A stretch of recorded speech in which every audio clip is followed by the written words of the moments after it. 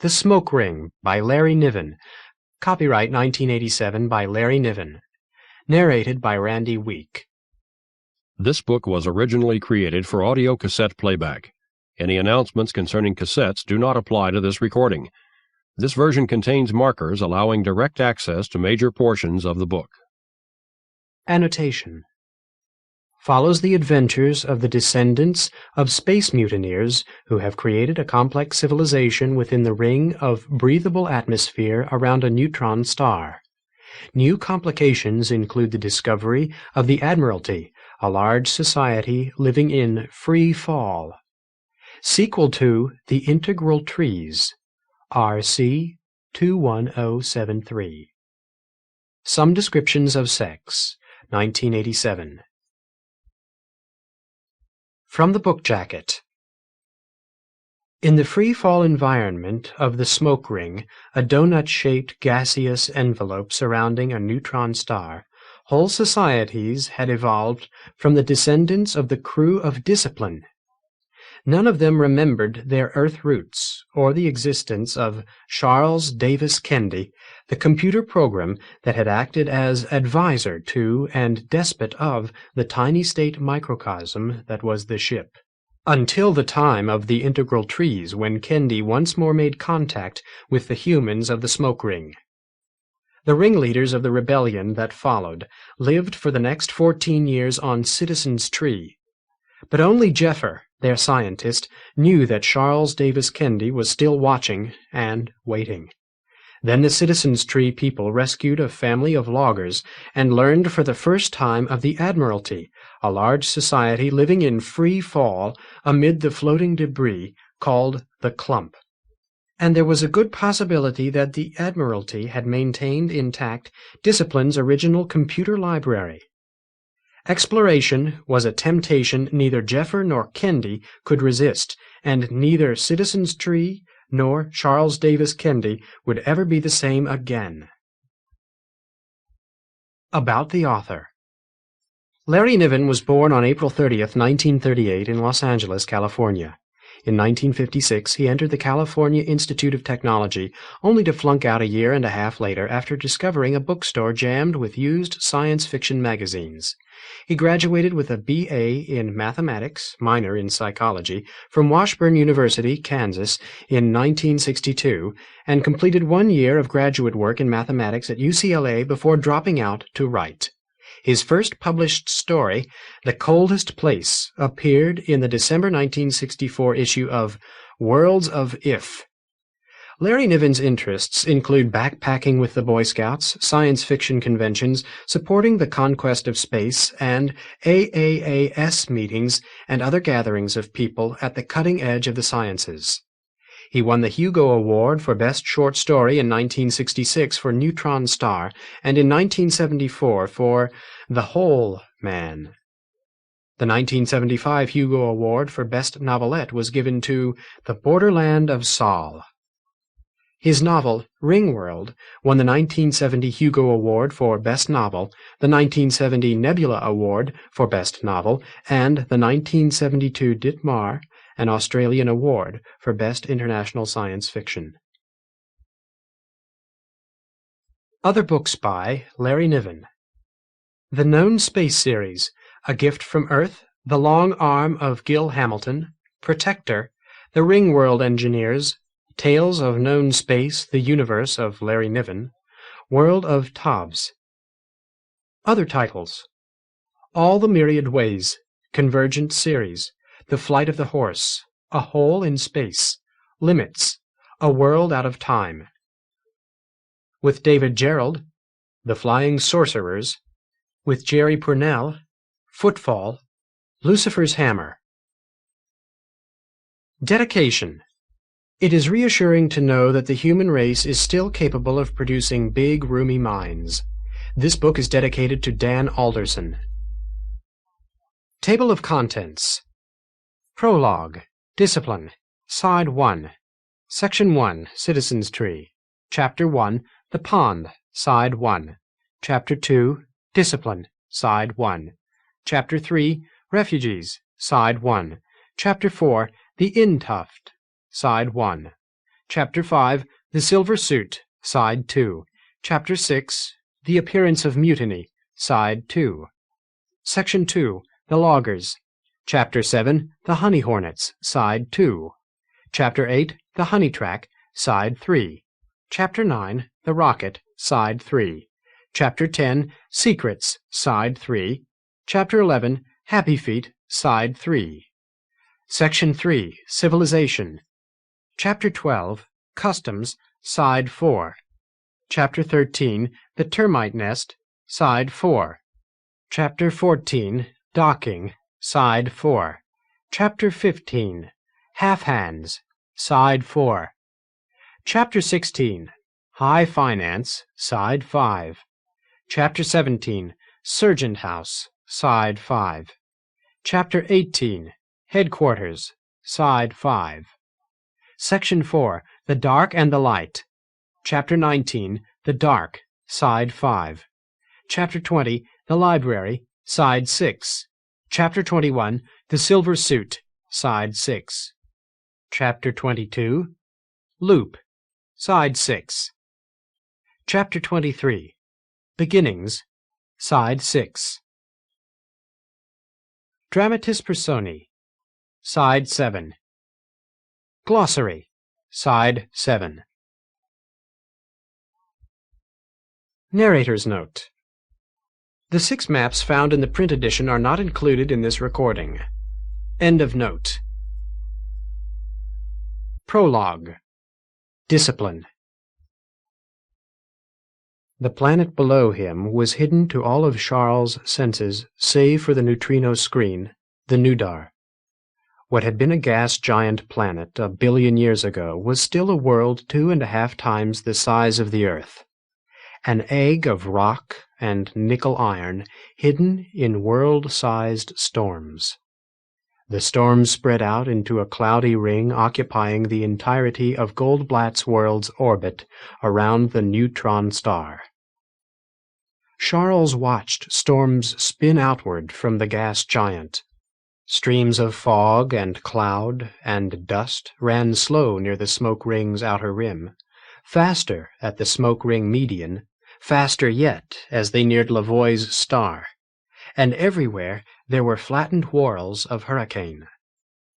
The gravity gradient was savage this near the ancient neutron star. The innermost limits of the smoke ring circled Lavoie's star every 2 hours. The smoke ring was tinged with green. It had its own billion-year-old ecology, and somewhere in that cloud were men.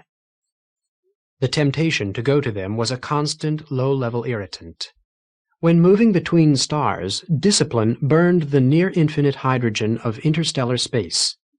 But discipline had been at rest for a long time now, and onboard fuel was limited.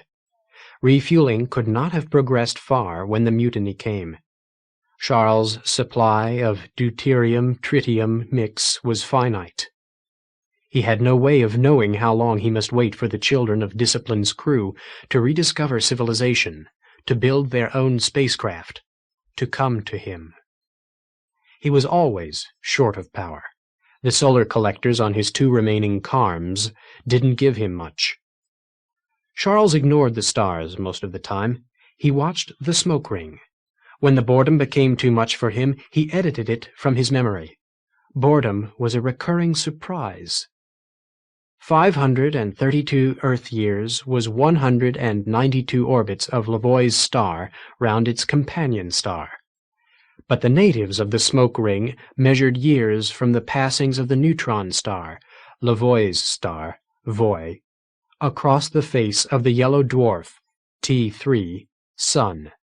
So a smoke ring year was 1.384 Earth years. Charles had been waiting in the L2 point behind Goldblatt's world for 384 smoke ring years. Best to sit it out in a stable orbit and watch and wait for men to develop civilization. Best to edit the memory of boredom. Discipline's computer autopilot stored its information as a human brain did, or a hologram, though Charles could feel differences. Memories from his time aboard Discipline were sharp and vivid. Those he had edited were gone completely. But memories from his time as a man, transferred long ago from a human brain now long dead, were blurred, hard to retrieve. So, it wasn't like a relay clicking over. But somewhere in the computer there was a change of state. 532 years, and enough is enough. Charles Davis Kendy was done with waiting. Section 1. Citizen's Tree. Chapter 1. The Pond.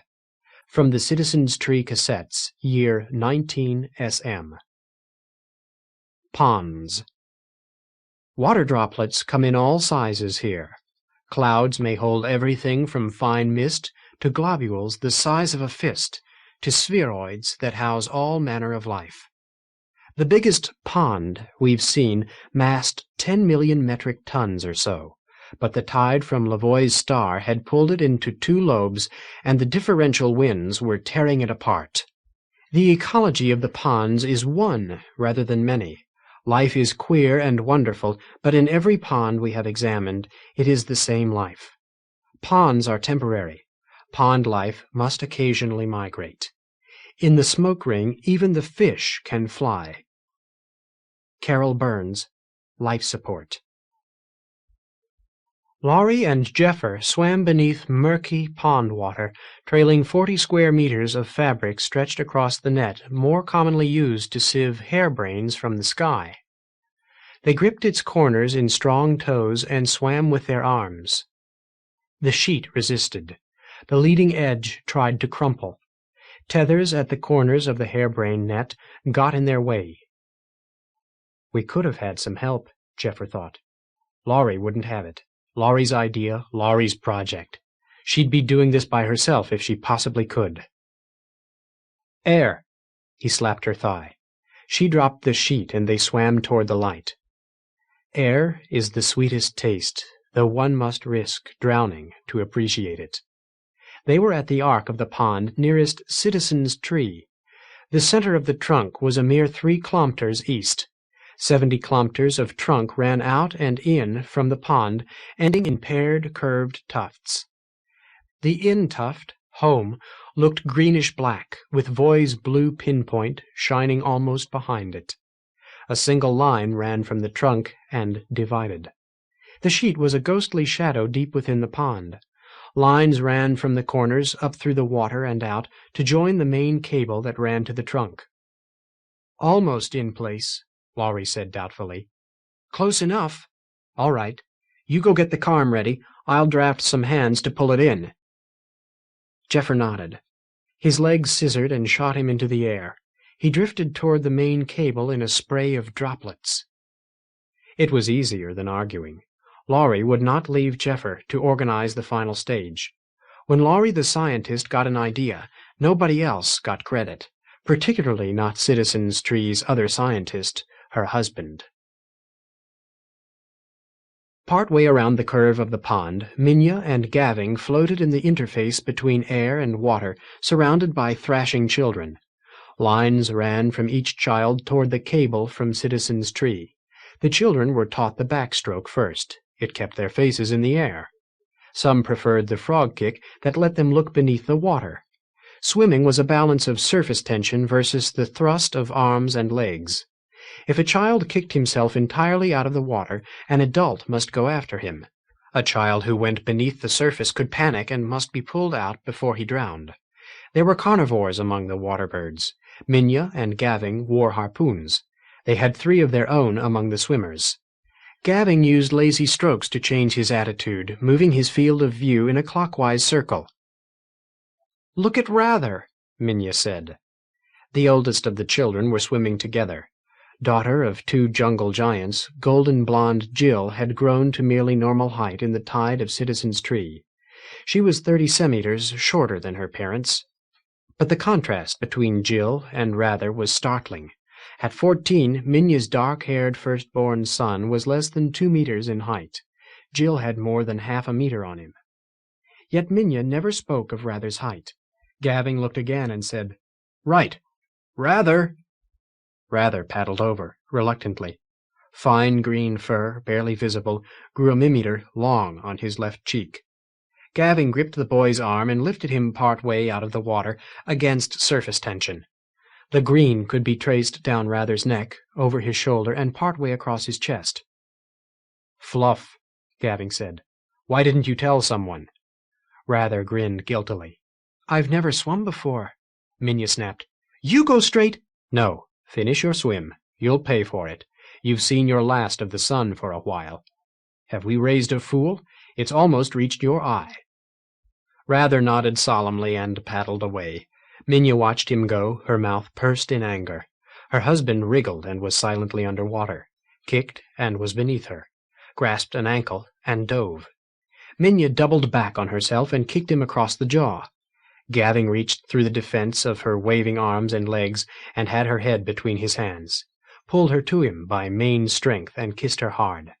She laughed bubbles. He kicked toward the surface with Minya in tow. They blew water from their faces before they inhaled and were back on duty before any child could get into trouble. Debbie was some distance from where the children swam. She stayed just under the surface, motionless, peering, her spear poised. She expelled stale air, which stayed before her as a bubble, raised her head, snatched a breath, ducked again. Debbie had lived her first 19 years in free fall. 14 years in the tree tide had put muscle on her without shrinking her height. Her children, and Ilse's, the children they had borne to Anthon, were no taller than ordinary tree-dwellers. But Debbie was 2.5 meters tall. Her fingers were long and fragile. Her toes were sturdier if less agile, and the big toes measured 6 centimeters. Her rich brown hair was beginning to grow gray, but she still wore it a meter long. For swimming, she wore it looped in a braid around her throat. The water was murky. This was a new skill for Debbie, but she was learning. She struck. The ripple of her thrust expanded outward around the great globule, past playing children and the scientists working their cloth sheet. A silver shape wriggled on Debbie's spear point. Debbie reached above her head, tugged hard at the tether, and gasped as her head broke the surface. The water bird, suddenly thrust into air, expanded its small wings and thrashed mightily. A blow to the head end quieted it. Debbie pushed it into a net bag to join 5 others. Her chest still heaved with the need for air. She rested quietly on her back, her hands fluttering from time to keep surface tension from pulling her under. Eastward, 1,000 kilometers past Citizen's Tree, the cloud patterns thickened into a flattened whirlpool. The smoke ring converged beyond and below the whorl in a stream of white, touched with blue-green, narrowing as it dropped toward the dazzling point of Voy. Things tended to collect in that special part of the smoke ring east of Gold by 60 degrees of arc. The citizens had reason to know that the storm whirl around Gold was dangerous. They assumed that the clump was too. They had never taken the tree nearer than this. They had never visited a jungle. Human beings certainly lived elsewhere in the smoke ring, but Citizen's Tree had never attempted to contact them. Citizen's Tree was placid, safe. Working within the pond was as much excitement as Debbie ever got these days. Life in Carther States had been different. The occasional raids from London Tree forced the citizens to be always prepared for war, until in one magnificent raid they had ended London Tree's power forever. Debbie's connection with the jungle warriors had ended too. A mixed group of Copsics and warriors had stolen London Tree's Carm. The vehicle was old science, powerful and unfamiliar. They and their prisoners had been lucky to bring the Carm to any kind of safety, but Carther States was lost somewhere in the sky beyond Gold.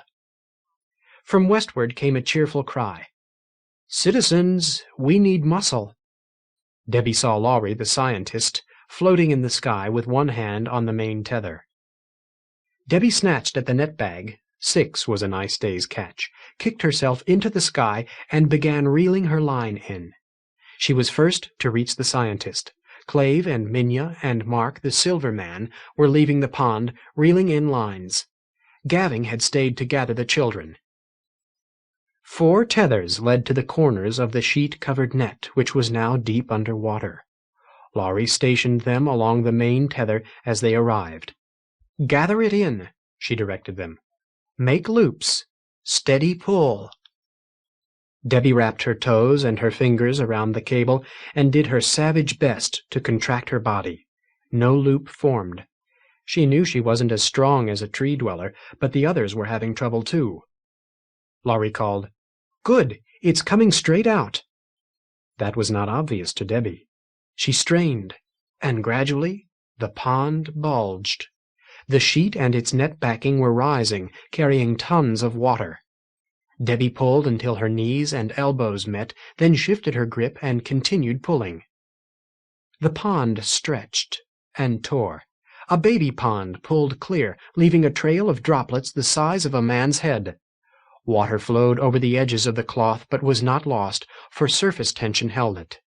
The main pond pulsed as surface tension tried to form the sphere again. "Keep pulling," Laurie shouted. "Steady." "Okay, that should do it." The citizens relaxed. The bud pond continued to move east on its own momentum, toward the tree, with the net and sheet now in the middle of a pulsing sphere. Debbie coiled line that was now slack. Glancing toward the trunk, she saw what the curve of the pond had hidden earlier. Parallel to the trunk and many kilometers beyond it floated a slender dark line. A young tree no more than 30 kilometers long and injured. For the In Tuft was missing, chopped away somehow. The view was confusing, for the mid-trunk was wreathed in cloud, dark, dirty cloud. Smoke. Debbie tugged abruptly at another line. The motion set her drifting toward the chairman. Clave caught her ankle as she arrived. "Something?" Debbie pointed with her toes. "That tree! It's on fire!" "I believe you're right. Tree fodder. It'll be coming apart. 2 fires to worry about." Debbie had never seen a tree break in half, but Clave spoke from dreadful experience. They might have to move the tree. It would take time to get the carm ready. Clave had already thought that far. His voice became a whip-crack roar. "Citizens, it's getting toward dinner time and we've got all these water birds. Let's break up the swim." His voice dropped. "You go now, Debbie. Tell Jeffer we may need the carm. We'll get the women and children down into the tuft, if we've got time. Your eyes are better than mine. Do you see anything leaving the tree, like clouds of insects?" There were black specks, big enough to show detail. Not insects. Something bigger. 3, 4... birds? "Doesn't matter. Get going." It had taken Jeffer the scientist a fifth of a day to cross 3 kilometers of line. Free fall brought back memories. When Quinn Tribe was lost in the sky after Dalton Quinn Tree came apart, his crew would have given eyes and limbs to reach a pond. 14 years later, the grandmother of all ponds floated 3 kilometers from Citizen's Tree, and now their main problem was to get rid of most of it. Jeffer wondered if the children appreciated their wealth. Perhaps they did. Most of Citizen's Tree, 30 naked adults and children, had come to swim in that shimmering sphere of water. There was no foliage on the high trunk. It was thick, rough bark, with fissures deep enough to hide a man. Jeffer found and donned his tunic and pants, then anchored his toes in a crevice and thrust to send himself gliding out along the bark toward the carm. The lift cable ended 200 meters short of the carm's dock. The citizens may have feared that careless use of the carm might spray fire across a rising cage. More likely they feared the carm itself. They would not likely come too near that ancient scientific thing. The carm was old science. It was roughly brick-shaped, 4 meters by 10 by 32, and made of star stuff, metal and glass and plastic, sheathed with darkly luminous stuff that took the energy from sunlight. The bulk of it was tanks for hydrogen and oxygen and water. Nostrils at the aft end, 4 at each corner, and a larger one in the middle, would spurt blue fire on command. They had neglected the carm of late, and Jeffer accepted some of the blame. The CARM made 2 flavors of fuel out of water and the power in the batteries. The batteries held their full scientific charge. They filled themselves somehow as long as sunlight could reach the CARM's glassy surface. But the hydrogen and oxygen tanks were almost empty. It was high time they filled the water tank. The CARM's bow was moored in a dock of wooden beams. Double doors led into a hut with cradles for passengers, moorings for cargo, and a broad transparent window. The window looked forth on nothing but bark. Ventral to the window was a gray sheet of glass and a row of colored buttons. Jeffer went forward. A touch of a blue button lit the gray glass panel. Blue governed what moved the CARM, the motors, the 2 flavors of fuel supply, the water tank, fuel flow. Jeffer read the blue script. H2, 0,518. O2, 0,360. H2O, 0,001. Power, 8,872. The batteries danced with energy. Why not? The CARM wasn't using power. Nobody in Citizen's Tree had bothered to fill the water tank in 7 years. So power wasn't needed to split water into hydrogen and oxygen. The water tank was virtually dry. And he could get something done while he waited for Laurie's pond. Jeffer touched the blue button. The panel went blank. And the yellow. There appeared a line diagram of the CARM's bow, the hut section. He touched a yellow dot in the image and turned his fingertip. Then he moved aft. The residual goop in pond water stayed in the tank after the pure water was gone. Jeffer's finger motions had, magically, scientifically, caused a spigot in the aft wall to ooze brown mud. He cupped the globule in his hands. He tossed it at the airlock, and most of it got through. Another globule formed, and he sent it after the first. He wiped his hands on his tunic. The mud flow had stopped. Next, he pulled several loops of hose from cargo hooks. He rotated one end onto the spigot, then tossed the coil through the twin doors. Done. When Laurie's blob of pond arrived, she would find the CARM ready to be fueled. Jeffer returned to the controls. He had a surprise for his wife. 2 sleeps ago, while the rest of the tribe was roasting water birds from the pond, Laurie had held one of the creatures up for his perusal. "Have you ever really looked at these?" Jeffer had seen water birds before, but he'd kept his mouth shut and looked. There were no feathers. The modified trilateral symmetry common to smoke ring life expressed itself in 2 wings and a tail fin, all in smooth membrane on collapsible ribs. The wings could be held half-collapsed for motion within the denser medium of water. Only one of the 3 eyes looked like a normal bird's eye. The others were big and bulbous, with large pupils and thick lids. The bodies were slippery smooth. "I've eaten them, but you're right. I've seen everything from mobies to triunes, to flashers, to drill bits, and they don't look like this. Earth life doesn't either. Do you think it's so they can move through water?" "I've tried looking them up in the cassettes," Laurie had said. "I tried bird, I tried water, and pond. There's nothing." Jeffer's next sleep had ended with a dream fading in his mind, leaving a single phrase, "Even the fish can fly." He'd had to wait until now to try it. He tapped yellow, the display vanished, then white, and got a tiny white rectangle at the dorsal port corner. White read the cassettes. White summoned voice. "Prikazivat voice," he said.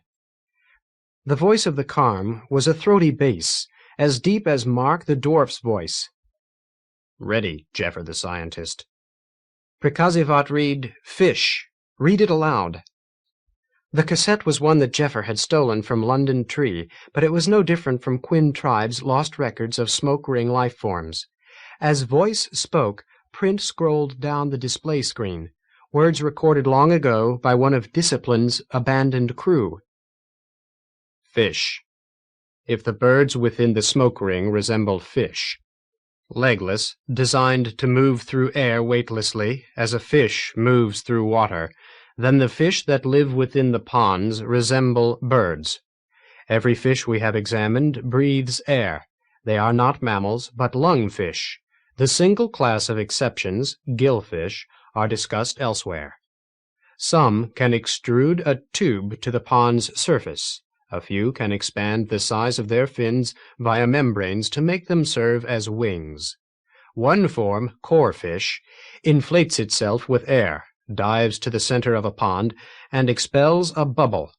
It can stay submerged for up to a day, several smoke ring days, rebreathing its air bubble, making forays to hunt, and then returning.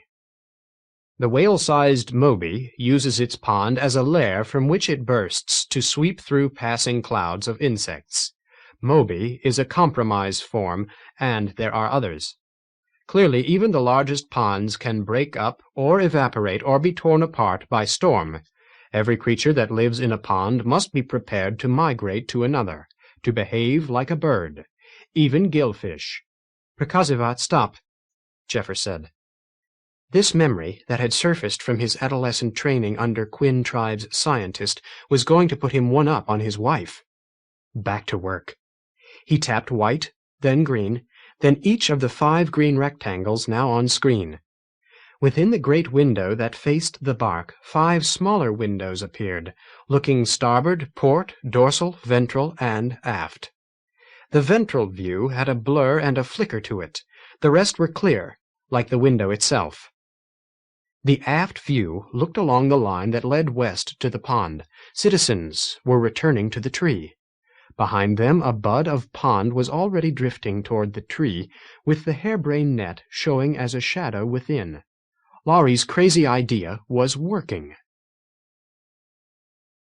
They swarmed back along the cable toward the midpoint of Citizens' Tree. Gavin and Minya and Anthon hung back, counting heads to be sure that all children were accounted for. A girl lost her grip and drifted. She was chortling and trying to swim through the air when Anthon scooped her up. As children arrived, Clave herded the smaller ones, with some difficulty, into a rectangular frame with a slatted floor, the lift cage. He stopped when 12 children were inside. Leave room for a couple of adults. The rest clung to the rough bark or floated like balloons on their tethers. There were wrestling matches. 8-year-old Arth was getting good at using the recoil of his opponent's line. He was Clave's youngest and just beginning the tremendous growth of adolescence. Debbie had arrived first. Clave could see her 100 meters out along the bark, climbing toward the carm. The bud pond continued to move.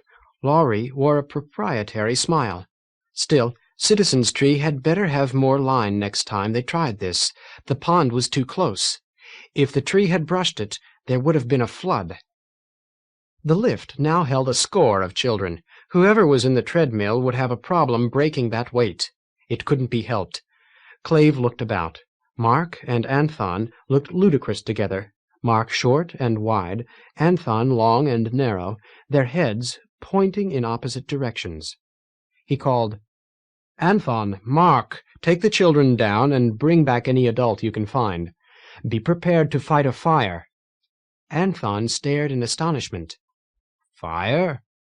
"Burning tree. It's around the other side of the trunk now. Go down and get some help." "Rather. Where on earth is Rather?" Mark pointed outward. "I didn't know any reason to stop them," he said defensively. "They won't fit in the lift this trip." Clave cursed silently as he watched Rather and Jill clawing their way out along the bark. There was no tide to hurt them here. If they slipped, someone would go get them, but he could have used their help.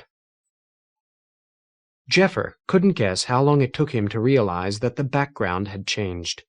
Behind the 5 camera views superimposed upon it, the window no longer showed bark a few centimeters distant. It showed a huge face, strong, with massive bones. The brutal face of a dwarf. Chapter 2. Discipline. From the Citizens' Tree Cassettes, Year 6, SM. Fire. Making a cook fire in free fall is an excessively interesting experience if what you really wanted was dinner. It's taken me 8 state years to perfect my technique. The first lesson is that a flame doesn't rise in free fall. I learned that with a candle when I was a cadet dreaming of strange worlds. If there's no wind, turn off the air feed. The candle flame seems to go out. But it isn't out yet. There's wax vapor, and there's the air around it, and at the interface is an envelope of plasma where gas and oxygen interact. It can stay hot for minutes. Combustion continues at the interface. Wave the candle and pop, the flame is back. In the case of a cook fire, the wood continues to char. Wait an hour, then blow on the coals with a bellows. The fire jumps to life, and there went your eyebrows. Dennis Quinn, Captain. Discipline had been deteriorating. Cameras outside the hull showed rainbow-hued scars from matter that had penetrated the electromagnetic ram scoop while Discipline was in flight. They also showed newer micrometeorite pocks. Charles could ward off anything big enough to see coming by turning on those magnetic shields for a few seconds, but they ate power in great gulps. One day he might regret even the little power he used to maintain the gardens and the cats. Within the hull, time had discolored metal and plastic. The air was dust-free, metal was clean, but not recently polished. Many of the servomechs had worn out. All but a few of the crew cubicles were kept cold and dark and airless. Kitchen machinery was in storage, with power shut down. Some of the bedding had decayed. Water mattresses had been drained and stored. Charles kept the control room free of water vapor and almost cold enough to freeze carbon dioxide. He hoped that the computer and its extensions would survive longer in the cold. But the gardens and corridors and even some of the cubicles were kept habitable. Charles left the lighting on a day-night cycle for the birds and cats and plants. The gardens were surviving nicely. It was true that some of the plants had died out completely. But after all, his ecosystem was missing its most important factor. Human crew were supposed to be in that cycle, and they had been gone for 1,000 years. Scores of cats prowled the ship, hunting hundreds of rats and a lesser number of turkeys and pigeons. The turkeys made a formidable enemy. The cats had learned to attack them in pairs. Charles trained the cats to respond to his voice. He had released the experimental rats long ago. The birds were already loose. They must have been released during that blank spot in his memory, the mutiny. But by themselves they wouldn't have fed the cats. They were too agile, for one thing. With all of the animal life in the system now, the gardens had a better chance of surviving. By watching the cats and rats and plants and turkeys and pigeons interact, Charles hoped to learn how an ecological system would behave in a free-fall environment, like the larger ecosystem that flowed beneath Discipline in endless rivers of curdled cloud. Or had he simply become lonely? In his youth, Charles had never been a cat lover. A sudden memory, his hand swelling with white patches rimmed in red, itching horribly. A kitten had scratched him playfully while he was stroking it. And now? They didn't obey orders worth a damn. But neither had his crew. A computer program would hardly have retained allergies, but who would expect a computer program to become lonely? Discipline skimmed above the curdled whorl of the fourth Lagrange point.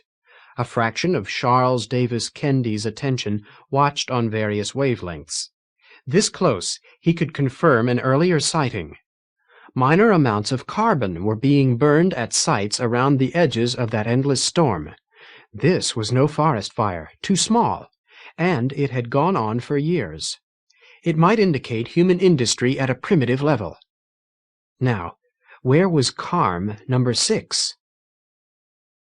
Funny that the cats hadn't gone with the mutineers. The crew had loved cats. Somewhere in the lost part of his memory there must be a reason. Perhaps Charles had pulled free of the smoke ring without warning.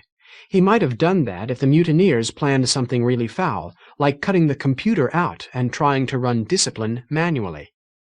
The mutiny was a blank to Charles. He had edited those memories. He even remembered why. The descendants of the mutineers would need Charles Davis Kendy someday. It was not good that he hold grudges against specific ancestors, against old names. But had he been too thorough? There. Carm number 6's communications system had come alive. It was 1,000 kilometers behind him and something less than 6,000 kilometers in toward Voy. Kendi did several things at once. Before his new orbit could carry him away, he restarted the drive. He beamed, "Kendi for the state. Kendi for the state." The Carm autopilot responded, "Link to me. Beam records." He'd made mistakes enough during that unexpected contact 20 Earth years ago. At least he'd accomplished something. He'd broken the program that denied him access to the cargo and repair module. The drive systems were beyond his reach. The original mutineers must have physically cut the fiber optic cable. But the Carm would talk to him. He'd instructed the autopilot to take photographs at 10-minute intervals. Re-entry was in progress when he sent that message. Static might well have fuzzed him out, but pictures were streaming in. Time passed at a furious rate. Carm number 6 flamed as it plowed through thickening air, veering from plants and ponds and creatures. It dipped into a pond to refuel, then bedded itself in the voyward tuft of the largest of a cluster, grove, of integral trees. It stayed there, with not much of a view at all, for most of a smoke ring year. Flickering shapes carved cavities through the foliage and wove small branches into wasps' nest structures. Abruptly, the Carm backed into the sky, skittered outward under inexpert handling, and docked at the midpoint of the tree.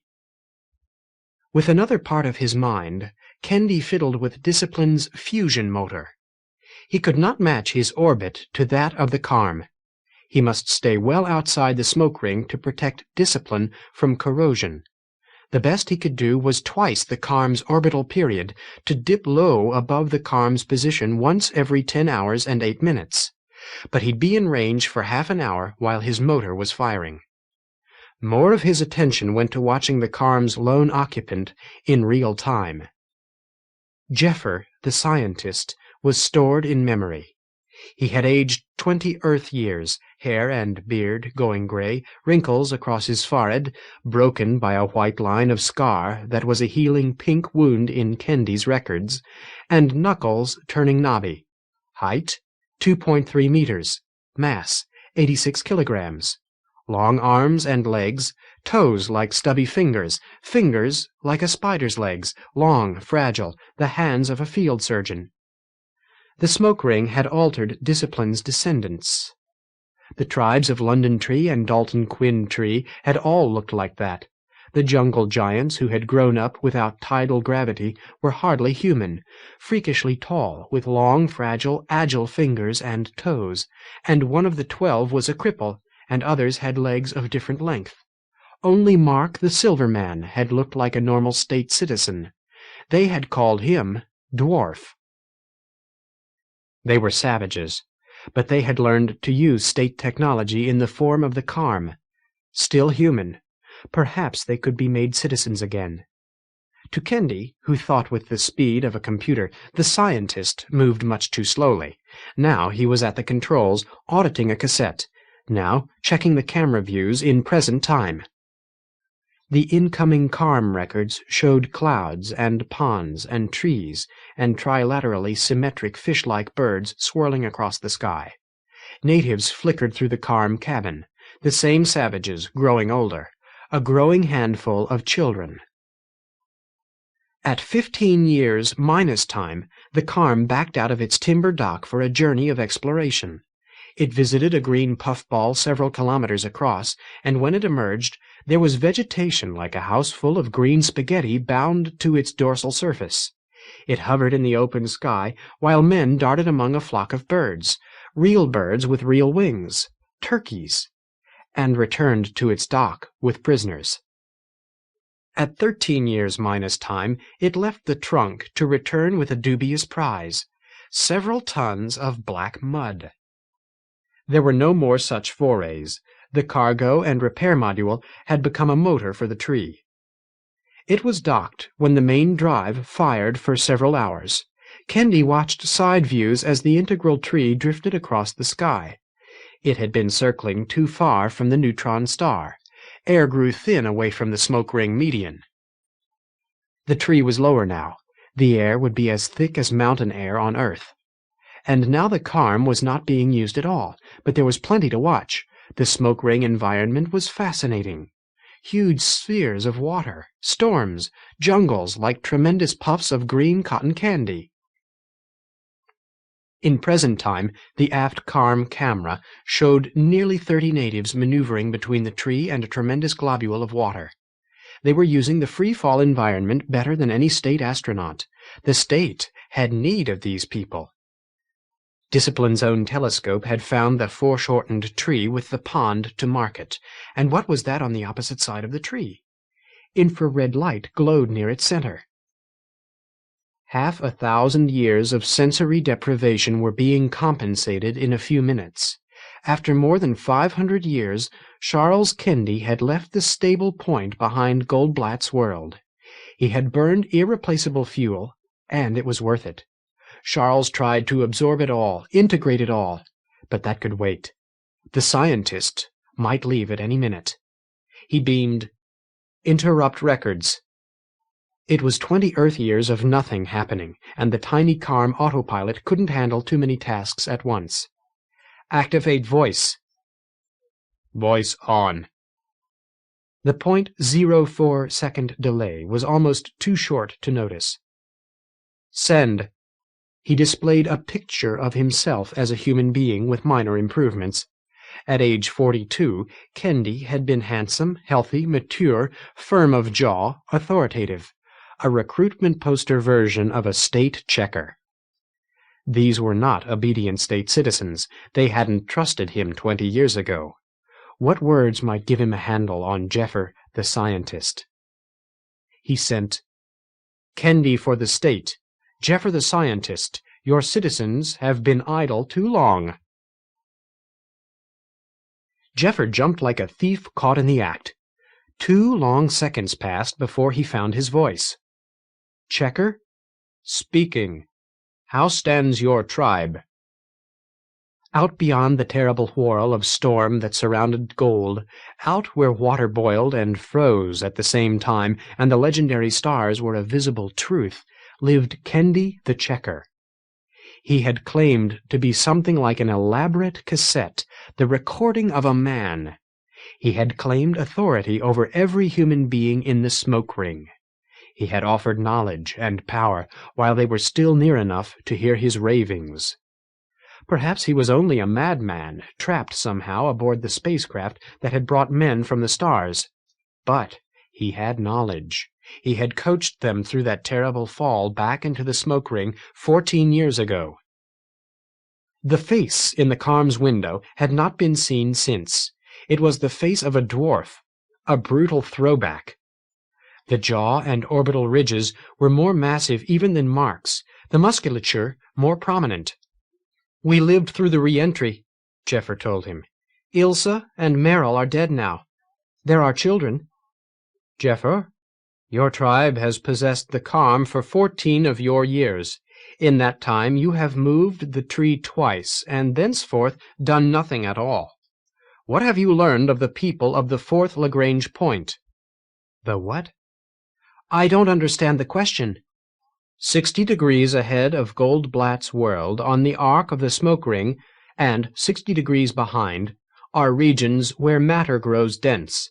They are points of stability in Goldblatt's world's orbit. Material tends to collect there." The dwarf's brutal features registered impatience.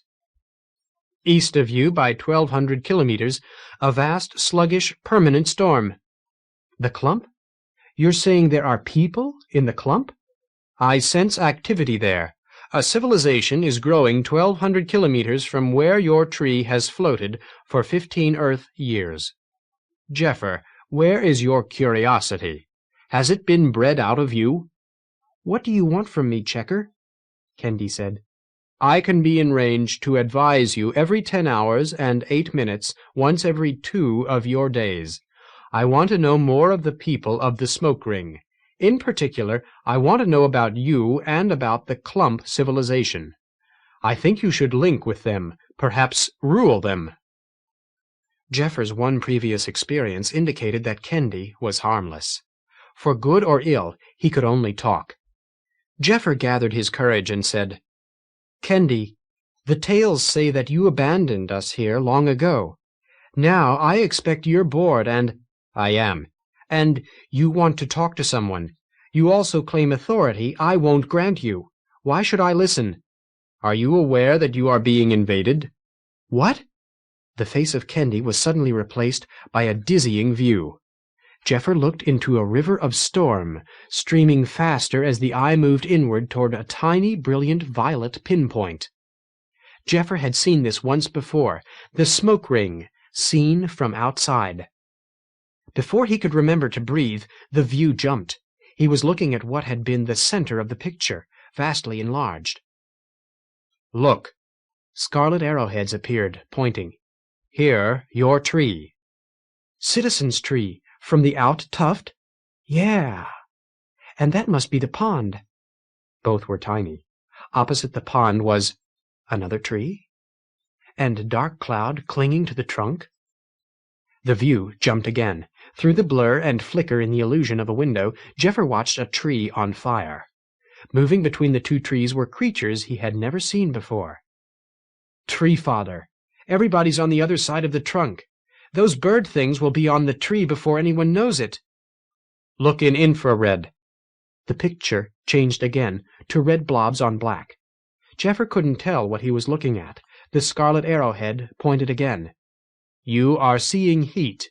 This is fire in the intruder tree. Here, these 5 points are just the temperature of a man." Jeffer shook his head.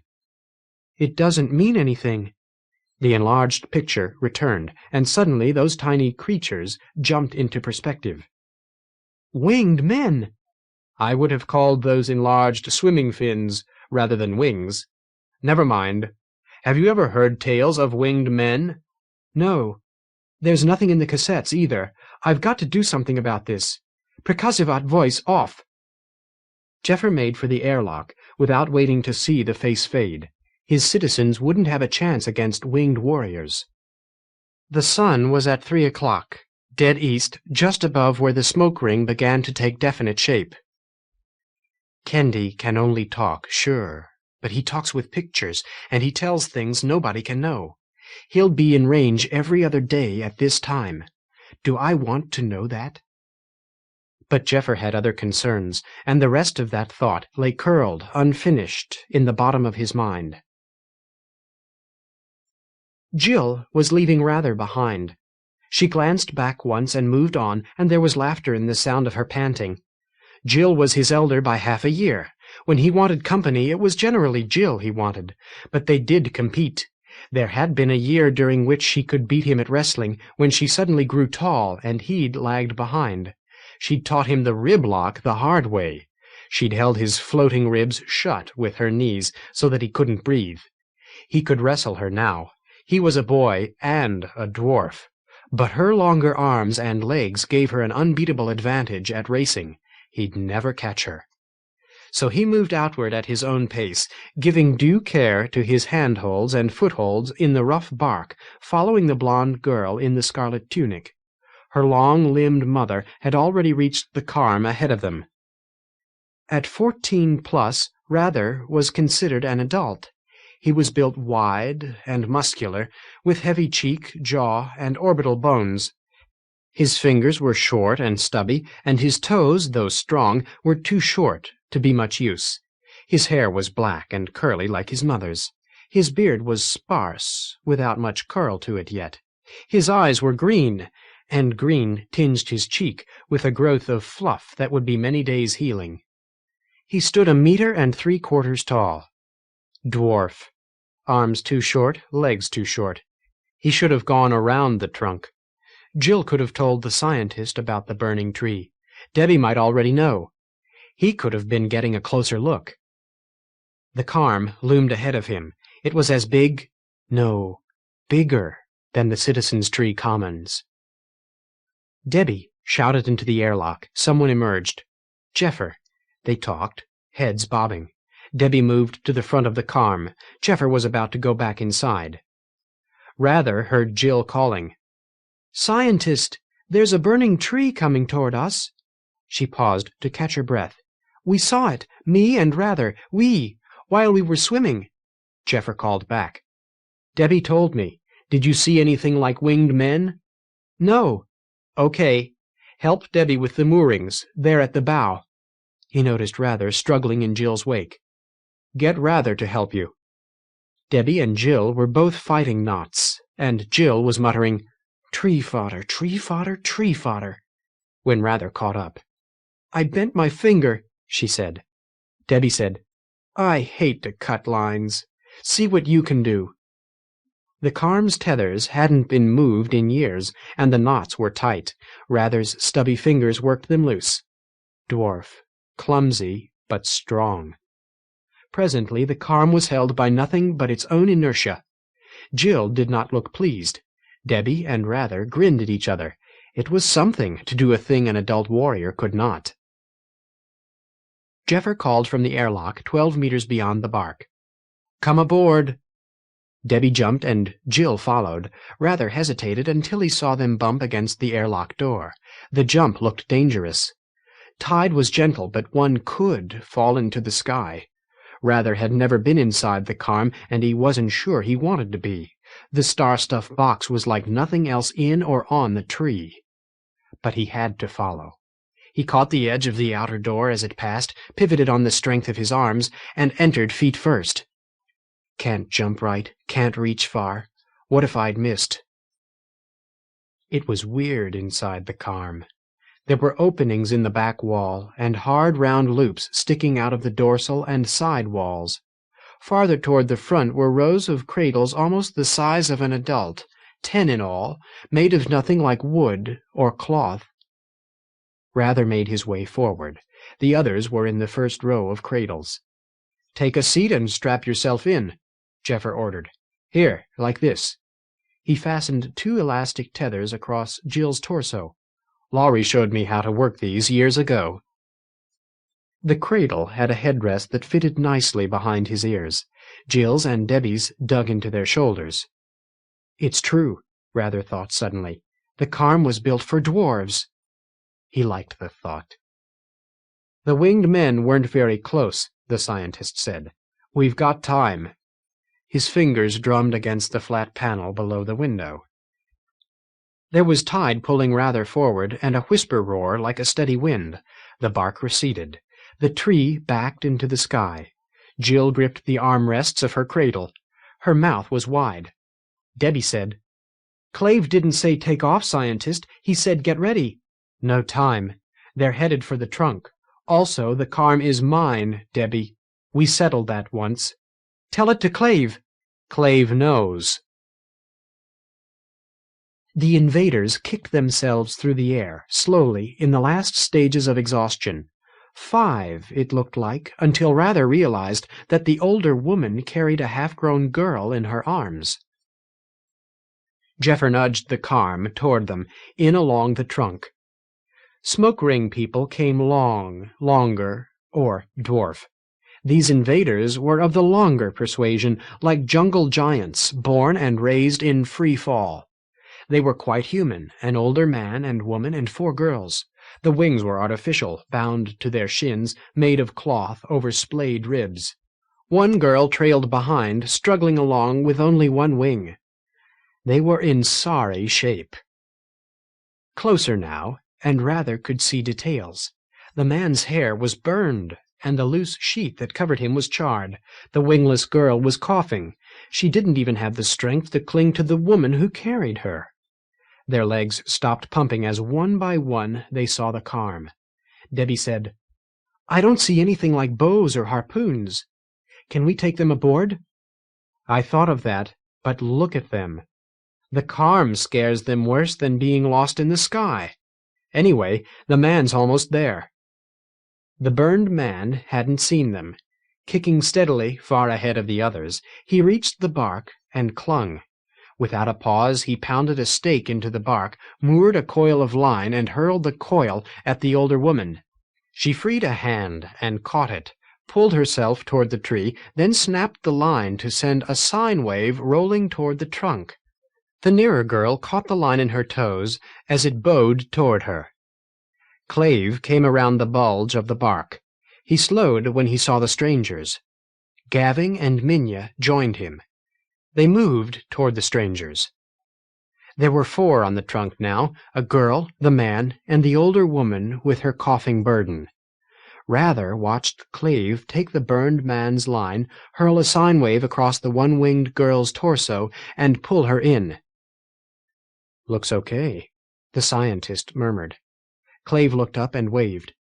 Jeffer nodded and set the car moving. "It's all right," he said. "They sure don't look dangerous. I wonder what happened to them. Where are they from?" "I never saw strangers before," Jill said. "I don't know what to think." "That burning tree is still coming at us," Rather said. Jeffer nodded. The car surged, turning. Black smoke wreathed the middle section of the tree. Flame glowed sluggishly from within, illuminating blurred curves and oblongs. Debbie said, "There's stuff in the fire. Made stuff, machinery. It'll burn up." That was knowledge burning in the core of the fire. Jeffer hated what he had to say. "We can't save it. If we had Mark and the silver suit—" "No, that might burn even him." "You're not taking us into the fire." "We can push anywhere. The tide will hold the tree straight." Jeffer had already taken them below the inward limit of the fire cloud, where a black plume drifted east. The carm was passing north of the trunk. Jeffer tapped. The carm turned. "It's still dangerous. The tree could come apart while we're on it." He moved in on the trunk. The bow grated against the bark. Jeffer's crew surged forward against their elastic bands.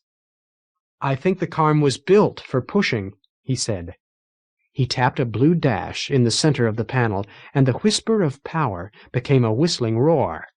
Tide surged against his back. This was what it was to be a scientist.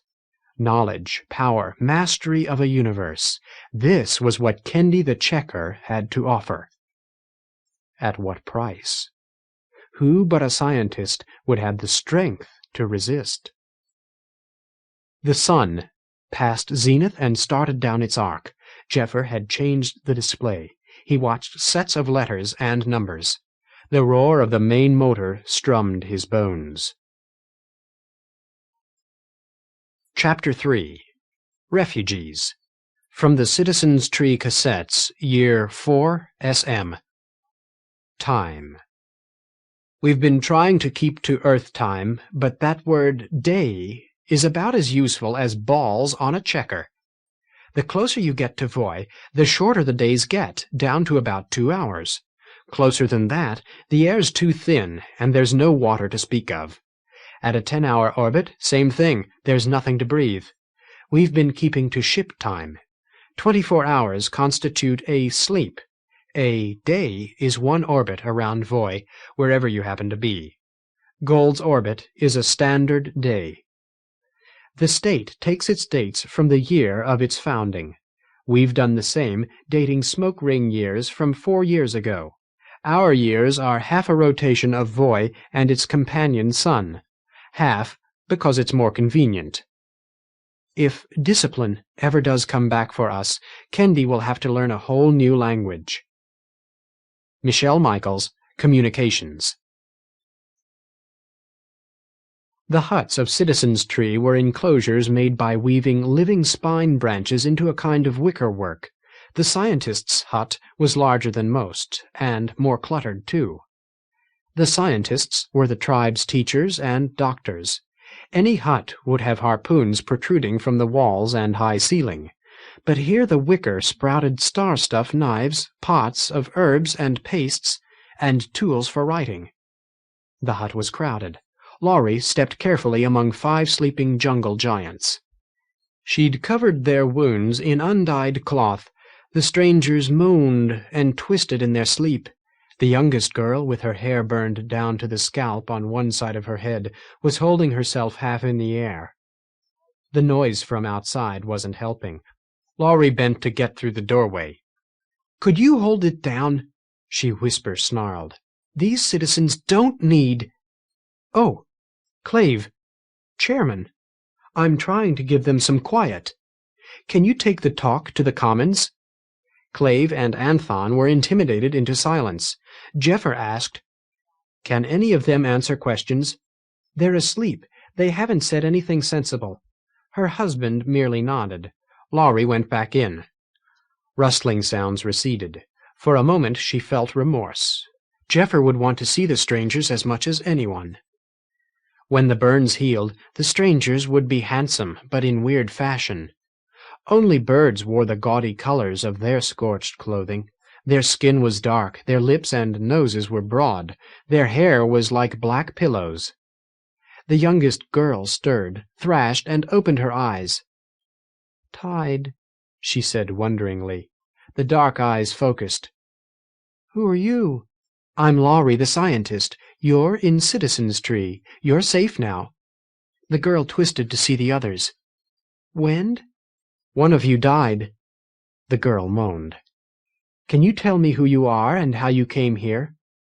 "I'm Carlet," the girl said. 2 tears were growing. "We're Serjent House. Loggers. There was a fire. The whole tree caught fire. Wend got caught when the water tank let go." She shook her head. Teardrop globules flew wide. "All right, Carlet. Have some water, then go to sleep." Carlet's drinking technique was surprising. She took the pottery vessel, set 2 fingers to nearly block the opening, then jerked the pottery vessel toward her face. The jet of water struck her lower lip. She tried again and reached her mouth. "Would you like something to eat? Foliage?" "What's that?" Laurie went out to strip some branchlets of their foliage. Carlet looked dubiously at the fluffy green stuff. "Oh, it's greens. You know it? I've been in a tree tuft." She tasted it. "This is sweet. Older tree?" She continued eating.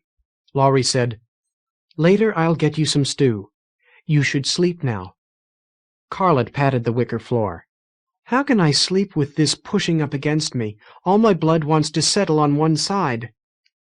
London Tree, Laurie's home, had been bigger, with a stronger tide. In Citizen's Tree you could drop a stone from eye level and draw a slow breath and let it out before the stone struck. But this Carlet must be used to no tide at all. She turned over gingerly. Her eyes closed and she was asleep. They moved through the green gloom of the corridor, back toward the Commons. Anthon said, "I always wondered. Laurie doesn't take orders from you either, does she?" Jeffer laughed. "Tree fodder, no." Clave said, "I really wanted to ask them some questions before we tackle the fire tree." "We can't wait," Jeffer said. "Let's go see what we can scavenge. This is the most interesting thing that has happened to us in 14 years. "It's bound to bring changes." "Like what?" Clave grinned at Jeffer. "They've already changed your home life. You can't sleep in the scientist's hut, and Laurie won't leave." "I've got the children, too. I'm living in the bachelor's long hut with my 3 kids and Rather. Look, I want to go now, before that burned tree drifts too far. Anthon?" "Ready," said the jungle giant. Clave nodded reluctantly. "Just us 3? Stet. We'll round up some kids to run the treadmill. And let's take those wings along. I want to try them." The tree still burned. Fire had eaten 6 or 7 kilometers in from the midpoint along the lee side, progressing alongside the waterfall channel where there was partial protection from the wind. The flames streamed east like the mane of a sky horse. At the midpoint there were only red patches glowing in black char. In the center of the burn was a prominent uneven lump. Jeffer eased the carm toward that. Clave said, "I don't understand why it hasn't come apart." Anthon nodded uneasily. Jeffer said, "It's a short tree. With a tuft missing, it's even shorter. Tide would pull harder on a grown tree, but that thing could still come apart while we're on it. I don't ever want to go through that again." Anthon asked, "Why do trees come apart?" "They do it when they're dying," Clave said. Jeffer said, When a tree drifts too far away from the smoke ring median, it starves. It saves itself by coming apart. The tide takes half of it out, half in. One half falls back to where the water and fertilizer are. The other half dies, I guess. I still don't see any bugs, Clave said. It's the bugs that eat a tree apart, isn't it? The tree isn't getting fed, so the bark lets the bugs get inside. I don't know everything, Clave. Pity. They were close enough now to make out black lumps at the center of the charred region. There, a shape like a huge seed pod split open from inside. There, a thin shell of char, a bell shape not unlike the fire-spitting nostrils at the carm's aft end. A ridge of white ash joined the bell to the split pod. Beyond, several fragile sheets of charred wood, the remains of an oblong hut with interior walls. Clave reached for the wings he'd bound to cargo hooks. "Scientist, can you hold the carm here? We'll go see what there is to see. If the tree breaks in half, you'll still have us tethered." Jeffer stifled a protest. He ached to explore that ruined structure, but "I can handle it. Take lines, too." The sun would be dead east in a few tens of breaths. A stick protruded from the butt end of each fan-shaped wing. After some experimentation, they settled for lining the stick along their shins and binding them with the straps. The wings tended to hang up on things even when folded. Clave and Anthon wriggled through the airlock and flapped into the sky. Jeffer tapped the white button. "Percussivat voice," he said. The carm said, "Ready, Jeffer the scientist." Clave and Anthon fluttered erratically through the air. Suddenly Anthon moved purposefully toward the blister of charred machinery, moving easily, as if he had always been a bird. Clave moved after him, fighting a tendency to veer left. They swept away the white ash that lay between the bell and the tank. The ash enclosed them in cloud. When the cloud dispersed, they had exposed a length of tube and a loose webbing of metal strands around it. "Candy for the state. Hello, Jeffer." Jeffer didn't jump. "Hello, Candy. What do you make of all this?" "You'd know more about the injured plant than I. I've been studying the machinery." Within the bow window, the metal strands and the enclosed pipe began blinking, an outline of red light. "These, the pipe and the chicken wire, are metal. The ruptured tank," another blinking outline, "appears to have been a large seed pod. The cone is half of a similar seed pod. The ash around the pipe appears to be wood ash. We're looking at a steam rocket, Jeffer. Your invaders used a wood fire to heat the pipe. They ran water through the pipe and into the nozzle. Very inefficient, but in your peculiar environment they could move a tree with that. Slowly, of course." "Why would they pick an injured tree?" "Ask them. Did any survive?" "One's dead. 5 more are in bad shape. My wife won't let me near them." "Wait a few days and see." Clave and Anthon flew along the split in the great tank. They reached the cluster of black oblongs at the other end. The checker said, "Their wounds won't become infected. We didn't bring disease bacteria." "What?" "I was thinking aloud. I want to talk to your invaders. Take them on a tour, Jeffer, when they're ready. Show them the carm." "Kendi, I'm not sure I want them to know about you." "I will observe only." Clave and Anthon were flapping back to the carm. They carried blackened cargo, and they no longer wore tethers. "Company coming," Jeffer said. "Jeffer, you've concealed your contact with me from the rest of your tribe, haven't you?" "I haven't mentioned it to them yet." "I'll keep my silence while others are aboard. Play the game any way you like." Clave and Anthon returned black with soot. They untied the now clumsy wings, then wiggled in, pushing armfuls of blackened salvage ahead of them. Clave crowed, "I love it. It's really flying." "You never did like tide, did you, Clave? How's the leg?"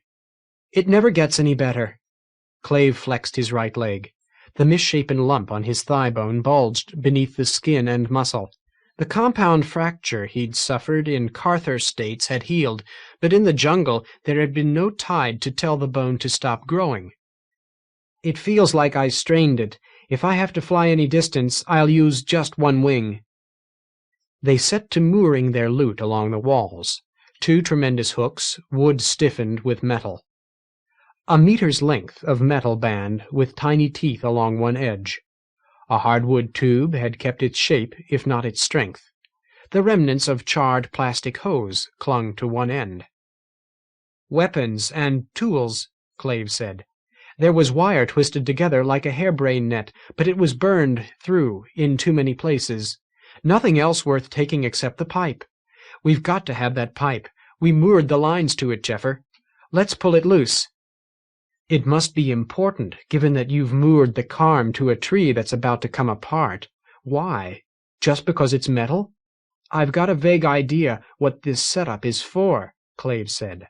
"We could duplicate everything except the pipe, in theory anyway. The pipe isn't just metal, it's star stuff, something out of the old science." "Why do you say that?" "We couldn't find a seam," Anthon said. "It gleams when you rub away the soot. Clave, I'm not sure I like any of this. Jeffer's right. That tree could come apart and throw us spinning across the sky. And for what? Wings, sure, those are wonderful, but the rest of this is just weird." Clave, the chairman, said, "Pull that pipe out, scientist." Anthon fumed and was silent. Jeffer said, "Strap down. Let's hope the tethers hold." Under attitude jets, the carm shuddered and lurched. Then 6 meters of metal pipe, 200 centimeters across, pulled loose in a cloud of ash. When Anthon and Clave went out to retrieve it, Jeffer went too. They watched, grinning, while he thrashed and spun, and suddenly he was flying, kicking stiff-legged across the sky like any sword bird. They bound the pipe up against the hull and took the carm back to Citizen's Tree. The burning tree continued to drift west and in. Laurie kept the citizens away from her hut for 5 days, a full waking-sleeping cycle. That became impossible when she sent Rather for food. Rather came back with waterbird stew, and Clave, Jeffer, Gavin, Minya, Debbie, Jan, Ginny, Mark, Jill, and a host of children. She kept them outside while the strangers ate. Then she and Jeffer pulled the hut's entrance apart. It could be rebuilt later. The man named himself. Boos Serjent. He shaped his words strangely. He named the others, his wife Rylan and their daughters, Michael, Carilli, and Carlet. "We've delayed the funeral until you're strong enough," Clave said. "Can you make yourself discuss funeral practices?" Boos shrugged painfully. "We cremate. The ashes go into the earth-like tanks." "What do you do here?" "The dead go to feed the tree." "All right. Chairman Clave, what has happened to Log-Bearer?" "I don't understand." "Log-Bearer is our ship. You saw a burning tree? The fire started around Log-Bearer, in the middle. We went there. We brought back a metal pipe and some other stuff." "You saved the main feed pipe? How?" "We used the carm. It's an old star stuff relic, still working. We use it to move the tree." Boos smiled and sighed and seemed about to drift off to sleep. Laurie asked, "What are you?" "Carlet said loggers." "Let him alone. I'm awake." The older woman sounded tired. "I'm Rylan. Yes, we're loggers. We take lumber back to the clump and sell it there." Chairman Clave asked, "You mean there are men in there?" Rylan's laugh chopped off as if it had hurt her. "More than 1,000, with children near 2,000. "Thousands, huh? And you move trees. Don't you have trees in the clump?" "No, the tide's wrong." "How do you move a tree?" "You cut off one tuft. Then the wind only blows on the other tuft. Boos generally takes us west, so of course we want the log to go east. So we cut the in tuft. The wind pushes just on the out tuft, so it pushes the tree west, and that slows it down. The tree drops closer to Voy and speeds up. The children and some adults were looking confused. We taught them this, Lowry thought angrily. West takes you in. Pushing a tree against the smoke ring's rotation, west, would drop it closer to Voy. Lower orbits were faster orbits. The tree would move east toward the clump. But of course we need the rocket, too, Rylan was saying. A rocket is a tank of water and a nozzle and a metal pipe with a fire around it. You run water through the pipe. The steam sprays away from where you want to go. Without the pipe, there's no log bearer. You understand reaction effects? The citizens looked at each other. Children understood the law of reaction before they could speak. Rylan said, Well, when you get to the clump, you sever the other tuft and work the log to a mooring with the steam rocket. Then you have to sell it. We've done it all our lives. But the pipe fire got away from us. Lowry, I'm tired, Gabbing said. Sell? Forget it, Rylan. Everybody out, Lowry ordered. Chairman, can you move them? The citizens drifted away in clumps of heated discussion. 4 sleeps after reaching Citizens' Tree, all of the sergeants were on their feet. Various citizens volunteered to lead them about. They moved tentatively, slowed by healing burns and unaccustomed to tide. They listened intently and spoke in vowel-twisting accents and strange words. But for Corilli, who huddled close in the circle of her family, silent. Boos and his family came back tired. Their new home was primitive and roomy and oddly beautiful. The citizens had managed well with so little. Lowry the scientist looked them over and judged them well enough to attend a funeral. Chapter 4. The In Tuft. From the Citizens' Tree Cassettes, Year 7 SM. Integral trees. These integral trees grow to tremendous size. When such a plant reaches its full growth, it stabilizes by tidal effect. It forms a long, slender trunk tufted with green at both ends. Tens of thousands of radial spokes circling Lavoie's star, each scores of kilometers long. Like many plants of the smoke ring, the integral tree is a soil collector. The end points are subject to tidal gravity. And wind. The tufts are in a perpetual wind blowing from the west at the inner tuft and from the east at the outer tuft. The tide-oriented trunk bows to the winds, curving into a single, nearly horizontal branch at each end, giving it the appearance of an integration sign. The tufts sift fertilizer from the wind, soil, water, even animals and plants smashed by impact. Free-fall conditions prevail everywhere except in the integral trees. The medical dangers of life in free fall are well known. If discipline has indeed abandoned us, if we are indeed marooned within this weird environment, we could do worse than to settle the tufts of the integral trees. Claire Dalton, Sociology, Medicine. Foliage framed half a world of sky. The tree mouth faced west, at the junction between branch and trunk. Spine branches migrated west along the branch, carrying whatever their foliage had picked up from the wind, to be swallowed by the conical pit. Citizens came, too, to feed the tree. The tree mouth was their toilet, their garbage disposal, and their cemetery. Lowry the scientist had described all of this in advance. Boos tried to tell himself that it made sense, it was reasonable in context. It only took getting used to. Wen had been placed at the lip of the pit.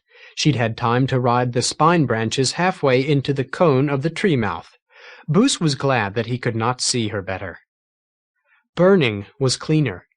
Reducing the body to ashes burned away memories, too. How was Corilli taking it?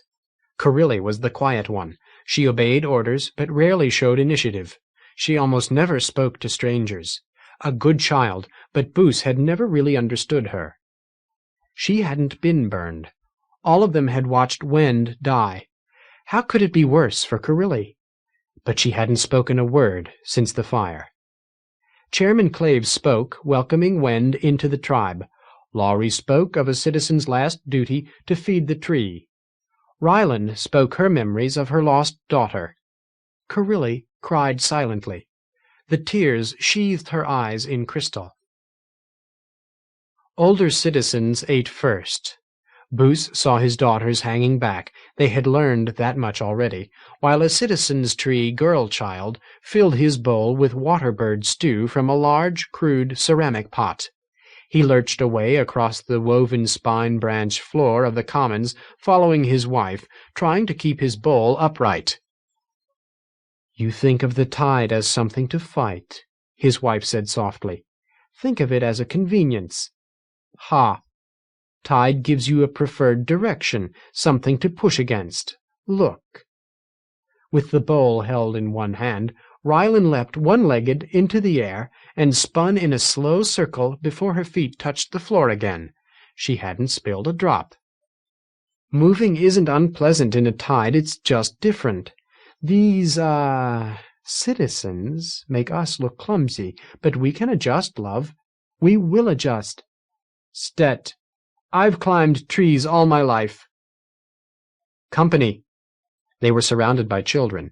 A pudgy half-grown girl said, "How do you move a tree without a carm?" Boos said, "Let's sit down, and I'll tell you." A dozen children waited patiently while Boos and Ryland nested themselves in foliage. Then they all settled at once. Boos thought while he ate. He said, "You need a rocket. My rocket was log-bearer, and it was my father's rocket before me. To make a rocket, you need a rocket." One asked, "How did anyone build the first rocket?" Boos smiled at the dwarf boy. "The first rocket was given by discipline. It had a mind, the library, and the Admiralty still has that, with more knowledge in it than you'll find in your little cassettes. Anyway, you've got to have a rocket so you can get to the pod groves." A woman of Boos's own size settled within earshot. Boos pretended not to notice. "The biggest pod you can find in the pod grove becomes your water tank. You cut another pod in half, and it's your rocket nozzle. You run the pipe into the stem end. You wrap sicken wire around the pipe to hold the firebark. You light the firebark. You pump water through the hot pipe, and it turns to steam and goes racing out the nozzle, and that pushes you the other way."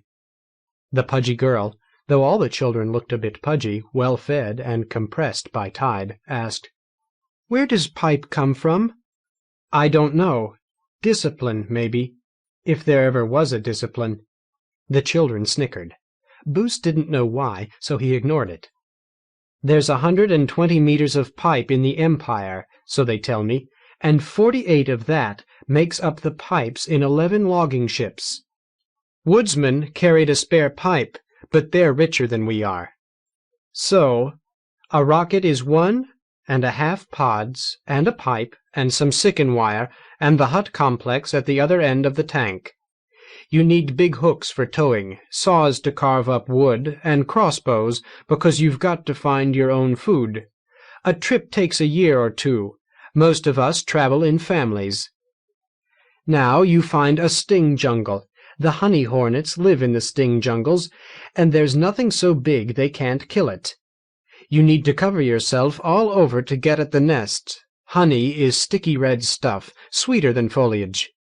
Now you pick a tree. If it's more than 40 kilometers long, the wood'll be too coarse, and you'll be forever coming home. 30's about right. You moor your rocket at the midpoint, but you don't use it yet. You paint a line of honey down the trunk to one of the tufts. Then you gash the bark in a circle above the tuft and paint honey along that. You know the bugs that eat a tree apart if it starts to die?" Heads nodded. The sergeants had been told of the death of Dalton Quinn tree. Children must hear that tale early. Boos said, "The bugs follow the honey down. They eat the honey above the tuft. Then they're stuck because they've eaten all the honey. There's nothing left to eat but wood. After a few sleeps, the tuft drops off." There were sounds of dismay. "We don't use occupied trees, you know," Boos said gently. "The tree would die anyway when it gets near the clump. Integral trees want a straightforward tidal pull, straight through void." The pudgy girl asked a little coldly, "How many trees have you killed?" Boos saw that she was almost an adult. Her height had fooled him. The tide had stunted her growth. 10. The dwarf, an adult too, with beard beginning to sprout, asked, "Why do you cut off the tuft?" "To move. You know the rule? West takes you in takes you east. I want the tree to move east, back to the clump, so I cut the in tuft. Now I've got a west wind blowing on the out tuft and nothing at the in stump to catch the wind. The tree accelerates west. It drops toward void. Things move faster when their orbits are closer to void, so the tree moves east. After a while, I'm in from the clump and still moving. That's when I need the rocket. I have to cut off the other tuft, then fire the rocket to move the tree into the clump." The dwarf boy asked, "What then?" "Then I sell the log for what I can get and hope nobody else brought a log in at the same time. If there are two of us competing, we might not get enough to pay us for the work." Most of the children looked puzzled. The dwarf asked, "What went wrong this time?" Boos's throat closed up. His decision. With some relief, he heard Ryland say, "We were in a hurry. We thought we could get more water for the rocket, so we set the rocket going before the tuft dropped off. That started a fire. Wend was trying to get out of the huts when the water tank... well, it got too hot and..." Boos jumped in hastily. "The water tank split open. Wend got caught. Carlet and I were burned pulling her out of the steam. We were steering the log for that pond out there, and your tree moved in front of it, so it was the closest. So we made for it. And you found 6 of us clinging to the trunk like tocks in hair, and Wend was dead. And the rest of us were ready to die, I think." The adults had all been served. The children drifted toward the cookpot. Boos ate. He'd let his stew get cold. Likely he would never see the clump again. It was as well. He and his family would be paupers there. He had never owned anything but log-bearer itself, and even that was gone. But was it really beyond belief that these people could build another log-bearer? When all the adults were eating, the children drifted into line at the cookpot. Rather was just ahead of 3 tall and dark young women, and just behind his brother Harry.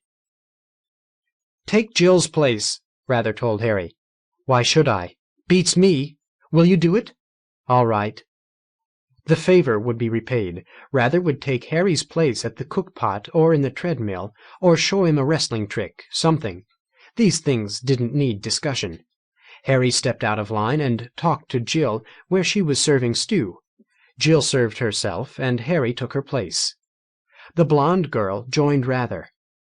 "What's that for?" she asked. But she seemed pleased. "I've been listening to the old ones. Now I want to talk to the girls.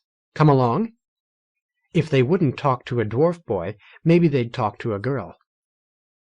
They followed the sergeant girls as they made their exaggeratedly careful way across the common's wicker floor. The refugees settled slowly into the foliage, keeping their eyes fixed on their bowls. Stew still slopped over the edge of Carlet's bowl. "The hole's too big," she said. "You just need practice. I'm Jill. He's Rather. How do you eat when you're at the midpoint?" Jill and Rather settled across from them. Rather stripped 4 branchlets for chopsticks. Jill said, "I'd take a smoked turkey along.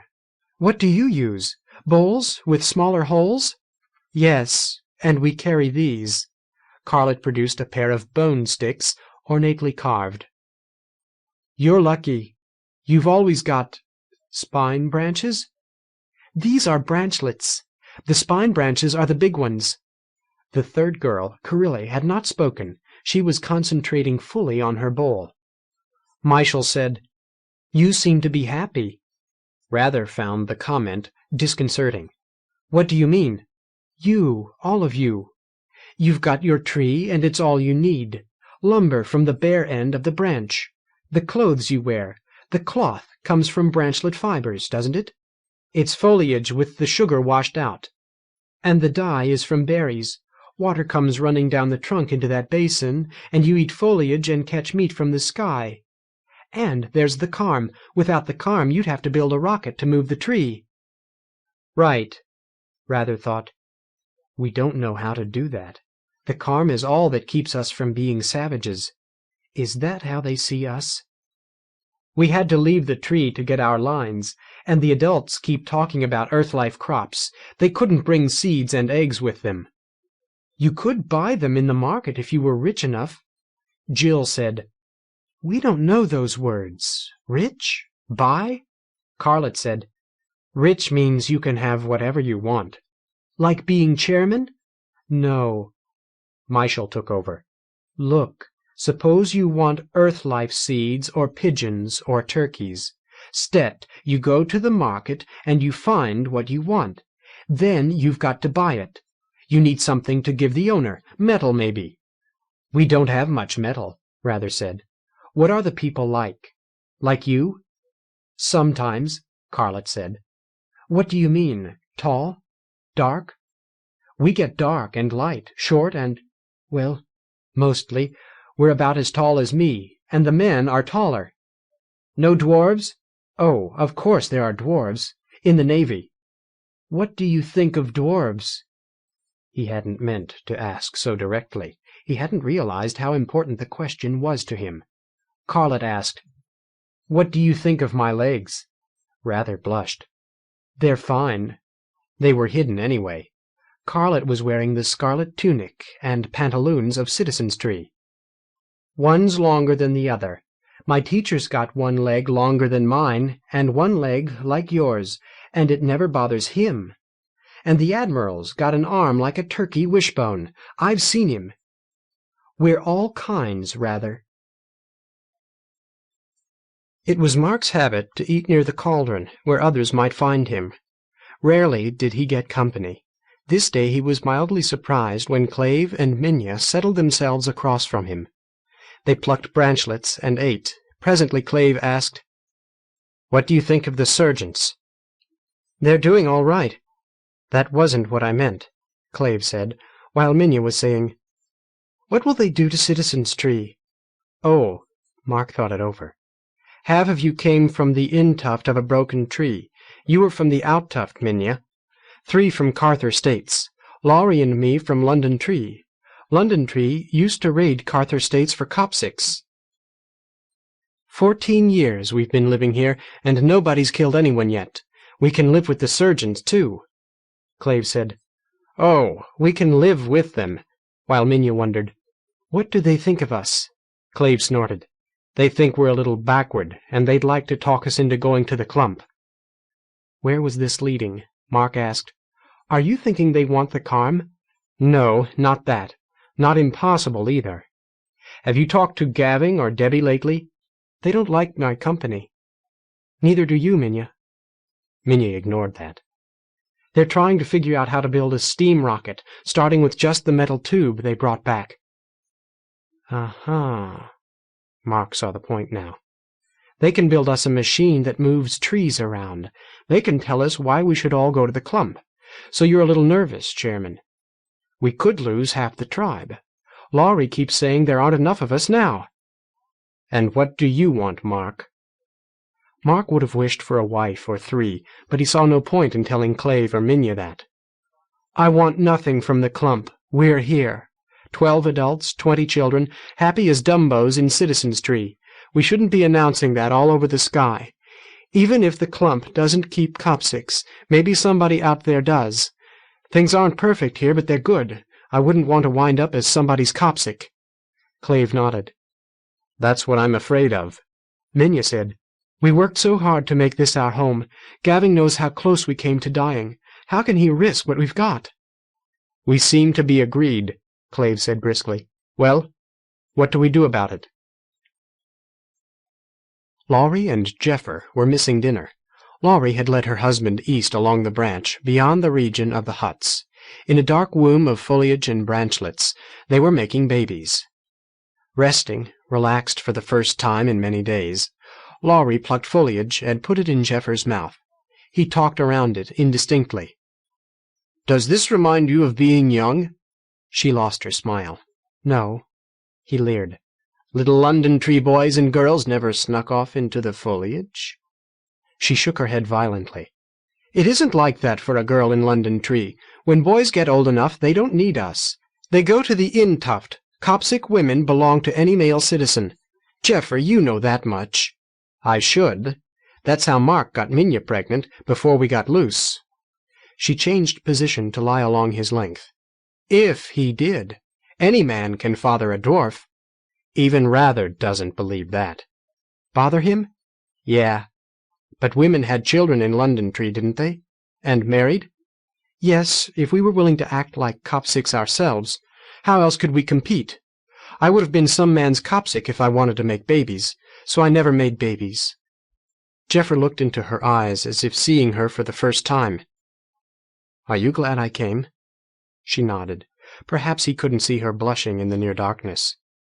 "Why didn't you ever tell me?" That was a stupid question. Knowing how she needed him, he'd use his advantage to win arguments. "This wasn't what we came to talk about." "Did we come to talk?" "What did you find on the burned tree?" "We didn't keep any secrets." "That's right. You weren't there when Boos was telling us what we had." "Well, we got a pot full of charred stuff, honey, he said, and a metal thing for cutting wood, and hooks, miscellaneous stuff, and the metal pipe, everything else that burned. I've forgotten what he called it all, but it can all be replaced except the— What did Boos call it? The sicken wire." "I want to go to the clump," Laurie said.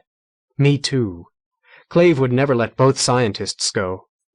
Jeffer kissed her cheek. "Let's wait till the last minute and then fight about it." "What about the sicken wire?"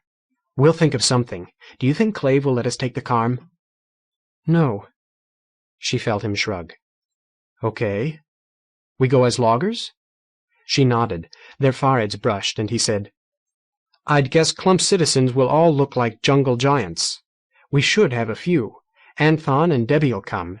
A couple of the sergeants for guides. Defenses. We wouldn't want to risk the Carm in the clump, but we could take the silver suit." "Wrong. A lot of citizens don't want anything changed. Clave thinks we're too close to the clump already. He wants to take us farther west. Mark agrees with him." "Yeah, I've talked to Mark. Tree fodder. Without him, we can't use the silver suit." "Laurie? Clave wants to move us west?" "What are you thinking?" "We don't know enough yet. Forget it. Look what you missed when you were a little girl." Whatever the disagreements now roiling through Citizens Tree, there was at least this bone of consensus. They all wanted to fly. The sergeant girls were willing. From branchwood sticks and from cloth that was made on the looms below the branch, they made wings. Corilli worked quietly and skillfully, and without words. Michael and Carlet explained as they went, and corrected the mistakes of the children who emulated them. The work went fast. Citizens would wear their old tunics and pants for half a year longer, for cloth was not made quickly, but 24 wings were ready within 12 days. Jeffer took Michael, Minya, Gavin, and 8 of the older children to the midpoint via the lift. Other children ran with zeal in the treadmill, knowing that theirs would be the next flight. Jeffer had chosen with some care. These were the children who had not shied back from crossing to the pond on the day of the fire tree. Yet there had been lines to cling to then. Today there was only bark, and some of them clung to that. Rather flew, and was instantly in love with wings. Jill looked like she was facing death, but when wings were bound to her ankles and Rather was already in the sky, she flew. Michael served as instructor. Jeffer learned how to kick, how to turn. When the sky was filled with winged adults and children, the rest gulped hard and loosed their hold on the bark and flew. They were in the sky for one full circle of the sun. The adults had their hands full, herding them back to the lift. Arth made a game of it, fleeing across the sky until Jeffer and Gavin closed in on him and pulled his wings off. The sun was rising up the east before they had the children rounded up. Then Jeffer sent the others down without him. He told Minya, "I want to do some maintenance. Start the lift again after you're down." Kendi for the state. Hello, scientist. "Hello, Kendi." How are your refugees? 4 of the sergeants recovered. One of the girls, Carilli, looks okay, but she doesn't talk. Shock. She may recover. When may I see them? "Kendi, I wanted to give Michael a tour of the Carm. The chairman vetoed that. He's afraid they'll try to steal a Carm." Nonsense. What do the rest of your tribe think? "We're split down the middle. Half of us want to go see what's in the clump. They've got a place." "The market?" "Where we could get anything we want. The sergeants told us about it." "And?" "The chairman is scared spitless of the clump. He thinks we're too close now. Some of the others feel the same way. Jayan and Ginny, of course, but Mark and Minya, too. Even the sergeants don't all want to leave. Marks asked Ryland for permission to marry Carilli, and she gave it." "Good. How do you feel about this, Jeffer?" "I want to see the clump. Boos told me they've got something they call the library, but it sounds like a Carm autopilot. I want to scan their cassettes. Kendi, I'm doing what I can. I just took some of them flying. They like that. Maybe they'll start wondering what else they're missing." "I remember, Clave. He leads his citizens where they want to go. Call a council, force your citizens to make a decision.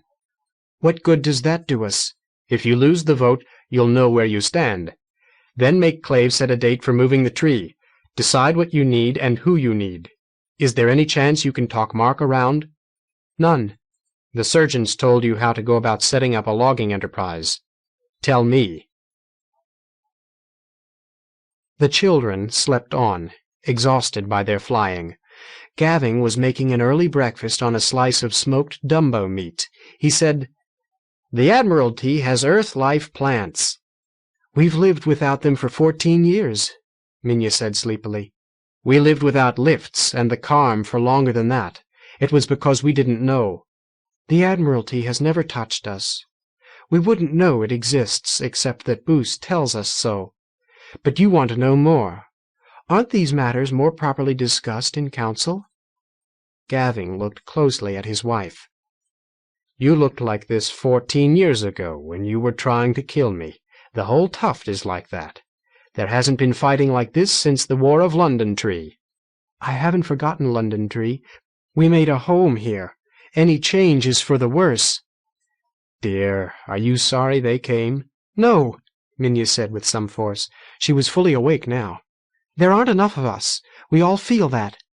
"Laurie the scientist talks about the gene pool being too small." "We don't need that gibberish. We can feel we're too few. Now we have 3 more women, even if Rylan is too old to host a guest, and they're different from us." "They are indeed." "Well, that's good." "Suppose they want to go home?" "They can't," Minya said flatly. A child stirred. "Quen." Gavin lowered his voice. "Suppose we built them another rocket. Suppose some of us wanted to go with them." Minya stopped to sort words through her head. Gavin waited patiently. Presently she said, "They'd have to be crazy. We'd have to be crazy to let them go. Gav, have you forgotten London Tree?" "No. I haven't forgotten In Tuft either, or Carther States. They didn't make citizens into Copsics, and neither did your people." "No, but we attacked you the instant we saw you." "True." "Do you remember being lost in the sky, clinging to a sheet of bark and dying of thirst? We faced dangers we can't even describe to our children because they were too strange. We fought hard for Citizens Tree, and now both scientists want to cross 1,000 kilometers to the clump shouting, 'Here we are!' Why do you want to risk what we've got?" "They've got things to trade. They've got wings." "We've got wings." "We picked jet pods when we could find them. All this time. And it's so simple. Minya, what would you have given for a pair of wings when we were stranded in the sky? Everything in the smoke ring can fly except men, and all it takes is spine branches and cloth. They've got a rocket that moves a tree, and it isn't stolen star stuff. It's made mostly from things they find in the smoke ring. What have they got in the clump? What haven't we seen yet?" She put bitterness in her laughter. 1,000 people and a drastic need for copsics, maybe." Gavin sighed. "Stet, you don't want anything changed." "What should we do? They're here." "Make them welcome," said Minya. "Teach them how to live in a tree. Get the girls married. Make them part of us. Gavin, Mark intends to marry Carilli." "Carilli's sick in the mind. She isn't getting over it." "Sure, and Mark's a dwarf. He's needed a wife, and none of us would touch him. I never did feel sorry for the Copsic runner, but he's willing to take care of her. And I think you ought to marry one of the other girls." Bang! Gavin stared. This was a woman afraid of changes? "I am married." "Clave has 2 wives. Anthon did until Ilsa died. I'm getting too old to make babies, dear." "You don't mean—" "No," she hugged him. "But it won't give me a guest to carry." "You're serious?" "Okay. Who?" She hesitated. Then, bravely, he thought.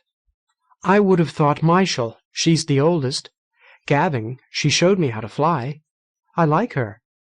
"Have you mentioned any of—" "No, you fool! A woman doesn't ask a woman to be her wife." And when he laughed, she smiled, weakly. Gavin saw how difficult this was for her. Minya must have thought long and hard about this. "There's room to extend the hut," she said. "We'd have another pair of hands, adult hands. The children are growing up. They're not as much fun anymore. And if some of us marry sergeant women, we'll have their loyalty when the Admiralty comes to us. Logbearer can't be the only ship in the sky." Gavin wondered if his brain was working in the service of his seeds. Minya had not referred to Michel's alien beauty. "And if we do visit the clump," his brain ran on, "we'll need guides. Boos or Rylan would have to go. With their daughters among us, we'd have their loyalty." Chapter 5. The Silver Suit. From the Admiralty Cassettes, Year 3, SM.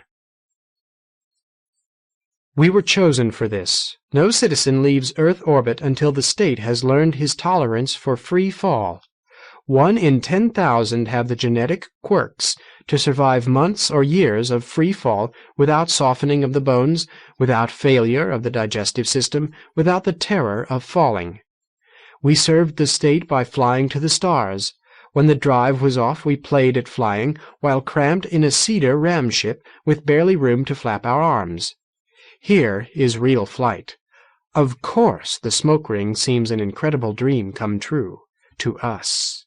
Sharon Lavoie, Astrogation. Kendi for the state. "Hello, Jeffer. It's been more than 30 days. I was busy. We got our council. It's over." "How did it go?" "We lost." "Who sided against you?" "Clave, Jayan and Ginny, Minya, Mark." 5 out of 10. If you count the sergeants, 12. 13. Michel's old enough, and married too, but she acts like a junior wife. She won't make Minya or Gavin angry. Gavin doesn't want to fight with Minya. The sergeants don't think like citizens yet. Anthon won't get into the arguments. I'm not really sure where he stands. The rest of us want to see what's out there, but we don't all want it enough. Debbie loves arguing, but she's not very good at it. We didn't give Clave any trouble at all." "You're disappointed. Don't be. Did you think that flying would bring them around? People tend to side with authority, and authority tends to protect its own power. Clave is the key. Clave has everything he wants in Citizen's Tree." "Kendi, do you see us as savages?" "Yes. Don't take that too seriously, scientist. I would probably see the Admiralty as savages, too. I want to educate you all." "Then educate me, Kendi. I can't just take Boos and Rylan and go off into the sky. You must go, Jeffer. The wealth of the L4 point is almost irrelevant. It takes many people to hold a civilization together. There are too few of you here to be more than savages." Jeffer didn't react to the insult, barring an increase in infrared radiation from his cheeks, neck, and ears. We'd need things Citizens Tree can't spare. Laurie's on my side, but we can't both go. The tree needs a scientist. We'd have to take the Carm, too. Take it. You're not serious. Dalton Quinn Tree died because we couldn't move it. I won't see it happen to Citizens Tree. Bring the Carm back when you're through with it. Jeffer paused to think. Kendi never did that. It was another reason to distrust Kendi. He seemed to leap at his answers, without forethought. We might lose the Carm. You can build a steam rocket. Jeffer, I'm drifting out of range. We've got one pipe, and we need that to be loggers. Without the pipe, Citizens Tree couldn't build a steam rocket. I wouldn't have believed that so much could change in 20 sleeps. Kendi? The signal dissolved in noise. Kendi returned to his records. For 20 state years, Carm No. 6 had been taking pictures, not just through the Carm cameras, but through the fisheye lens on the pressure suit, too. Here, the squirrel cage that ran a muscle-powered lift, and the lines leading up. Far too much footage of that. Here, fire burned in a great bowl of soft clay. The silver suit moved around the edges of the fire, poking it or adjusting sheets of bark that had been set as vanes to channel the wind into the burning wood. The look of the clay began to change. Here, less fire than smoke. What looked like enough spaghetti to feed Sol System's entire state government had been spread leeward of smoldering wood. The pressure suit moved around and within the mass, turning it and loosening the strands, vines, with the handle of a harpoon, so that the smoke would cure them. These were the lines that now served Citizens Tree. Ingenious. A poor way to treat state property, but they were making use of local resources, too. The platform around the cookpot was of boards tied with line. It had always been flimsy, and that didn't matter much in Citizens Tree's low tide, but over the years the lines had loosened. Jeanne and Ginny complained about the way the platform lurched while they tried to make dinner. So Rather and Carlett had been sent to repair the platform. Rather enjoyed the work. It called for muscle rather than dexterity. He lifted one end of a new branchwood plant into place. He called, "Hold this," and waited until Carlett was set. Then he bounded down to the other end and hoisted that. Carlett giggled. Rather began to tie the planks, one loop of line to hold it, then he could work on a more elaborate mooring. He asked, "What's funny?" "Never mind," Carlett said. "Are you going to tie this for me?" "I thought I'd just leave you there. You make a good mooring, and decorative, too." "Oh." She held the planks in place with one arm while she reached out. Her right leg was 20 centimeters longer than the left, and she usually reached with that. Her long toes grasped a coil of line and pulled it to her hands. She tied a temporary binding. In the 22 sleeps since their arrival, all of the Serjent family had become dexterous in Citizens Tree tide. Rather wrapped a dozen loops of line around the plank ends, then began tightening them. Heave on a loop, pull the slack around. Again. From the opening beyond the tree mouth, the wind blew steadily, drying sweat as fast as it formed. Carlett called from her corner, "That's as tight as I can get it." Rather was finished at his end. He jogged down to Carlett's end, ripe copter plants buzzed up around his feet, and began pulling in slack. She'd left a good deal, of course. Carlett was agile, but not strong. He asked, "What got you giggling?" "Just the way you scurry." Rather's hands paused for less than a second, then continued. "You did ask," she said defensively. "You have to go running back and forth because you can't reach as far as—" "I know that. Did you make this cauldron yourselves? I wouldn't have thought you could do that here. It's big enough to boil 2 people at once." "Hey, Carlett, you don't really eat people in the Empire, do you?" She laughed at him. "No, there's a Happyfeet tribe that's supposed to do that. But how did you make it?" The grown-ups found a glob of gray mud west of the tree. Maybe it was the middle of a pond that came apart. They brought some back. We took all the rocks in Citizens Tree and piled them in a bowl shape out on the branch where we couldn't do any damage. I was just a kid, but they let me help with the rocks. We plastered the mud over the rocks. We got fire bark from another tree and piled it in the bowl shape and fired it. It took a dozen days to cool off, and then it was like that. We did it twice. "You're cute," she said solemnly. Carlett was a year older than Rather. An exotic beauty was growing in her. Half her hair had been burned off, and she had cut the rest to match. Now it was like a skull cap of black wire. She was 2.5 meters tall, with long fingers and long agile toes and arms and legs that could reach out forever. Carlett affected Rather in ways he wasn't quite ready to accept. He said, "Put it in the tree mouth. When do I get to be overwhelmingly handsome? Cute is good. If I weren't your aunt—" "Tree fodder." "Are you not my nephew?" Rather studied his work. "I think we're done." "It's an empire thing, is it? You don't make babies even with relatives of relatives? Fine. But you've got 1,000 people in the empire. At least that's what your parents say. We had 10 adults and 20 children when you came. I won't get much choice about who I marry." "Who then?" He shrugged. "Jill's a half-year older than me. All the other girls are younger. I'd have to wait." The subject made him uncomfortable. He looked up past the treadmill and along the trunk to where a handful of citizens were trying their wings. "I wish I was up there. You've been flying all your life, haven't you?" "I should be there, showing you people how to fly. This damn fluff," Carlett said. Long sleeves were sewn loosely to her tuft-berry scarlet tunic. She pulled one away. The green fur along her arm had turned brown. The patch had shrunk. "How's yours?" She touched his cheek. The patch felt half numb and raspy. It ran from his face down his neck and across part of his chest. "It's drying up. 10 days it'll be cleared up." "Too tree-feeding slow." "We just have to stay in the shade for a while. Fluff needs sunlight." "Yeah." From eastward, his first mother's voice called above the wind roar. "Rather!" Rather bounded toward Minya across the floor of braided live spine branches. Carlett gave him a good head start, then bounded after him. Her asymmetric legs gave her an odd run, a pleasure to watch. Bound, bound, bound, bound. Low-flying flight. Soon she'd be faster than Jill. She reached Minya a good 6 meters ahead of Rather, turned and flashed a grin at him. She lost it immediately. "Crawled too far toward the tree mouth, and now he can't—" Minya stopped and began again. "Rather, it's the children. Harry and Quen and Gory went crawling around in the old west rooms. Gory went too far, and Harry and Quen can't reach him, and he can't get out." "You can't get to him?" "I didn't try. Rather, we don't know how long it was before Harry came to get us." "Oh."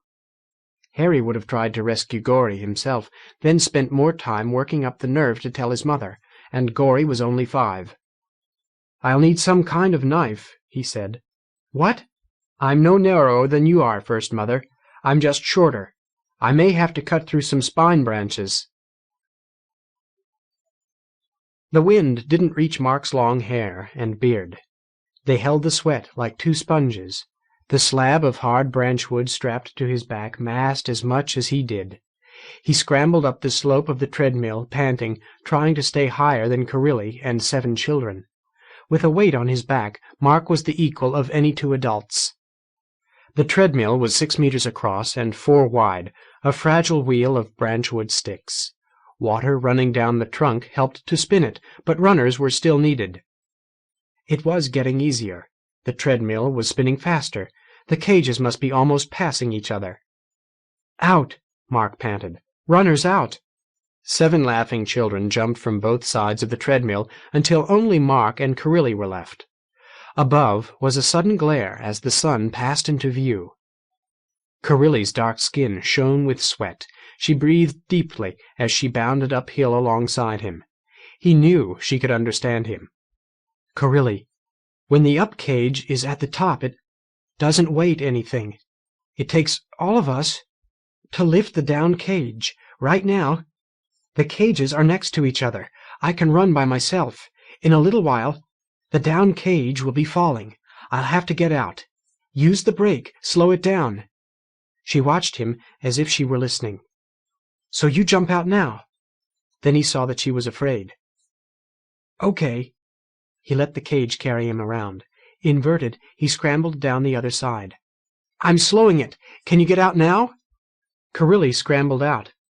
20 kilometers over his head, Laurie and her student flyers must be wondering what had gone wrong. Mark started the cage spinning again, letting his body do its accustomed work while his mind drifted. Long ago and far away, there had been civilization. London Tree had had stationary bicycles to run the elevators to the tree midpoint, and copsics to run the bicycles. Citizens Tree was primitive. They had London Tree's charm, of course, a thing of science dating from the day men came from the stars. Otherwise, they must build everything. Mark had shown the refugees how to build a lift. Mark had wanted to make bicycles, but the scientists had built the treadmill instead. They kept the silver suit next to the treadmill with its helmet open. Citizens at the Carm could call for the lift through the radio in the suit. Below him he could see the hollow space of the Commons and 2 children bounding east. The tall, dark girl was far ahead of the smaller boy, who moved in slower, shorter steps, as if tide were heavier for him. His son. His size proved it. Mark would not have wished that on him, yet rather would be the next silver man. Mark wondered if the citizens would appreciate their fortune. In the short lifetime of Citizens Tree, there had been no need for an invulnerable fighter, and the silver suit had become a mere communications device.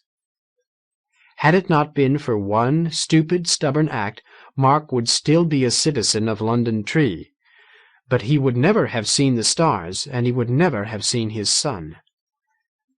The treadmill was spinning by itself. Mark jumped out. He set the branch wood slab down. He looked up along the trunk, but he couldn't see the down cage yet. "We'll let it run for a bit." If Carilli could talk, would she still smile at him like this? He took her hand. "Laurie wanted you with them. You were afraid to go up, weren't you?"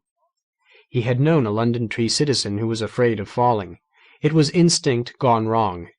If such a woman were born in a place like Carther States, would she be afraid all the time?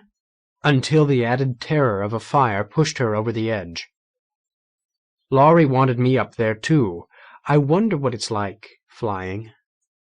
But the silver suit caught his eye. No. His business in London Tree had been war. Were there Copsic runners in the clump? Carilli would know. "I wish you could talk. The scientists can't marry us till you can say the words. The key word is yes. Will you try?" "Yes." "Mark!" He jumped. "Debbie?" She called from below. "Yeah. Shall we relieve you?" Mark swallowed his irritation. "The empty's coming down. You want a break when the sun's at about 11. We'll do it." Debbie and Jeffer climbed up to join them. "Hello, Carilli," Jeffer said. "You didn't go flying? You should try it." "Not me. I'm the silver man. I fly with the silver suit." "Come on, Carilli." Maybe somebody would need muscle at the cookpot platform. The tunnels ran through the tuft like wormholes in an apple. Unused tunnels tended to close up, but passers-by ate from the foliage as they passed, so the tunnels in normal use stayed open. One such tunnel ran past Rather's home. At its west end, Rather could have circled the hut with his legs. This was the oldest section. As the spine branches migrated west along the branch, eventually to be swallowed by the tree mouth, enclosures tended to shrink. The newest sections were the largest. This disappearing section had been small when new. It had housed only Gaving and Minya and the baby Rather. Other children had come, and Gaving wove new rooms eastward faster than the tree mouth could swallow them. By now there were 7 children and a new wife for Gaving, and a far bigger common room. For the Citizens Tree populace was growing too. The original rooms had disappeared into the tree mouth. These that he was passing now, wicker cages alongside the tunnel, were still less than Rather's height. The children tended to claim these for their own. Rather found a deformed door. As he crawled inside, he heard Minya saying, "Keep going, Carlet. Go to the common room and get my old matchet off the wall, and bring it back. Hurry!" Harry, 8 years old and Rather's height, was crying into Michel's chest. Rather nodded to Michel. "Second mother," Which way did he go? Straight west? Michael, 7 years older than Carlet, had Carlet's dark, exotic beauty in fully developed form, and legs that caused even Rather to stare, long and slender and perfectly matched. She'd cut her trousers into loose shorts, odd-looking, in Citizen's Tree. The low roof cost her some dignity. She had to crouch. She looked uncomfortable and annoyed. Straight on in, and he's stopped talking. I think he's mad at us. Rather said, You know this is no big deal, don't you? It happens all the time. I don't know. Rather, I still get the shivers in your crawling huts. Your parents just don't understand that. And poor Gory, he is frightened. Sure, Carlet's coming with Mother's matchet. Send her after me. I needed to cut my way through. It didn't feel odd to be speaking thus peremptorily to his second mother. Michael wasn't that much older than Rather. She was new to all this, and it showed. Rather crawled west. Memories tried to surface around him. His parents' bedroom. He'd lived in a basket in a corner too small for a baby now. The private dining area, and ghosts of wonderful smells, were they in his nose or in his mind? The common room, and too many strangers. He'd cried and had to be taken away. The spaces were distorted and tiny, a green-black womb. The spine branches were still growing. He tore them away with his fists, tore through an old partition. He didn't like this. His past was too small to hold him. Gory! From west by north, Gory yelled piercingly. He sounded more angry than frightened. How had he gotten there? What had been a kitchen wall had crumpled and grown 1/2 meter thick. He must have found some way around. Rather? Carlet, behind him. He reached far back and took what was pushed into his hand. Thanks. He pulled it to the level of his face, turned it with some difficulty, and pushed the blade further. Can you get to him? One way or another. For years the matchet had been no more than a part of the wall. He'd never really looked at it. The handle was long and a bit too wide for his short fingers. The blade was 60 centimeters of black metal, tinged red by time. Time and use had serrated the edge. It had once belonged to a Navy man of London tree. In this restricted space he must use it as a saw. He didn't try to cut the wall. He cut branchlets west of him. He turned starboard, still sawing through miscellaneous branchlets. Gory? Cautiously, doubtfully. Rav? Here, give me your hand. Can you reach me? I can't move. Rather saw a thrashing foot. He pulled on it experimentally. Gory was pinned between a spine branch and a smooth, dark wall, the main branch itself. He must have tried to crawl between them. Rather wriggled forward. He sawed the spine branch half through, reached farther, and broke it with his hands. Gory wriggled out and wrapped himself around his brother and clung. Presently he asked, Are they mad? Sure they're mad. How did you get here? Hide and seek? Yeah. Harry said he was going to catch me and feed me to the Triune, so I kept going. Then I was afraid the tree mouth would get me, and I got really scared. Harry wouldn't get that close to a Triune family. You know that. Yeah, but I was mad. You'd starve to death before you reached the tree mouth. Here, grab my foot and follow me. The boy's fingers were long enough to overlap Rather's ankle. He was already taller than Rather. They crawled out with easier going at every meter. In the common room, Rather's mothers greeted him as a hero, while Gory was scolded and petted. Rather took it with what grace he could. He wondered if Carlet was laughing at him, but in fact she seemed to think he had done something actively dangerous. It made him uncomfortable. He was vastly relieved when Gavin poked his head through the door. "Treadmill runners!" he called. "Rather?" And Rather was rescued. Harry and Carlet came with them.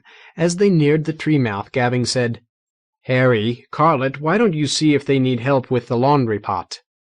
They split off, Harry grumbling. Rather followed his father up through the tunnels toward the treadmill. His nerves were prickling. Something odd was going on. "Father, do they really need treadmill runners?" "No," Gavin said without looking down. The treadmill was at rest. Debbie and Jeffer lay in the foliage nearby, eating and talking. They sat up when Gavin appeared. "Got him," Gavin said. This must have something to do with the Serjent family, and the conference before the last sleep from which children were barred, and the arguments that divided half the families in the tree. Do my mothers know about this? Would they approve? Rather asked instead, should we have brought Carlet? No need. Rather, we have to find out something. Gavin pointed at a short, faceless fat man made of silvery metal. Try that on. The silver suit? Yeah. See if you can get into it. Rather looked it over. This thing had a fearsome, quasi-scientific reputation. It was a flying fighting machine, stronger than crossbow bolts, stronger than the airlessness beyond all that was known. Rather had never before seen it with its head closed. Jeffer instructed him. Lift this latch. Take the head and turn it. Pull up. Turn it the other way. The head came up on a hinge. This latch, too. Now, pull this down. Now, pull it apart. Good. The suit was open down the front and empty. Can you get in? Where's Mark? Debbie? No problem. We relieved him, and he took Carilli to the kitchen. Father. Wait. Listen. I'm the only boy in the tree with 2 mothers and 2 fathers. Rather plunged on despite the sudden hurt in Gavin's face. We've never talked about this, but I always knew. Sooner or later I'd... Does Mark know what you're doing with the silver suit? No. What's it all about? 4 big adults could make him do whatever they wanted, and it didn't matter. They needed his cooperation, and he didn't know enough to give it. Jeffer the scientist said, It's about seeing what's outside Citizen's Tree. It's learning about the smoke ring, what we can use, what we need to be afraid of. Or else it's about staying savages until someone comes out of the sky to teach us the hard way. We're going to the clump, Gavin said. We'll be safer if we can take the Silver Man. Uh-huh. Mark doesn't want to go? Right. They watched as Rather tried to get into the suit. He had to get his legs in first, then duck under the neck ring. He closed the sliding catches, the headpiece, the latches. The suit was loose around his belly, snug everywhere else. It fits. Jeffer closed the helmet on him. He rotated it left until it dropped 2 millimeters, then right. Rather was locked in a box his own size and shape. The suit smelled faintly of former occupants, of exertion and fear. He moved his arms, then his legs, against faint resistance. He turned and reached and plucked a handful of foliage. Good. He could move. He could move like a normal man. The air was getting stale, but Jeffer was already turning the helmet, lifting it. The adults were smiling at each other. Gavin said, Okay, get out of it. Getting out of the silver suit was as difficult as getting in. Rather said, Now tell me. Some of us are going to visit the clump. Do you want to come with us? Who's going? How long will it take? Me, said Jeffer. Gavin, Boos, and Rylan. Anthon and Debbie. The clump is all jungle giants. We need people that size. How does the chairman? He'll try to stop us. Father, I don't really like the thought of not ever coming home. Gavin shook his head. They'll want the calm back. They'll want us back, too. Citizen's Tree isn't so crowded that they can afford to lose anyone who breathes. They'll want to know what we learned. They'll want what we bring back. Half the citizens are on our side anyway. They just don't want to buck the chairman. You're taking the calm? We are. Gavin clapped him on the shoulder. Think about it. We've got 2 sleeps to get ready. Whatever you decide, don't mention this to anyone, particularly your mothers. Father, you'd better tell it all. Rather didn't consider whether he had the right to ask. Clave wouldn't like this. Minya wouldn't like it. And if he agreed to this, it was only just coming to him. If Rather agreed, then he was the Silver Man. Jeffer said, It isn't just the wealth of the Clump Admiralty. It's, Tell me what you're going to do. They told him. Chapter 6. The Appearance of Mutiny. From Discipline's Log, year 1893 state equals 370 SM. Medical readouts show that the inhabitants of Carm No. 6 lied to me. They reacted strongly to accusation of mutiny. I lost my chance to question them in detail. They may have mutinied against legitimate holders of the Carm. Heredity will tell. It's a bad habit. I will break them of it. Charles Davis Kendy, Checker. Clave pulled himself out of the elevator first. Wings were tethered next to the cage, and he pulled one free and tied it in place along his left shin. This was a good idea, Gavin. Wings aren't much use in the Tuft. Oh, we'll keep some there, too. Hunters used to carry jet pods. Wings are better, but there's no point porting them up and down every time someone wants to fly. What are you doing? Fixing this. He chopped with his matchet at his other wing. When 10 centimeters were gone, he tied the wing to his right shin. He felt distinctly lopsided. Jeffer and Gavin were also winged now. The three flapped out toward the Carm, spurning the convenient handholds the bark afforded. Clave's flight wavered, then steadied. He'd been right. This was easier on the warped muscles in his thigh. Jeffer was first through the airlock. Prekazivat voice. The Carm's deep voice said, "Ready, Jeffer the scientist." A woman's voice broke in. "Jeffer, it's Laurie. I think I want to join you." "Come on up. Bring something to eat. We'll be running the main motor for maybe 2 days." "Will do. Laurie out." "What was that about?" Clave asked. "Laurie doesn't trust me with the Carm," Jeffer laughed. "Now we refuel the beast." Clave sighed. "Pump?" "Right. You pump while I do a checklist. Otherwise we'll lose the pondlet when we go under thrust." Some pumping had been done, but megatons of water still nestled against the trunk. Clave ran the hose from the Carm to the pondlet. The pump was a wheel and a tube and piston, all carved from hard branchwood. Clave braced his back and arms against the bark and kicked the wheel around with his feet on the spokes. "Help would be appreciated," he grunted. Gavin joined him. The pump leaked. The pond didn't dwindle fast, but it dwindled. They broke to drink thirstily, then resumed pumping.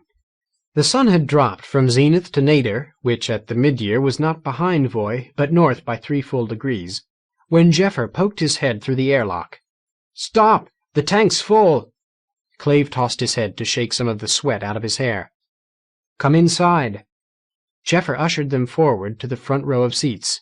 "Strap down." He tapped, and vertical blue dashes appeared in the panel below the window. 4 clusters of 4 each at the corners of a square, and a larger dash in the center. He tapped the central dash. The sound within the cabin was like the roaring of wind at the tree mouth. Clave felt a featherweight of tide and knew the tree was in motion. Jeffer told them, "We're already placed right, with the motor aimed west. We thrust eastward. That puts Citizen's Tree in a wider orbit, so we slow down and drift west away from the clump." Clave wondered if he wanted to watch from outside. "Is it dangerous out there?" "Could be. You don't want to fall into the flame. Anyway, the view's better in here." Jeffer's fingers danced, and the Carm window sprouted 5 smaller windows. "The ventral view got ruined when we fell back into the smoke ring. Jeffer, you don't lecture this much unless you're nervous. What's wrong?" "We've moved the tree before." Gavin laughed. It appeared that he had a touch of nerves, too. "Remember how twitchy we were then? Merrill was sure we'd break the tree apart and kill ourselves." Clave shrugged. He went aft and braced himself in the airlock. What remained of the pondlet stretched itself out from the trunk, then broke into one big drop and a line of little ones. The mother pond they'd robbed 22 sleeps ago drifted west. The sun passed Voy and began to climb. A fat, triple-finned bird, dead west by a kilometer or 3, suddenly went into an epileptic seizure, split into 3 slender birds, and scattered.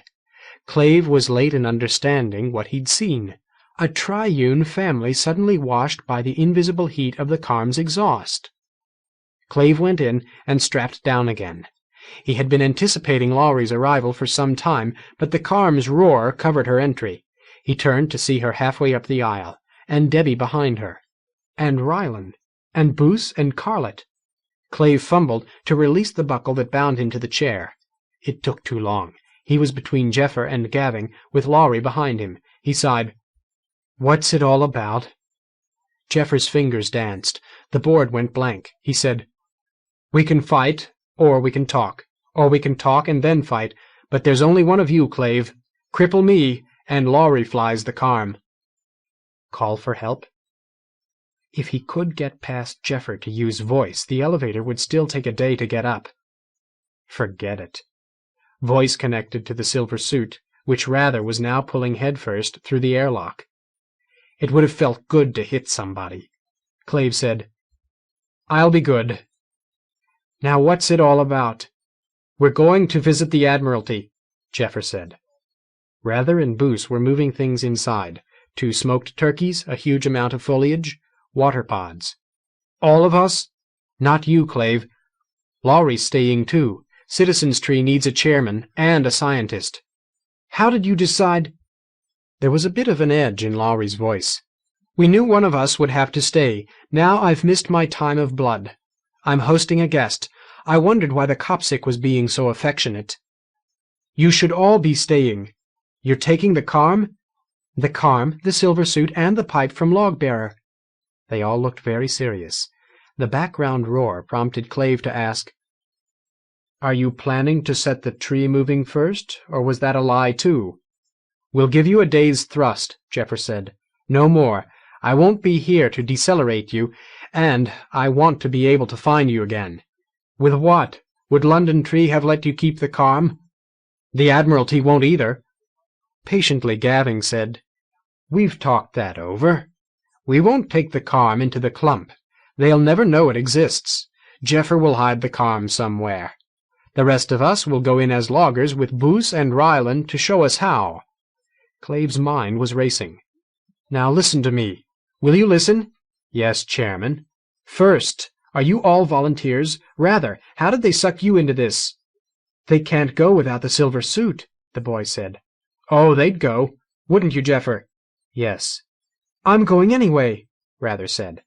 He didn't look like he'd change his mind. Rather didn't even bother to argue, though the boy was good at that. Clave knew how he would enlist a 14-year-old boy.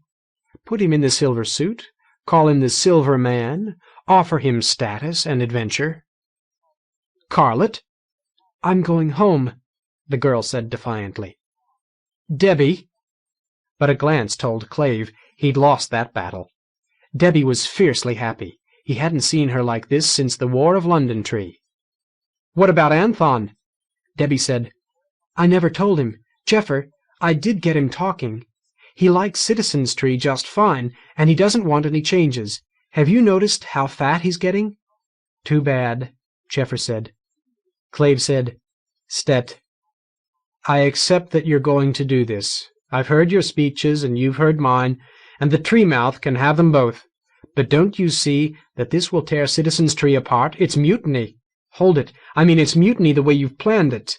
If we don't fix that, Citizens Tree will never recover. It's got to look better than it does." The mutineers looked at each other.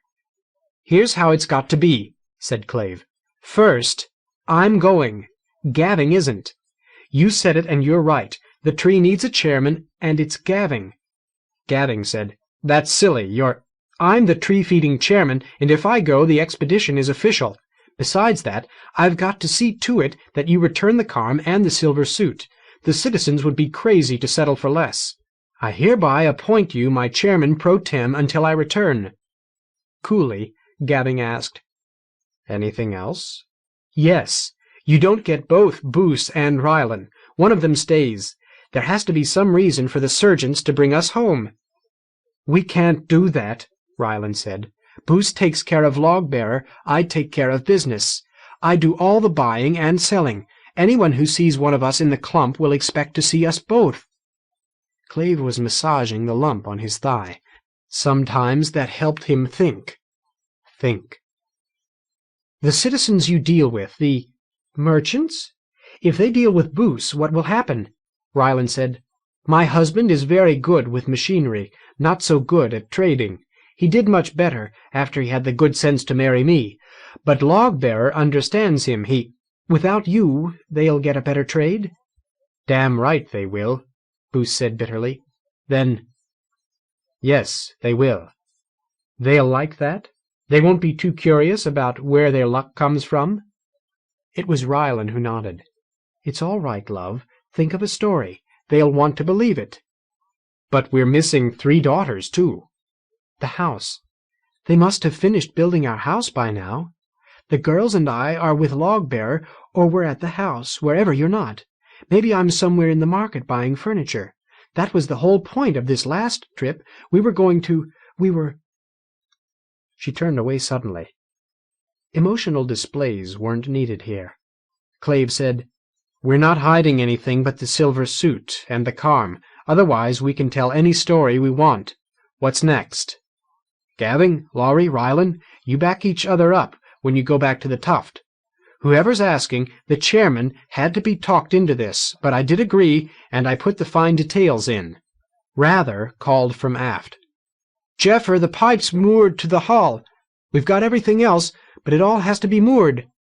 Go ahead. I'll check you later. Gavin, are you willing? Tree fodder. Well, it'll probably keep Minya from killing me. Clave, will this work? Is it enough? Only if we come back. We come back with the carm and something else, too. It almost doesn't matter what. Stet. I'm the chairman pro tem. Jeffer killed the main motor. Somebody go out and get our lines untied. Rather went. Debbie joined Boos aft. They began mooring what remained of the cargo. 2 big hooks, spare clothing, sacks of undyed cloth, harpoons, crossbows. Laurie said, Jeffer, let me show you something. She eased up next to him and tapped at the controls, whispering. Her shoulder blocked Clave's view. Clave's mind still raced, seeking flaws. He was looking for holes in a harebrained net. There was no way to make mutiny smell sweet. Are we bringing the spit gun? No, of course not. The weapon Mark had been carrying when he was captured was now in custody of the chairman. Gavin, it's in the older part of my hut, what used to be the common room. If you don't have the spit gun, you're not the chairman. Get it before anyone notices. Rather scrambled back through the airlock. Gavin, Ryland, and Laurie left. Jeffer let them get well clear before he pulled away on the little jets. The tree receded. 3 tiny citizens fluttered toward the elevator dock. A cage had nearly reached the dock. One of the occupants was shrieking and waving its fists. Somebody must have found Mark, Debbie said. Relax, Clave. We only tied him up. Yeah, but if I'd known a rescue party was coming... Skip it. You'd have closed the airlock in their faces. I hope you tree feeders can find something worthwhile in the clump. It's my reputation on the line now.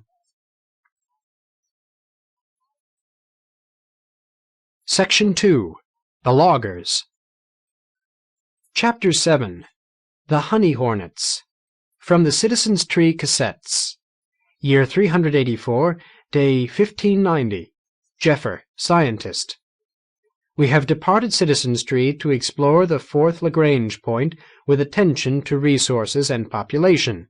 The mission, as outlined, is revised as follows. Chairman Clave now leads. This expedition has become an approved activity of Citizens' Tree. I now turn the log over to Chairman Clave.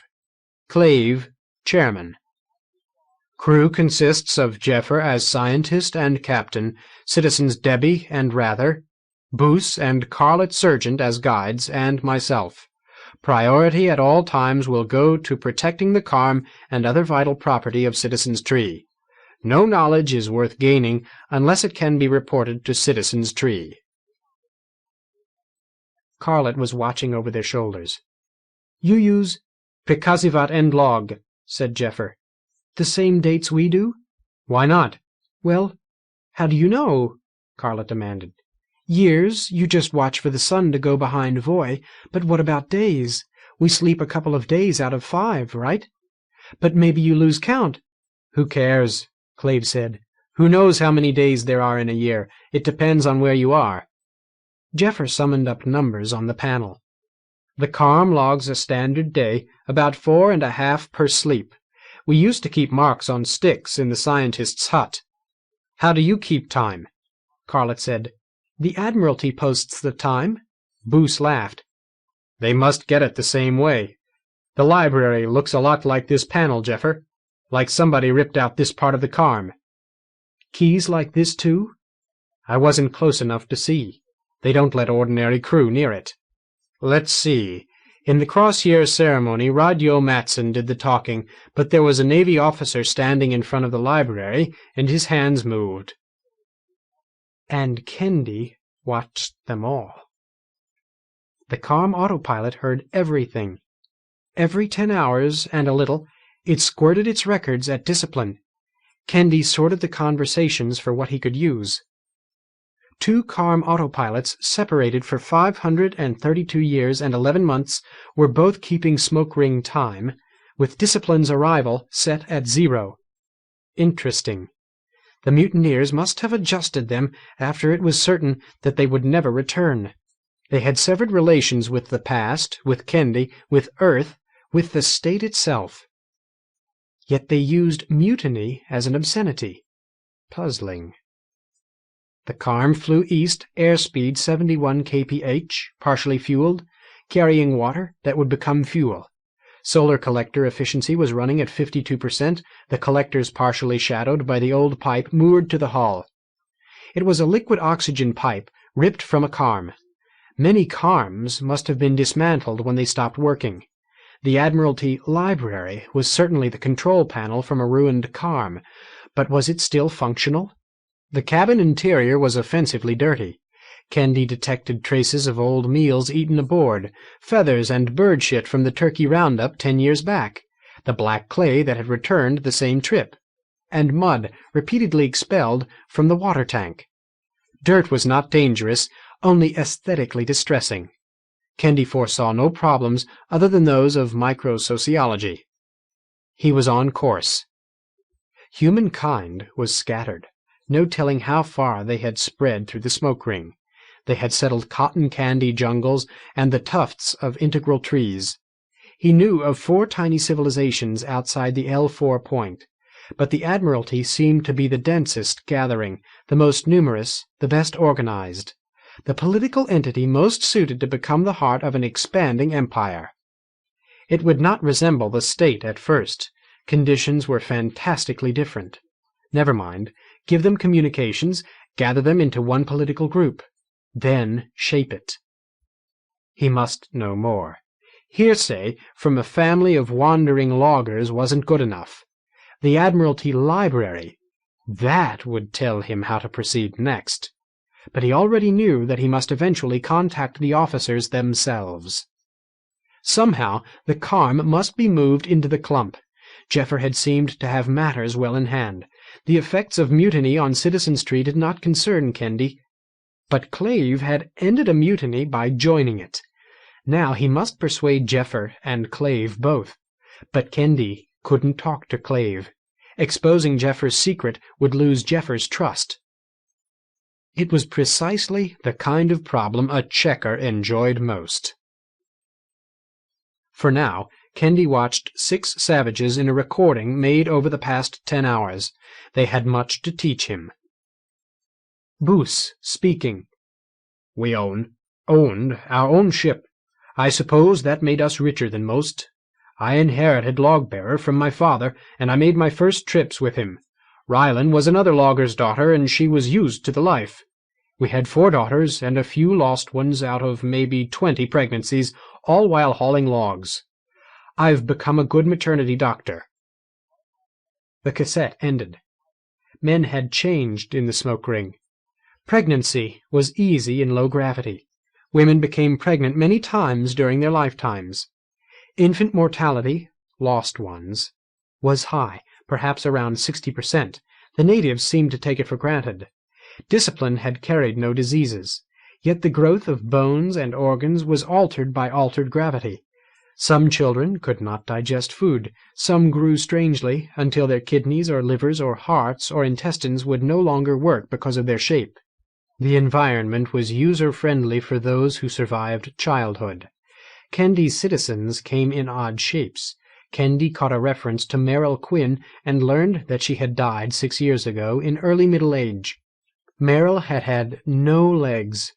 She had fought against London Tree, and not as a cripple. Distorted children had wandered through the Carm to be photographed.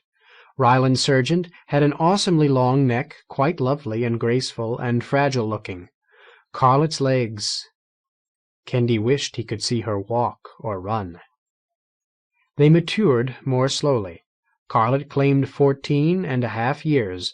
She would be 20 by Earth's reckoning, but she looked no more than 15. Men had not evolved for the smoke ring. Infant mortality must have been ghastly among the original crew. 500 years of natural selection was taking care of that.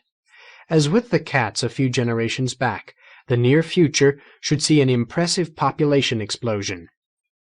Kendy would guide the civilization that resulted. He had been right to move now. The Carm was coming back into range. Kendy's telescope array picked it up, falling east and out, slowing. In present time, Boos and Carlet and Rather were on watch while the others slept. The Carm moved through a patch of thin fog. Fog didn't block the Carm's senses. Kendy noticed the anomaly some time before the crew did. He saw birds of unfamiliar type. They had lungs. The Carm's sonar could see the triple cavity, but they had retained part of what must once have been an exoskeleton. An oval of hard, sky-blue shell covered one side. 14 of these birds, each about the mass of a boar pig, were strung in a line across the sky. They were folded into themselves, fins and wings and heads folded against that oval of shell. Sky-blue blobs, cool in infrared, comatose or dead. Boos had noticed now. He shook Jeffer awake. "A whole flock of dead birds. What killed them?" "Nothing that can touch us with the airlock closed." Jeffer's fingers danced. "Outside air's okay, nothing poisonous." "Well, tree fodder." "What?" "The temperature. It's cold out there." Kendy had already found the source of the cold. The present-time transmission showed Jeffer easing the Carm alongside one of the big birds. The other crew were in and around the airlock. Debbie sent a tethered crossbow bolt into the bird. It twitched. She loosed another, while Kendy set a blinking light around the image of the pond. Only Jeffer was there to see it. He said softly, "Stet." They had pulled the bird aboard. Clave said, "Well, it's dead now." "I've got something," Jeffer said. "Clave, there's a pond in that dense cloud. Do you see anything odd about it?" "No life around it. That cloud's awfully thick for being so small." "What does it mean?" "I don't know." Ice. The pond was a core of foamy ice within a shell of meltwater. Ice was rare within the smoke ring. The pond was huge now, several 100,000 tons, but Kendy guessed that it had been bigger yet. A tremendous pond must have been flung out of the smoke ring by a gravity assist from gold. In the near vacuum of the gas torus, it would have boiled and frozen at the same time, and later fallen back, reduced by evaporation, reduced further by re-entry heat. Now it cooled the sky around it as it melted. Kendy could hear the pings as bubbles of near vacuum crumpled within the ice core. "I don't like it here," Boos said. "It's too strange." "Your wish is granted. Strap the bird down and take your seats." Jeffer waited while they did that, then fired the aft attitude jets. The Carm surged away. Carlet pointed into the aft view. "Look!" The shield birds tumbled in the Carm's hot wake. One by one they fluttered, then spread a rainbow of wings and tails and fluffy feathers. They basked in the heat, catching as much of it as they could. Now their shells were no bigger in proportion than a warrior's shield. As discipline moved out of range, the birds were lining up and flying west, putting distance between themselves and the melting glacier. "There's no point picking out a tree till you've got honey," Booth said. "You can find a tree 100 kilometers from the clump, and still go half 1,000 kilometers to find your sting jungle." Their catch was moored by cargo hooks, divested of skin and guts and some of the scarlet meat. Booth was holding raw bird flesh sliced thin and rolled around a stalk of lemon fern. He used it to point into the dorsal view. "And that is a sting jungle. The green dot straight out." "Stet." Jeffer tapped attitude jets to life. The carm turned. Carlet squeaked and grabbed rather, startling him awake. Booth dropped his meal to snatch at a seat back. Jeffer hid a grin. These sophisticated Admiralty folk found the carm as unsettling as Jeffer's own citizens did. He aimed the carm east of Booth's green dot. "East takes you out." "Half a day and we'll have honey. What else do we need?" "Some way to collect it," Booth answered. "We'll put Rather in the silver suit. No tree-feeding insect will sting him through that." "Right. Better than armor." "Tell us about the Admiralty," Clave said. Booth closed his eyes to think. Then, "You're lonely out here. There's too much space. Everything is dense in the clump. Think of a seed pod, and think of the Admiralty as the shell. There are more people in the market alone any time of day or night than you've ever seen. We pull the logs back to the clump over the course of a year or two, and we arrange an auction in the market. Twice we've been attacked by Happyfeet bandits. Once we got back just as another log was being docked, and we got half what we expected for the wood. But over the years we put enough money together to buy my retailer's license. This was going to be our last trip. We were going to settle in the clump, and I'd work the wood myself and sell finished planks and burl, while Ryland set about finding good husbands for our daughters. That was the point. They're reaching that age." Clave asked, "Can we really make the Admiralty believe we're loggers?" "We'll be loggers," Booth said. "Rebuilding log-bearers no problem. We should have more weapons in case Happyfeet come by, and it all has to look like Admiralty gear. And we still won't look like a typical logging family. But we don't have to, because I've got my retailer's license." "What does that mean?" "It means we don't have to sell the logs straight off. The Navy ships will escort us in and give us a berth. I can set up shop in the market and sell wood and hire anyone I like, which means that the rest of you can be workers hired off a Happyfeet jungle, or bought as copsics. Some of the Happyfeet keep copsics. The Admiralty doesn't, so you'd be free if I bought you." "Free, but not citizens." "Right. Why can't you have hired us off a tree?" Booth thought about it and smiled. "You have a gift, Clave. Tell as much of the truth as possible. Debbie, you're from Carther States directly. You were stranded in the sky, you made your way to a tree, and now you want to live in a jungle again. Okay, Debbie?" Debbie's lips were moving as she silently repeated the details. "Stet." "We'll have to say Citizen's Tree is close to the clump. Otherwise, we got home too fast, and we'd have to explain about the carm." Clave nodded. "So then we sell the log." "How?" "Set up in the market and announce an auction. Buy your Earthlife seeds with the money and go home. The Admiralty'll take half in taxes." Clave exclaimed. "Half?" Jeffer said. "Taxes?" "Taxes," Booth said, "is the money the Admiralty takes to run itself. Everybody pays, but the rich pay more. A good log is wealth. For the price of the carm, you could be very rich indeed." "The carm is what makes us what we are. We won't risk that," Clave said. "Then don't take it into the clump. The Navy won't want something that powerful floating around. They'll pay well, but they'll buy it whether or not you're selling." Jeffer tapped the forward jets awake. They were pulling near the sting jungle. Certain mooring loops fit the silver suit too perfectly, as if it were their specific purpose. 4 sets. For 4 suits? Jeffer pulled it loose. "The silver suit is yours, Rather. I'm going to teach you everything about it." Rather had seen the silver suit as a mark of rank. He hadn't thought of it as an obligation. "Did Mark show you how to work it?" "I've watched him." Lift this latch. Take the head and turn it till it stops. Pull up. Turn it the other way. Lift. Now this latch. Now pull this down. Pull it apart. Good. The suit looked like the flayed skin of a dwarf. Legs first, then arms. Duck under the neck ring. Rather closed the sliding catches, the latches.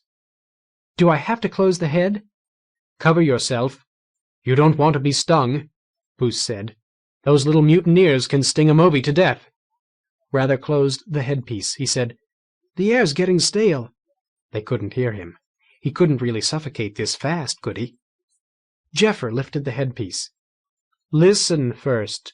Put your hand here. He guided Rather's fingers to a row of square buttons on the outside of the neck ring. He pushed one, colored lights lit below Rather's chin, and another, air jetted inward from all around the neck ring. He used Rather's fingertip to roll a small wheel back and forth. The air jets grew weaker, then stronger. Close the helmet. Rather did as Jeffer had shown him. Air from the neck ring hissed around his head. Clave was saying something inaudible. Jeffer guided Rather's fingertip to another tiny wheel, and suddenly Clave's voice was a roar. Use up the air. Does that thing have to be closed? We're not going back out of the smoke ring again, are we?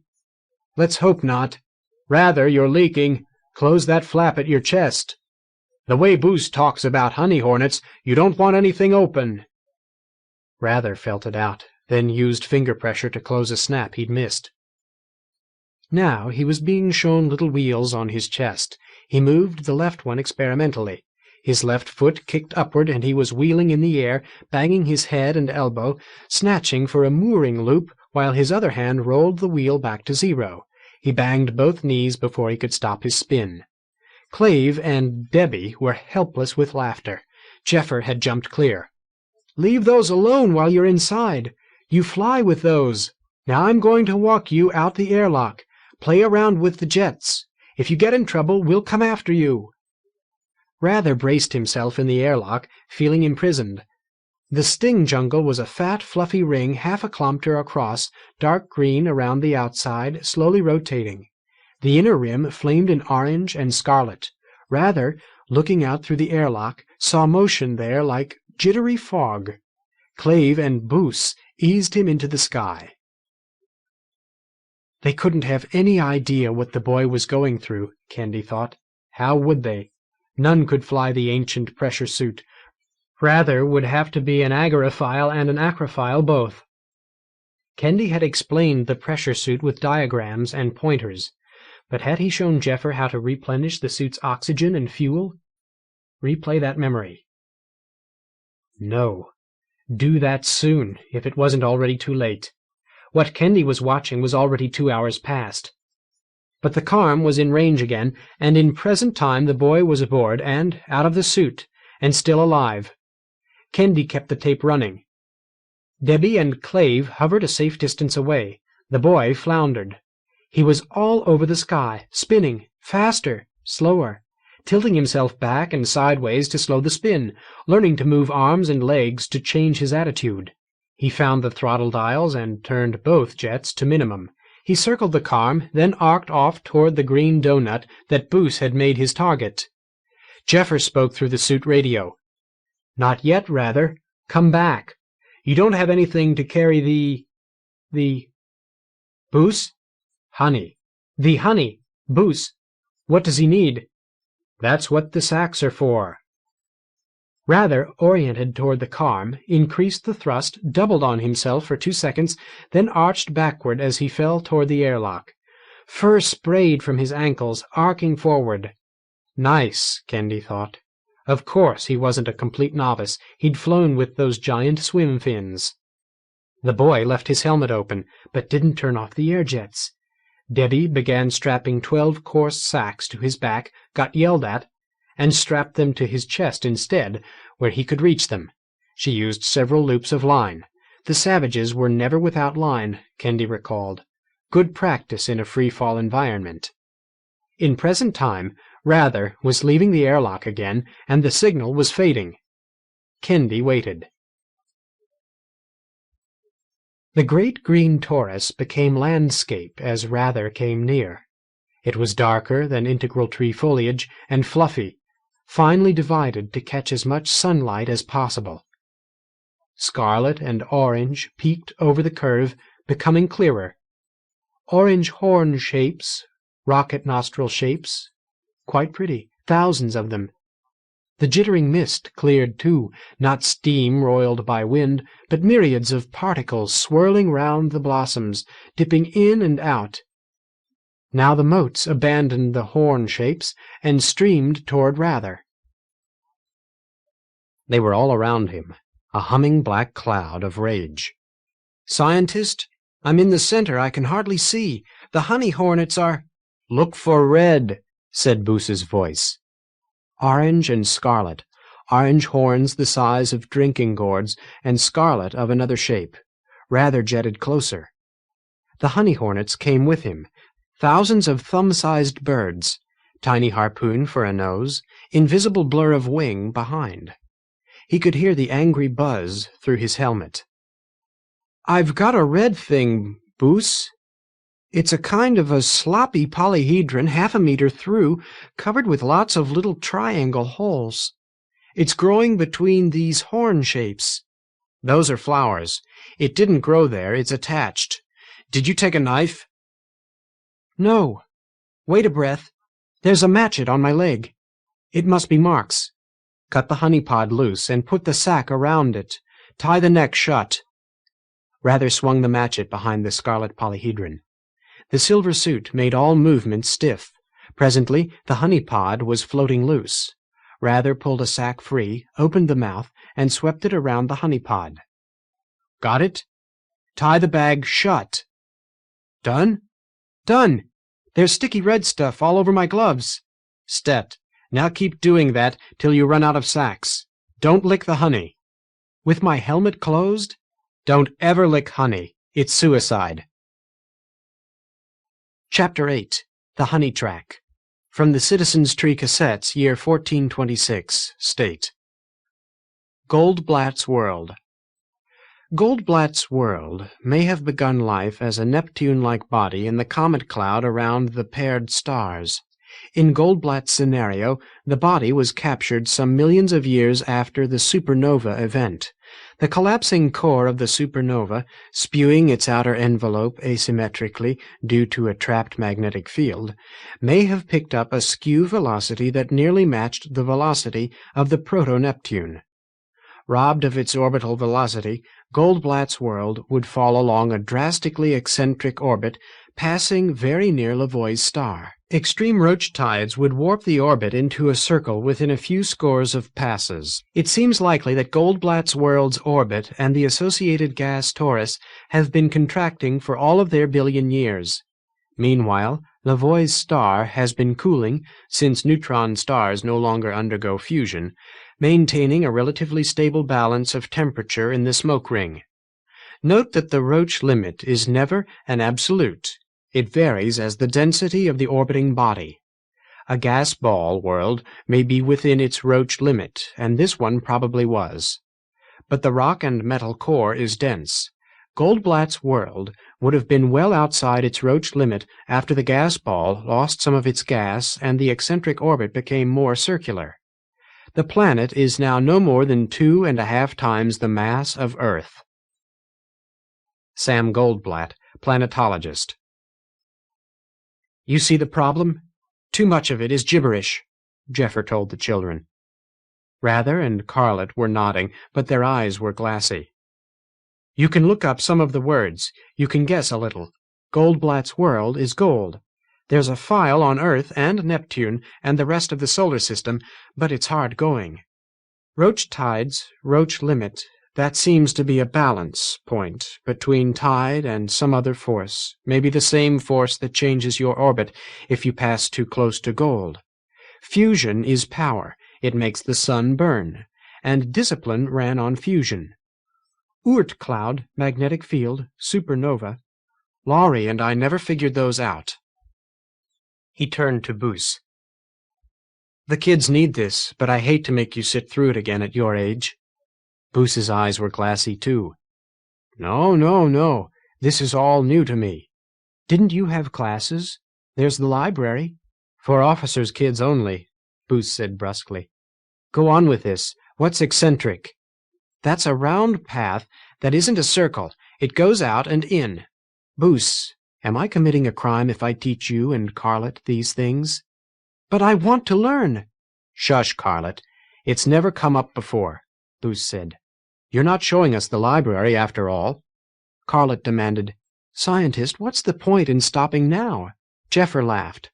He tapped, and the window was restored. The clump was nearer now, and a score of parallel dashes lay across the Carm's path. You're right, Carlet, but the lesson's over anyway. We're getting too close. Debbie answered with a raspberry. Booth, Jeffer said. Any special favorites? The smallest, I'd think, but let's have a better look. Booth disengaged his seat tethers and moved aft. Jeffer, would you open those doors? Will do. He did. Booth, don't you trust the windows? I prefer my eyes. Swing us around, will you? He braced himself in the airlock.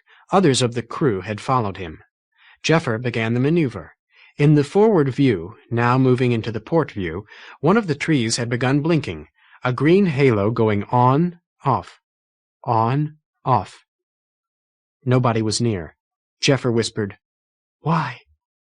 Now a point far in along the trunk was doing the blinking. Then that stopped. An arm stabbed past Jeffer's ear, and he had to repress a shriek. There, Booth said, pointing at one of the trees. 30 kilometers, and it seems healthy. What about this one, Booth? Jeffer tapped the tree that had blinked at him. Nothing wrong with it. It's bigger, twice the mass. Take us longer to get it to the market, but of course there'd be more wood, too. And there's the Carm. Why that one? A hunch. You've got no objection? Now Clave was behind him, too. Jeffer, are you playing dominance games? I'm the chairman. You captain the Carm. Booth is the logger. Booth chooses the tree. Jeffer repressed a sigh. Yes, Chairman. Booth? Booth pointed to Jeffer's selection. That one. 10 kilometers above the tuft, the wood of the trunk had grown to enclose a node of foreign matter. Jeffer saw Booth catch his daughter's eye as Carlet was about to speak. She held her silence. At the tree midpoint, Jeffer nosed the Carm against the trunk. He ran the attitude jets, while his crew pounded spikes into the bark to mark a rectangle the size of the Carm's bow. The Carm drifted while they chopped out a dock with matchets. Even on this younger tree, the bark was a meter thick. They made life easier for themselves by chopping along cracks. The 5 of them, lifting together, could rip great mattresses of bark away from the wood beneath, then saw off sections. Booth and Carlet used the saw, then let others take over until they got the hang of it. Booth and Carlet rejoined Jeffer in the Carm. Booth said, They seem to be doing all right. But it's scarred, Carlet objected. And how much wood will that cost us? She shrugged. 5%? And weren't we in a hurry to get home? Booth was smiling. Exactly. Jeffer, why this tree? You'll be painting a line of honey down the trunk, Stet. Have a look at that scar. Can you tell me what I'm supposed to find? No, I can't. Jeffer the scientist, Citizen's Tree gave us shelter and a place among you. We're grateful. I will not quarrel with any decision you make. You won't need to test it again. Jeffer could feel his ears and cheeks burning. If that scar isn't more interesting than you expect, you can count on it that I won't make a fool of myself twice. Stet? Stet. I won't raise this subject with the chairman, ever. You are kind. What's next? The honey line. In the cabin, the roar of the main drive was like a great beast heard far away. But outside the airlock, the roar was deafening. A translucent blue flame reached out from the Carm's main rocket nostril. Warmth backwashed against the bark. Carlet's eyes were big with fear. Rather pulled at her arm to set her kicking toward the In Tuft, and followed, with Booth following him. They stopped where the noise had decreased somewhat. The rough bark itself absorbed sound. Booth screamed, That noise is beyond belief. What is that damn carm, a ship from the stars? Jeffer says it rode here on the starship. My father never saw discipline. What Rather said would be true, whoever his father was. But he's seen the stars. They're real. I'm afraid of it. I admit it. Look, the noise is scaring the bugs out of the bark. Let's get to work. Boos used a branchwood matchet to open a hole in one of the honey pots. The interior was partitioned. The cells held red, sticky honey. Boos used the blade to paint it on the bark. You'll find a few hornets still in there, he told Rather. They try to sting through the sac if you give them a few days to get restless, and then they die. But don't count on it. Don't let one get at you. Now you paint dabs a couple of meters apart. Closer, you waste honey. Farther apart, the bugs lose their way. Rather had thought he was a climber, but this was different. He had problems keeping up. He was almost lost among the sacks he was carrying. Boos and Carlet climbed head down. They would have left him behind if Boos had not been stopping to paint the trunk. They took a breather when the sun was at nadir and the shadows had become confusing. The sun was passing closer to Voy as the year waned. A day later, they took a longer rest. This is the part I like best, Boos said. We're usually in too much of a hurry. This time your carm is already pushing us home. We can take our time, do what we like. Like what? I'll show you as we go. Boos began tearing up sheets of bark, greater than a man, mooring them edgewise against the bare wood. When he had them arrayed, he set them alight. The smoke tended to stay where it formed. Boos moored a 4-kilogram slab of shellbird meat in the cloud. They broiled smaller steaks on their matchets closer to the fire and ate them still hot. The smoked meat will keep till we're down, Boos said. But there are other things on the trunk. You've never climbed? When we were children we did a little climbing, but just on the lower trunk. We weren't supposed to go more than a kilometer up. If you fell, the foliage would catch you. Any higher, we rode the elevator. They slept carefully tethered in cracks in the bark. Sometimes, for moments, the roar of the carm could be heard above the wind. A dark cloud had formed above them and was gradually drifting down. The bugs of the tree had found the honey. They breakfasted on smoked bird. Then Carlet did the painting while Boos carried the food. The sun circled them once and again. Always they stopped when the shadows were pointing straight out. Water was beginning to flow sluggishly in alongside their path. Bugs like it damp, Boos said. The bark's wet enough for them around the midpoint, but not lower down. You have to paint down the east side, alongside the waterfall, or they won't come. Also, the trunk blocks the wind. You don't want the bugs blown away. There was fan fungus like so many pallid hands reaching from the bark. Carlet showed Rather how to tear the red fringe off before eating the white interior. It was bland, almost tasteless, but went well enough with the strongly flavored smoked meat. With lunch came entertainment, a gust of roses on the wind. The stems were 4 meters long. Dark red blossoms, fragile as tissue paper, pointed straight toward Voy, soaking up blue Voy light. Rather had never seen the like. He and Carlet watched the roses blowing east until they were out of sight. Rather took his turn painting. Boos kept a close watch, but it seemed simple enough. A dab the size of a baby's hand, the next dab 2 meters lower. A dark cloud flowed after them down the trunk. The wind grew stronger, though the trunk blocked most of it. The growing tide made climbing easier for Rather. The water flowed more strongly. It was cleaner than pond water, cleaner than the water that reached the basin in the commons. It tasted wonderful, and painting was hard, thirsty work. In 2 days, Rather's arm was one long cramp. He was too tired to help with dinner. Boos managed alone. He found shelled things hiding in the bark and pulled them loose. Roasted, their white flesh made a fine meal.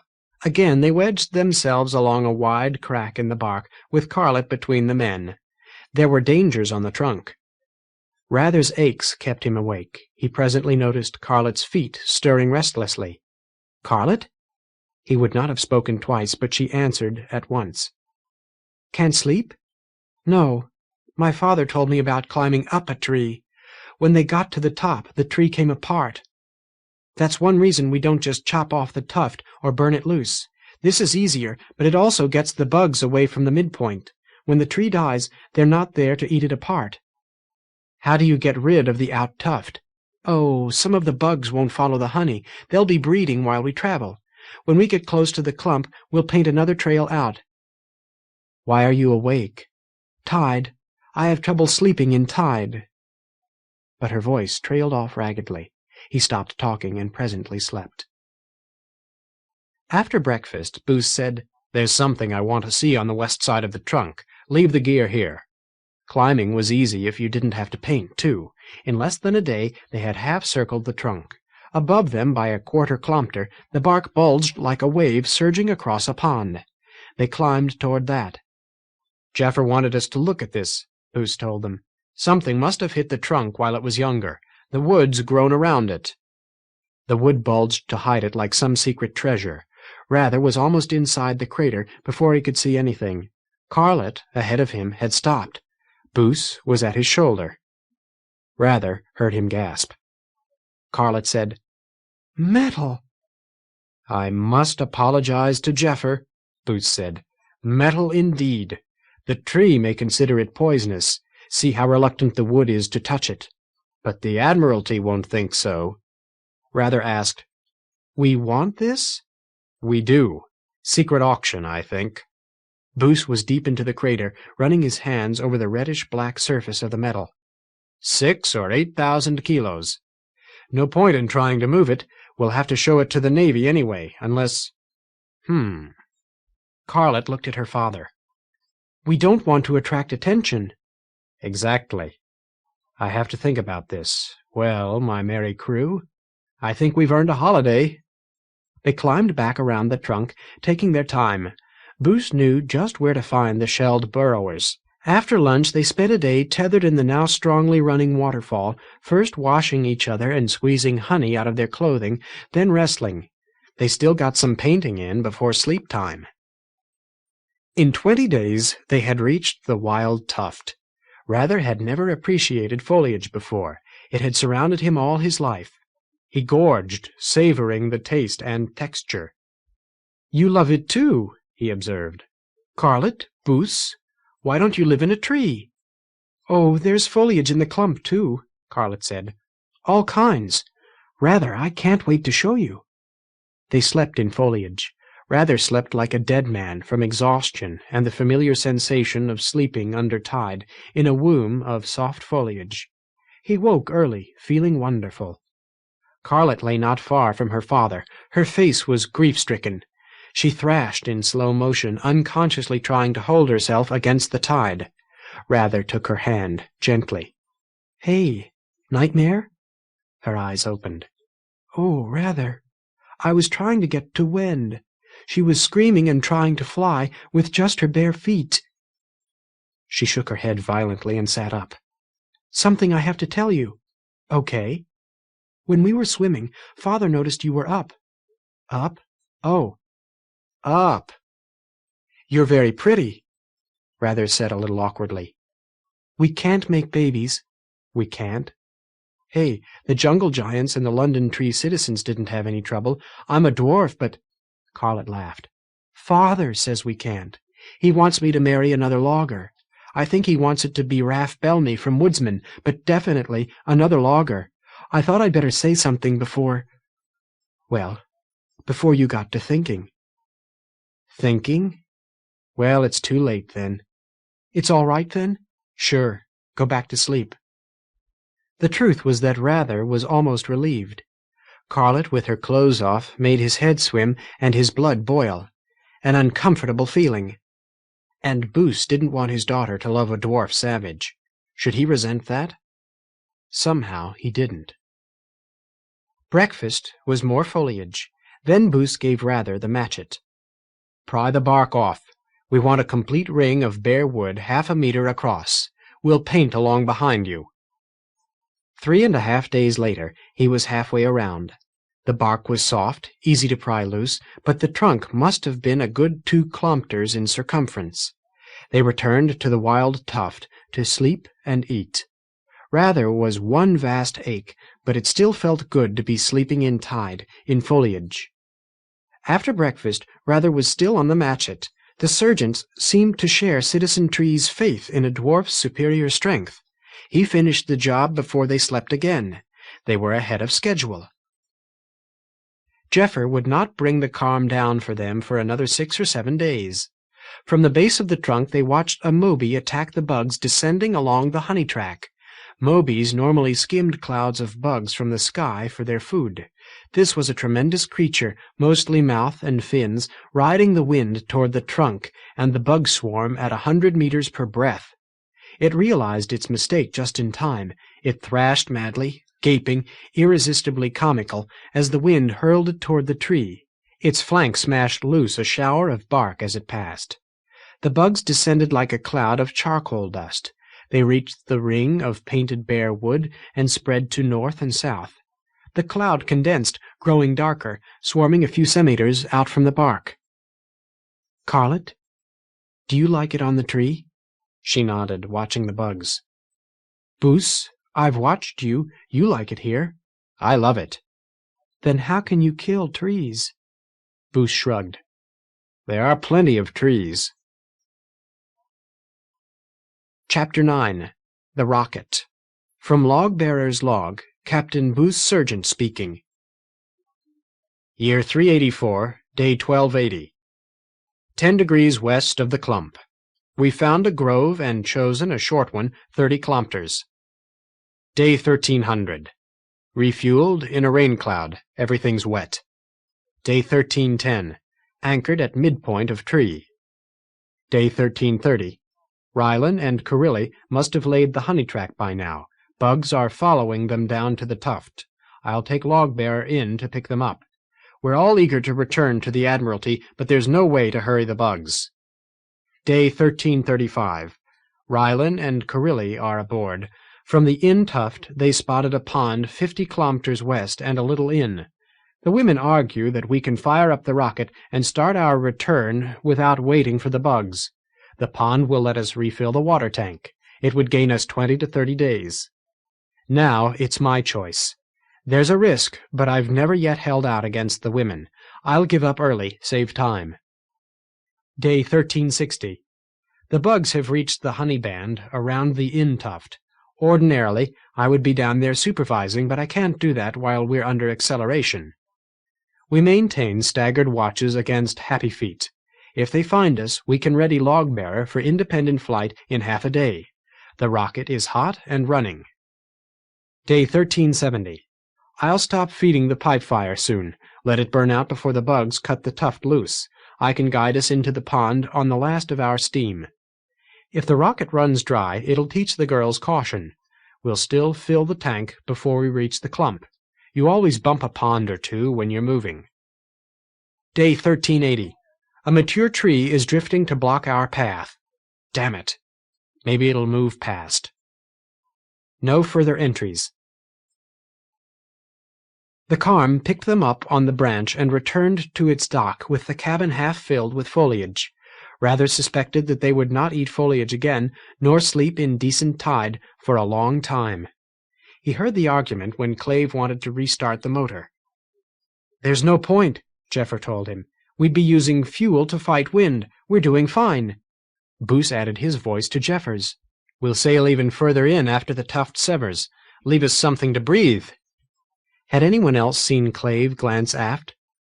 Clave had taken less than a breath to read the faces of his crew, but Rather had caught it. Not so long ago, far away in Citizen's Tree, Gavin had spoken thus to his eldest son. "You're a citizen now. Watch Clave during a meeting. He leads where we'll go. He always has. You don't have to go Clave's way just because Clave says so." The motor stayed off. The tree moved ponderously west and in. Its westward motion slowed over several days. The days were shorter, and Voy had come nearer. The smallest children learned never to look directly at Voy, but rather could tell. In the corner of his eye the violet-white pinpoint was more intense, closer and smaller, with less sky to blur and distort it. It took 6 days to make a sleep, then 7. Time whirled around them until they stopped caring. The journey had become more important than their destination. The crew lived on the bark, all but Jeffer. They found the calm too strange. Even Rather left the calm after a few sleeps. He had learned that he liked strangeness, but he sensed that Jeffer saw him as an intruder. The scientist captains the calm. Debbie and Boos disappeared down the trunk to monitor the progress of the bugs. They returned with smoked Dumbo meat and 2 cured skins, which Boos shaped into armor that looked remarkably like the silver suit. "We won't use it this trip, but it's standard gear. The Navy will expect us to have it." A grove of integral tree sproutlings passed voyward of the tree, the first the citizens had ever seen. They were a few scores of meters long, tufted only at the out end. "The seeds drop away, out and in," Boos told them.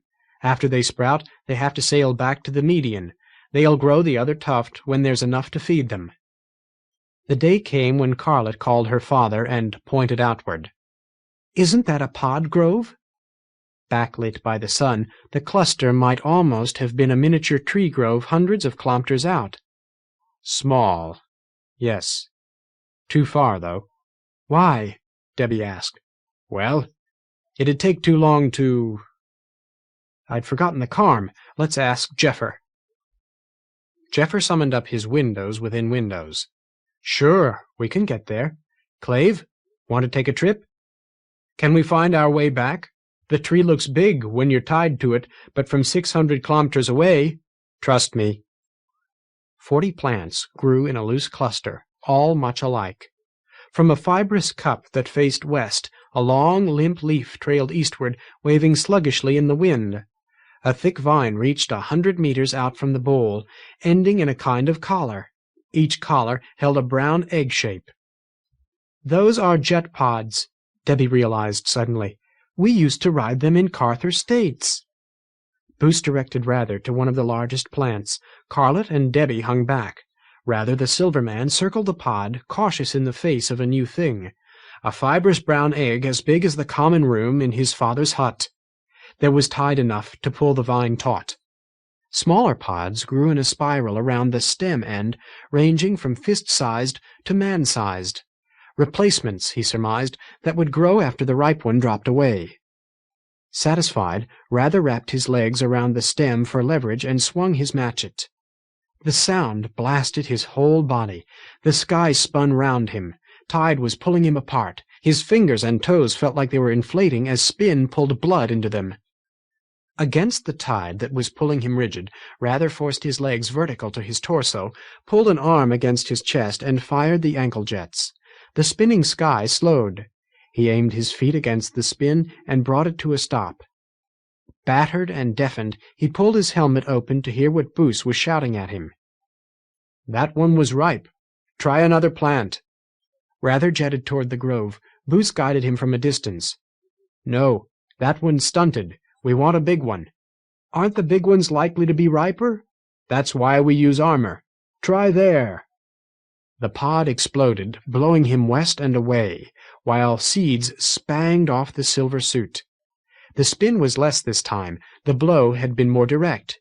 Rather opened his helmet. "I think I had more fun on the tree." "It's too wet here.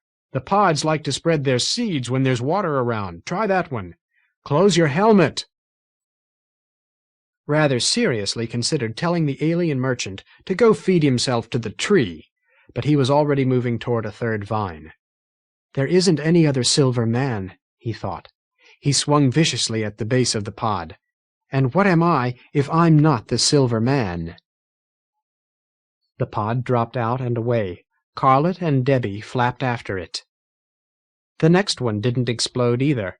Rather chased the seed pod down, with Boos chasing him. They braced their shoulders against the pod and started back.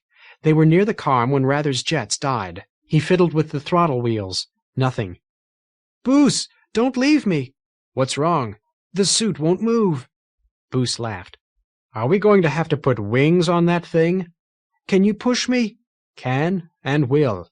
Here comes Debbie. I'll push you and the ladies can have the pods." Booth seemed indecently cheerful, and rather was a long time understanding why. Booth had found a flaw in Citizen's Tree's intimidating science. "You ran out of fuel, that's all," Jeffer told him. "See that little red light below your chin? It was on when I started out. I don't know what it means."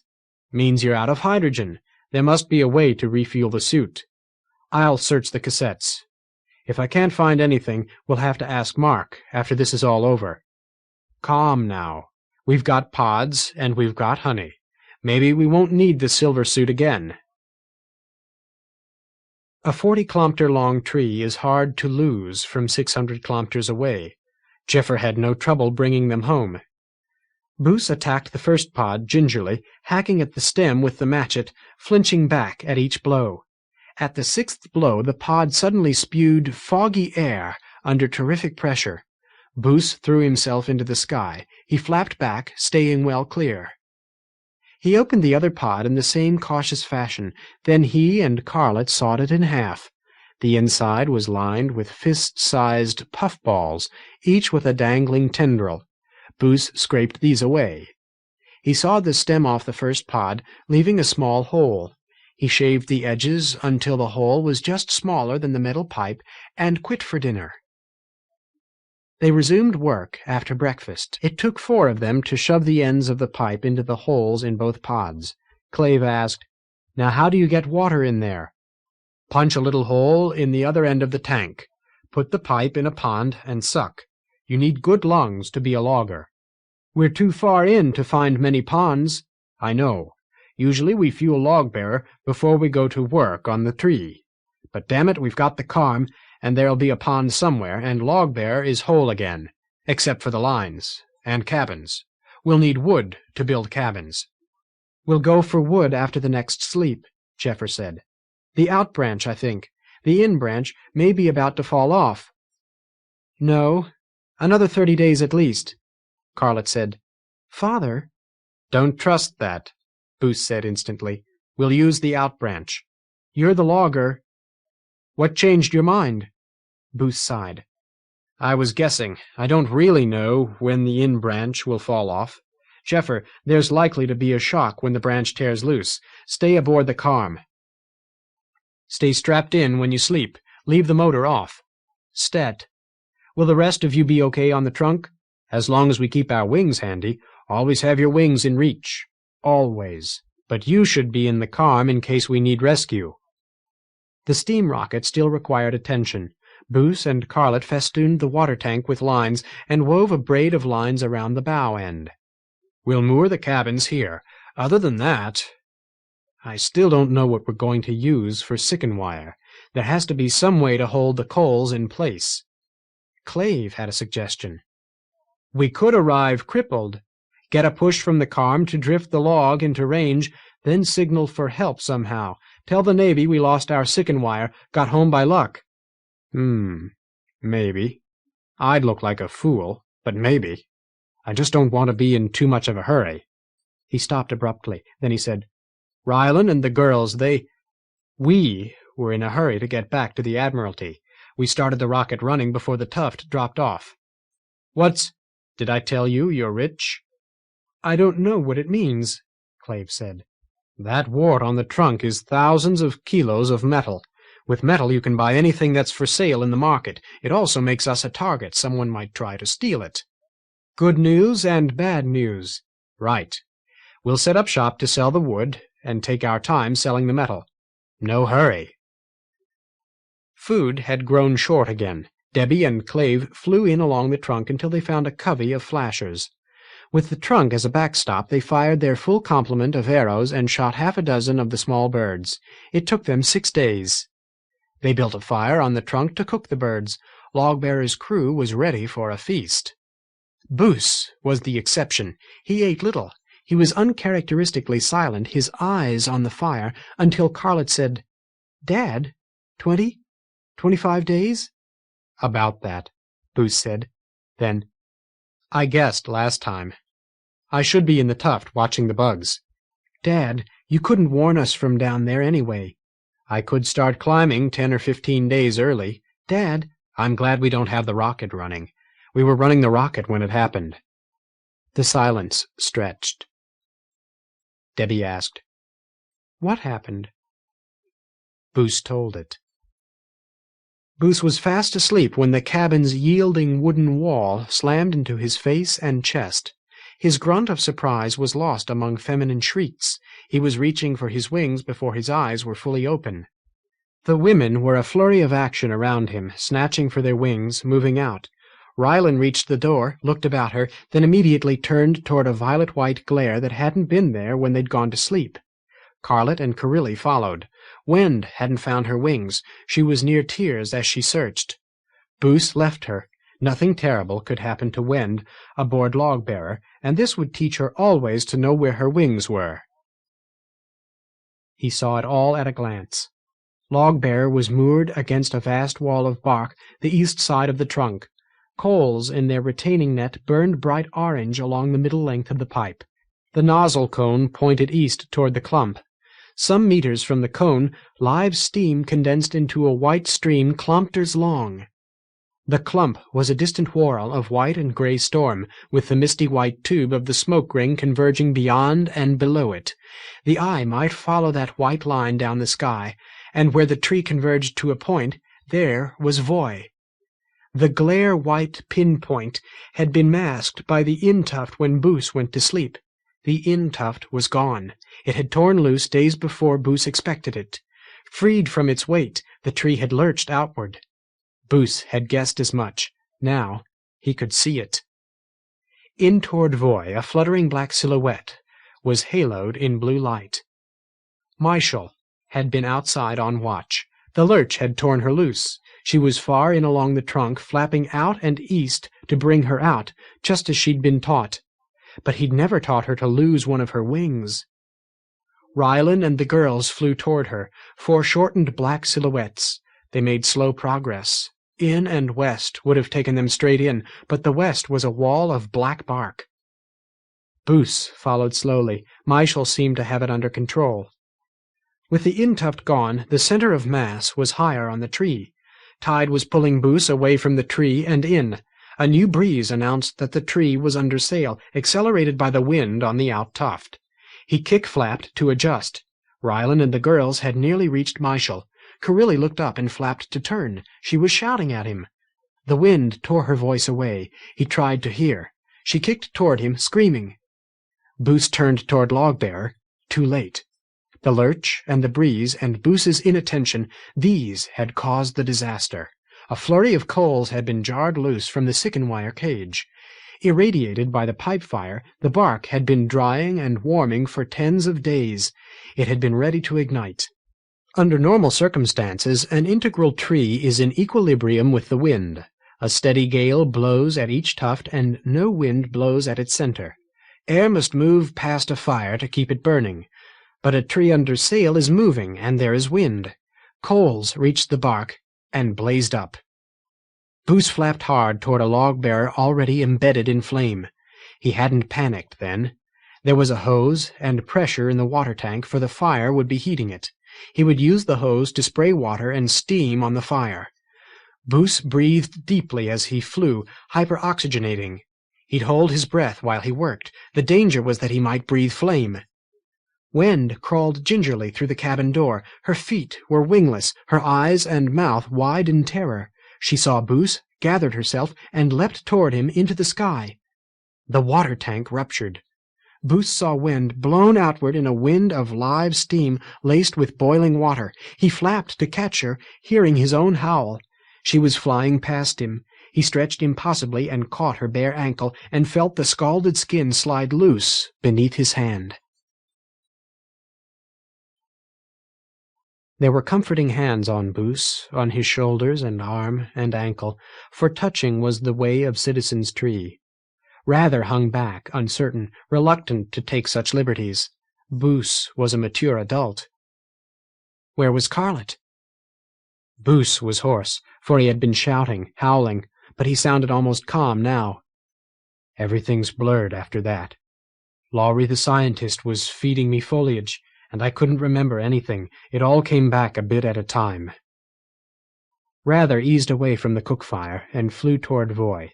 Behind him, Boos was speaking mostly to Debbie, who was rubbing his temples. It never happened before, not to us. Sometimes a logging concern just disappears.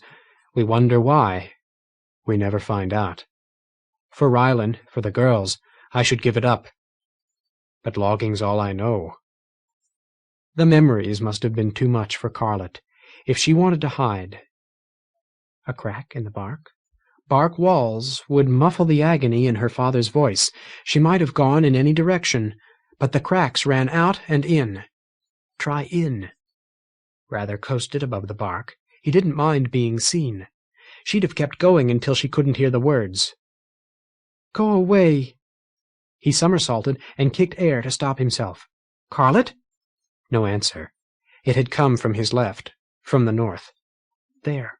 Scarlet showed in a crack. He said, I wouldn't have found you if you'd kept your mouth shut. She was pulled into herself like the shellbirds around the ice pond. Her wings were on her back. He fluttered into the crack beside her, but didn't touch her. It must have been bad. It was bad. He tried again. Want a hug? I want Wend back. You have to learn to think of her as a lost one. She was 15. She wasn't even 2, Jill had wailed after a sister sickened and died. Ilsa had hugged her daughter frequently. When Ilsa died at 31, it had been no better for Jill. Age didn't matter. Touching helped. Rather worked his fingers into her hair and began a scalp massage. She didn't move. He said, I've had brothers and sisters die. We all have. You forget. She'd removed her sleeves after the fluff died. The skin of her arms was smooth and richly dark, and she suddenly wriggled about and had him in a death grip. Rotating, they drifted in the sky. Rather still wore his wings. His instincts told him to return to the tree. He held her. She wasn't sobbing. Presently she pulled her chin off his shoulder and kissed him. He asked, Better? Yes. I don't want to go back. Will you be all right here? Shall I stay? Half a dozen finger cactus drifted east, less than a kilometer distant. A wind-borne finger cactus could be lethal. These were only drifting, and drifting away at that. But you never stopped looking for danger. Carlett hadn't answered. He said, Your father might get upset if we stay here too long. Father's made mistakes before. He tells you who to make babies with, though. Michel had to ask, and she's older than you. Do you want to go? No. I thought hard before I took my clothes off in front of you. He remembered swimming in the waterfall and laughed. I noticed, but Boos was there. She freed him, and all the muscles in his body jumped. Loose in the sky, but he had wings. Carlett drifted, rotating away from him. Donning her wings? No, she pulled her tunic over her head, then rolled her pants off and balled them up together. He looked. Now she was tying her wings to her ankles. Her clothes, too. Nudity was not strange to him, but this was different. Carlett was long, 1.5 times his own height.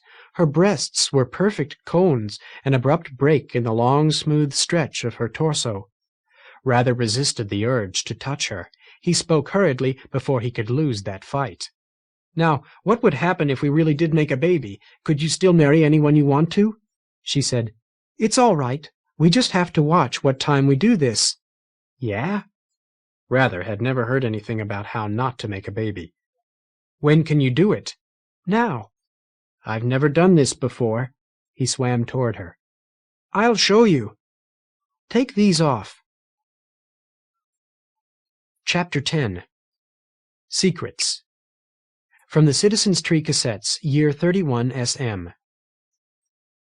Fisher plant is bowl-shaped, 100 to 300 meters in diameter. It can extend a long water-inflated root into a passing pond for fertilizer as well as water. Fisher jungle may be considered a large, 400 to 700 meters, fisher plant with a sting. May attack big birds as well as ponds. Prey are brought into the jungle to rot. Finger cactus. The newly budded form looks a little like a green potato with eyes. Fingers sprout from the eyes, and branch and rebranch until an adult in flower may bear 20 to 30 fingers. Each finger is tipped with a spine. Any creature that comes too near may be speared, and then roots grow into the victim. Later in life, fingers bud new finger cactus. Dangerous. Rather woke because his eyes burned. They were filled with tears. Blinking did no good. The tears were under his eyelids, filling them. The pain had him whimpering. He tried lifting his eyelids with his fingertips to let the water out. That hurt. Mopping his eyes with his tunic brought agony. He couldn't see. Carlet! He remembered that she wasn't with him. They had not returned to the cook fire until all were asleep except Debbie, on watch. She had winked at them. They had separated. Sleep. Then daggers in the eyes. He would not have wanted Carlet to see him like this, but he was alone and blind. Clave! Debbie! Anyone! Rather could feel bark surrounding him. Yell again? He'd yelled when the Silver Suit's jets gave out. The memory embarrassed him. He'd had gritty eyes before, when he was tired, but not like this. Someone help me, I can't see. Rather? Debbie, my eyes are on fire, and I don't know why. Her hands were cool and rough on his cheeks. Open them. I can't. He got them open, just a slit for just a moment. The light was agony. They're bright red. I'll get Clave. Don't loose your tether. No way. The pain grew no worse and no better. It was a long time before he heard voices. Rather? Clave, what's wrong with me? Long fingers held his head still. Thumbs lifted his eyelids. You're not blind. You're not dying either. It's an allergy attack. Your father used to get this way when Dalton Quintree was dying of the drought. We were too far in toward Voy. Dry, thin air, and not enough sleep. What do I do? Gaving mostly suffered. In half a day he'd be over it. Don't rub your eyes. Let me think. It seemed to hurt less, now that he knew it would go away. It hadn't killed Gaving. And if they both had the same allergy, then... He's really my father. I should tell him. Mother, too. And Mark. But the pain was more urgent. Clave, if this happens when I don't sleep, and I can't sleep because it hurts too much... Clave... His line went slack. I've thought of something. Just relax. I'll tow you. Kendi for the state. Kendi? Tree fodder. It's been a long time. That's not my fault, Jeffer. Every time our orbits have matched, there has been someone else in the calm. Where are they now? I don't find them outside, either. They're asleep. I was, too. Everyone but me sleeps on the bark. Kendi, how do I refuel the Silver Suit? Diagrams appeared. Carm and Silver Suit, side by side. Parts of the schematics blinked blue as Kendi talked. Jeffer saw that tanks along the calves of the Silver Suit were what made the legs so bulky. Hydrogen here. Oxygen here. There's hose under these little panels. The spigots are recessed, here and here, under these covers on the hull. You open them from the control panel. Bring up the schematic, then twist above these dots, this way. An arrowhead circled. Good. Remember, oxygen line from here to here. Hydrogen from here to here. Getting it wrong may cause an explosion. What keeps the gases cold? In a pressure suit? No, the gases are just under pressure. That's why the tanks go dry so fast. Kendi's face was back in the bow window. Did you find 6 metric tons of metal ore? Yes, thanks. Booth says it makes us rich. Good. I see you've been building a steam rocket.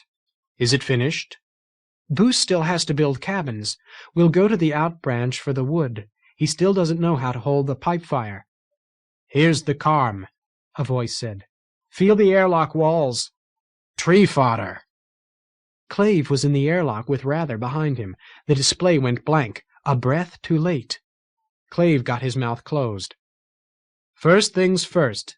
Scientist, Rather's having an allergy attack. You remember how Gaving was during the drought?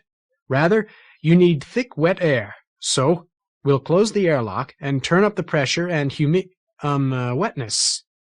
Do it, Jeffer." Jeffer let his fingers dance. Close both doors, humidity up, pressure up. Pressure in his ears. He worked his jaw. He untethered himself and moved aft. Rather's eyelids were puffy. The eyes were scarlet. Jeffer said, "It goes away after a while no matter what you do. This might help, or not. Work your jaw to pop your ears." He turned to Clave. "Well? How long has the checker been back?" "Since the surgeons reached the trunk." "Why didn't you tell someone?" "Me." "Let's go outside." He opened the inner airlock door and gestured Clave in. From the look of him, Clave might explode any minute. But he came. They were nose to nose while the inner door closed and the outer opened. "Keeps the pressure in," Jeffer said. "That's why it's called airlock." He kicked out into the sky. Clave followed on mismatched wings. "You're stalling." "No. Kendi can't reach us except when the sun is dead east, but anything that goes on in the Carm, Kendi hears it later. He can't hear us now." "He wouldn't have heard us in the Citizens' Tree Commons." "Yeah. Clave, the truth is that I didn't trust anyone else to talk to Kendi. I don't trust Kendi, and he's very persuasive." "Am I too fluff-brained to say no?" "Clave—" "All right. So I was arrogant and wrong-headed. Now let's go tell the surgeons. Hey, Sism!" It wasn't really a shout, but Clave's long fingers closed over Jeffer's face. After a moment, the palm lifted to expose an evil grin. Clave said, "You still should have told me. Rather didn't see anything. Did you tell Lowry?" "No." "What does Kendi want?" "He wants the clump. He wants to know everything about the clump." "This trip was his idea, wasn't it?" "I told you he's persuasive. Clave, we have to tell Rather about this before he talks to anyone. He already knows too much. Nobody else, right?" "Right." "Then I want to talk to Kendi. He comes in range every 4 days lately. 4 days from now, when the sun is dead east." Jeffer found Rather in the scientist's seat, hands poised above the controls. "Freeze," he said. "Now move away." Rather obeyed. "I was trying to open the airlock." "Use the little lights on the doors. Rather, any citizen knows better than to fiddle with the controls. Once I nearly killed us all with one ill-considered tap of one finger. But I don't have to explain that to you. I only have to say, Jeffer captains the Carm. Keep your tree-feeding hands off the controls. Stet?" "Stet. Sorry, Jeffer. I've seen you open the doors and I was feeling shut in." "How are your eyes?" "Okay." He held still while Jeffer looked. Rather's eyes were pink and the lids were puffy, but he didn't blink. "From now on you sleep in the Carm with me. I should have someone here anyway in case we get shaken up when the tuft tears loose." Rather had already summoned the blue diagram of the Carm's cabin. Jeffer opened his fingers over the lines that represented the airlock. The doors opened behind him. He said, "Help me get the hose linked up, then take it outside." Boos met them at the door. "I'll take that, Rather. We're filling the rocket. How are you doing?" "Better." Debbie, Clave, and Carlet waited at the rocket. Boos and Rather crawled along the bark, dragging the hose after them. Boos spoke quietly. "Did you know that Carlet was a cross-year child?" "No. What's it mean?" "The cross-year is when Voy crosses the sun. Children born at the cross-year are unpredictable. They can go any way at all. Rather, I'm trying to tell you that you and Carlet are not to marry. She'll marry a logger." Rather didn't answer. Carlet's expression was unreadable until the moment Boos's back was turned. Then she winked. Rather felt his face glowing. To work. Boos forced the hose into the rocket nozzle. "Jeffer says he can fill it without anyone sucking on the end. Clave, give us a hand here. Now push. Jeffer, ready." The three were braced to hold the hose in place. Clave said, "There's a signal Jeffer uses that tells the carm to push what's in the water tank back out. It gets rid of mud." The hose writhed. Water sprayed out around the join. Rather could feel the power of the water trying to tear the hose out of his hands. They held it, and suddenly the hose bucked loose and thrashed like a live thing. Rather dodged and was flailing in the sky. Boos bellowed, "Enough! Jeffer, it's full!" They were soaked before the hose went limp. Jeffer called cheerily from the airlock, "When do we see a test?" Boos looked embarrassed. "I still don't know how to substitute for the sicken wire. We've got time." "Yeah, well, we've used up too much water, one way and another. I want to refuel the carm. Clave, rather, come along." "We won't be long, Boos. The rest of you can start dinner." The three of them returned to the carm. Clave asked, "What do we do for a pump?" Jeffer was smiling. "I've thought of something. There's a pond 30 kilometers out and a little east."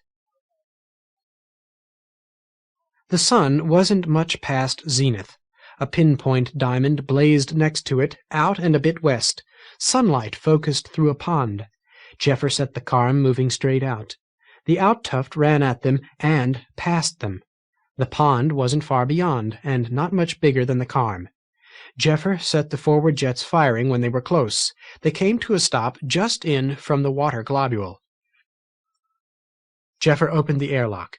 He told Rather, "Get into your wings and follow us. Bring the silver suit. We'll refuel the jets." Jeffer led them outside and around to the carm's dorsal surface. Rather followed, tugging the silver suit by its limp wrist. There, Jeffer took the suit from him. He watched as Jeffer produced narrow hoses from under a hatch. Clave said, "Forget the suit for a while. Let Jeffer do it. Rather, you missed something during the allergy attack. What do you think happened then?" "All I know is you caught Jeffer at something." Jeffer grunted. He had the hoses hooked to holes in the suit's legs. Clave said, "You missed your chance to see Charles Davis Kennedy. You'll get it again in, half a day?" Jeffer looked at the sun. Past 2 o'clock, a few degrees out from west. "A little more than that. The thing is, this is a secret, Rather. Everybody's got secrets." "Kennedy? The checker?" "Tell him, Jeffer." Jeffer said, "Kennedy's back. He pointed out the wart for us. He talked to me the day we rescued the sergeants. We've talked since. I gather it costs him something, maybe shortens his life, and he still can't reach us more than once every 2 days." Rather said, "The tales Mark and Gavin tell, Kennedy would have killed you all if he'd known you stole the carm." "I don't think he could have done that," Jeffer said, "but he might have wanted to. We stole the carm to get away from London Tree. We had Laurie tied to her seat, and Mark the Silverman, too. Kennedy might have called it mutiny. You know some of this," Rather said. "You were Copsics. They owned you. I never understood how you could live with Laurie and Mark after that." Clave said, "What were we supposed to do, throw them into the sky? They earned their citizenship, Rather. When the air was leaking out of the carm, Laurie found the way to plug the leak. When Kennedy was asking questions, Mark covered for us. We could have told Kennedy we were escaped Copsics, but I'm not sure how he would have felt about that. Maybe Kennedy's people kept Copsics." "Kennedy." "Yeah. He, scientist. You understand this better than I do." Jeffer said, "Give me a minute." He was moving the hoses. "Need to refuel the legs, one at a time." "Stet." "Now, Charles Davis Kennedy claims to be the recording of a man. I don't understand that. Neither does Laurie. We don't even know how cassettes work, really. I wondered if he was just some madman who reached the old starship, like we almost did, and was living aboard. But it's been 14 years, and he doesn't sound any older. He wanted to know all about us, whether we were mutineers. Well, tree fodder. We did steal the carm. We were mutineers, much as I hate the word. That's all in the past, Clave said. Yeah, now he wants to see the clump. Clave, remember how he talked 14 years ago? I think he still wants everyone in the smoke ring to be one big happy tribe taking orders from Charles Davis Kennedy. The dark pond blazed at its eastern edge. Rather wondered if there would be time for a swim.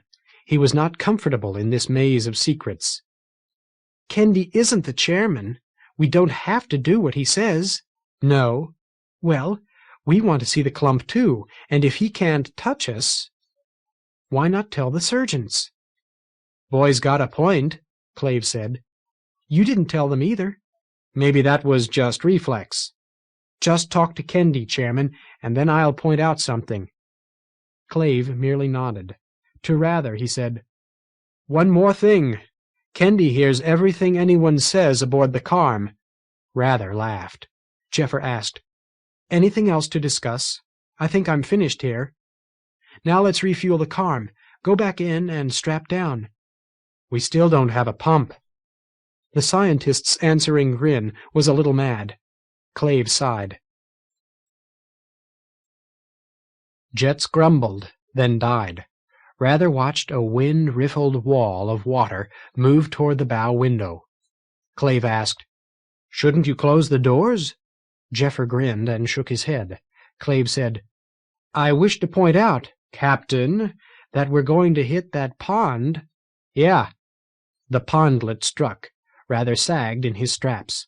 Clave grunted. He asked, Do you honestly know what you're doing? I honestly do. Through the great window the interior of the pondlet was open to view. A flock of tiny silver torpedoes sped away through the murk and disappeared through the shivering silver surface. The Carm's hundreds of years old, and nothing's hurt it yet. Now I reduced the interior pressure. Jeffer's fingers moved. The air system hissed. Water entered the airlock in an expanding silver bubble. The doors closed. Water remained inside, flowing over the aft walls, the curve of it becoming more and more concave. Waves curled and sloshed as Jeffer turned the Carm away from the pond. He grinned at them. Now I set the pressure back to normal and turned down the humidity. That tells the Carm to make the air dry by taking water out of it. The water goes to the tank. See? We can't run out of fuel now. It's something Laurie never thought of. It's tree-feeding wet in here, scientist. But you don't have to pump. Next on the agenda is Kennedy. Checker, when you hear this, please introduce yourself. Clave asked, What if he's not there? He'll hear it when he runs the record. There was a face in the bow window. Kennedy was a dwarf. Rather had expected that, but he was still taken aback. Deep-set eyes examined him, judged him, within a face like carved rock. A giant's gravelly voice said, Kennedy for the state. Hello, Chairman Clave. Hello, Rather, the silver man. Scientist, your manner of refueling the Carm is likely to destroy it. If the impact had torn away the solar cell arrays, how would you break up water? A Carm doesn't fly on water. Jeffer looked nettled. Clave said, Welcome back, Kennedy. Thank you, Chairman. Why did you hide from me? I felt that Jeffer was better equipped to judge his political situation than I. Clave bridled. And I'm not? If Jeffer had told you, he would surely have had to tell his wife. Do you trust Laurie's judgment? I give up. Between you, Stet. I watched your non-mutiny with some interest. You're a natural leader, Clave. You should be ruling many more than your 13 citizens. Thank you, Checker. Where do you propose I find another 1,000 citizens, all of whom are inclined to trust a tree-living outsider? The language was cold and stiff. Jeffer and Clave did not trust Kennedy, and Kennedy clearly knew it. He said, You need not turn a compliment into a policy statement, Clave. I can't force you to obey my orders. You can't stop me from observing through the Carm's instruments. You know that I know things you do not. Can't we work together? Maybe. Thanks for showing us the wart. You're welcome. Has Boos found a way to confine the pipe fire? Not yet. Even with sicken wire, the pipe fire is dangerous. You do have a source of metal. You can make a firebox from the wart. Clave grinned. What a good idea! You probably don't have the facilities to make a smelter. What? A smelter refines metal. It melts metal ore and burns away impurities. You shape the metal by pouring the liquid into forms. Gravity is needed, or tide, or spin. The Admiralty may have such technology, but I gather you do not. We do not. You'd set the tree on fire for sure. But you do have a saw. It was moored in the cargo section. Use it to cut slices from the wart. Kendi, you'd ruin the teeth. No, that saw was taken from Discipline. Most of the tools aboard Discipline were made to last. Even with trivial items, the major cost was transportation. The chicken wire must have been made in the Admiralty, but your hose is reinforced with hull metal alloy. The pipe is hull metal. So is the saw. You won't damage it by sawing slices from a mass of soft iron. Here. Kendi's angular visage was replaced by a line drawing of the steam rocket, then another line drawing, a rectangle with tabs at its edges. Cut 3 of these. Use the first as a template. How do we hold the parts together? Tethers would burn. Set the plates in place and pound on the tabs until they bend down. They'll fold over each other. 3 rectangular plates formed a triangular prism. The tabs along the edges blinked green, then bent themselves over to interlock. Log-bearer reappeared, and the 3-sided box now enclosed the pipe and pipe fire. Clave said, I'll ask Boos. You won't get much air flow to the coals. Mount the rocket 2 or 3 kilometers in or out from the center of mass. The wind will keep the coals alight. You couldn't make a completely closed box anyway. It will leak. Yeah. You've been thinking hard about this. I can solve simple mechanical problems. What will you do with the carm when you reach the clump? Clave was still studying the diagram. We'll hide it before we get there. Take the log in with the steam rocket. Take our time selling it. You'll want to keep the carm safe, but near enough for rescue if something goes wrong. Now, the clump is more crowded than the smoke ring in general, but one may still think of it as mostly empty space. 2,000 people won't crowd a region the volume of the Earth's moon. You'll find plenty of hiding space. Kendi, we can't steer the carm into the clump and just look around. We'd be seen. I have a better view of the clump than you do, even if it's not a good view. If you approached from north or south of the clump, what we'll do is take the log in, then look around while we're selling the wood. If we find a safe way in, we'll take it. Another thing you might consider, Kendi said. The carm is power. There may come a time when we'll want to use that power. Kendi's voice and picture faded. Well, that's that. Jeffer left his seat. He stretched elaborately. Let's go out. Take some spears. We'll get us some water birds before we turn back. They moved out. Clave said, Well? Now, do you see what I mean? He wants the carm inside the clump. He wants it bad. If he can get some Admiralty citizens into the carm, he could look them over and question them. He didn't say anything unreasonable, Clave said. Persuasive, isn't he? All right, think about this. There occurred an accident that allowed Chairman Clave to see the checker talking to the scientist. That happened after Kendi was sure he couldn't talk me into this. Clave smiled. An interesting coincidence. The carm has outside cameras, doesn't it? Yeah, and Boos would like to be rich so that he can give up logging. Do you think Kendi could persuade Boos to trade the carm to the Navy for metal? The smile slipped. We'll do it your way, rather. This stops with us, all of it. Now, shall we get us some water birds? I said that to get us outside, Jeffer said. Let's do it anyway. Chapter 11. Happyfeet. From the Admiralty Library, Year 131 SM, Day 160. Voice has set us the task of integrating the wanderers, into the Admiralty. It will certainly take generations. Executive Willoughby admits that it may be impossible, and I've come to agree. Half a dozen cotton candy jungles now trade regularly in the clump, meeting at the cross-year.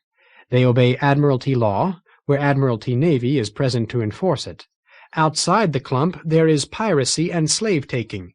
We believe that the Seekers and the Lupoff family were involved in such incidents, though they were the first to trade in the market.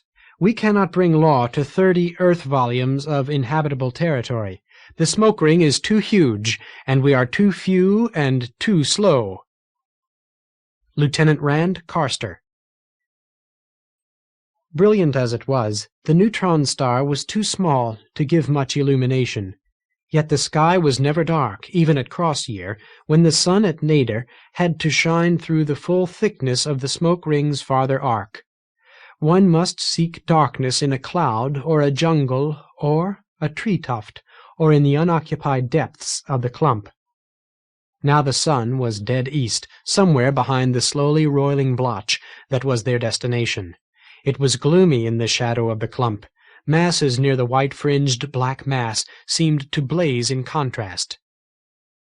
"We're better than halfway home," Boos said. "Debbie, I've been looking for more pod plants. The last thing I ever wanted was to come home with a pod for my cabin, but we don't have time to build real cabins." "The rocket's finished otherwise?" "Yes." "Good." Debbie had been working hard. Her tunic was off, and her pale skin glistened with sweat. "Now, how do we make it work?" "Trade secret." Debbie regarded Boos angrily. "We built the tree-feeding thing. You won't tell us how to make it go?" "Classified, Debbie." "Will you tell us how to make it stop? In an emergency, if you and Carlet aren't in reach, how do I stop it from just burning up?" "We'll get an extra pod and fill it with water to pour on the pipe fire." "Very good! Now, suppose you and Carlet both fall off the tree and lose your wings, and we've got to come after you. Suppose you left the rocket going. What do I want to do?" Boos found her persistence disturbing. "Use the carm, I suppose." "The carm is gone." "They're only refueling it." "It could be gone again." "Then use your wings. Don't try to use the rocket. That's dangerous."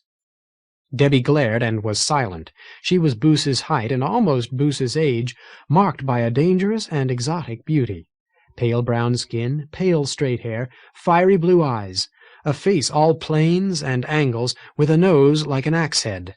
She was the type of woman who would remake a man, who would run his life for him, as Rylan was. And Rylan was far away. And if Boos carried that thought further, Rylan would know somehow, and Boos would regret it greatly. Boos looked at the sky to escape Debbie's eyes. He'd been watching the sky for days now.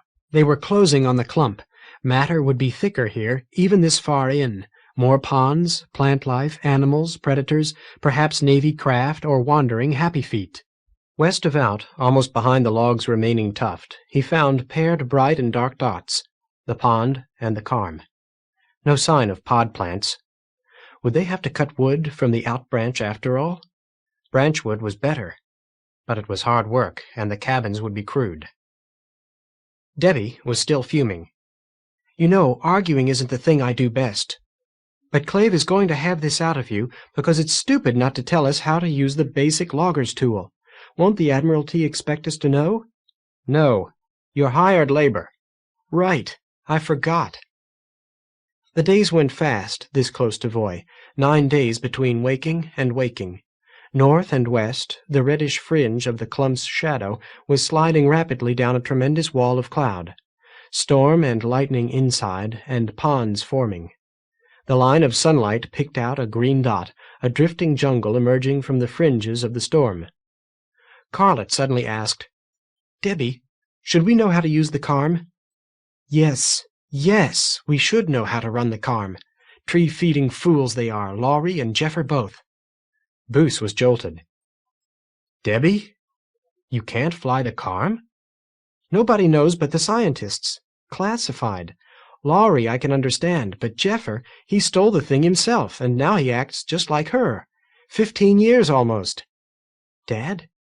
She's right. We should all of us know all of that, and we have to start somewhere. Booth sighed. Cross-year child, playing around with a dwarf tree dweller. But the women always won the arguments. Debbie, as far as any Admiralty citizen is concerned, you know nothing about how a rocket works, understand? Yes, Logger Boos. Now, what is it you loggers have been concealing from us laborers? Go ahead, Carlet. Carlet considered before she spoke. All right, just the way you taught me. Debbie, you'll have to imagine the sicken wire in a tube around the pipe. I stuff firebark inside and light it. Debbie nodded. The coals are just along the middle of the pipe, not too close to the ends. I wait. I want the metal to get hot. It should glow red. Hotter than that, the nozzle starts to char. That's bad. So I run water through the pipe. The metal stays dark red, and steam comes out the nozzle. You can't see it where it comes out, but it can flay the flesh from your bones, so stay clear. Her father smiled, nodding approval. He'd taught her well. Now, how do I move the water into the pipe? Debbie mulled it. No tide. How do I keep outsiders from watching me do it? Debbie brightened. She kicked herself to the fore end of the water tank. I'm here, right? There's a cabin, and I'm in it, and here's the plug. Just so. Carlet joined her. You pull the plug, you blow in it. When the water spurts back at you, you slam the plug in quick. I could get a lungful of water that way. Sure you could. We've all done our share of choking. Father taught us this so he wouldn't have to do it himself. Why does it blow back? Dad? Booth said, The steam pushes both ways. Out the nozzle and backward, too. That churns the water so more water comes down the pipe. After the rocket settles down, it's thrust that pulls the water through. The back pressure holds it from going in too fast. You can let the rocket run till the water's almost gone. Carlet said, You've got to let the pipe fire die before the tank's empty. Otherwise, you'll char the nozzle and the tank both. It's a mess if you have to throw water on a pipe fire. The storm was definitely reaching out to enfold the tree, and the jungle was closer too. Boos pointed. Carlet. Carlet looked. Happyfeet? Maybe. Debbie, what have we got for weapons? Harpoons. The rocket, I guess. Not enough. All right, ladies. Maybe it's just a loose jungle, and even if it's Happyfeet, they may not have noticed anything, but I think we should hide. Hide? Debbie was outraged. Boos, that's not much of a jungle. Carther States was 20 times that size. The jungle was closer now, a fuzzy green ellipsoid with a shadowy slit in it, as if foliage had been shorn away to form a window into the interior. Boos said, A jungle that size can hold a family of 20 or 30. Debbie, a tree is big. We can vanish into cracks in the bark and never be seen. I think we've got time. Help me take the rocket apart. Boos, it was tough enough putting it together. You think I like this? But Boos and Carlet were already tugging at pipe and nozzle, and Debbie perforce joined them. The pipe is priceless. We can't let Happyfeet get it. Boos gasped in the thin air. The nozzle jerked loose and tumbled along the bark with Boos wrapped around it. His voice drifted back. The rest they can have. We'll hide the pipe in some crack and guard it. Now we really won't have time to make cabins. They pulled loose the pipe and water tank. The green puffball was closer yet, and a line of vapor trailed behind it. The vapor trail became a curve. Debbie said, It's dropped 5 men. Winged. Now it's going away.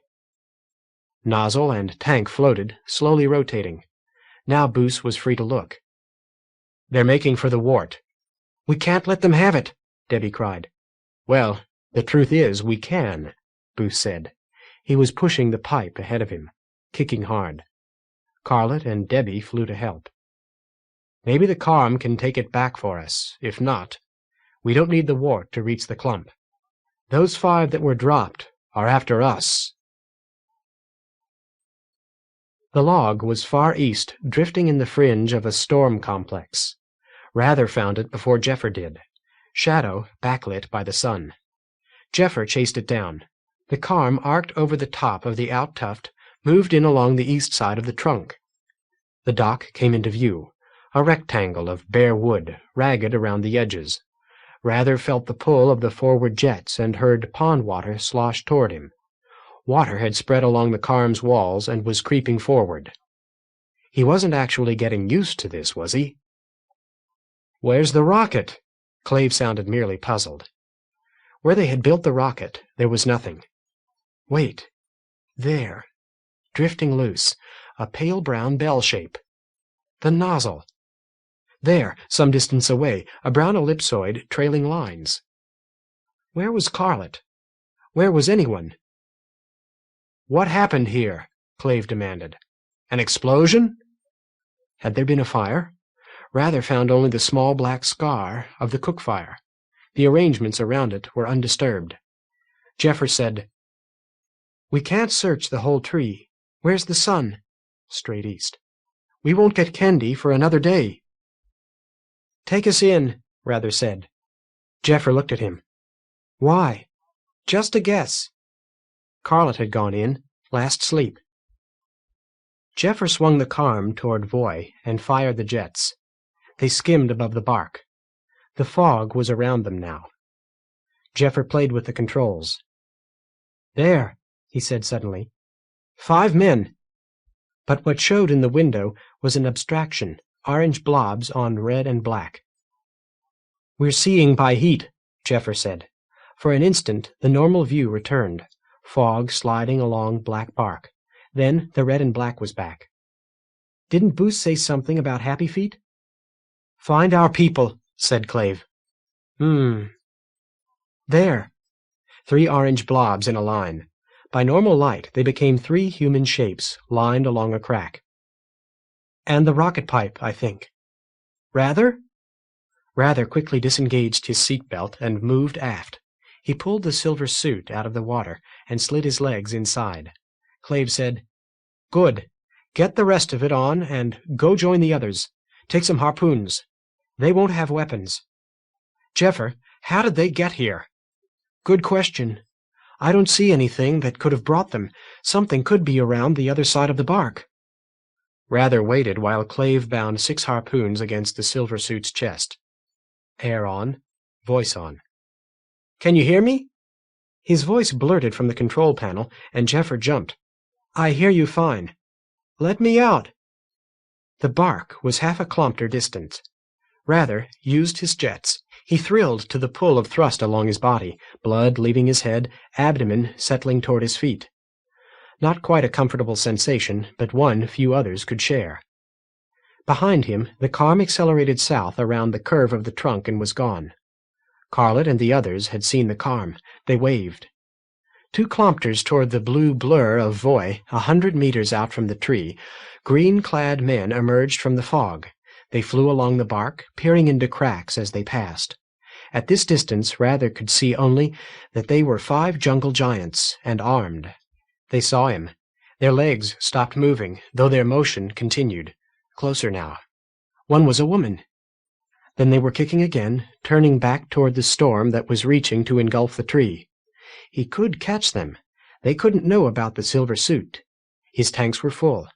Rather fired his boot jets. His course became an arc. He could catch them. Then what? Kill them? Rather's parents had both killed. They didn't like talking about it. When they did, old anger distorted their faces. Yet this was the Silver Man's duty. From time to time he killed. One of the intruders looked back, and then all 5 were kicking madly, doubling their speed. His arms were full of harpoons, hampered, while Debbie and Carlet and Booth had no weapons at all. Rather swung back toward his crew. He thumped into the bark not far from Booth. Carlet was looking at him oddly. He opened his helmet and said, "It's me. 5 of them almost found you. What happened?" "Happyfeet," Booth said. "A small jungle, steam-powered. Lupoff family, from the look of them. They want the wart." Rather thumbed his personal voice on. Silverman calling the scientist. Jeffer, they want the wart. Go for that. Nothing. They can't hear me. Boos, I'll guard you on the surface, but I don't think they'll be back. They looked like they were running. Boos grinned. They thought you were Navy. What? Skip it. Rather settled himself on the bark above their heads, helmet closed. The invulnerable warrior, and Carlet had looked at him as at some alien bird. But the Happyfeet warriors were gone from sight. The storm enclosed the tree. The fringe of it was a fine mist, just beginning to obscure vision. I wish I could use those other kinds of light Kendi sees by. And the ventral camera's almost blind. Hydrogen low, oxygen low, water volume low but increasing. We should have built a pump by now. Hey! What's that? Clave looked. Jungle. Small. Just opposite the wart. Now Jeffer spotted green dots around the puckered bark. Men, and one was pointing toward the Carm. The voice of Kendi startled him. I'm scanning in infrared. I can't see anything human outside of the wart area. Take the Carm closer. Give me a view. Jeffer accelerated in. He asked, Did you just come into range? Yes, I'm running the record of your approach. You should have killed the invaders on the east side. They could attack your people. As the Carm approached, the jungle jetted away on a trail of steam. North into the storm, then around the trunk, steam spraying in a wide curve. It was hidden before the Carm arrived. Jeffer brought the Carm to rest a quarter kilometer from the wooden crater. The Happyfeet had been digging around one side of the wart. Elongated men hovered around the block of black metal. 10, said Kendi. Rings of red light blinked scientifically on the bark, haloing men Jeffer had already spotted, pointing out others. 3 interlocked rings circled bare wood. 4 in the open, 3 between the bark and the wart, 3 more in a crack outside the crater. We'd better follow the jungle, Clave said. They could find the rest of us while we're busy here. Jeffer turned in his seat, but Kendi spoke first. There's time. There are too many to fight anyway, Clave said. Nonsense. Spray them with rocket exhaust. Jeffer, have you been shown the throttle for the main drive? Yes. Jeffer didn't know the word throttle, but Lowry had shown him how to control the push of the rockets. His fingers danced.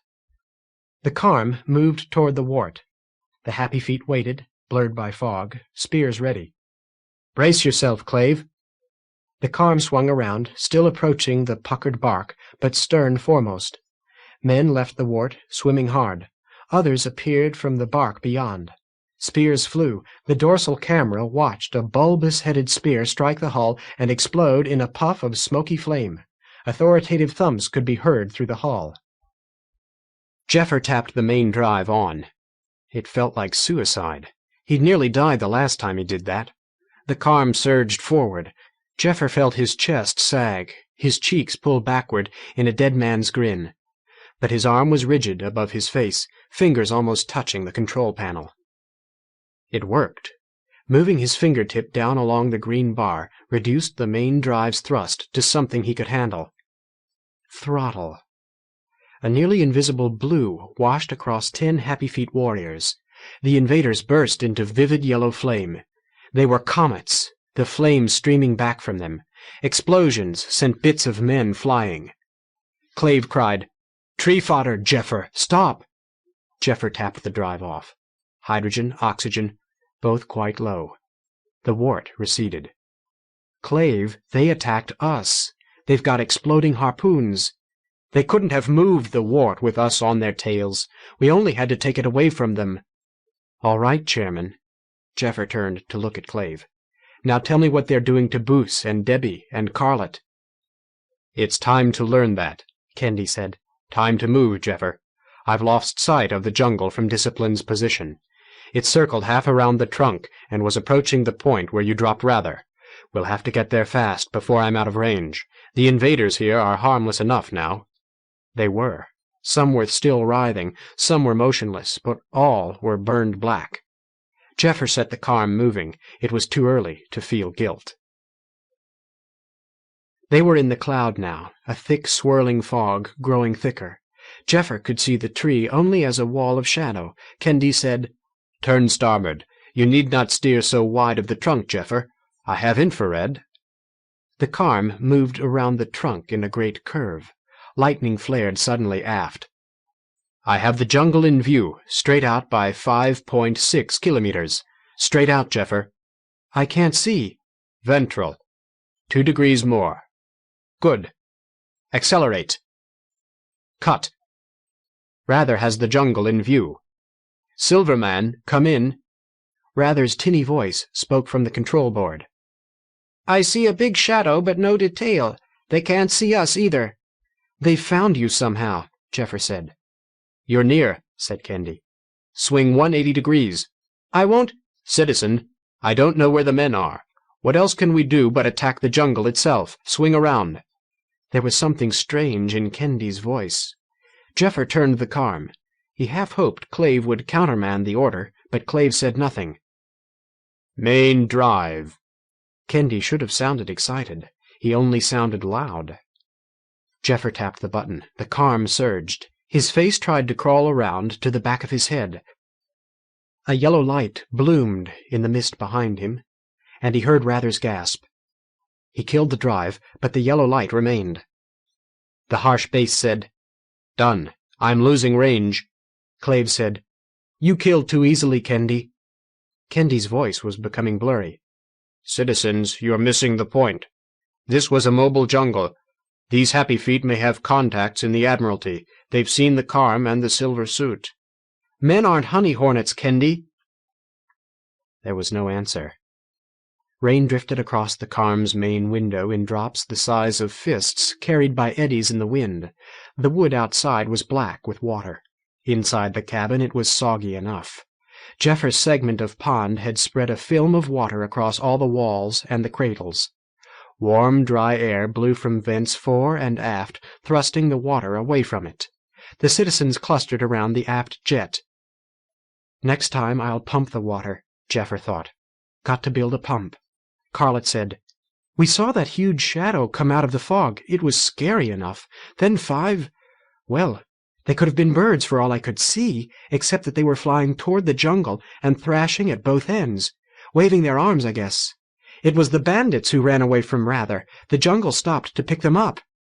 "They were loop-offs," Booth said. "I know their clothing. I've met them in the market. A big family, 3 jungles, and they'd colonize if they could buy another fire pipe. They're crowded." Clave said, "So? If the loop-offs find out what happened here, you'll have 2 jungles hunting you." "They won't find out." There was no triumph in Clave's voice. Jeffer shuddered. They were warm enough, dry enough, if they stayed in the air-jet. But the storm splashed rain across the bow window, and through the rain came the yellow glow of the burning jungle.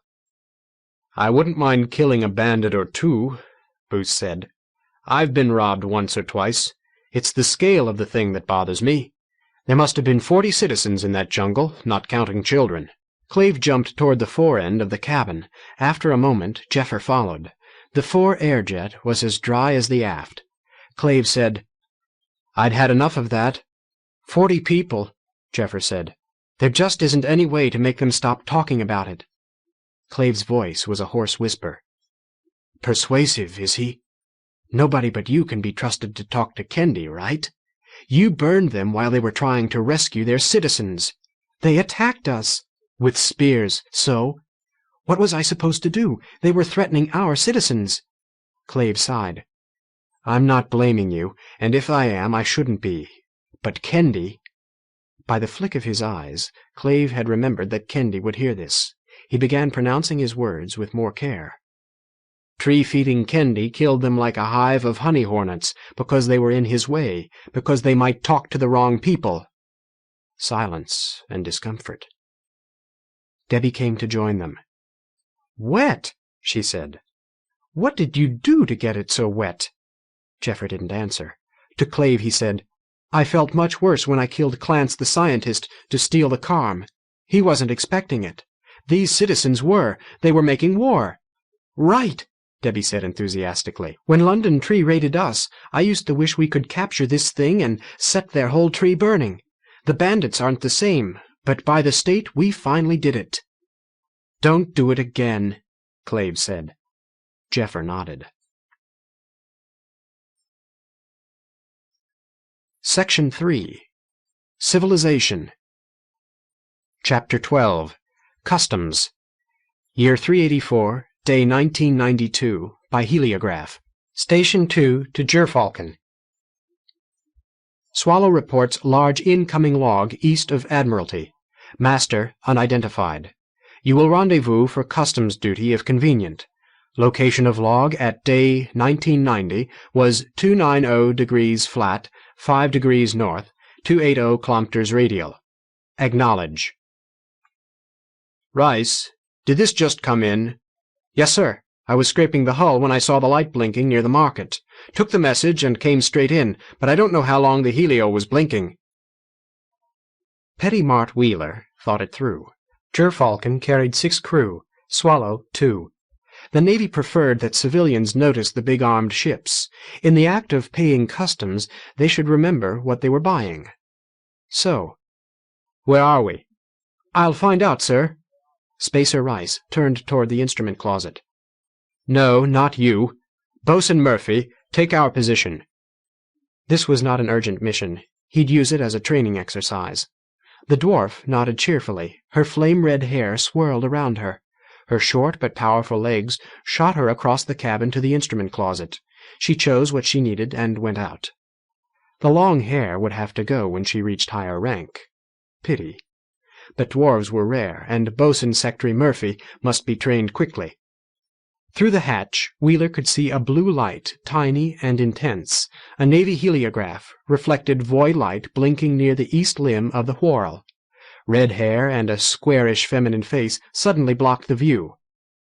Petty, we're at 265 flat, 6 south, 240 kilometers. And we've got better than half a tank, right? Murphy nodded. Get on the heliograph. We'll rendezvous with the log. Jimson, Rice, get us ready for a burn. The thick, disordered sky made rather dizzy. If he fell into that, he would be more than ordinarily lost. He climbed with care. Clave and Debbie trailed him. There had been hard work, followed by a long climb. They were all tired. Rather's fingers and toes were starting to cramp. But the rocket was in sight, 100 meters out, if that direction was still out. The log was rising through the clump's eastern fringes. Wind slapped at Rather from ambush, here, there, everywhere, as if he were embedded in a flock of terrified turkeys. Clouds ran in peculiar directions, not east-west, not flattened spirals, but shallow in-out curves. A line of small green puffed jungles flowed in an arc that was not tide-like at all. Confronted by such strangeness, Rather's bewildered eyes sought the one unchanging reference point. Voy burned blue-white and steady, 25 degrees east of the stump of the In Tuft. Choppy clouds blurred the sun. Shadows pulsed, blurring and sharpening. Overlaid on those, Voy's faint, sharp blue shadows lay in skew directions. Children learned not to see Voy shadows. Voy shadows told nothing, for they never moved, never changed, never distracted the eye. The tree had turned. The trunk was pointing wrong. Boos and Carlet waited at the rocket. Debbie called, "Boos, how can you stand it?" "The tide? I grew up in it. You'll get used to it. The Happyfeet do." "The shadows are making me sick to my stomach," Debbie said. Rather's own stomach was queasy. "Carlet, we're almost home." There was no mistaking her joy. She liked it here. "Look, we've got the pipe fire going." "I'll start the water." A smaller pod had been carved into Log-Bearer's new cabin. Boos crawled inside. "Tether yourselves." The rocket cone pointed east. Rather poked his nose into the small hatch. "Boos, are you slowing us again?" Boos's voice echoed. "What? No tide's different in the clump. We'll push west, straight toward the dark." He pulled a wooden plug from the water tank. He inhaled, put his lips to the hole, and blew. Rather withdrew his head to watch the completed rocket in action. Yellow-white coals glowed within the iron firebox that had given them so much trouble. The iron glowed dull red. A fourth pod nearby was filled with water in case the plates didn't hold together. At the nozzle end of the rocket, "Nothing's happening." His answer was the sound of Boos inflating his lungs. Then the rocket went chuff and sprayed steam. "It's going, Boos," Rather said, and looked in. Boos's face dripped with water. He was coughing and choking while he pounded the plug in with the heel of his hand. His glare was murderous. Chuff, chuff, chuff, chuff, chuff, chuff. The rocket settled down. A row of cloud puffs became a steady stream jogged by the play of capricious wind. Rather felt no acceleration. It would be gentle with so great a mass to be moved. Carlett came up behind him. Her long fingers found his hand and enclosed it. "Father, shouldn't we—" Boos sounded like his throat was still full of water. "Yes, go play lookout on the west face, you two. Watch for Navy and anything we might hit."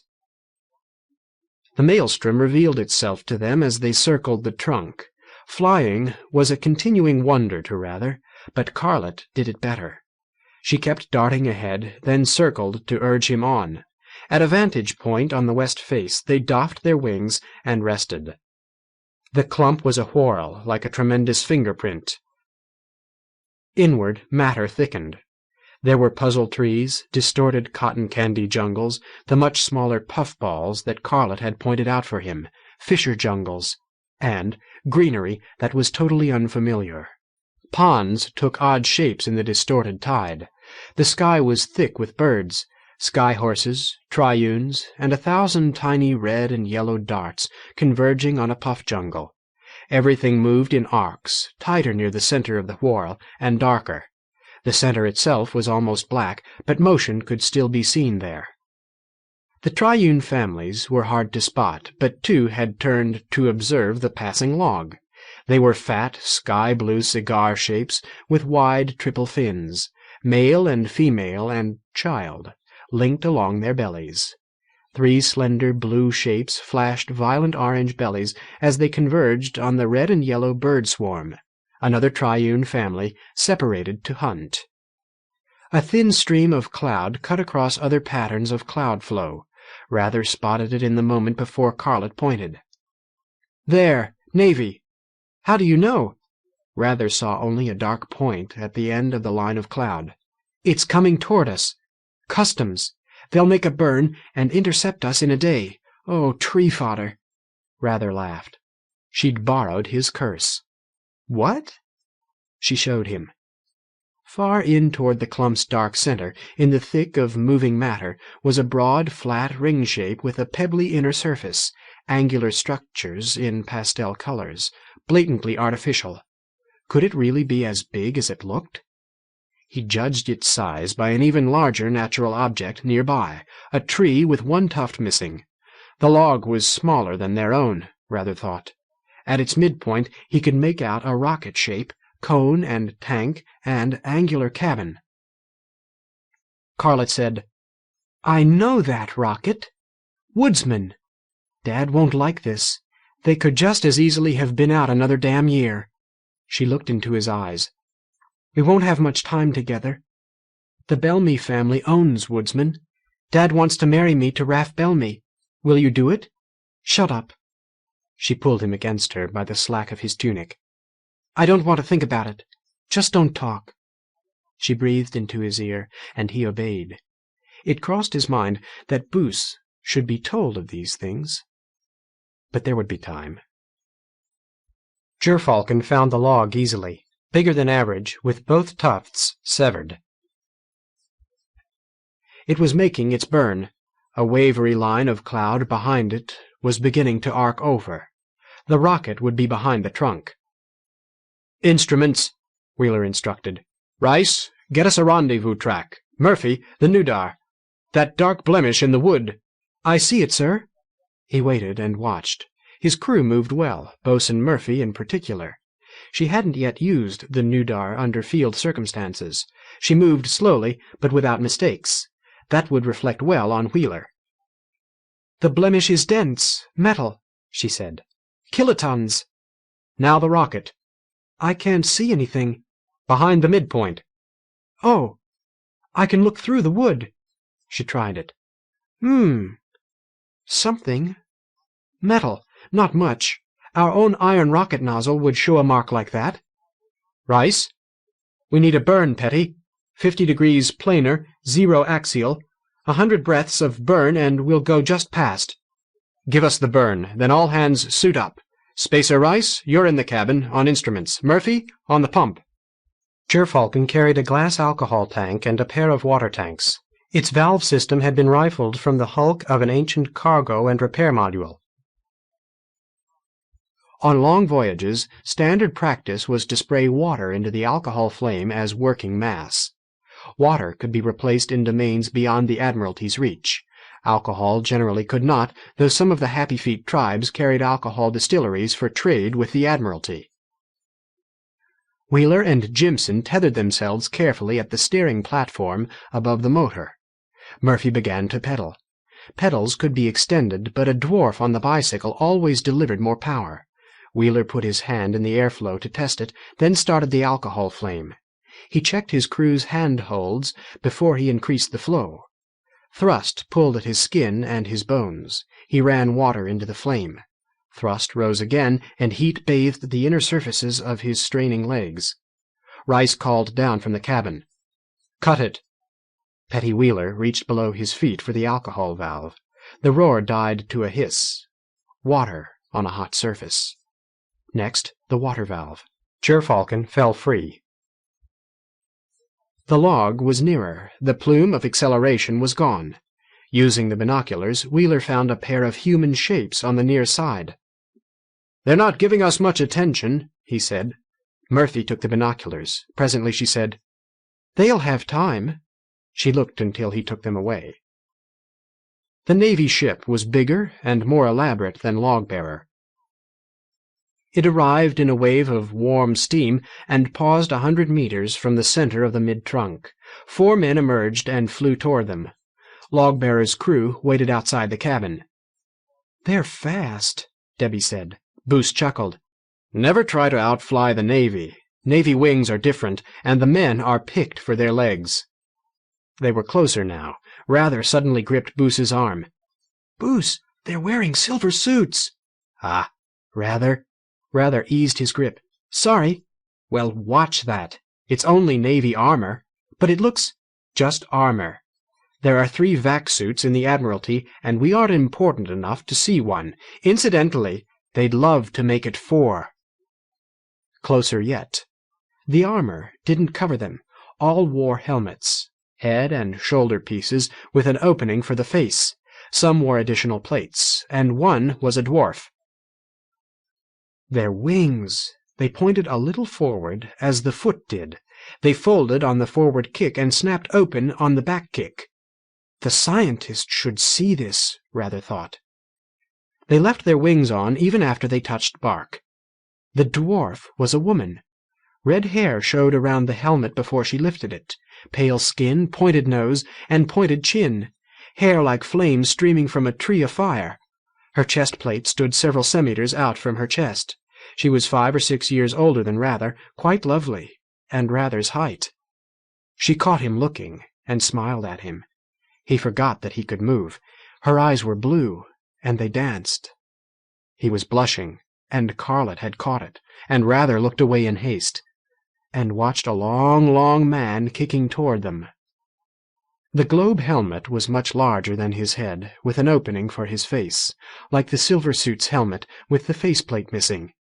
Separate curved pieces protected his thighs, back, upper arms, and hips. Those were wood painted in silver, but the head and shoulder piece was of hammered metal.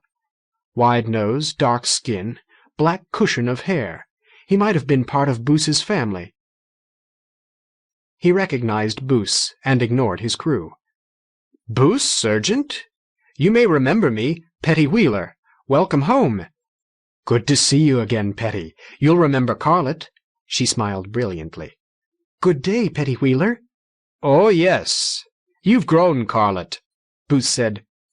"These others are Clave and Rather Citizen from Citizen's Tree, a few 100 kilometers west of us. Debbie Carther we hired before we left." Meeting strangers was outside Rather's experience. Boos had told him what to do. He said, "A pleasure to meet you, sir," and held out his hand. "Pleased." The Navy man's handshake was strong for a jungle giant. "I'll speak to you later, Rather. Clave, Debbie, a pleasure. Boos, do you have anything to declare?" "Yes, 1 log, 40 kilometers or thereabouts. If you want to measure it yourselves—" "No, we'll just take half the manifests as you sell it off." "And the wart," Boos said complacently. "Our one bit of luck, and a Happyfeet tribe almost made off with it. That mucking great chunk of metal halfway in? Heh, you found it already? We haven't measured that either, but it's thousands of tons. Petty, we'd like the wart classified. We won't get so many thieves that way." "All right, but if Happyfeet attacked you—" "I don't want to file charges. They got away, but we hurt them, and I don't want them to know who. They might want to come after us with friends." "That attitude makes life difficult for the Navy, Boos. We'd rather chase them down." "You're sure?" "All right. We'll want our taxes in metal." "Fine. I want to keep that makeshift firebox until I can buy more sicken wire. It's not pretty, but it works. Barring that, I'll sell the entire load to the Navy right now, if you can tear it out and tow it home. Take it off my hands," Boos said. Rather couldn't help himself. He stared. "But what if he takes you up on it?" Petty Wheeler laughed. "I don't have alcohol to tow it, and I can't authorize that kind of expenditure. But we'll inspect it now, and I'll send a team to cut our share loose after you're moored." Petty Wheeler's crew began searching Logbearer inside and out. Rather's momentary impulse was to stop them, but Boos showed no surprise, and of course there was nothing aboard Logbearer to be found. Meanwhile, the Navy officer turned to Rather and said, "Rather, wasn't it? You should consider joining the Navy." "Why?" The man smiled. "The pay is good, particularly for a tree-dweller, if you can get in. We'll shape you up and teach you things you should know, like how to win a fight. You'll be holding civilization together. The personal advantage is, you're the right shape. You noticed Bosun Secretary Murphy? Short, with red hair." "Yes." "She'll be wearing a vac suit within 6 years. Guardian is the highest rank there is, unless you were born an officer. You could do the same." "I'll have to think about it." "Talk to her yourself. Ask Boos, for that matter. Boos, we'll fly down and inspect your wart. Would you like to ride with us?" "I'd be delighted." Boos looked around at his crew and added, "We'd all be delighted." Gerfalcon's hull sported handholds everywhere. The Navy men spaced Logbearer's people high along one flank. There were shelves for feet and straps to circle a waist or just under the armpits on Rather. "Fighting vessel," Clave whispered to Debbie. "They can cover the hull with archers." 3 Navy worked aft around the motor. They ignored the civilians. Something green was trying to grow on the wooden hull. Fluff, maybe. The wood had been scraped recently. Rather noticed that much before the rocket fired. If Wheeler was trying to impress a barbarian dwarf, he succeeded. The rocket roared and spat flame. Rather felt his blood settling into his legs. The log's rough bark surged past, accelerating. Aft, Wheeler and Murphy used toothed gears to point the nozzle. In a way, it was more impressive than the Carm. You could see how it all worked. The roar of the motor would cover his voice and the fear in it. Rather asked, "Why don't they let us inside?" "Classified. Nobody knows what's in a Navy ship," Carlett said. "We haven't seen the whole crew, I'm sure of that. Rather, I noticed you staring at the, red-haired woman." Rather told a half-truth. "She looks short. I mean, it's surprising, because she's the same size I am. Mark never looked short." Carlett seemed to relax. "Well, no. He was bigger than you when you were growing up." Wheeler moved the nozzle 10 degrees to port. The ship slewed around, spraying flame. He swiveled the nozzle starboard. The rotation slowed and stopped, and Gerfalcon decelerated. It eased to a stop less than 100 meters from the blister in the trunk. "The bandits almost had it torn loose," Wheeler observed. Boos nodded. The same 4 Navy personnel accompanied them to the wart. 3 set to examining the blister that had grown up around the metal and the matchet-chewed wood that extended far back behind it. The 4th sought out Rather. "Petty Wheeler said you might have questions to ask me," said Bosun Murphy. Rather was not really thinking of joining the Navy. He didn't say so. "I don't know enough to ask good questions." She smiled enchantingly. "Ask bad ones. I don't mind." "What are the vac suits? Why are they important?" "They're old science, as old as the library. They're invulnerable," she said. "The highest fighting rank is Guardian, and that's the rank that wears the vac suits. There are supposed to be 9 Guardians. We've got 8. This," she rapped her helmet, then the plates on her thighs. "It looks like this, but all over. You'll get as high as Petty just because you're the right shape, and then you find out if you actually fit into a vac suit." "Do you?"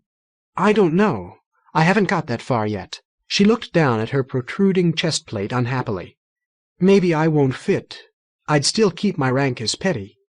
Understand, you have to be qualified. You have to be trained. It's just easier if you're the right size." "Training. What's it like?" "They'll put you through exercises. You may think you're strong. You're a tree dweller? I can see the muscles. But Petty Wheeler could tie you in knots. After you've been through training, you could tie him in knots. I could, I think, and you're stronger. Your people, do they use polar coordinates to find themselves? No. They'll teach you how to find yourself in the sky. You'll learn how to count, if you don't know. I can count. You'll learn how to work a rocket, not a steam rocket, but a Navy rocket. They teach you how to obey, too. You want to go in braced for that, rather. A superior officer tells you to fly, you fly, wings or no." It sounded unpleasant. "Where do the Navy ships go?" Where do you come from?" "Citizen's Tree, a little west of the clump." "You're not likely to visit your family. We don't see many tree dwellers. We send ships outside the clump, but not often, and never more than a few thousand kilometers. Mostly we cruise the clump itself. We collect taxes, of course. Yeah. We fight the wildlife, dark sharks and other things. Citizens find a drill bit nest, or honey hornets, they call us, and we burn it out. Triunes, too? Oh, no, the triunes got the idea fast. They never attack us. Some of them like us. There's a guy, Exec Martin, he hunts sword birds with triunes. Nobody knows how bright they really are, but they can be trained." "Why do you burn honey hornets?" "Booth says they're valuable." Her expression soured. "Honey is contraband.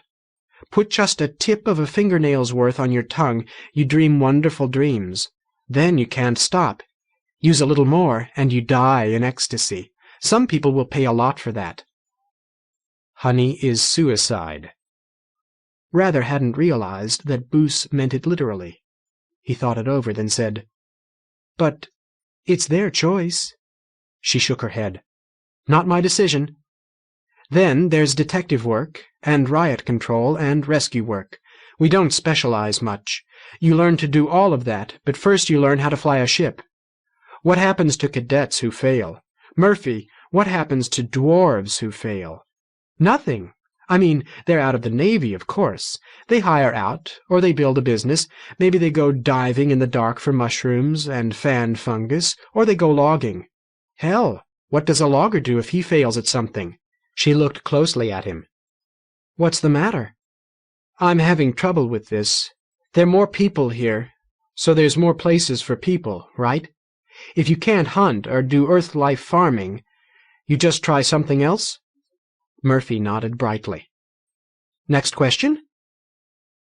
"Would we see each other if I joined up? May I call you Secretary?" "Thank you, Bosun. Any time," she said, and sprang away.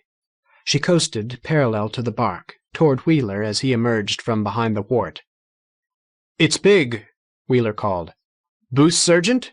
You've made your fortune." "Recouped it, anyway. The first thing I'll do is rebuild Log Bearer." "Yes. Well, I've seen enough. 8,000 tons or so. Those scars on the metal? We used the saw to get the slabs that make up the firebox. It worked better than I'd hoped.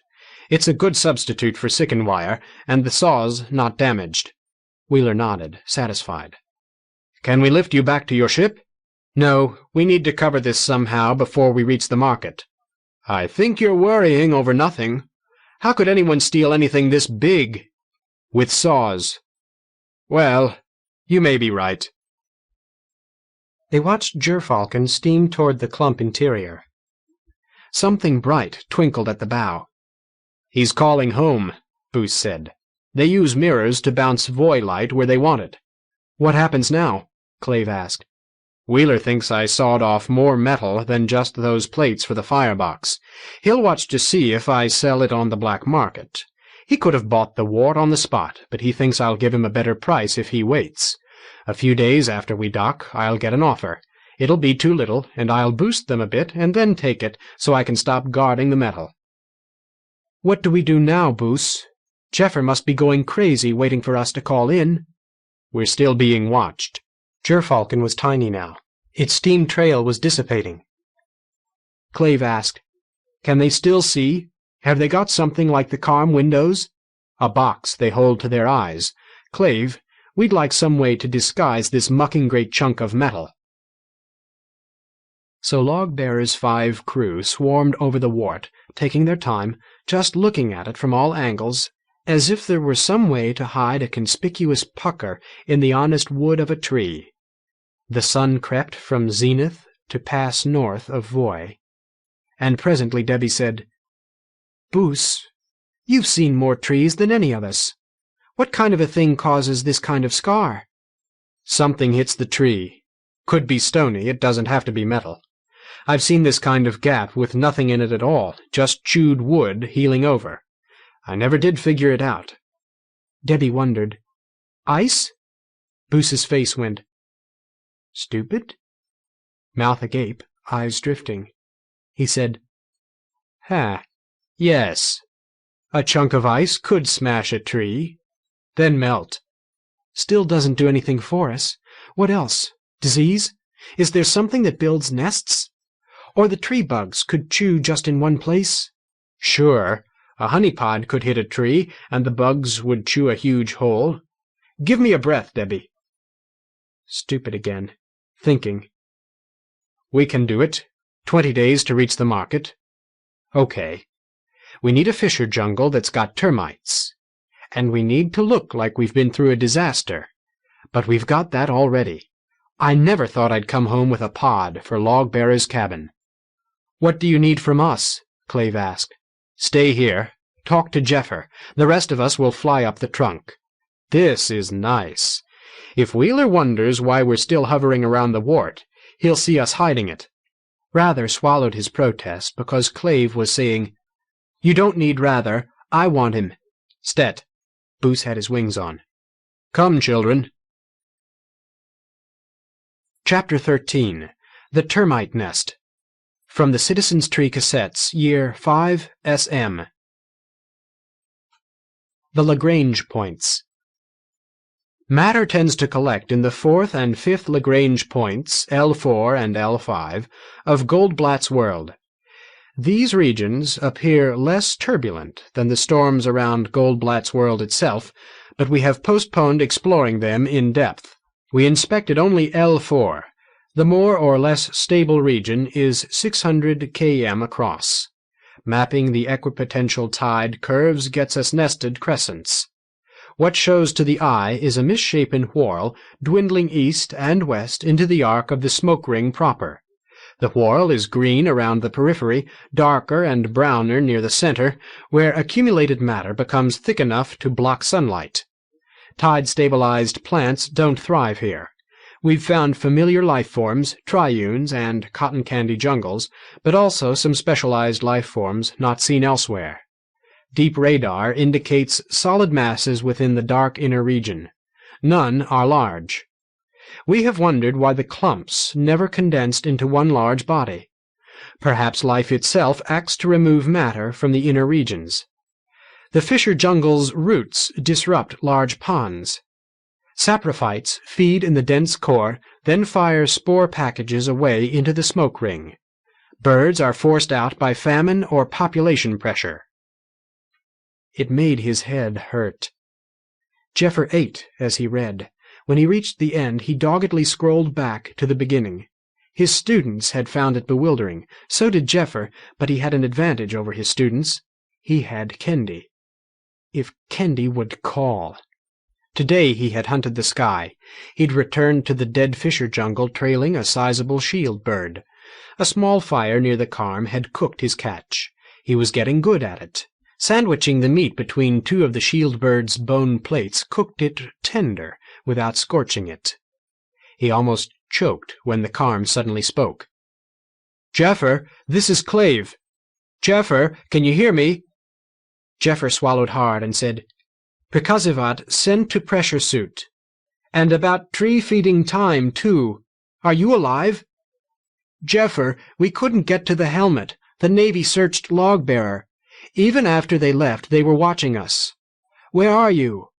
Are you hidden? Clave, I found something good. Do you remember Boos's description of a fisher jungle? A green puffball a kilometer across with a long coiled root?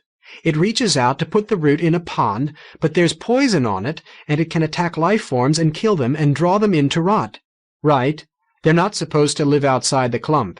Maybe so. This one's 50 kilometers from the clump fringes, and it's dead. The axis trunk is hollow. There's a Navy ship coming this way. It's not likely they'll want to sniff around a fisher jungle, but I've got the carm moored inside the hollow anyway. When it goes away, I'll tether it above the root so the carm can get some sunlight." "Where are you? I can't see anything." "I'm in the dark. I'm in that channel we chopped past the wart. We haven't moved the silver suit yet." Jeffer remembered extending the work done by the Happyfeet. His back and shoulders still ached. "We should have let the Happyfeet do more of the carving." "It was worth it. Boos was right. The Navy knows if you're carrying metal. This petty Wheeler citizen knew about the wart, but he didn't look for anything behind it." "What's the clump like?" "Crowded. We'll have the log moored in 20 days. Boos has a way to hide the wart. He's afraid of thieves, and we can't use the silver suit to win a fight because—" "No, of course not. Because they'd recognize it. Jeffer, they've got 3 silver suits. It's a mark of high rank. Dwarves are in good shape if they join the Navy, and Rather's had an offer." "An offer? Rather, you there?" Jeffer heard Clave's distant yell. Presently Rather said, "Here." "You had an offer to join the Navy? What was said? What did you tell them?" "I didn't take the petty seriously. The idea is to learn something about the Admiralty, buy some Earth-life seeds, and get back to Citizen's Tree. We want to know about the Navy, too." "I learned a little," Clave interrupted. "How serious are we? Boos, what has the Navy got that we want to see? I'm not so eager to see the inside of a Navy rocket that I'd feed one of my—" "The library! The cassettes! What's on the Admiralty cassettes?" "All right, Jeffer. What makes you think Rather could get to any of that?" "Boos might know, but he isn't here to ask." Jeffer finished the shield bird meat while he thought. "Ask him when you get the chance. Now, I'm getting terminally bored here. Are you free to move the silver suit into the rocket?" "No, it's too easily recognized," Clave said. "How about just the helmet?" "We'll have to ask Boos, but—" "I think not. Let's get Kendi in on this. Are you in contact?" "He said he was changing orbit. He'll be back in another day. Clave, I wish you could give me some kind of a view." "I'll think of something. Jeffer, Rather's waving at me. Scientist out." "Clave, you'd better see this," Rather said. "What? I was talking to Jeffer." Clave crawled out of the cavity behind the wart. "Oh." From out of the crowded sky came a shapeless thing, colored a dead yellowish-brown. Its outline was fuzzed with a jittering motion that caused the optic nerves to twitch. It was coming straight at them, and Logbearer was behind it. "Get out of its way, Rather. It's going to hit. Got your wings?" They fled. The thing fell toward the wart with a faint, frightening buzzing sound. Myriads of black flecks swarmed around it, insects much smaller than honey hornets. It struck the crater around the wart and deformed like soft mud. Logbearer bumped the trunk more softly. Debbie emerged from the hatch in the forward pod. She stared hard at the intrusionary mass. She called, "It's going to stick." Boos answered from inside, "Stet, spread the honey." Debbie waved at Boos and Rather, but that was all the attention she gave them. She began spreading red, sticky honey around the rim of the crater. The swarm of insects followed her. When she closed the circle, most of the insects had migrated to the honey. "Done." "Good. Get aboard." "Clave? Rather? I've got to moor this thing. Want a ride?" Clave bellowed, "Boos, you get out here and answer some questions." Boos's head popped out. He thought it over, then flapped to join them. He looked indecently self-satisfied. "It's a termite nest," he said before Clave could ask. "We'll say we didn't have any choice. It was the only tree around, and we had to get back to the clump because— I'll think of something." "Uh-huh. The honey?" "Encouragement. When the termites run out of honey, they'll eat wood. They'll bond the nest to the wart." "What about the silver suit? Were you just going to leave it?" "Where would it be safer?" "Jeffer's all alone in the sky. He'd go crazy." Boos's grimace told it all. Clave said, "He's the citizens' tree scientist, and he is not a crazy murderer. He was in a fight with our lives at stake, Boos, and he used what he had. It was more powerful than he thought it was. He used it twice. Boos, if you've ever been a Happyfeet bandit yourself, tell me now." Boos was astonished, then amused. "Oh, really? No, I'm not protecting my own kind. I'm not defending bandits that prey on loggers. Granted, they'd generally rather attack some tribe of helpless savages. Your suspicions are right there, Clave, but it doesn't mean I like bandits. I wouldn't have burned a whole damn tribe, either." "Uh-huh. You would have sent them away without hurting them so much? How? Describe the procedure in detail." "I can't do that. Jeffer hasn't told any of us how to fly the carm. Clave, the scientist is not to burn any tribe ever again. I'm telling you, not him. You are to stop him." "I'll tell him. Now what?" "Oh, we'll leave everything but the helmet where it is. Jeffer's scientific eyes are in the helmet, right? Those little windows in the forehead? We'll moor it in the nest. He'll have a view. We'll be spending enough time around the wart. We'll talk to him then." The carm with its cameras was hidden in a dark place. The pressure suit was in another. The incoming recordings were days old, and in present time Jeffer wasn't present. Kendi skimmed the recordings. He was learning more through Discipline's own senses. Logbearer was easy to follow. 40 kilometers of tree with tufts missing and a metal mass off-center, now rounding the starward limb of the L4 whirl. Maintaining contact wasn't going to be easy here. Discipline's new orbit had twice the period of Goldblatt's world, with Perivoy falling north of the L4 point. Tilting his orbit out of the smoke ring allowed his instruments to penetrate less of the garbage in the clump, but the log and the carm and all of Kendi's citizens would be circling that center on long, kidney-shaped paths. At least he wouldn't have to burn more fuel. If he could establish relations with the Admiralty, his present orbit might suffice for hundreds of years. Savages, in a thriving civilization, would find trouble sooner or later. Patience. Some emergency would force Jeffer to bring the carm into the L4 point. Then he must open the airlock to the Navy. One problem at a time. Wait. Learn. Jeffer entered the cabin before Kendi passed out of range. There was fresh pink blood on his tunic, and more on his hands. "Kendi for the state." "Hello, Kendi. How can we—" "Jeffer, if Rather has an offer from the Navy, I want him to accept." "You would?" "Rather didn't sound too enthusiastic. Neither am I." "How can we get away with not hiding the silver suit?" "An excellent question." Kendi was using light amplification, but it only showed him iron ore and chewed wood. Clave and Rather had departed the hiding place. "If the Navy has pressure suits, they'll recognize yours. I thought of disassembling it, but they'd know the helmet too. We would ruin the camera if we tried to dismount it, and the electrical source is in the helmet. So Patience. Feed your patience to the tree, Kendi. I've got a cryptic entry under Lagrange points. I've had 384 years to learn patience. You are almost out of range. Can you feed yourself there? Sure. There's hand fungus and flashers living on the bugs and some other things. In a way, it's like learning to hunt all over again. The link was lost. A chance to examine the Admiralty's military arm from inside. But Rather wasn't enthusiastic, and Kendi would have to talk Jeffer around before his arguments could even reach the boy. Patience. Chapter 14. Docking.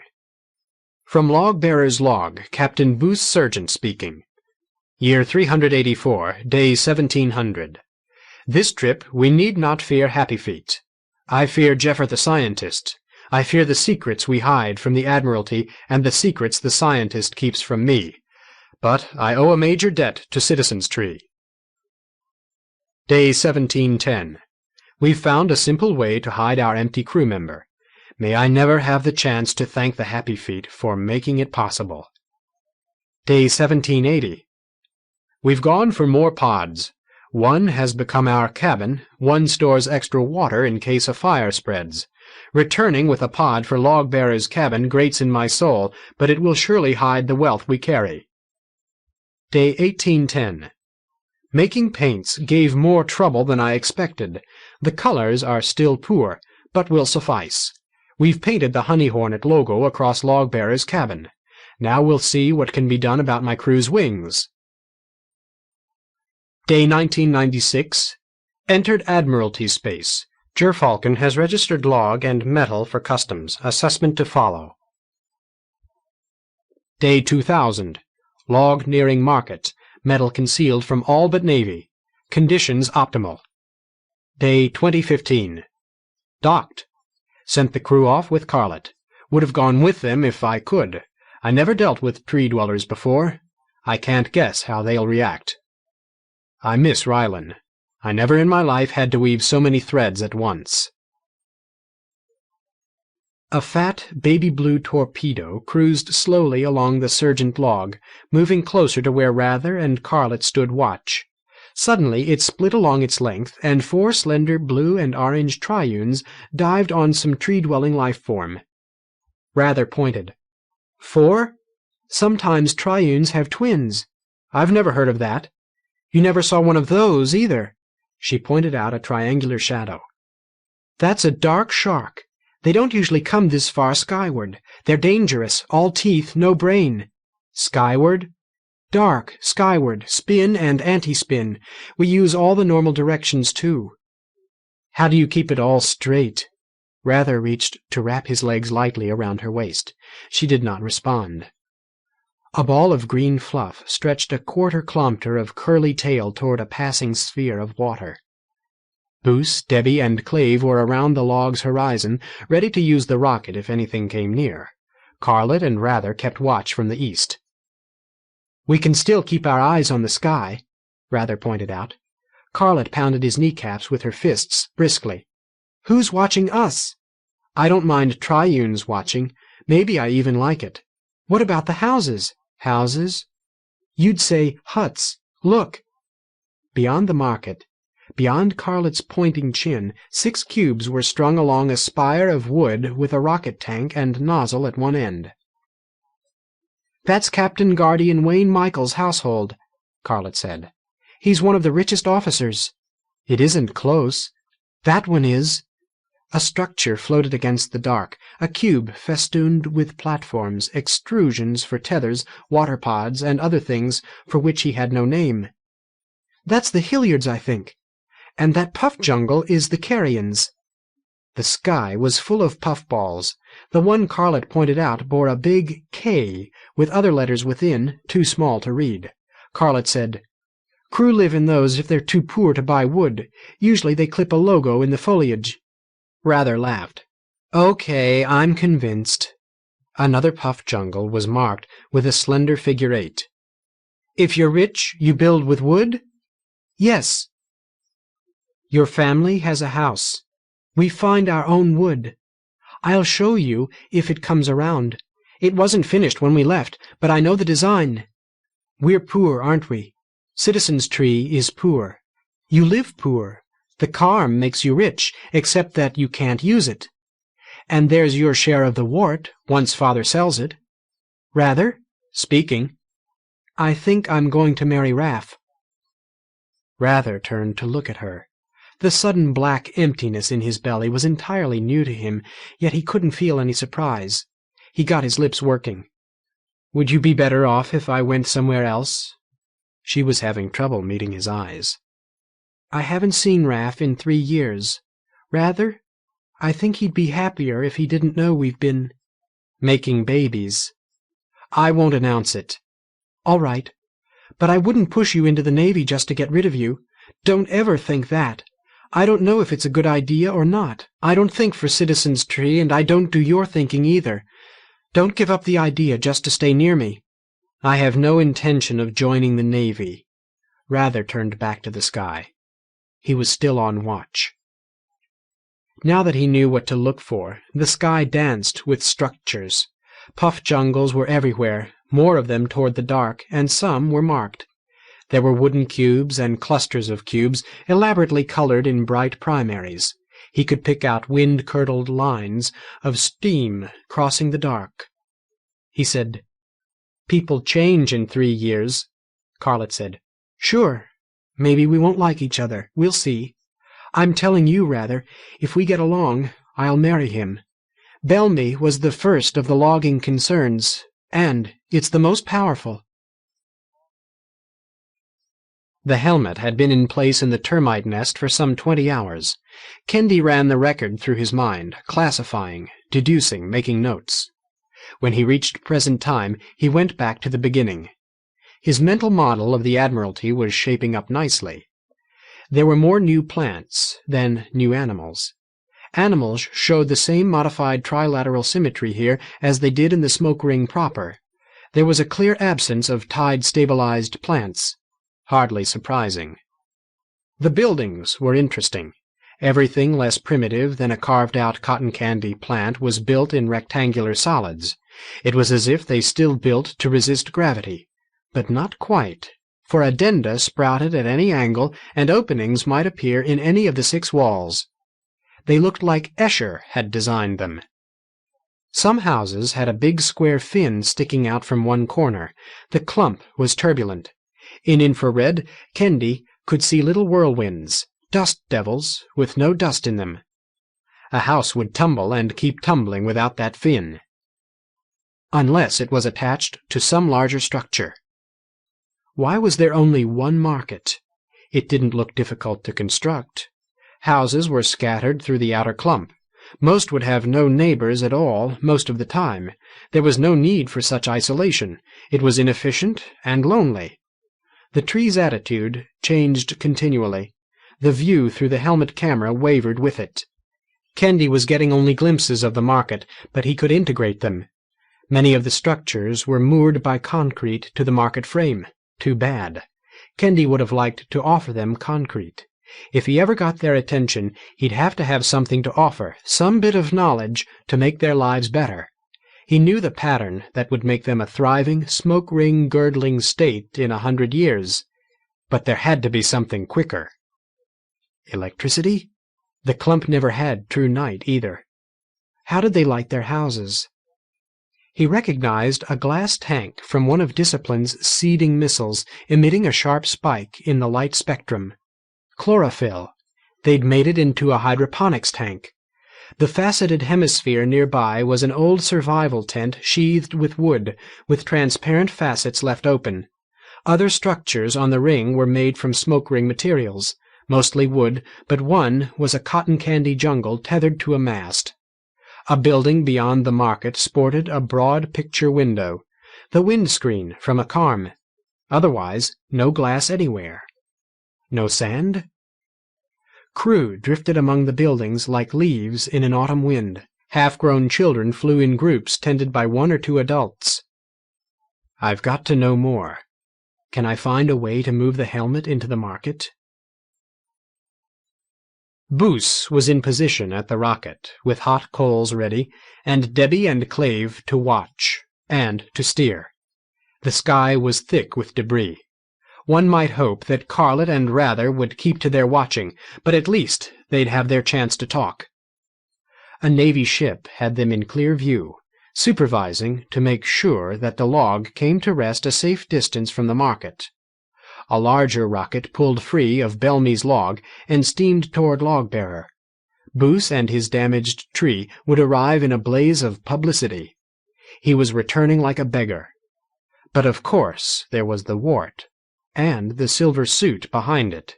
He would have liked to lose that. The worst the Admiralty could charge him with was concealment of vital resources, but that was a heavy charge. Was it worth the risk to be able to talk to Jeffer the scientist? Not that he had a choice. He was almost home. The Belmy log was ahead of them, eclipsing the market. The tuftless end looked chewed. Belmy had sold some of his wood. Woodsman was prominent in the sky, arriving nozzle foremost. There was no mistaking that elaborate superstructure, 4 cubes surrounding the water pod, each painted a different color, each bearing the small black B logo. Handholds everywhere, and a steering platform around the nozzle, with a carved rail. The nozzle was mounted a little out from the rest, so that replacement water pods could be inserted easily. Hiller Belmy was coming to greet him. "Almost time," he said, and saw Clave and Debbie nod acknowledgment. Boos pushed his coals into the firebox. The fire would need time to catch. "Belmy docked his log behind the market, of course. We're going to have to dock behind him. Then it gets unpleasant." Debbie asked, "Why not dock just ahead of the market?" "Because that's where the Admiralty docks its ships." "Boos, if you're expecting a fight, you'd better tell us now. Also, what weapons—" "Bloodthirsty woman. No weapons, no fight. It's just— I'm coming in behind Hiller Belmy with a fuel pod for my cabin and a log damaged in 2 places. Checker only knows what Hiller will think. He'll change his mind when he finds out about the wart, but that log still has 1 tuft. So, why on earth would Hiller Belmy leave 1 tuft on a log?" Clave asked. "Why didn't we?" "Wind. You can bring a log to its mooring with 1 tuft on, but it's tricky. It usually means you ran out of honey or bugs." "What?" "Just a passing thought." "Hello, Hiller." His crew stared. They had never heard so cheerful a sound from Boos Serjent. Woodsman vented steam, decelerating. 2 men rode the platform above the nozzle. They were tall, taller than Boos. Their necks were long, like Ryland's. There was a great-grandmother in common. Black hair, gray hair, otherwise nearly identical. The black-haired man waved joyfully. Boos couldn't tell Belmy's sons apart, but that must be Raff, and Carlet would be waving back. Gray hair was Hiller. He looked good, sturdy, prosperous, a few kilos more massive than his son. "Boos! I thought I'd offer you a tug. How? Did you have some trouble?" "That we did." Boos's shout became less effortful as Belmy's rocket drew closer. "Hiller, thanks for the offer, but I'll bring her in myself." "Stut!" Hiller Belmy shouted back. Woodsman slowed and stopped 50 meters from the trunk. "Join us after. I want to talk business." "Stet." Boos dropped his voice. "Now let's do this right.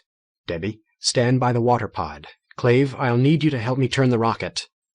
Log-bearer looked ready. The firebox was dull red. White light glowed through the cracks. The plates had never fit exactly, but they didn't seem to be coming apart. Log-bearer was tilted nearly parallel to the bark. Boos entered the cabin. He blew into the flow-port. Chuff, chuff, chuff, chuff, chuff, and emerged panting. "Clave, not quite yet." "Now." They heaved against Log-bearer's fuel pod, tilting the rocket in its bark nest to keep it pointed straight toward the market.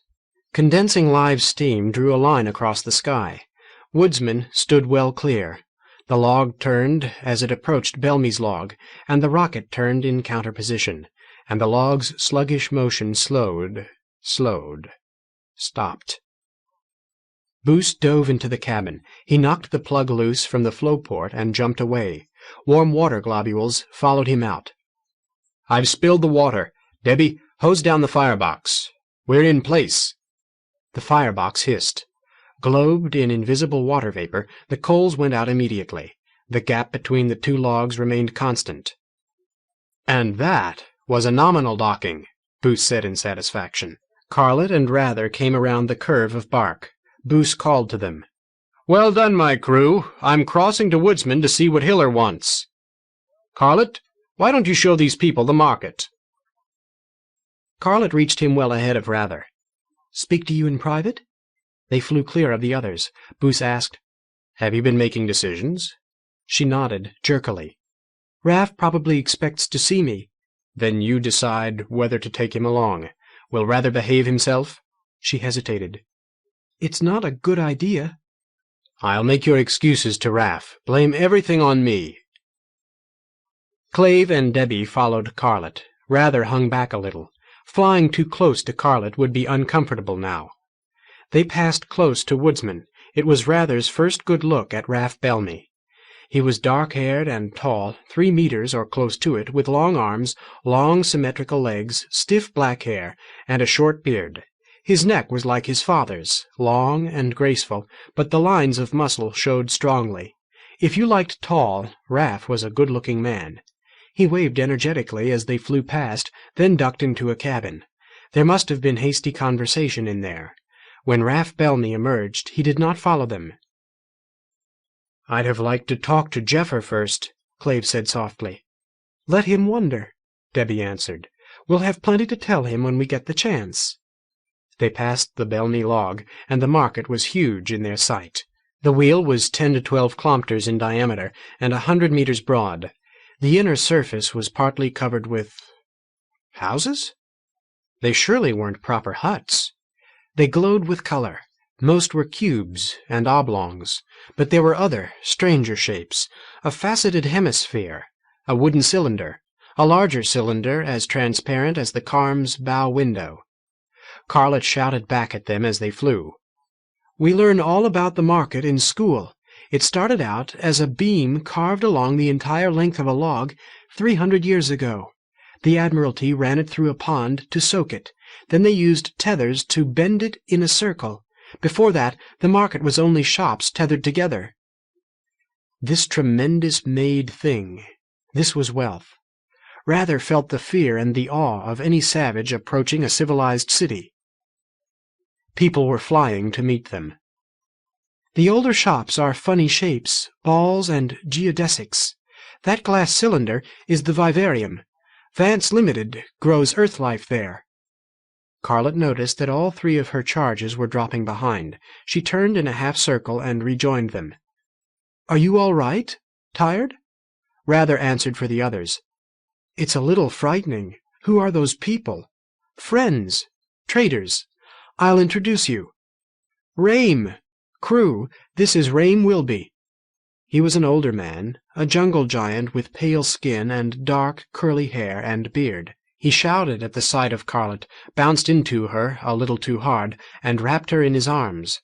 As he examined her companions, the wide, goofy smile was lost to a look of comical amazement. "Carlet? Shorts?" She rebuked him.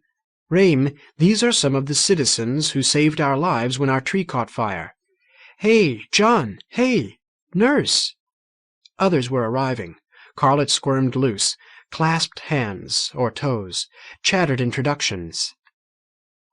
John and Nurse Lockheed were brother and sister and looked it, with angular faces, shaved in John's case, and white blonde hair.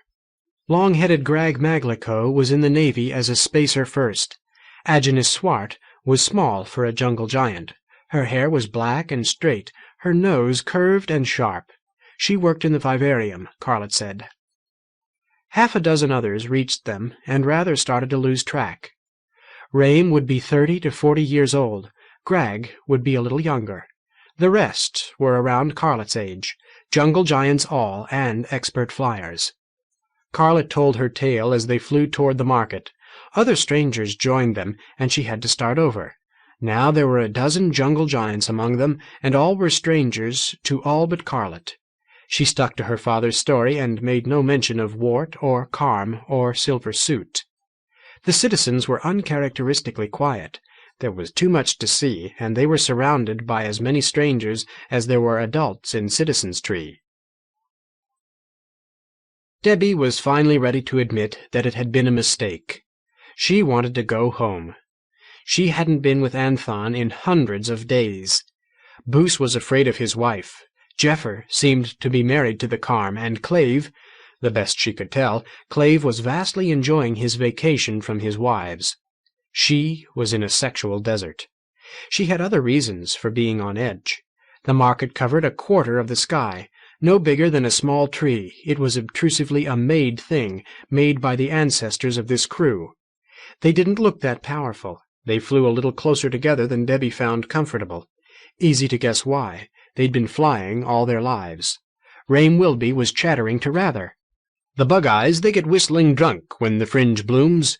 You just reach out and pop 'em in a bag." Debbie tried to follow it, but she couldn't. The Lockheeds stayed together, off to one side. Maybe they were shy? Agnes Swart flew alongside Debbie. Cheerfully she called, "How do you like the market?" "Impressive." "Your first visit to civilization?" "We like to think we've got a civilization, too," Debbie said. "We must be gawking like fools." Agnes laughed and waved around her. They had passed the rim of the market and were crossing the central gap. "If you've got anything like this, the Admiralty would like to know it." And as Debbie was throttling the urge to tell this smug clump-dweller about the Carm, Agnes asked, "How much can you see of the Admiralty from your tree? Why haven't any of you come here before?" "Some didn't want us to come at all. We didn't know what we'd find. Maybe things we wouldn't like. Excuse me." Debbie kicked hard to reach Carlet. Chattering companions surrounded Carlet.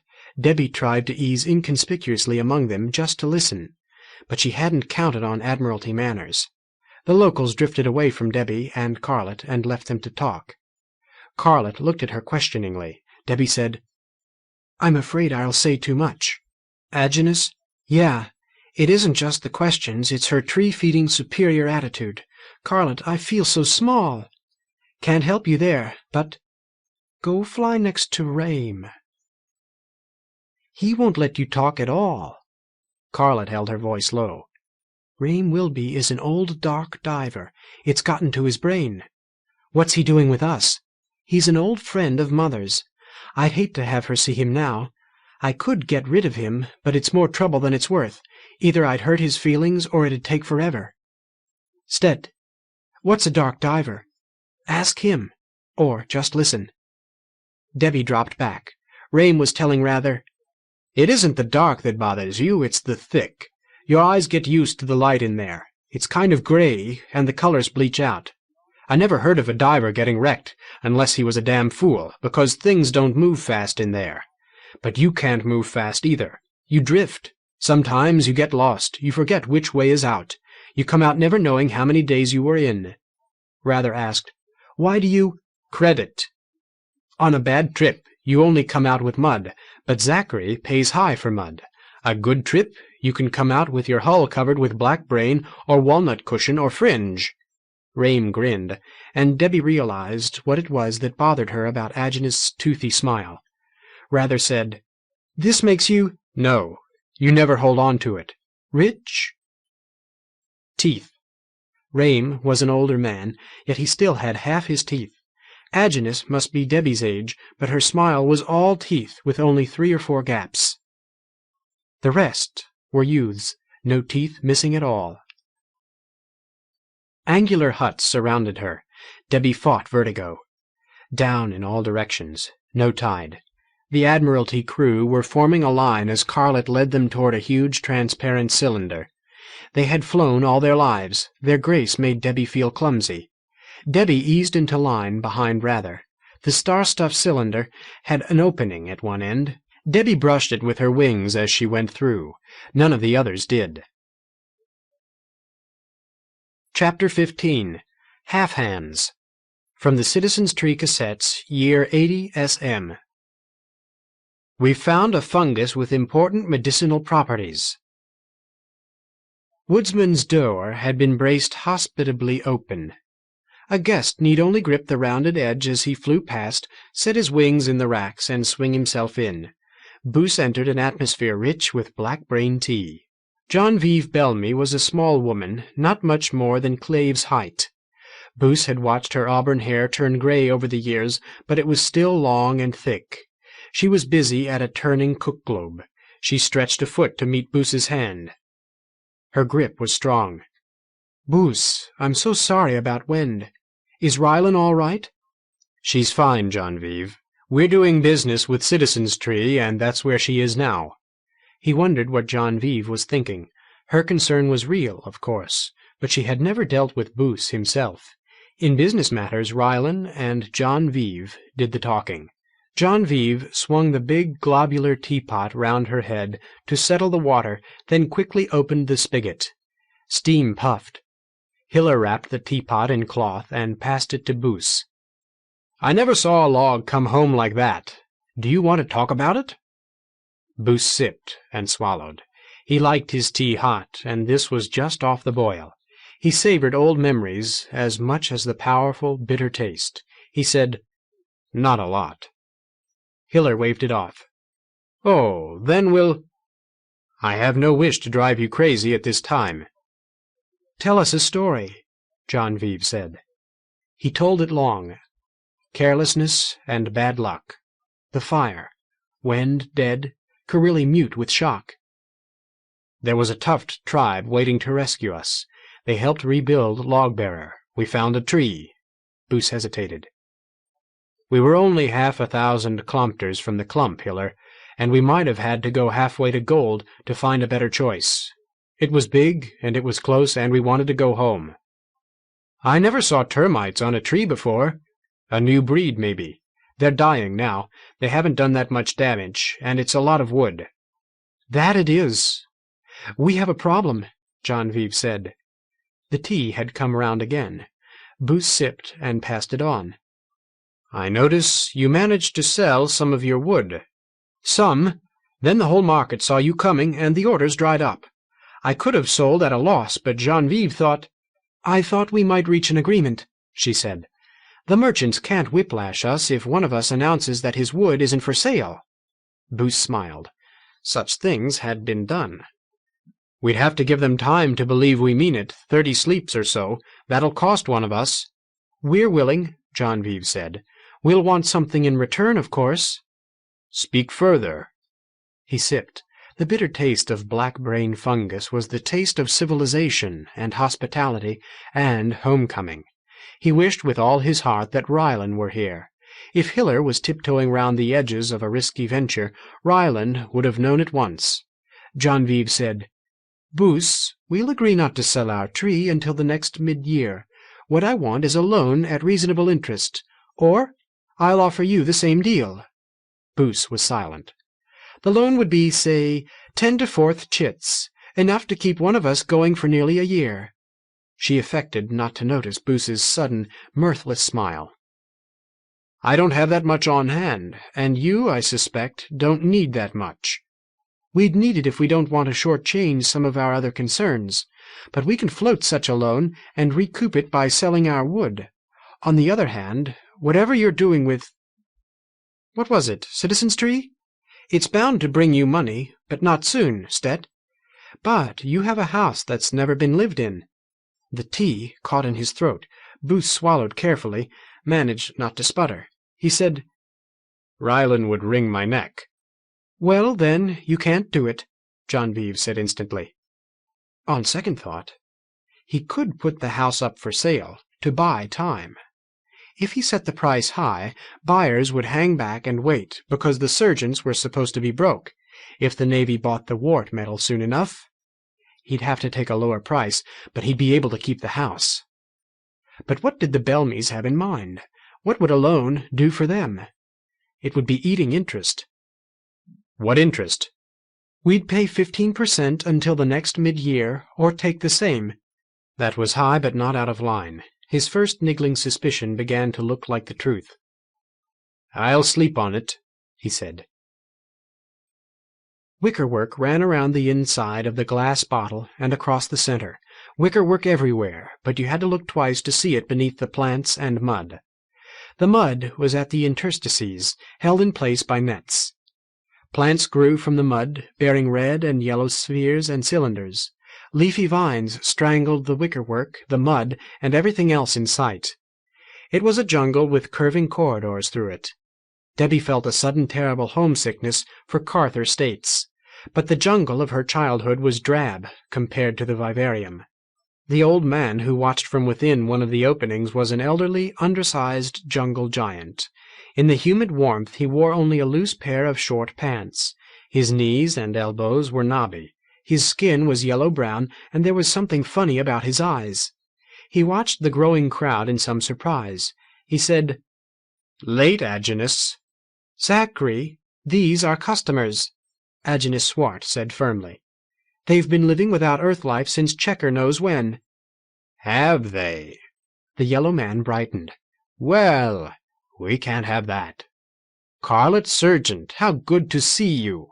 Agnes, why don't you show the crew what they've been missing?" Carlet and the yellow man disappeared into the greenery. Agnes Swart said, "Clave told me that. No Earth life crops. Is it true?" "Almost," Debbie said. "We've got turkeys." Rame Wilby guffawed. Agnes was suppressing a laugh. "Turkeys, Stet, try this." She reached into a jungle of vines and plucked forth a red sphere. She sliced it apart with her knife and offered wedges around. It was juicy. Its taste was strong. Debbie chewed and swallowed, trying to decide if she liked it. Rather plucked a slender yellow spike from the muck. Agnes intervened. "Not that, Rather. You have to cook that. Try this. Don't eat the skin." The sphere Agnes sliced up for him was orange outside and in. Rather bit into a wedge, and his eyes got big. Being back on Earth would be like this, Debbie thought. Alien. She recognized almost nothing. There were people darting among the plants. They glanced incuriously at the intruders, then went back to what they were doing. Some sprayed water at the mud globules or the plants themselves. One was pushing a plant ahead of him. Muddy pale appendages waved naked at one end. An older man floated slowly along an aisle, turning as he flew, to see in all directions. Debbie tried a slice of the orange sphere. The sweetness, the wonder of it almost paralyzed her. "Tree fodder! That's an orange. This... I can see that." Debbie reached at random. "What's this? A yellow?" "Plum. Not quite ripe." It was bitter, sour. Agnes gave her a dark red spheroid from another part of the plant cluster. "This should be better." It was. "You wouldn't want to spend all your funds on fruit," Agnes said. "You'll want legumes, too, but they have to be cooked. Let Carlet take you to Half Hand's Steakhouse before you make any final decisions. Unless you're really rich, then you can buy everything." Clave said, "I'm not sure what we can afford. I haven't heard any prices." Agnes nodded. "Here, eat everything but the center, and you can eat that if you want to." "Apple?" Rather asked. "Clave, did you eat like this in In Tuft?" "No." "Hey, corn! We had corn before the drought. Here. Strip off the leaves. Now the silk, too." He smiled, watching Rather bite into it. "Just the outside, and it's supposed to be cooked." "It's okay this way. Leave the white stuff?" "Stet." Rame's hand sneaked into a bush, as if without Rame's knowledge. 3 red objects, each the size of his thumb, went into his mouth all at once. Debbie was nearly sure Agnes had caught it. She only smiled. Carlet and the slant-eyed man emerged from a leafy wall. Carlet's voice was just slightly ragged. "Crew, Zachary Bowles is our host here. We'll go look at the prices after we know some of what we want. How are you doing?" "Carlet, it's wonderful!" Rather burst out. "Oranges, plums. I think we want everything in sight. Zachary, can you eat everything here?" "Almost. Every plant has something you can eat growing on it some of the time. These potatoes, you can't eat what you see. The root's down there in the mud. You don't eat the inside of an ear of corn." "Clave told me." "Or the pit of a plum." "Oop." What did you do, swallow it? It'll come out all right in the end. Let me show you what else we've got. Bean vines grew mixed with the corn. They seemed to want to take over everything. "We stopped growing tobacco long ago," Agnes said. "Only the officers had fire handy, and they weren't buying enough. This is lettuce." Lettuce was leaves. It wasn't as sweet as foliage. Strawberries were as startlingly good as oranges. Squash looked like jet pods. Zachary was enjoying himself.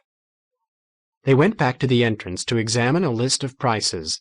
Clave memorized the numbers he was interested in. "Why so much for strawberries and bananas?" "Strawberries keep dying. I don't have bananas. Can't grow them here at all. They need tide. The Navy buys them off some tree-dwellers east of here when they get the chance. Clave, you haven't established credit yet." "Credit?" Zachary Bowles spoke slowly, enunciating. "You haven't shown that you can pay, but you can pick out what you want now, then come back later, pay me, and collect it. What we want is stuff we can grow in a tree." They discussed that at length. Rather joined in. There were things he would not go home without. Debbie eased over to Carlett. "What's got you upset?" "He won't give me credit. We came in with a pod for our cabin, and the Bellamy log already in dock. Well, Dave Kahn owes me money. I'll go see him. Excuse me." Zachary was urging something else on them, a greenish-yellow fruit with an obscene shape. He showed Debbie how to remove the peel. Clave laughed when Debbie bit into it, but it was good. Carlett was talking to the Lockheeds, and they were nodding. She came back. "I have to talk to Dave Kahn. You'd be bored." "You're leaving us?" Stay with the Lockheeds. I'll meet you at Half Hand's Steakhouse." Half Hand's was across the market. They flew through rain. Droplets flew from the edges of their wings. Rather breathed through his nose. From time to time he snorted out water. Debbie and Clave were doing the same. The locals had donned masks of gauzy fabric except for Rame, who breathed in the rain as if he cared not at all. Half Hand's was a faceted dome adjoining a smaller, less symmetrical structure. You could see through some of the facets on the big dome. They were star-stuff fabric. The rest was gray concrete. One six-sided facet had been cut away, and a wooden door hinged into the opening. Greg Maglico, the Navy man, suddenly asked, "Have we all got sticks?" He assessed the blank looks correctly. "Go on in. I'll join you. Couple of breaths." He swerved aside, headed for an angular hut 20 meters along the wheel. The inside was concrete, too. Concrete troweled over a structure of star stuff, outside and in. The concrete bore paintings of intriguing complexity and a variety of styles, but rather caught only glimpses of these through a wall of citizens. Half Hand's was full. Men, women, and children made a hemispherical shell around the newcomers, their toes clinging to 2-meter poles protruding from the concrete. There were no foothold poles in the windows, so those stayed clear. From an open hexagon on the far side drifted smoke and cooking odors. Nurse Lockheed led them that way. She called through the opening, "Half Hand?" A man came out of the crowd behind her. "Hi, Nurse. You got money?" "No. Put it on the surgeon's tab. I have a party of 8. There was nothing wrong with Half Hand's hands. He was a jungle giant, mostly bald, and his arms and legs were corded with muscle. He said, "Sergeants, I heard—" Full stop. "Sure. I'll give the sergeants credit. What do you want?" "Let's see the kitchen." "Nobody sees the kitchen." Half Hand was peering past Nurse Lockheed. "Shorts?" "Tree dwellers. They've never seen anything like your kitchen." "Nobody sees the kitchen." "I did," Nurse said. Debbie pushed her way forward. "Half Hand, I'm Debbie Citizen." "Pleasure," he said gravely. "I wonder if you'd be interested in a description of a kitchen in a tuft." Half Hand studied her, nodded. "Just you. Nurse, the special's Moby." "How old?" 8 days ago. Ship full of dark divers took a Moby. Special is Moby till we run out. Sausage cost you 3 times as much. No turkey today. We want vegetables, lots, all kinds. Couple of kilograms of Moby, too, not too rare. Moby's ready now. Vegetables soon. You, Debbie, you cooked in that tree? Some. Half-Hand beckoned her in. Rather could feel the eyes. With a conscious effort he looked. Of the 40 or so diners, only a dozen or so were watching what was happening at the kitchen entrance. Even those concentrated more on eating. Their right hands kept pale wooden sticks in constant motion. The eye pressure still made him flinch. Grag Maglico rejoined them. He passed out pairs of sticks of pale wood, no bigger than the branchlets a tree-dweller was used to. A woman brought them a 2-kilogram slab of meat, black on one side, pink on the other. John Lockheed took it on his knife. He flapped toward the wall, pushing the meat ahead of him. Diners edged aside to give him room or to avoid getting grease on their clothing. Nurse had to urge them. "Come on." There were too many people, but Clave followed Nurse, and Rather followed him. There was room. Nurse talked to some of the locals around them. John carved chunks from the meat and passed them, knife to sticks. Moby meat was good. Tenderer than swordbird, richer than turkey. Grag's own sticks, like every clump citizen's, were ornately carved. Some were wood, more were bone. Grag caught Rather looking. He showed Rather his own bone sticks. "You carved them yourself. Circle would mean I'm married. Spiral means I'm looking. A bird would say who I work for. Outline around the bird would mean I own the company. What I've got is the rocket, 'cause I'm Navy. You'd want a Honey Hornet for Serjent logging. Change lifestyle, start new sticks." John Lockheed pointed out a clump of customers to Clave. Tall men and women, a dozen or so, and a few infants, isolated, clustered close as if for protection. Peculiar footgear, thick-heeled sandals with toes protruding. "They're Happyfeet. Half-Hand should make them check those shoes at the door," John said. "They're for fighting, for kicking." "Lupoffs?" "Yes. Why?" "No reason," Clave said. Gourds of red liquid passed among the diners. One came within reach, and John took it. He drank, then passed it to Clave. "Fringe tea. Don't take too much." It went from Clave to Rather. Its taste was bitter and sweet, not unpleasant. John stopped Rather from passing the gourd to Rame. "Too much in his blood already." Rame grinned and nodded. Debbie and Half-Hand joined them. They made room. Debbie said, "He's got 4 citizens doing the cooking, all women. There's a major fire against the back wall, held in by sicken wire. The kitchen's got maybe 20 windows in it, and Half-Hand closes some of them to get the breeze he wants, keep the fire going, and the smoke out. He's roasting a slab of Moby the size of 2 men. It's black on one side and raw on the other, and he slices off the charred side. There's also—" She waved a hand and a foot as if trying to describe without words. "I thought it was a ball of hard stuff like the vivarium. Inside, a froth of water and live steam, and cut-up plants." "It's a bag," Half-Hand said. "Keep it turning, the vegetables cook even. Draining the water is the tricky part." "I saw them do that. They open the bag and throw the whole glob of cook water at the lee windows and catch the vegetables in a net." "Oh, vegetables are ready then." In fact, 3 jungle giant women were already flying around the dome's curvature, passing out what they carried. "We use an open pot," Debbie told Half-Hand. "Tide keeps it in, whatever you're cooking. We cook meat and vegetables together. If you don't keep stirring it, it all bubbles out." "Michelle!" Half-Hand waved one long-toed foot in a half-circle, and the nearest of the kitchen women came toward them. She served red and yellow and green vegetables into small-mouthed bowls. Half-Hand said, "We only serve earth-life plants. A man wants foliage, he gets it at home. Meat's different. We take what we get. Nothing turns up. Sanchez has a turkey farm darkward." The vegetables, some were good, and some were not, and some you couldn't decide right away. Clave was making notes as he ate. Food that wasn't eaten went into a wooden barrel. From time to time, one of the women replaced the barrel. Greg Maglico was asking Debbie, "Has Boos been wondering where his house is? He hasn't done anything about it yet." "Well, we saw Serjent House a few days ago. It was 20 degrees spinward of the market and maybe 15 kilometers skyward. Doesn't look like anyone's disturbed it. Can you remember to tell him?" "Stet. Tell me something else?" "Sure." Debbie waved around her. "I'm surrounded by teeth. How can so many of you keep most of your teeth?"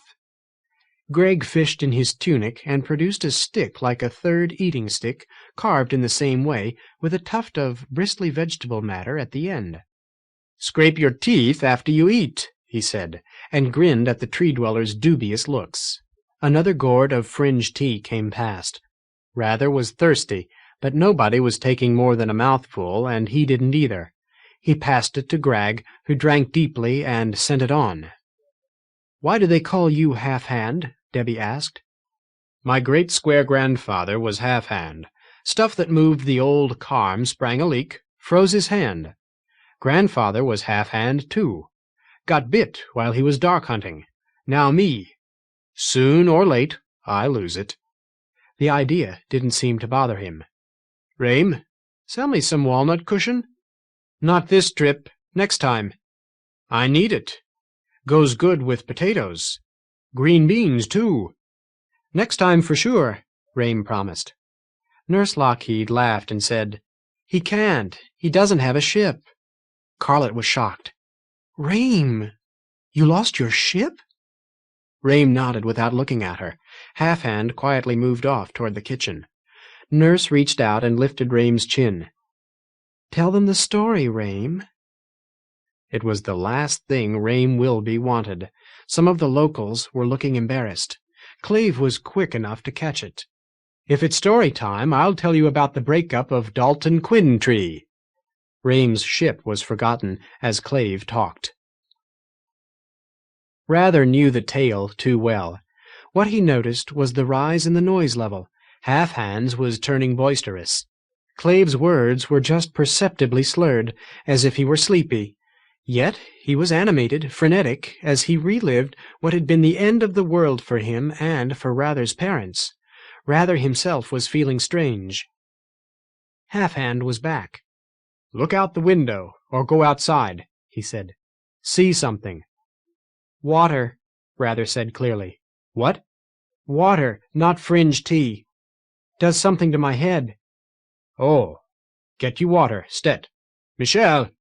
"I'll fix it. Tree-dwellers shouldn't drink too much fringe. Get to a window, boy. Thank me later." The nearest window was crowded, but Rather managed to get his head into the grouping. He watched 3 kitchen women carry garbage barrels outside and fling their contents across the sky. Nothing happened for a time. Rather continued to watch. He felt as if he were dreaming. Fringe? He dreamed that triunes abruptly converged from all directions, splitting into individuals as they came. Rather shouted, not a warning, just an incoherent yell. The women heard. They looked at him in the window and laughed. Slender blue and orange torpedoes dove among them. The wind of their passage sent them tumbling. In 20 breaths it was over. The triunes moved away, regathering their families. The garbage had vanished. The women kicked to stop their spinning, and not one had been touched by the predator birds. All the strangers around Rather were laughing at him. The only good thing about it, he decided as he returned to his pole, was that nobody else had gone to a window. Greg and Debbie seemed mostly interested in each other, but the rest were held spellbound by Clave's storytelling. He spoke of the foray into the Carther State's jungle. He was on the verge of describing the London tree carm. "Clave?" "Me? I didn't notice most of this, what with my broken leg. Yeah? Drink some water. This fringe is strong." John Lockheed said, "Yes, you're not used to it," and passed Clave the water gourd. Clave drank, and drank again. Rather was given a gourd, and he couldn't understand how he had become so thirsty. Then Carlett was there, and it was all right, and Rather was free to go to sleep. Kendi saw them streaming toward the log like a covey of brightly colored birds, young men and women stretched like taffy. Wings patterned in primary colors flapped behind, making them seem even longer. Each pattern was different. Birds must find each other in the sky. The helmet microphone picked up giggling and snatches of talk. Some flew with skewed clumsiness, drunk on alcohol or other recreational chemicals. Kendi ran the record again, but the noise factor was too great. The words wouldn't come clear. They passed out of the helmet's view and were gone. Chapter 16. High Finance. From the Citizens' Tree Cassettes, year 926, state. Checker. Officer responsible for the attitudes and emotional well-being of the citizenry, and for their benign relationship to the state. Booth started tea when he saw them coming. He looked them over as they entered. Nurse Lockheed had the giggles. Her brother was furious. Booth smiled at them. Half-hands? Right. Fringe tea. Carlett wasn't happy. It was strange, Debbie said. We ate... well, we tried everything. Clave made a list. I hope we can afford it all, Clave said. Where'll we grow it? We'll have to plant the out-tuft and make the lift cables twice as long. The teapot went among the half-dozen clumpers who had returned with Logbearer's crew. In a dozen breaths it was empty. John Vive was kind enough to lend me some stuff, Booth said. The teapot, some black brain, some cookware. Carlett? He frowned. She should have brought supplies from the vivarium and the market shops. She handed him a translucent blanket leaf folded lengthwise. There was food within, vegetables, a slab of cold Moby meat, and a baked sweet potato. Half-Hand gave us credit. That'll be breakfast. John Vive fed me. John Lockheed sensed what was happening. Many thanks, Boos, and we'd best be going. Rame showed his astonishment. We just got here. Rame, now. Come on, nurse. Boos, we're sorry about your trouble, but it didn't ruin a good evening. It's good to see you back safe. Carlett? He stretched his toes to clasp hers. Then the whole covey of clumpers moved out into the rain, shooing Rame and nurse ahead of them. Now why did they do that? Clave asked. They know we have to talk about money. You don't do that in front of strangers, Booth said. All right, Carlett. Zachary won't give me credit. We'll have to forage the trunk for food. I went to Dave Kahn. He still owes for a kilometer of wood from our last trip. He wouldn't pay me. He offered full payment if we'd sell him a kilometer off the new log at 2 times 10 square. I turned him down. Right. That mutineer thinks we can't afford to hire a judgment. See, Clave, the Admiralty won't convene a civil court unless both sides can prove that they can pay court costs. Loser pays. But the Navy knows we have the wart. One way or another, we'll get money or credit. Carlett, I think I know what Hiller has in mind. Burl. Carlett thought it over. The tree-dwellers watched with no sign of comprehension. She said, Risky. Nobody knows how. Hiller can afford to take the chance. He brought his tree in with the tuft still on. He asked for a loan and offered decent terms. Usually the tree dies, but sometimes... Debbie suddenly said, I remember. The idea is to let a tree grow without tide. The wood's supposed to twist into knots? Right. But trees aren't really built for that. I wonder if Hiller knows something. If he can get money to live on, he can grow his burl while we sell our wood. He'd like to get the money from us, if we had it. We should be asking Jeffer about this. Boos grimaced. Then, sorry. Debbie, you're tree-dwellers. You should know a lot about them, but you've never seen a tree growing outside of tide. You wouldn't grow burl yourself, Stet. Belmy's not a fool, or he wouldn't be richer than you, Stet. Boos bridled, but Debbie went on. He knows something you don't. Something about burl. Jeffer the scientist knows a lot we don't. Let's ask. Burl, Jeffer said musingly, watching the faces in the bow window. Debbie was hiding anxiety. Boos had asked his question with some belligerence. This had been her idea, not his. Are you any good at all? Prove yourself, scientist. Blue lines of print scrolled across the faces. Integral trees grow well in a wide range of tides. Low atmospheric pressure kills them faster than low or high tide. In dense air and very low tide, they might survive. In free fall, they die. Otherwise, we would find trees growing naturally in the clump. Boos was talking. Hiller thinks he's got me by the seeds. He offered me a loan if I withdraw my tree from sale, but he's not serious. It'd break me. I'd be paying interest and no way to get it back. Of course he doesn't know about the wart metal. Do you really need to know if he can grow burl? Jeffer said. Boos, you're satisfied that he's trying it. You only need a short-term loan till you can sell your metal. The Belmies aren't your enemies, are they?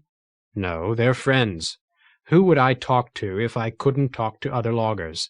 But Hiller would love to have me carving the Dumbo on my sticks, and all the loggers want to be richer than, say, the architects. John Vive won't loan me money unless she thinks I can pay it back. Or if I've got some kind of collateral. Hell. A tree should continue to grow if there is sufficient tide to pull water and nutriment into the tree mouth, and to work the internal veins within the trunk. Spin the log, Jeffer. Tell them about the wart, Carlett was saying. I didn't want to. I guess I've got to. It'd be better if I knew exactly what Hiller's planning. He'll spin the log, Jeffer said. What? What for? Spin tide, Clave. It's a scientific thing. Here, pick up that pot, or whatever, and throw it round and round your head. Arm's length. Like that. Stet. Feel a pull? Like tide, isn't it?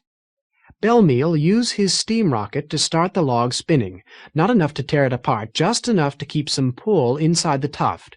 The tree needs tide to move its food around. By the state, I believe you're right. But the, growth patterns would still be screwed up, with voy going round and weird clump tides going every which way. I've never seen burl, but isn't that what you want, Boos? Grain that doesn't grow in straight lines? He'll spin it just enough to keep water and fertilizer in the tree mouth. Yes. Okay. Losing contact. Hiller and John Vive waited, wearing polite smiles, until Boos had finished talking. Burl, Hiller said. It sounds interesting, but risky. Hardly cost-effective, John Vive said. Boos said, There are other values. It would be indecently lucrative if it worked. You'd have done something nobody else could. They did not comment, and he went on. Let's assume, just for talking purposes, that you've been considering a burl tree. Who else would you let in on the secret? The Belmies looked at each other. You'd need masses of tree food, mud, say, from deep in the dark. Would you buy it from Zachary, or haul it yourselves with woodsmen? John Vive sighed. All right, Boos. What have you got in mind? Log-bearer could haul the mud to feed the tree. The whole market knows that my last trip failed. They won't be surprised when Log-bearer becomes a dark diver. Let them think I'm looking for Fringe and Black Brain while I haul mud for Zachary. Said John Vive. One thing more. I've got 8 kilotons of metal buried under the termites. Their faces were quite blank. After a moment, John Vive said, That's not portable money. You still can't offer us a loan, not until you sell it. An excellent point. Hiller, John Vive, what I want is this. First, you do your damnedest to turn that half-tree into burl. Second, I need a loan. Hiller was laughing. A short-term loan to let me spend money like an old dark diver while I wait for the Navy to buy my metal.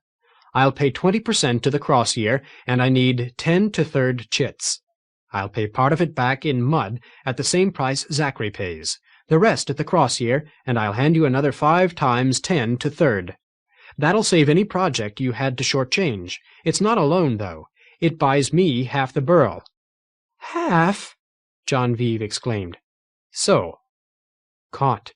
John Vive Belmy laughed and said, We hadn't thought of spinning the tree. But can you really afford to risk that many chits? You're moderately rich now. Why not stay that way? I like the odds. I've got some crew who think it might work, and they're tree dwellers. I think you think it'll work, and that helps. 2/5 of any burl, and we want 5 times 10 to third chits. We'll get you your loan, but at 40% to the cross year. I'll hand you our cash on hand, and give you the rest in 10 days. Booth said, I'll pay 30% to 10 sleeps past the cross year. The Navy might just hold me up for that long. And classify this. If the Navy knows I took a loan, they'll know I'm still under pressure. I want them to move. Hiller laughed. Where else could it have come from? I'll visit the house before I start throwing money around. They'll think I had it in the house.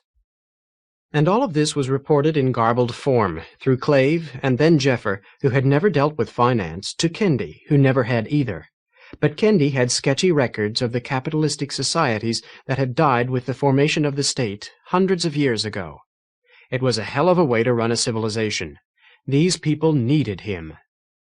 Jeffer, seated before the Carm camera, asked, Do you understand any of this? Yes, but it would be difficult to explain. What matters is that your citizens will have their Earth life seeds.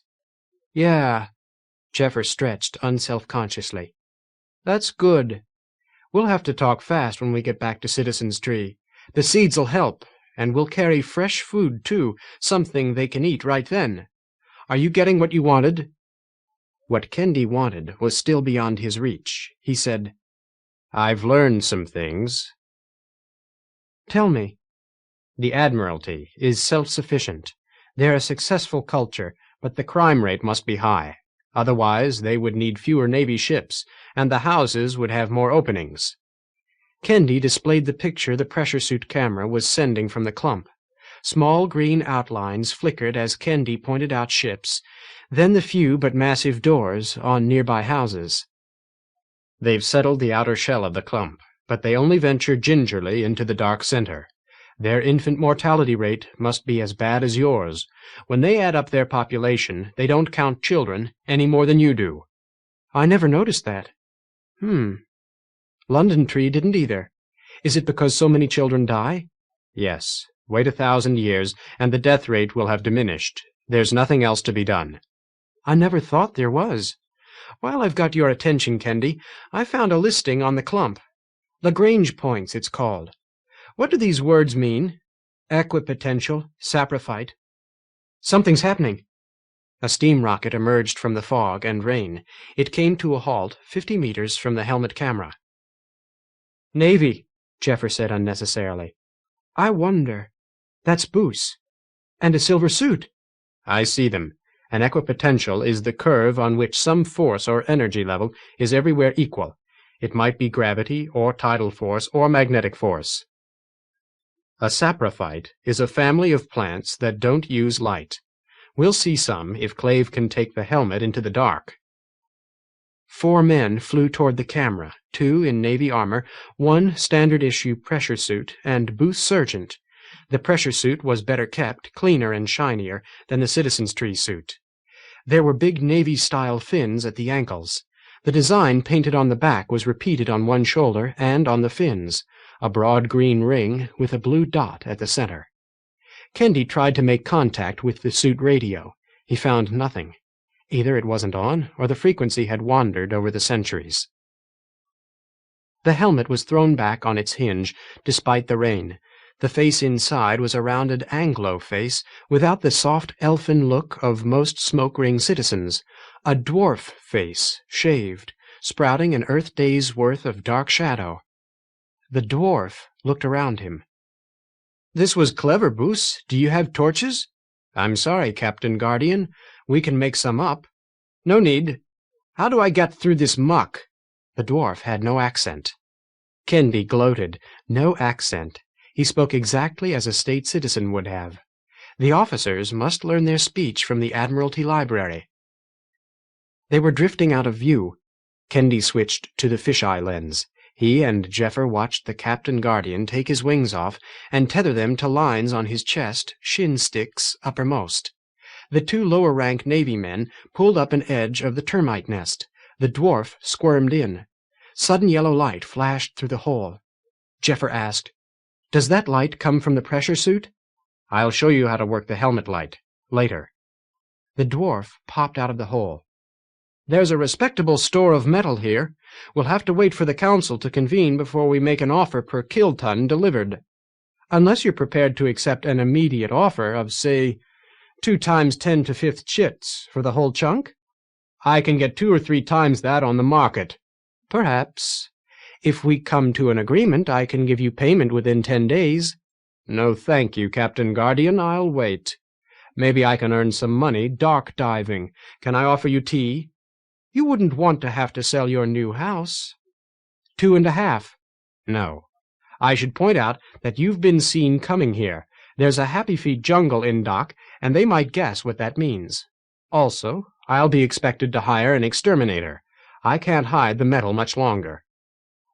The Captain Guardian snorted and waved to his escort. They departed. Boos waited until they were well away. Then he moved face on to the camera. "Jeffer?" "Here." That was Captain Guardian Wayne Michael, officer by birth, but his effective rank is Guardian. Keeping him happy is a good idea. "He didn't look happy." "If he's too happy, we got robbed. Jeffer, how sure are you that spinning a tree will make burl?" Jeffer laughed. "I never tried it myself." "Yeah. Are you all right?" "It isn't too bad. Something like being young again, just old enough to hunt alone. I've got the cassettes when I get bored. I miss Laurie."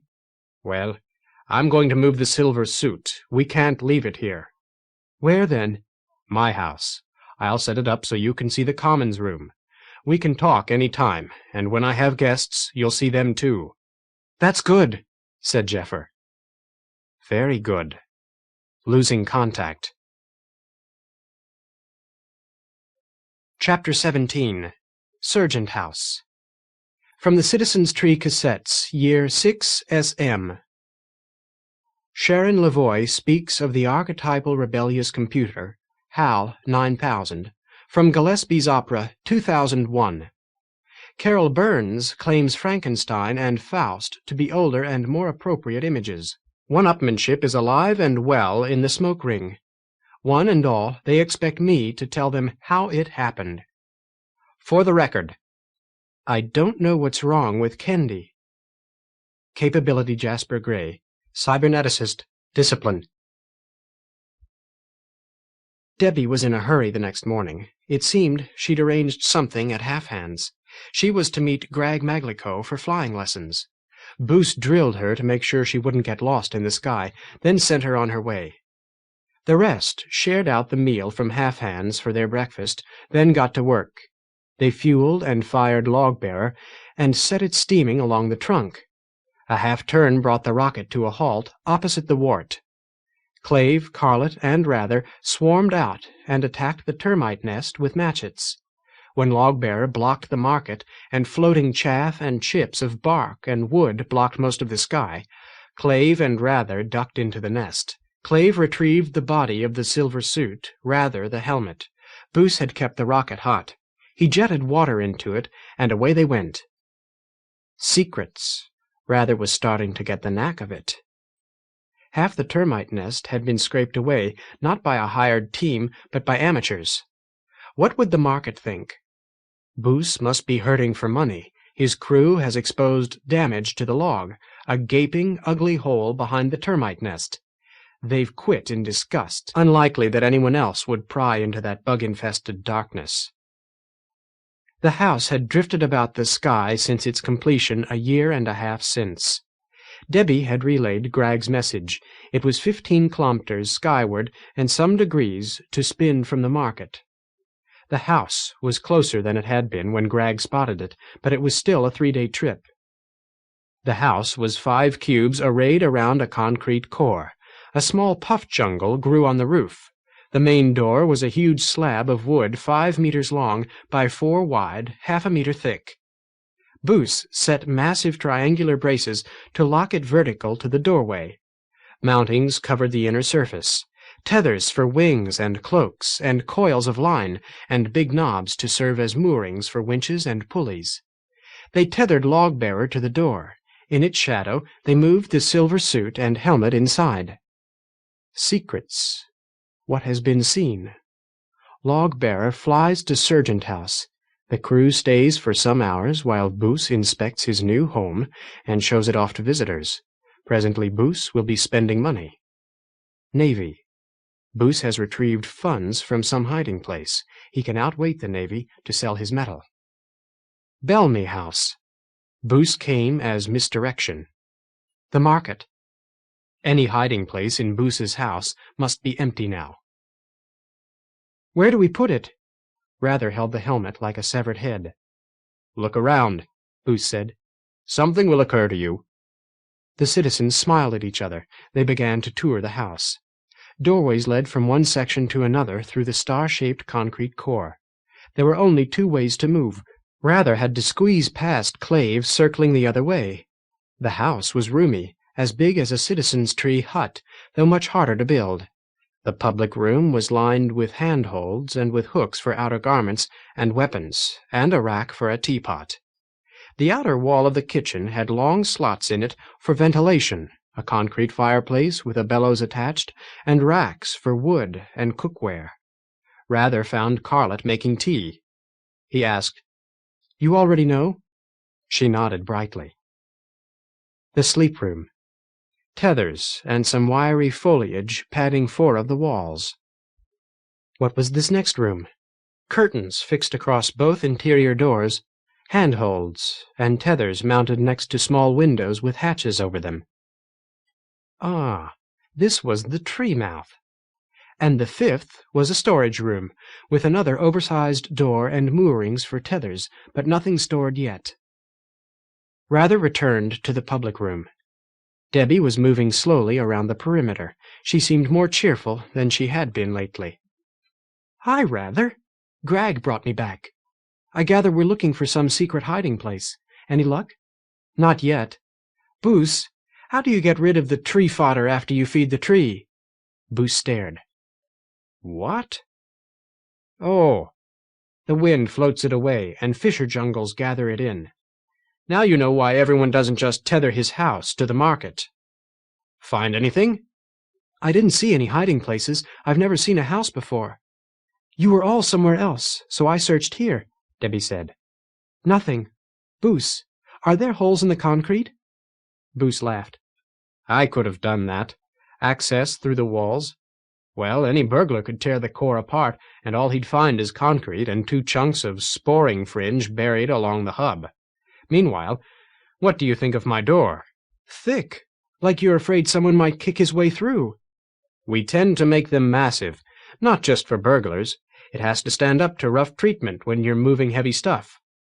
Clave shook his head in disgust. "We'd know who our thief is. We'd kick him into the sky.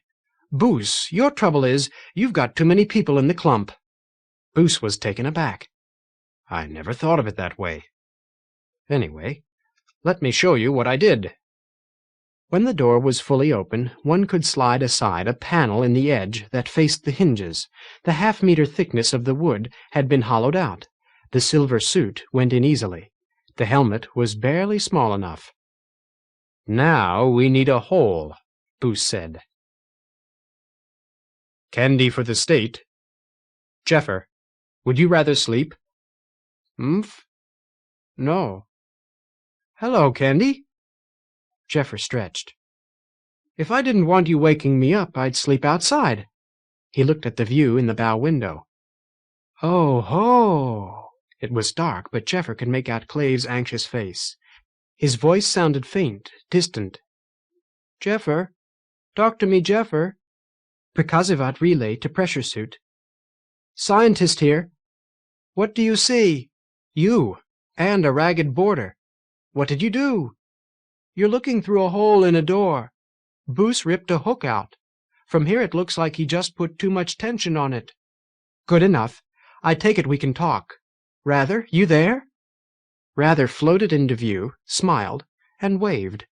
Others joined until 5 citizens floated in a star with their heads inward. Boos said, "I've made a deal with the Belmys. Jeffer, would you like to learn something about the dark?" "You mean the clump interior? Sure." "That's good, because I've agreed to bring back some mud for Belmy's burl tree." "You're going?" All of you? Log-bearer? No. I think I'd better stay here. I've been weaving financial threads into one very complicated net. Carlet, you can handle log-bearer alone, Stet. And I gather Raim Wilby is at liberty. He can guide you. Carlet was nodding eagerly. Oh, and Hiller hadn't thought of spinning the burl log, but he's going to try it. Sounds good. Carlet, will you take the helmet so I can see these marvels? Carlet looked to her father, who said, Why not? Good. Rather, tell me about the Navy. Take your time. Rather talked. Kendi guessed that the boy wasn't hiding anything, but he kept jumping back and forth. Kendi printed questions across the bow window. Jeffer solicited descriptions of Petty Wheeler, Bosun Murphy, Navy armor, the Navy ship, Murphy's description of Navy life, Wheeler's offer. Is this standard, Boos? Anyone can join the Navy? Not just anyone. They wouldn't have Carlet because of her legs. Otherwise, well, any savage could join, but he might not get beyond Spacer First until they've watched him for years. The Navy wants loyalty. They take more men than women, and they won't take you if you're too old to be trained. Loyalty? If you're loyal to your tribe, you're not loyal to the Navy. Navy above all, even family. The question is, if Rather goes in, can he get out? Boos? Boos mulled it. Up to a point. It would be convenient if Rather let Petty Wheeler make his pitch. Rather, the Navy could put certain kinds of pressure on me until I talk you into doing that. They want the wart, but they can slow things down for me, and we don't want the Navy taking a hard look at us. No, Clave said. But when Wheeler interviews you, he might learn that you're simply not suited to Navy life. I can help you to help him reach that conclusion. Carlet said, He could get out later than that. Rather, my cousin Grag says they treat you like a copsic in basic, but after that you're supposed to think you're better than the citizens. They do think they're better than us, and they don't just take anyone. When you're ready to leave, just do something wrong, or get sick, and stay sick. Tree dwellers do get sick in the clump. They'll bounce you out. You think I should do this? She shrugged unhappily. Whatever you want, Jeffer said. I'd really like to get him into the library. Boos shook his head. No dwarf gets beyond guardian unless he was born an officer, and even then, well, Wayne Michael is officer and dwarf. They need him as a guardian, so he'll never use his higher rank. Guardian is the lowest rank that can reach the library, but they can't use it because they aren't taught to read. And you wouldn't be a guardian for years, Rather. Jeffer jumped on it. But he could reach the library, and Rather can read, and I can teach him how to use a CARM keyboard. Rather was feeling trapped. He knew how to talk to Jeffer the scientist, but how could you argue with a door? I hate to pass up the chance, Clave said. Rather, you're reluctant. How do the rest of you feel? Debbie?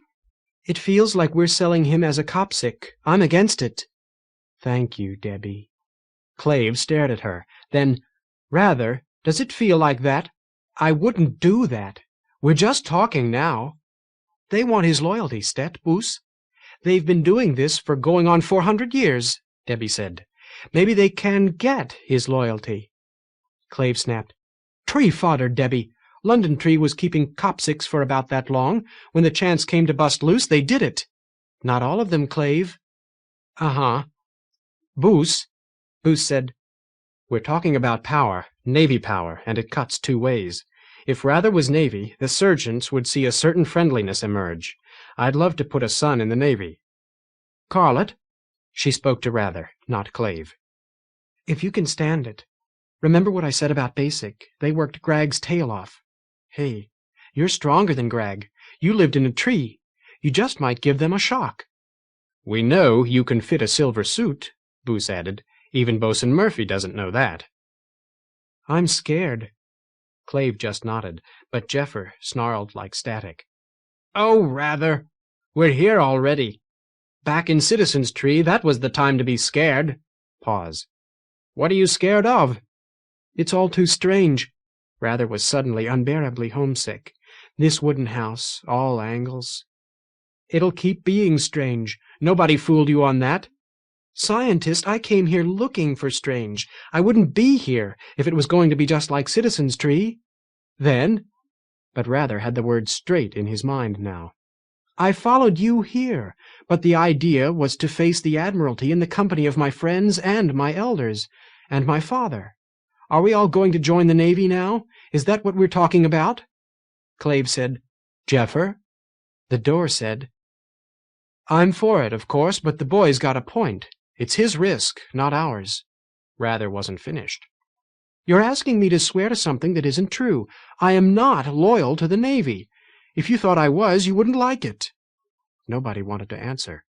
You can feed your secrets to the tree. I will not join the Navy. But I can go talk to Wheeler if you think it'll help. I'll do that. I go with him, Debbie said firmly. And Boos, you tell me how to look unsuitable. A black depression was settling over him. He felt rejected by all of his companions save Debbie, but Carlett wanted him out of the way. For Raff Bellamy. Chapter 18. Headquarters. From the Citizen's Tree Cassettes, year 384, day 2050. Jeffer the Scientist speaking. Candidates are considered unsuitable for the Navy if they are sickly or undependable, or easily lost or distracted, or loyal to some entity other than the Navy. They may have unacceptable motives for joining. If a family member accompanies, candidate may be reluctant or may need supervision. Acceptable candidates would presumably have opposite traits. Data are as acquired from Boos and Carlett Serjent. Headquarters was a pillbox, a short, wide cylinder, blurred to Rather's weeping eyes. The rim was dark wood. The nearer flat face was concrete, covered with a variety of doors, platforms, winches, coils of line, and a broad strip of glittering stuff very like the hull of the Carm. 2 rockets were moored near the hub. A third, larger, was being winched in nozzle foremost. Debbie looked back. Rather was far behind.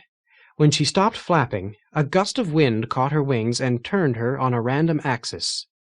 She sighed and flapped back to rejoin him. I wish I could help, she said. Rather made himself laugh. I did it to myself. Debbie, you fly better than me. I watched the crew when we went to market. Keep up a steady kick. Don't try too hard. If you kick with all your might, the wings just bend and don't take you anywhere. What I need is longer legs. Longer wings might do it. Try the Navy wings, too. Now, what door did Carlett say? I can't tell. Pick one. No, Debbie, pick one at random. I don't mind if Wheeler thinks I got lost. Oh, the one in the middle, with the guards. We'll ask them. It was big and round and rimmed in scarlet paint. The 4 guards wore helmets and torso and leg armor, and carried harpoons. Debbie backpedaled to stop within a meter of the harpoon points. She said, Looking to join up. One smiled and said, I hope they take you, beautiful. His harpoon pointed. That one, just next to the rim. Thanks. She rejoined Rather. Half blind, he'd been afraid to fly close to sharp spears. It's over there. Lovely beard on that one, like golden wire plant, and clean. The crew keep themselves cleaner than Carther State's people ever did. Maybe I'll see him again. Jeff'd like that. He would, wouldn't he? He probably likes my seeing Grag, too. I wonder what they're guarding. The door they sought was a rectangle with curved sides, marked in print along one edge, Recruitment. The room within was sizable, but of the same odd shape. A man made marks on thin white sheets fixed to a slab of sanded wood. His pants and tunic were blue with navy markings. No armor. He ignored them for a bit, then looked around. Yes? Rather pointed to the wooden rectangle. There were clips along the edge and stacks of paper leaves in the clips. What would you call that? The man frowned. You never saw a desk before? What do you want? Petty Mart Wheeler wants to interview me for recruitment. I'm rather citizen." "I'll see if he's available." The man kicked against the table and disappeared down a corridor. Lack of wings didn't hamper him. He touched the wall and disappeared into a doorway in one smooth flow. Debbie smiled at Rather. "Easily distracted? That's why I did it. But look at how the grain of the wood curls around. I think it must be burl. How did they get it? There had to be burl somewhere, or Boos wouldn't know it was possible." When the desk man reappeared, Rather was mopping at his eyes with his tunic. The man said, "Come with me." Debbie said, "May I come too?" "I'm afraid not. Would you be his mother?" "Stepmother. I really think I ought to be with him." "That's not permitted." The office was small, a cube with 2 curved walls. Petty Wheeler was at a desk, lightly gripping the rim while he talked to another man, and that one was Rather's height. Their talk stopped. Wheeler said, "Rather, good to see you. This is Captain Guardian Wayne Michael." Michael nodded, but said nothing. He seemed relaxed and disinterested. Wheeler said, "We want to ask you a few questions. You probably have questions, too." 100. Whereabouts is Bosun Murphy?" "Humph. Last I saw of her, she was on her way to the purser's office. After that, she'll be on leave." "Why?" "I thought I might see her before I go." Boos had told him, "Try to talk to Bosun Murphy. Your interest in the Navy comes straight from your seeds. If you see her, make a pass." "What's a pass? Do you mean propose marriage?" "No. Yes. That's got just the right touch. All seeds and no judgment." Wheeler asked, "Rather, is there something wrong with your eyes?" "They get this way sometimes." "When?" "Lack of sleep, dry air." His eyes were clearing up now, but they still hurt. To Wheeler they must appear pink and weeping. He was sniffling, too. Wheeler took writing implement in hand. "Where were you born?" "Citizen's Tree, year 370. It's a tree 60 kilometers long, 600 or 700 kilometers west of the clump." "What's your height and mass?" 1.9 meters. I don't know my mass." "We'll weigh you on the centrifuge." "How did you know the year?" "The scientist keeps track. Was I off? This is 384, isn't it?" "That's right. Put your arms straight forward, fingertips touching. Now your legs, big toes touching." Wheeler made a note. "Symmetrical. How much do you know about the Admiralty?" "Not much. We tasted some of the food you grow and had a wild dinner at Half Hand's Steakhouse." Wheeler laughed at that. Rather went on. "The sergeants told us a lot. I've seen houses and the market. The ride on the steam rocket was, well, I've never been through anything like it." "Scary?" "No, not that." He knew instantly that he should have said yes. "Why do you want to join the Navy?" "I came to find out if that was true, Petty, and you asked if I had questions." Petty Wheeler stiffened a little. "Well?" "I've seen the ships. They're all over the sky. I think I ought to ask, if I become a Navy man, will I in fact be riding one of those ships?" "More than one, I expect. Over the years, you'll fly every style." "Will I be flying them or just riding them?" "You've given this a lot of thought." "Yes, sir. Once I thought I'd be a hunter for Citizen's Tree." No need to mention the silver suit. "When I joined Boos and went logging, that was a big jump. I didn't know what I'd find here. The market, it's frightening to think such a thing could be built. So many people." Wheeler was smiling, nodding. In the corner of Rather's eye, Wayne Michael was clinging to a wall tether, merely observing. "Daunting, is it?" Rather nodded. "The ships, the market, headquarters, we built them all. And more. We built a civilization," Wheeler said gently.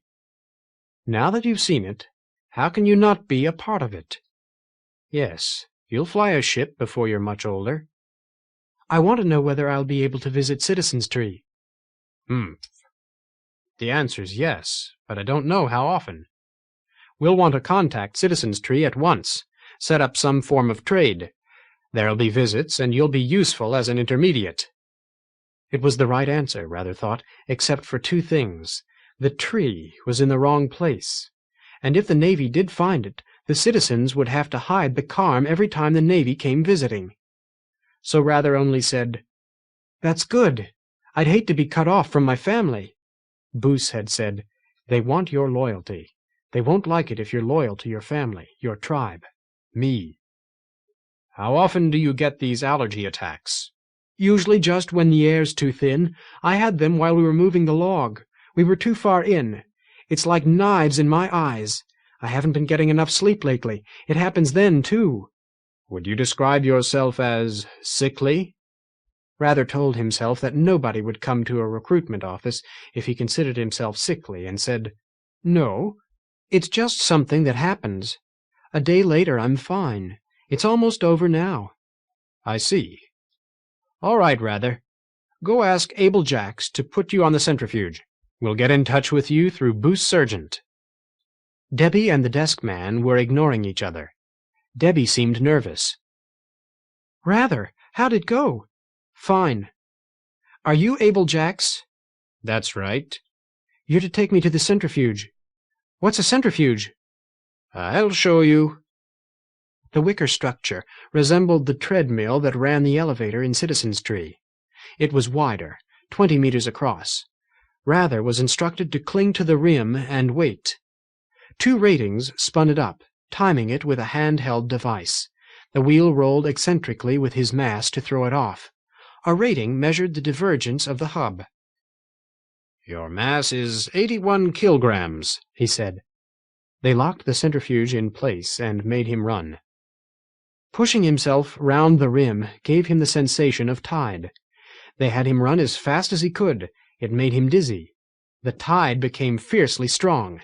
Then they made him slow down and run at a measured rate until his legs burned and his eyes blurred. He would have stopped then if he had not noticed Bosun Murphy watching him. He waved. The motion almost sent him tumbling. She didn't respond. But she watched, and he ran. It came to him that he was rolling around the centrifuge. He'd blacked out. A rating snatched at his ankle and pulled him out. "Take a rest. Here."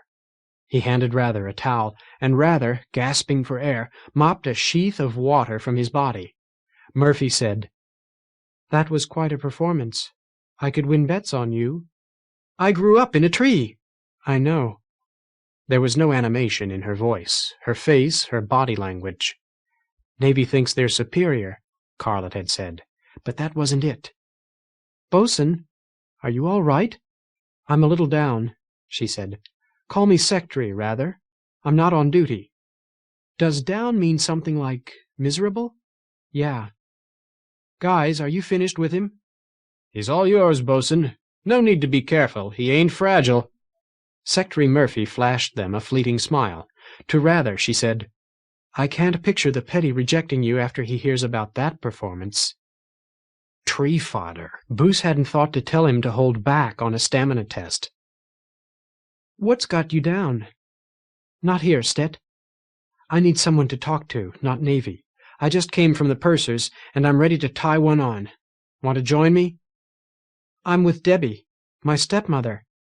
"Stet, let's go get her. How does half hands sound?" Rather was coming down the corridor. There was a woman with him.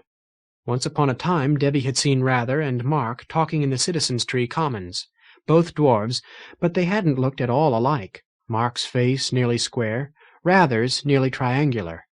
She remembered it now because Rather and the dwarf woman looked right together, though they were clearly from different branches of humankind.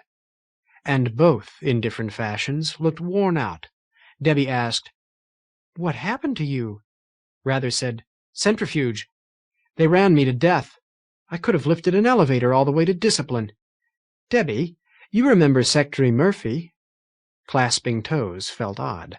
Secretary's reach was so short, her toes so stubby and strong. "Hello, Secretary. I take it you're off duty." "Right. On our way to Half Hands. Join us?" "Sure." Secretary led them in. "The place is nearly empty," she said. It wasn't. There were a good dozen people scattered around Half Hands. But windows were clear, and Secretary led them to one. It's nice to have a view, she said over her shoulder. Rather flinched. Debbie grinned. She'd seen Rather watching Sectary's kicking legs. Grab a pole. Someone will come. You hungry? When one of the women from the kitchen appeared, Sectary said, Fringe tea and sausages for 3, Belland. You two should try the sausage. Stet, Rather said. What's got you down? The false gaiety ran out of her, and Debbie saw pain. I've been trying on pressure suits. I don't fit. Debbie said nothing. Rather said nothing. They don't let you try the suit till you qualify for Guardian in all other respects, so they got me into the small one and I couldn't breathe. Murphy wasn't wearing armor now. Her breasts stretched her tunic tight. Debbie had never had trouble feeding her children, but her own breasts didn't have that vulnerable look. I could have faked it, but the suits aren't all quite the same size, so I tried the bigger suit. My feet wouldn't reach the toes. There are controls in the boots. My fingers don't quite reach either. That leaves one, Debbie said. The large? It's in use. It won't fit. If my damn toes were longer... I'm out. I can't be a Guardian. Belland was back. Sausage was a tube seared around the outside, delicious inside, ground meat with bits of plants added. Fringe tea Debbie knew from last night. She still had a trace of the morning headache. The situation felt uncomfortable, and Debbie was rehearsing excuses to leave. She asked, Are you going to stay in the Navy? I think so. I'll never get further than bosun, though. You'll be flying. More exciting than guarding the library. As a Guardian, I could spend some time making a home, get married, carry some guests. Don't they mind Navy people making babies? You go to half pay when you're showing, but you've got a mate working. And even if you don't, Navy pay is good. Sectary drank deep. She hadn't touched her sausage. Rather asked, Sectary, why would someone like the Captain Guardian be interested in a recruit? Wayne? That's easy. If he can get enough dwarves at Guardian rank, he can move up to Captain. He's got the rank, but not the duties. He'd be better off if he couldn't fit a pressure suit. Debbie took the rest of her tea in 2 gulps. I've got to be going. Thanks, Sectary. I shouldn't have come in. I'm supposed to be buying stuff at the vivarium, now that we've got money. Well, remember you're on Fringe, the redhead said. Watch the prices. I'll be careful. Outside, Debbie let herself smile. How would Rather handle it? Let Sectary believe that he'd come to the Navy only to get close to a lovely dwarf woman? It might even be true. A sheet of rainwater clung to the window. A blurred puff jungle drifted past. Rather had finished his sausage. Sectary passed him half of hers. When Belland came past, she ordered more Fringe tea. She asked, How do you like the clump? It's mostly strange. Too wet, for one thing. I think I could get tired of boxes. Huts in a tree aren't like that. Sectary, why did they build headquarters round? It was built to spin. Spin? The early officers, they thought we'd need tide to stay healthy. They gave that up early. They couldn't dock a ship while headquarters was spinning, and it tended to wobble. So they stopped the spin, and they built the exercise room, centrifuge included. Those early Navy men must have been monstrously strong. But it turns out we don't get sick. We still use the exercise room, though. The Fringe tea was fizzing in his blood. Sectary Murphy seemed to glow. His mind was trying to follow a dozen paths at once. It suddenly seemed very natural that the early men would move a tree into the clump, spin it, try to settle the tufts, get the benefit of tide and the clustered resources of the clump, and produce the burl that later generations hadn't been able to duplicate. At the same time, there was a strangeness in what Sectary had said. And then he had it. How do you know all that? Boos told us about the library. He said only officers' children are taught there. Wayne told me. Oh, we were together for a while. I never thought he'd marry me. I'm not an officer. But when he... What I was saying, he told me a lot of history. The library used to be part of a Star Stuff rocket.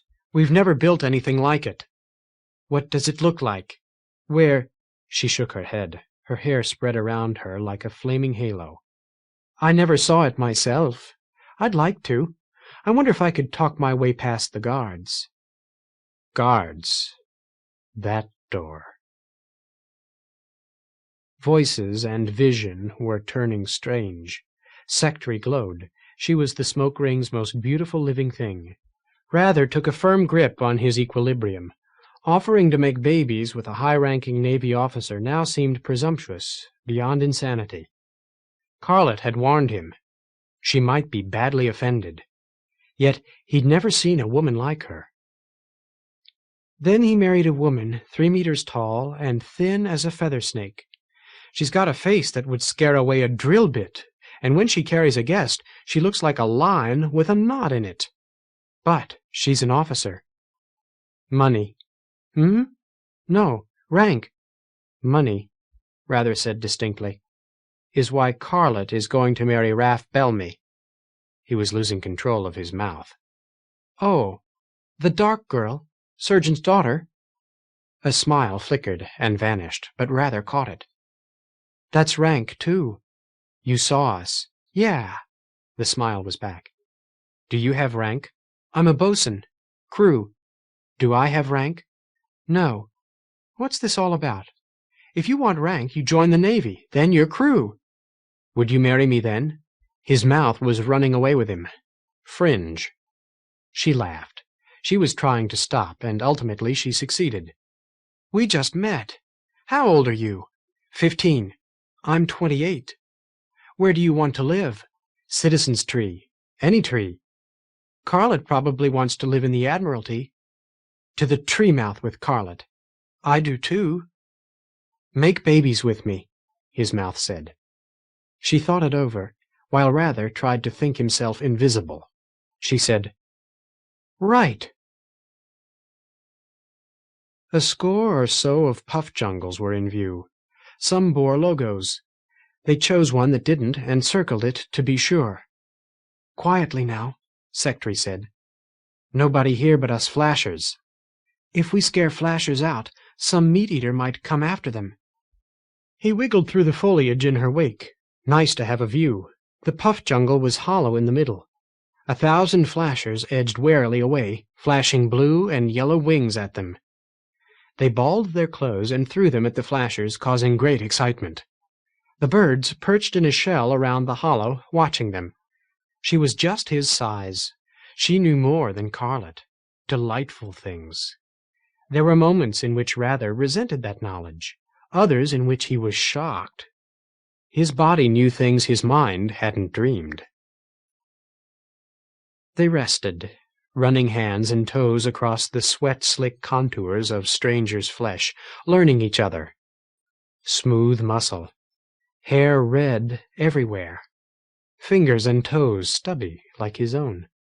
Either of Secretary's breasts fit nicely into his 2 hands.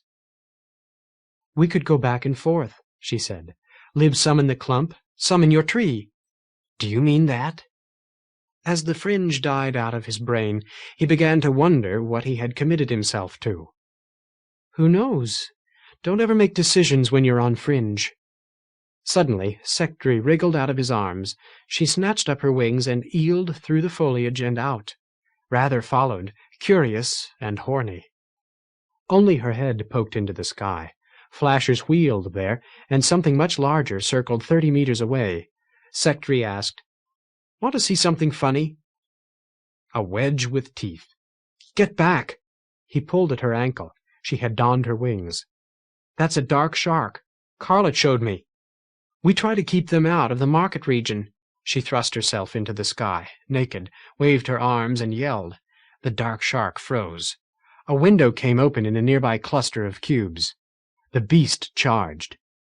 Rather didn't have his wings. He called, Secretary, dark sharks aren't funny. The long, limber torso whipped back and forth too fast to see. The narrow, triangular wing was a rippling blur. Secretary turned and kicked hard. She dived into the foliage, whooping, pulling Rather after her. They were in the hollow center. Are you nuts? he bellowed, and she laughed. Then the dark shark burst through in a shower of leaves and splintered wood. All Rather could see was teeth. His own wings were out of reach. He set his feet against a branch and watched the predator. Which way to jump? Flattened head and the forepart of a thrashing torso, 3 big crescent eyes, 1,000 pointed teeth. The eyes beginning to show panic. Secretary couldn't stop laughing. The beast was stuck. Rather asked, "You do this a lot?" "Sure. We don't like dark sharks." She wrapped her arms and legs around him and laughed into his face. The predator snapped its teeth at them, raging and impotent. Secretary murmured in his ear, "Gives it a kick, doesn't it?" Debbie was tired. She was flying blind, pushing bags of about her own mass, with no more than the strength of her legs. From time to time she stopped to look past her burden. The Serjent log grew larger. Log-bearer had dropped Debbie and Rather near Navy headquarters on its way to the Serjent log. Now Debbie found the rocket moored near what had been the In Tuft. 2 days' time had wrought wonderful changes. A skeletal cylinder perched atop the fuel pod. Men were all over it, placing planks, driving pegs into wood. Boos floated nearby, watching contentedly. When he saw Debbie coming, he donned wings and kicked to join her. "No problems?" "No problems," she said. "Zachary wanted money. I just went down the list and paid him what I had.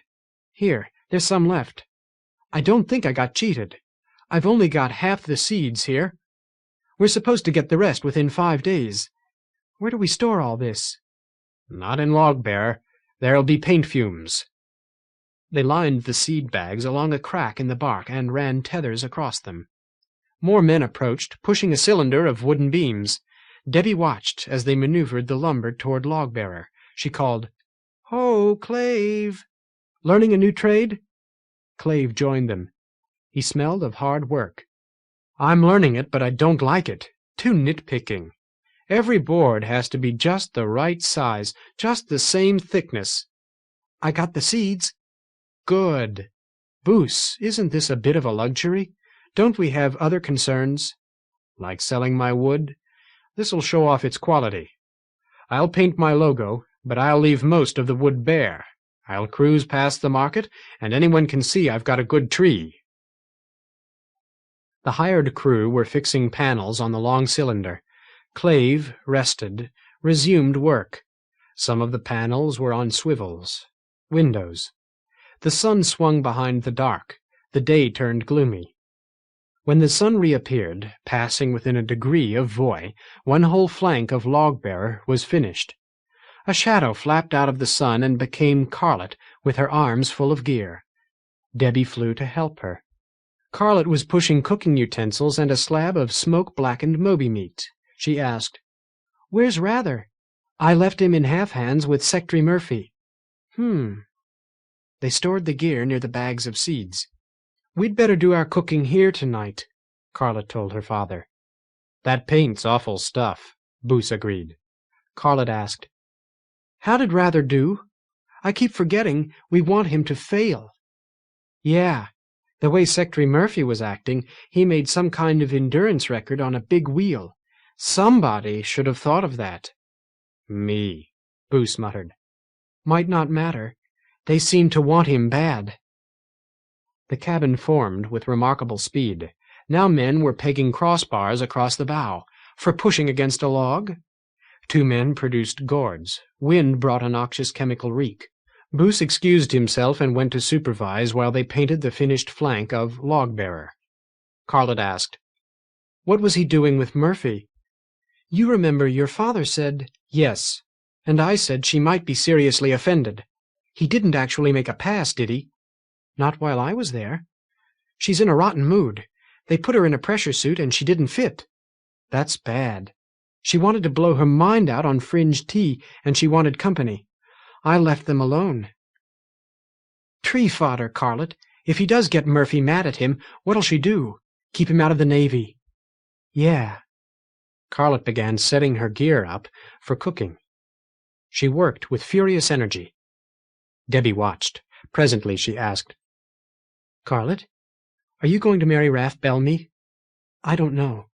I just spent a couple of days with Raff aboard Woodsman.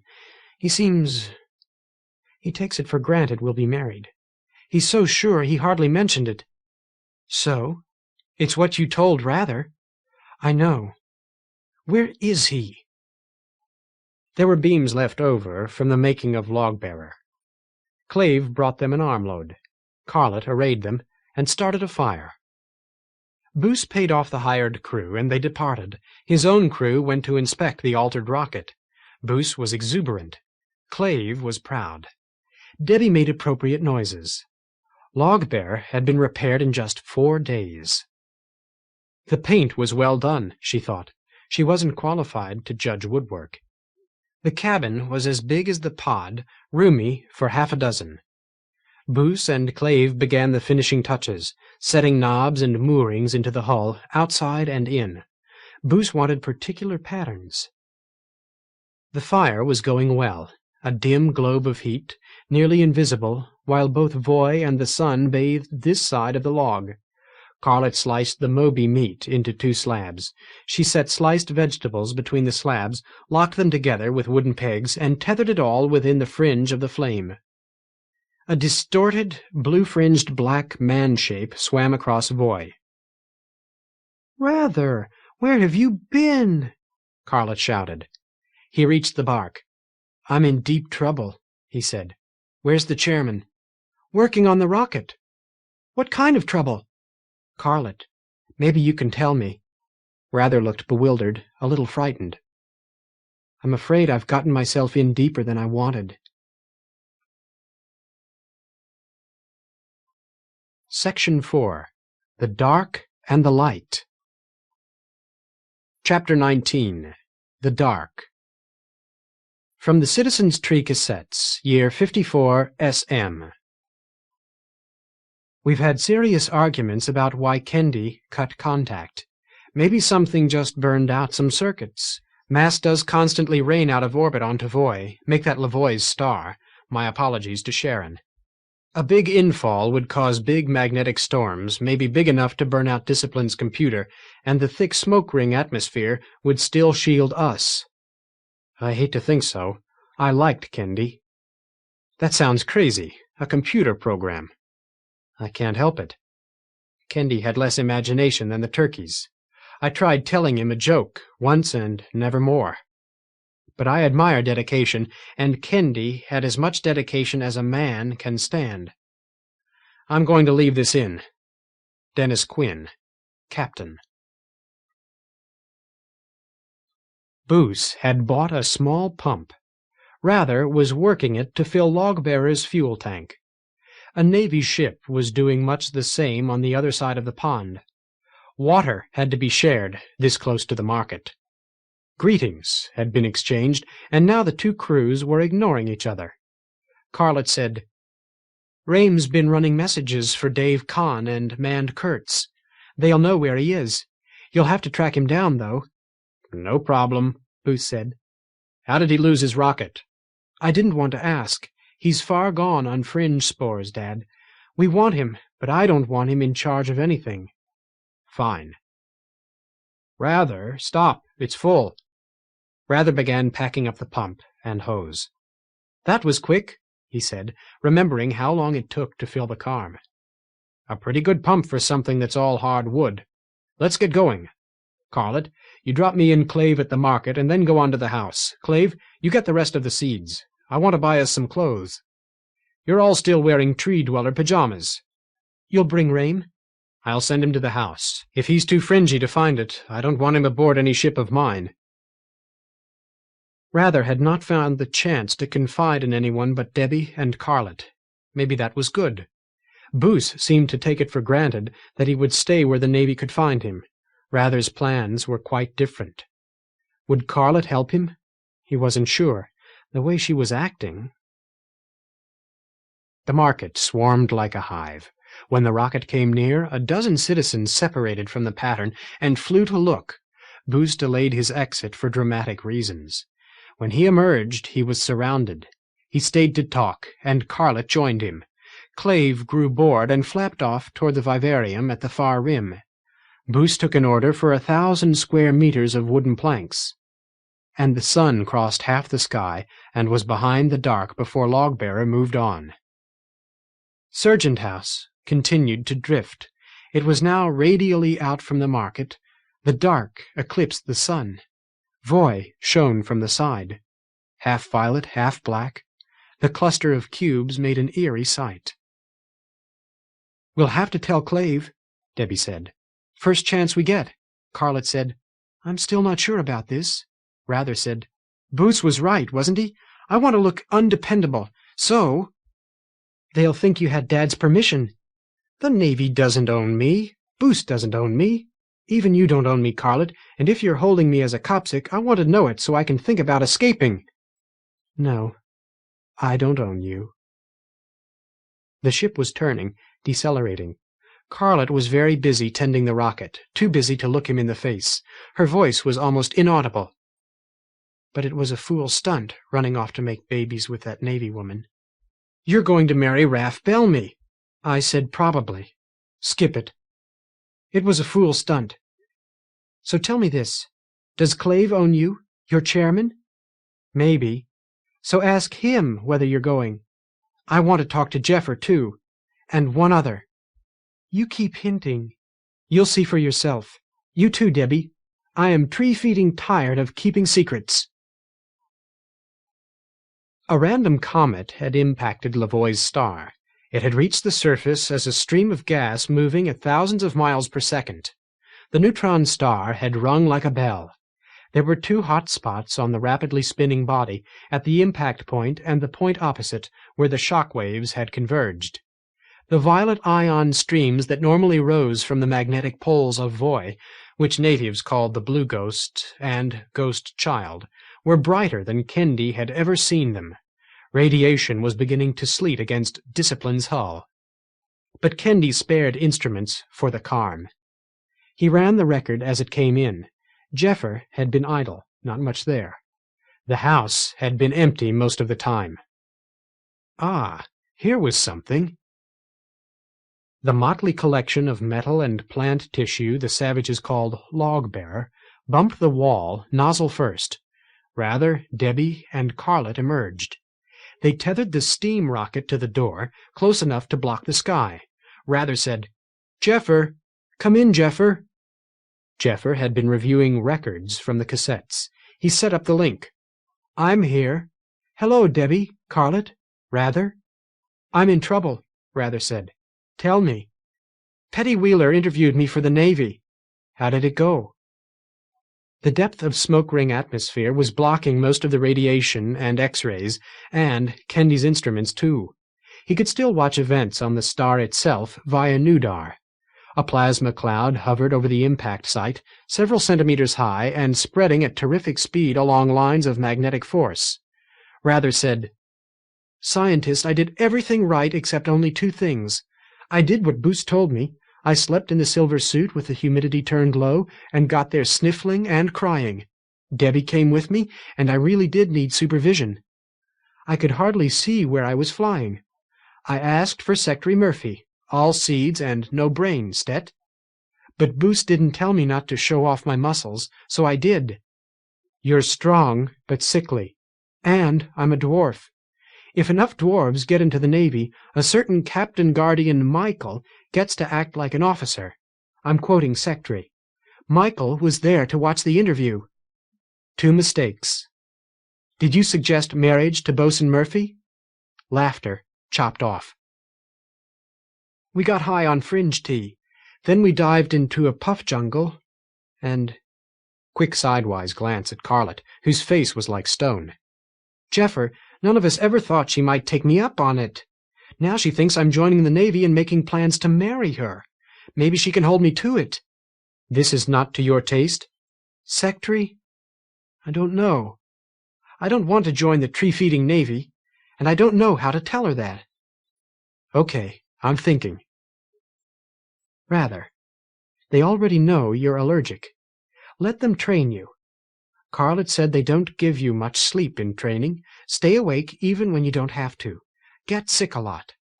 They'll give up. I thought of something better. Listen. No, you listen. I went running to Carlet and Debbie. Help, I said. I'm in trouble, I said. The Navy wants me. What do I do? And we talked it over, and what I want to do now is talk to Kendi. Jeffer's medical readings showed his shock. Kendi stopped paying attention to the impact on Lavoie's star. Pay dirt. Rather. You told them? I'm letting you tell them, you and Kendi. Kendi isn't in range yet. When he gets the record. Carlet said, Kendi the checker? The same, Jeffer said. Kendi made contact with us 14 years ago. 15 now. I made a mistake with the Carm. Kendi told us how to get home.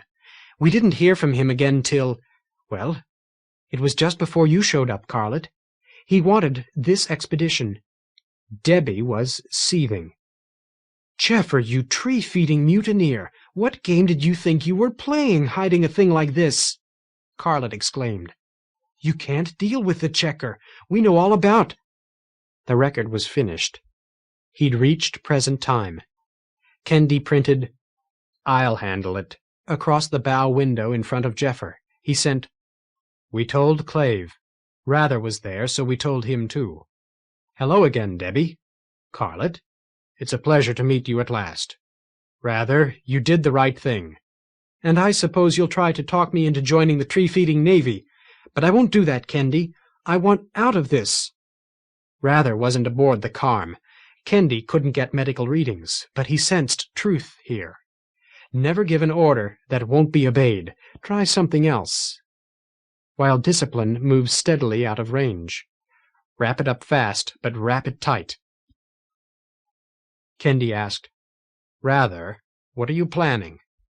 Remember Boos telling me to look undependable? The Navy expects me to stay in touch. I'm going dark diving. Carlet and Debbie and Clave are taking Logbearer to get mud for Belmy's burl tree. I'm going with them. Just to look undependable? It's not a crime. Sectry'll hate me, and I don't like that, but it'll get me off the harpoon. Kendi finished putting details on his own plans. The speed of his thoughts was one powerful advantage to being a computer. It helped win arguments, too. He said, That's good, but it's not enough. Not if this Wayne Michael wants you so badly. We need to get you out of the clump entirely. Rather. I think I may have something. Boos was planning to take the helmet with him so that Jeffer and I can see the dark. Still true? Carlet? Stet. Dad wants it out of the house. Good. Take the whole suit. Take Rather, too. Go into the dark. Rather, the suit's fully fueled. When you're out of sight of the market... They heard him out, looking at each other. The silence that followed lasted only 5 or 6 seconds, but Kendi found it excruciating. Then Jeffer asked, How long have you been planning this?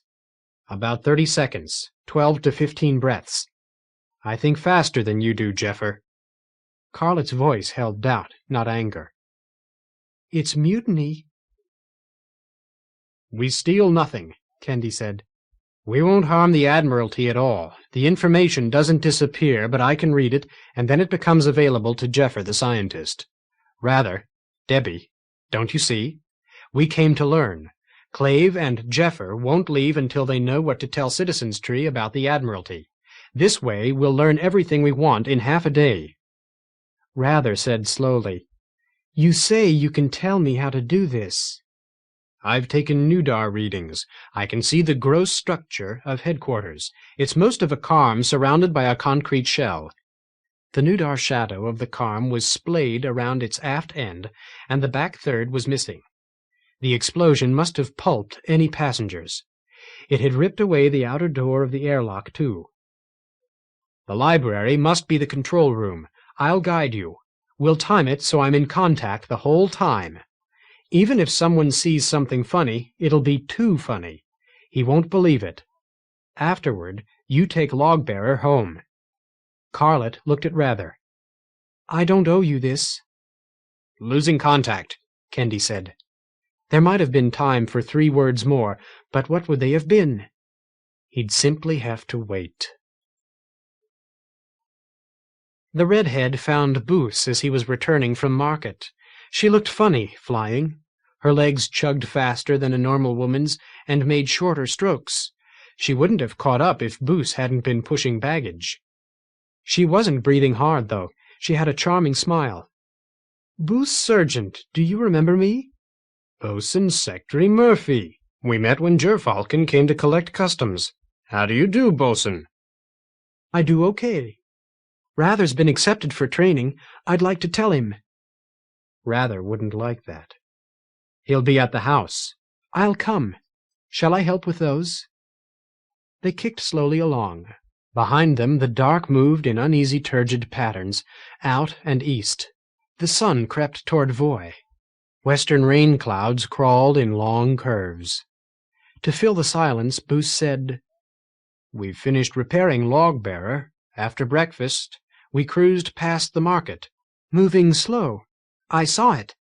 "Clave went for the rest of his seeds, and I picked up some clothing and toothbrushes. Can't have my crew looking like savages." "My superiors may be wondering where you found the money." "It's not easy. The Navy's taking its own sweet time to bid a decent price for our metal, but I've got some orders for wood, and my crew is going dark diving." "Did Rather say anything about yesterday?" "Not to me. He didn't seem to want to talk. It must have been a strange experience." She laughed, then grew pensive. Presently she said, "Isn't that Serjent House?"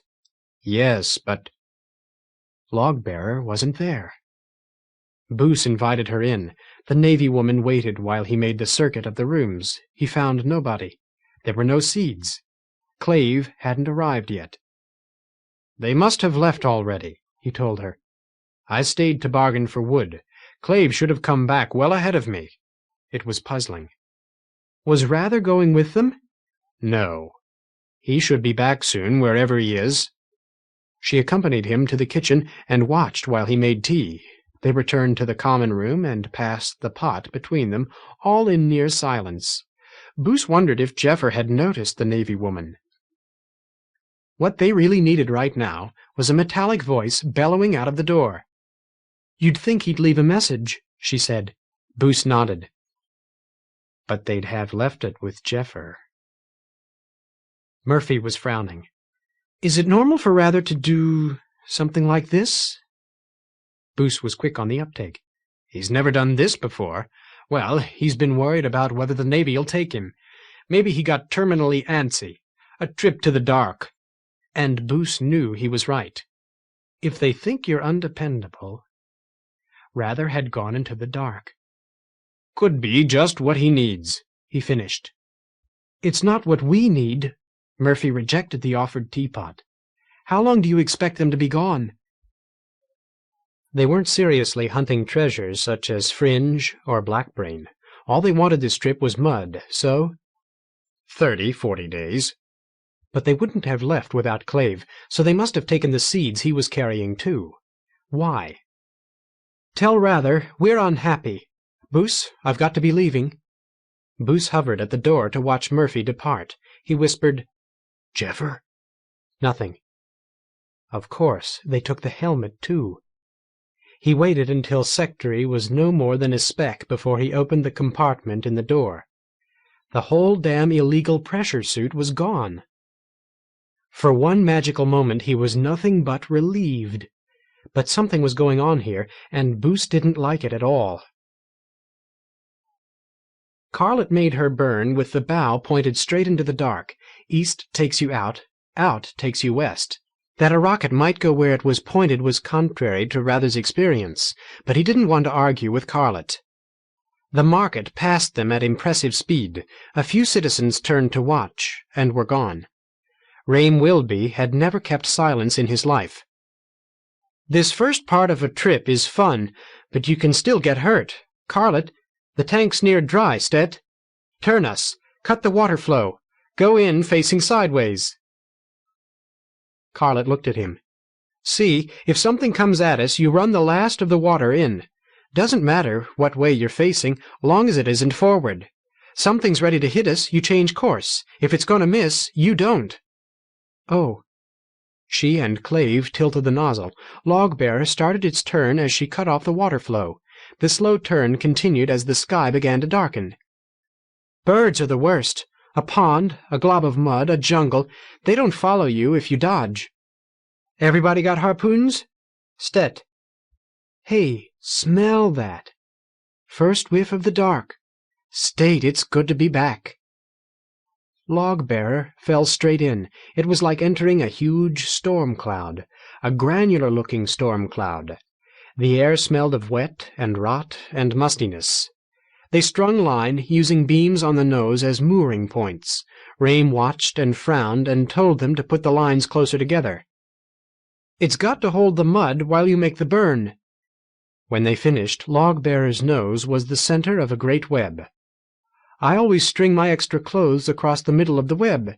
That way you know the mud won't go through and all over the cabin. You bring any extra clothes, Carlet? She spoke through gritted teeth. You didn't tell me to.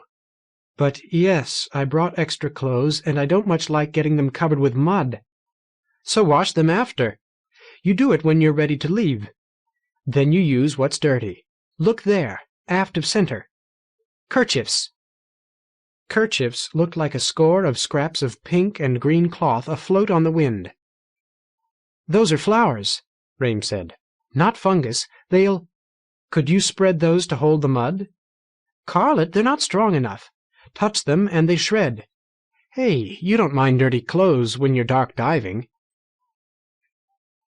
They took turns sleeping. The sky thickened and darkened over 5 or 6 days. Then Voy and the sun were hidden, and it was impossible to know day. Rather's eyes adjusted. He saw colors emerging from the dark. Blue tinges, green, orange. Behind them the murky sky was a blaze of light, suddenly bluer as Voy passed, too bright to look at. Rame was forward, inspecting the web again, or maybe he only liked the view. Clave said, It isn't the risk that bothers me. It's the fact that I'm not taking it. Feels like this should be my job. Rather didn't answer, but Carlet did. Oh, you're taking a risk. If Rather gets caught, the Navy'll want us all. Clave, it's not too late to change our minds. Yeah, I know how persuasive Kendi is, and I think I should have been consulted. Rather started to speak. Clave snapped, Yes, Rather, it couldn't be done. Besides, Kendi's right. It gets us everything we came for. Rather, if you don't come back in a decent time, we're leaving. I've got the seeds. We'll just burn straight out and let Jeffer find us in the sky. Stet, said Rather. And what about Dad? Carlet demanded. Why should the Navy believe him when he tells them he didn't know? I won't get caught. One big risk and we go home. I don't owe you this, Carlet said, as she had said before. This time nobody answered. But Jeffer had said, You owe Citizen's Tree for your life. And it was true. I think we've gone far enough, Clave said. Nobody's going to see us from the market. Rather nodded. But there's still Rame. He's easily distracted. The rocket had slowed considerably. They were drifting, not flying. The murky sky was busy with soft, shadowy shapes. Once there was a jagged rock the size of Logbearer, half covered by... Rather stared. That had to be a fungus. But it was convoluted like the Moby's brain Half-Hand had tried to serve them. Rame pointed through the net of lines. You can eat that, Clave said. Tree fodder. I mean literally. That's a tuft off an integral tree. It could have been, Rather thought. There was the curved blade of the branch, but where foliage should have been, now there was a great misshapen lump of soft gray curves.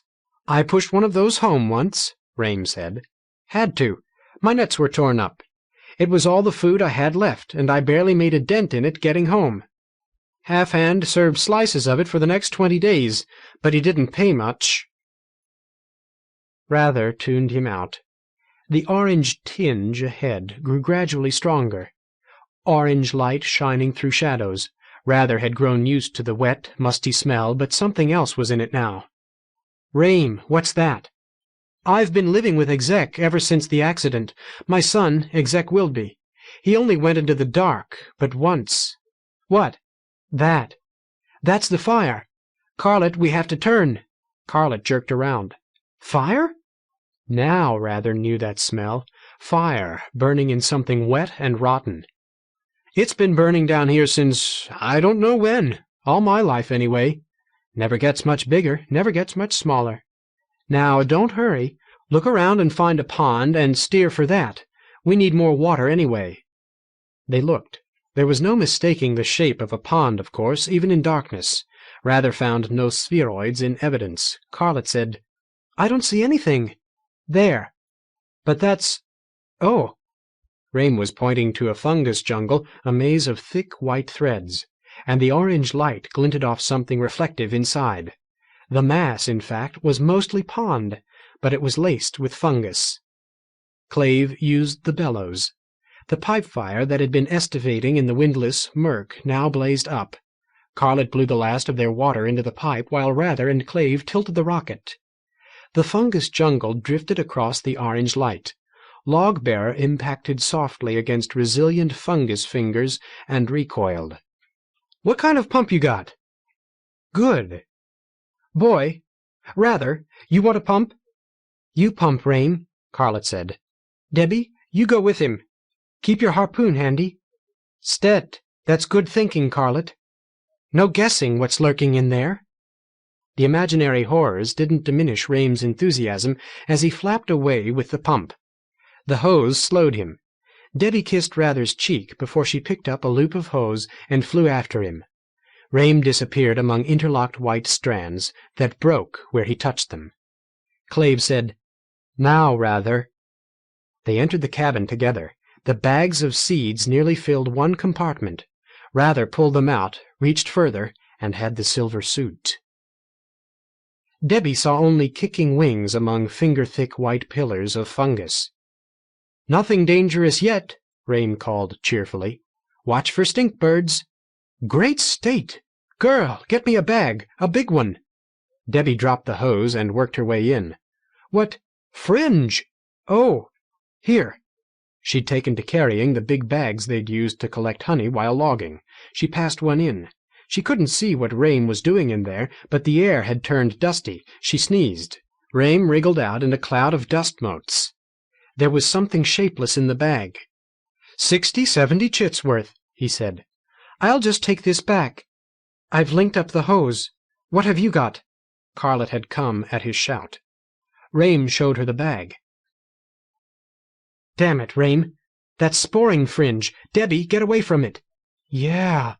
Debbie kicked out into the air. She was feeling dreamy, lightheaded, happy. But if she'd breathed spores, Rame must have breathed more. Keep him away from the ship.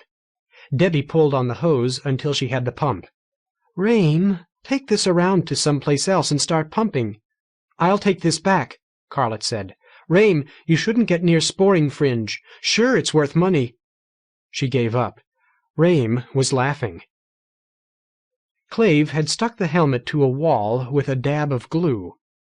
It watched him in stoic calm. Try to do the circle in one sweep, it said. Is that how the original was done? First painting was probably a template, but templates wear out. The suits must be painted over and over. Every so often the junior guardian has to paint it. I'm guessing, of course, but the original looks a little sloppy in Kendy's pictures. Clave pointed the brush like a pencil and moved in a single graceful sweep. The resulting greenish-white circle wasn't half bad. Bring it close, said the helmet. Too narrow and also a little small. Go around again and add some bulk to the outer rim. Rather, when you leave, drape a cloth over yourself. We don't want to get it dirty while it's wet. Stet, Clave. Now the dot in the middle. Stet, leave it tiny. Give me another look at the shoulder. Rame found you something, Silverman. Clave jumped. What? Carlet, don't do that. Rather, take it. It's sporing fringe. Bring it back if you can. It's worth money.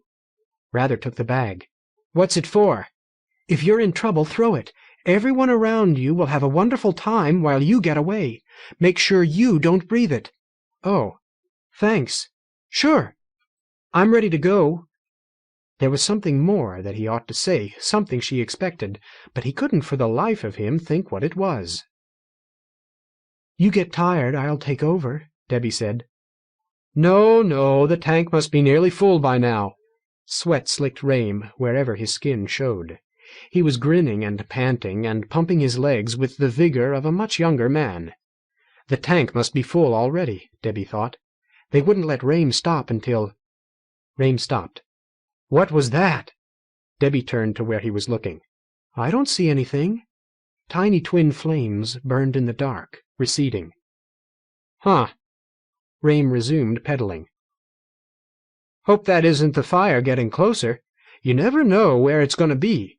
It doesn't just drift like everything else. It spreads in spots and goes out in spots." Carlet called from the rocket. "Rame, enough! Let's go find our mud ball." Chapter 20. The Library. From Discipline's Records, year 926, state: Your orders are as follows. 1. You will visit each of these stars in turn. Other targets may be added. Where appropriate, you will seed the atmospheres of proto-Earth worlds with tailored algae using the canisters you carry. The state expects to settle these worlds, spreading humanity among variable environments against dangers that might affect only Sol system. 2. The state is aware that you do not require a crew to operate. The human species is not invulnerable. There is finite risk that the crew of any interstellar spacecraft may find on its return that it has become the entire human race. Your crew and their genes are your primary cargo. Classified. 3. Your tertiary mission is to explore. In particular, any Earth-like world with possibilities for colonization must be investigated and reported immediately. Ling Carther, for the state. Matter was too thick in here to use boot jets. Rather used them to get clear of Rame's sight, then donned his wings.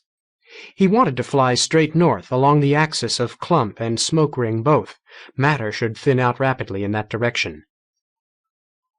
There were no ponds, but sometimes you could catch a glint of light from one of the fuzzy-edged fungus jungles.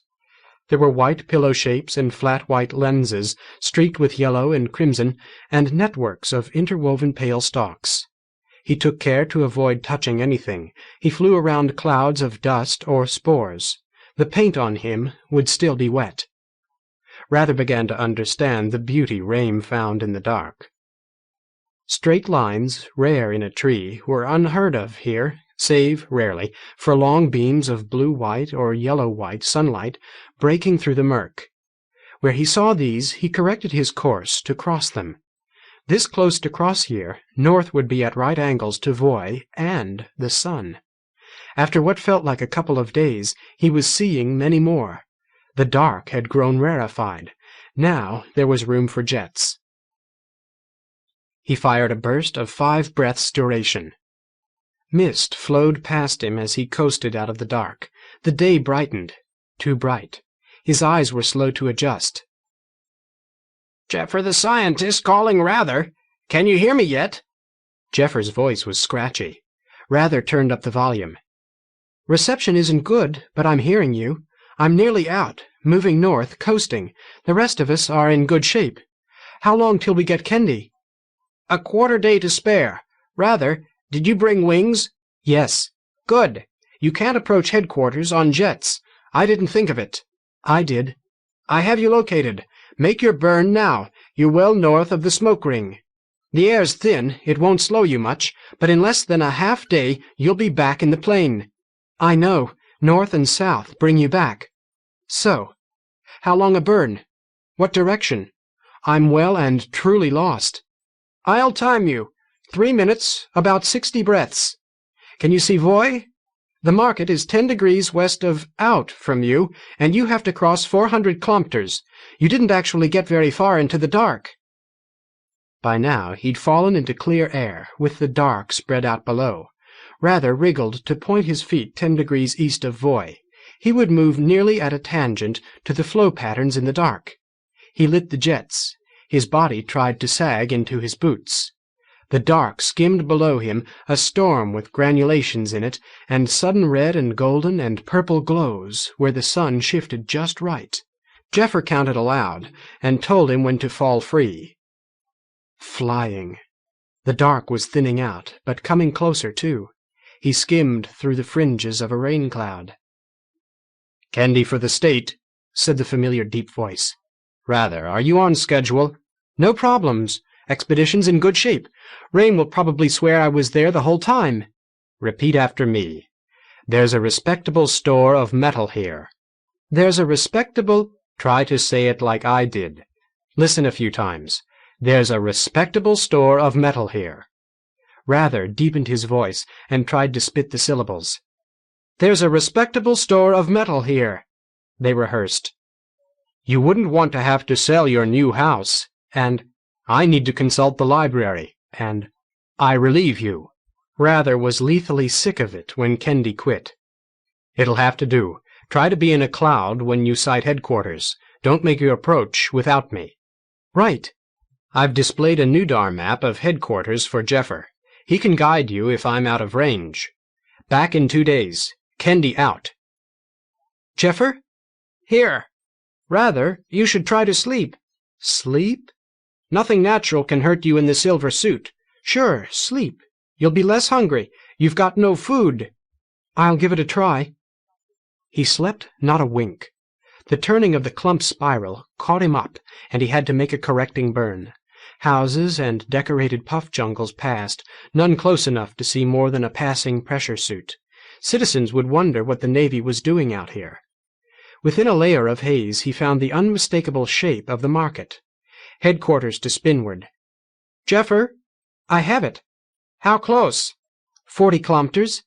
"Get a lot closer. Approach from the market side if you can." "Rather, it just struck me. There are 2 ways into the library, and they have to guard both. So, I don't think it was ever meant to be guarded. The library was supposed to be free to all. Just a guess. What's the word from Kendi? Any breath now. I'll come in through that cloud bank. You see it? I think there's a pond in there. I'll come around that." "Kendi for the state. Rather, are you in place?" The boy sounded edgy. "Ready. You missed some interesting stuff." Headquarters was 400 meters distant. They'd lose a few minutes crossing that. Kendi sent, "Something I should know?" "No, just interesting. I watched 2 triune families arrange a marriage." "If your helmet faced it, I didn't miss it. Time to move. Just wings." Kendi watched the guards as Rather approached. Would they expect him to have an escort? They spread arms and legs as he came near, with a hand and foot to hold the harpoon. That position had been a tension for any military man in free fall since long before Kendi's birth. The door behind them was large and massive and closed. "Just go in unless they do something," Kendi said. "I've watched them every orbit. You won't need a password because your helmet's closed. Don't hurry. Let them open the door for you." Checklist. Communications systems nominal. Drive warming. Course correction ready. Kendi didn't intend to burn fuel until everything else had gone right. The guards waited until they could read Rather's insignia. One rapped the door with his spear butt. It slid open in time to let Rather pass. "Left. There's a hall, then another door." Kendi noticed pads of cottony-looking vegetation on the far wall. "Pause. Wings off, then clean your suit. You'll be expected to. Pat, don't rub. Remember the paint." Rather patted muddy rainwater off his suit. Kendi wished he could see the result. There were paint smears on the pad. The boy moved down the corridor. The inner door had 1 guard. He starfished the way the others had. "Captain Guardian? You're early, sir." "I want to consult the library." "But that's—" "Yes, sir." The man didn't move. Kendi sent, "You're still carrying your wings. Tether them to your chest plate." The guard must expect that, and it would give Kendi time to think. "No hurry. Aristocrats don't hurry. Shin sticks toward your chin." To door. No hinges visible. It would swing in. What was protocol here? Have to guess. "Open it yourself, Rather." How? Paired handles on door and wall. Grip both. Push the door inward. No, pause. As Rather finished tethering his wings, the guard finished pushing the door open and moved aside. In, said Kendi. Rather entered. He turned at the sound of the door closing. There was no handle on the inside, though a scar showed that one had been removed. The light source was electric. Would that bother Rather? No, he was used to electric lights in the Carm. A man in a pressure suit waited. He held a crossbow.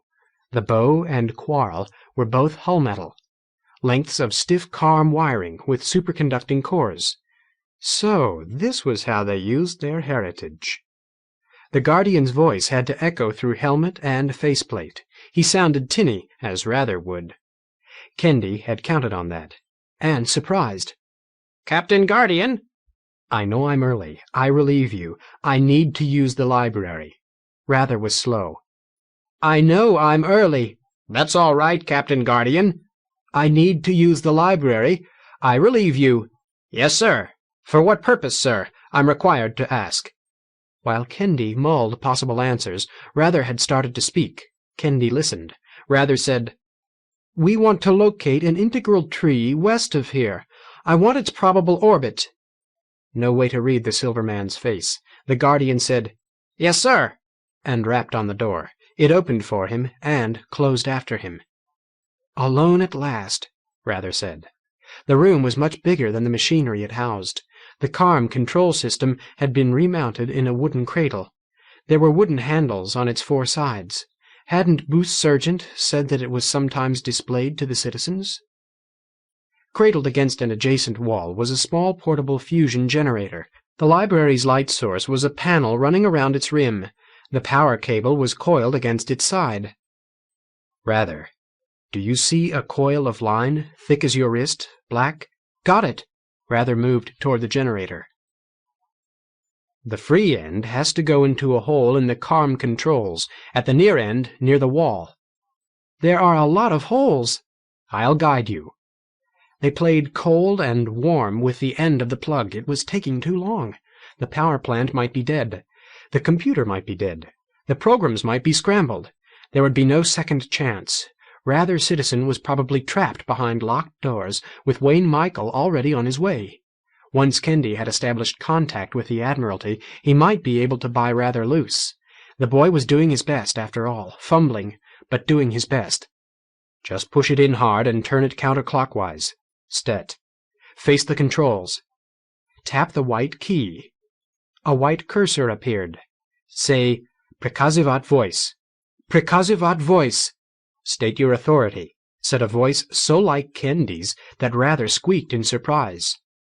Say, Rather Citizen for discipline. Open contact. Watch your accent. With another part of his attention, he began beaming his signal to the old Carm computer. Voice was activated. The computer would hear. Kendi for the state. Discipline to all Carms. Kendi for the state. The computer must be trying to answer. It wouldn't be able to find discipline with its navigational instruments severed. He sent, Beam to pressure suit 26. Something just started humming in my head. Everything's fine, Rather. The signal was being relayed. He sent, Status. Carm number 2 sent its tale of woe. Massive malfunctions. Internal sensors out. External sensors out.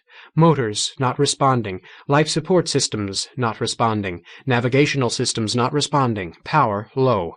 Records intact. Presiding officer, Admiral Robar Henling. Kendi sent, Copy. All? Why? The Admiralty Library accepted the copy program, hummed thoughtfully, and began beaming its records. That would take 26 minutes. Kendi activated the course change he'd worked out hours ago. Discipline was about to use a good deal of fuel. It would hold him over the Lagrange point for long enough. The records arrived in reverse order, common practice. Recent records were likely to be more urgent. Kendi dipped into the flow. The control board had seen little while housed in the library room. There were glimpses of the sky during ceremonies, records of births, deaths, marriages. It had been dismounted in year 130 SM. The Carm hadn't crashed. It had deteriorated over the years, helped by deteriorating maintenance. He couldn't spare attention with so much else going on. The drive ran smoothly. Tank less than a fifth full. Discipline accelerated, drive swinging out to point at the stars, to hold the ship close above the L4 point against its own spin. Rather was exploring the room. His pulse and breath rate were rapid. He was bored and anxious. Jeffer, crouched above Carm No. 6's control board, was in similar shape.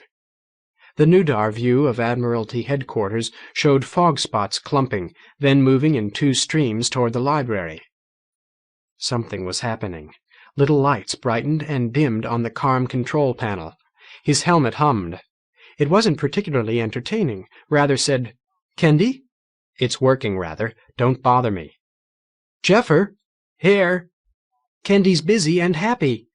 You've got more than 2 hours, about half a day before Michael's on duty.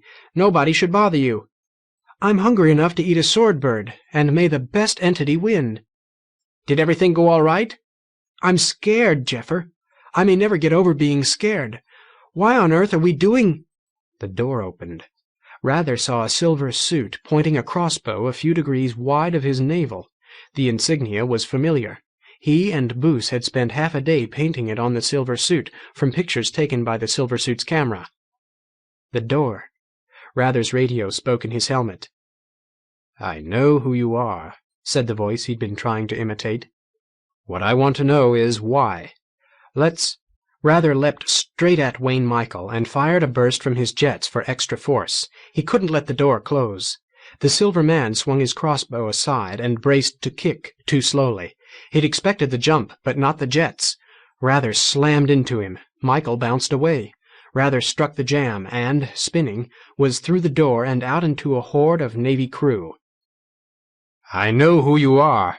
Wayne Michael's voice, pressure suit number 5, radio frequency badly distorted by time, and Kendi locked on it. He beamed instructions to the library. "Record the view through pressure suit number 5 cameras. 1 snap per 10 minutes, henceforth." It was a nice bonus. He welcomed it, because he was about to lose Rather Citizen. A dozen Navy crew in the fisheye view, unknown numbers out of camera range. Jeffer bellowed, "Rather, what's going on?" "Wayne Michael came back. Can't talk." Kendi sent, "Get outside if you can, Rather. Michael's jets aren't fueled." "I've got the whole tree-feeding Navy here." They were hesitating, but they wouldn't for long. "They'll swarm all over me like honey hornets. Hey!" Rather's hands came in view, holding a bag, ripped it open, and flung it. The corridor became vague and golden. Wayne Michael could pull the cable. Was he still in the library? Carm No. 2 had 100 years of records to go.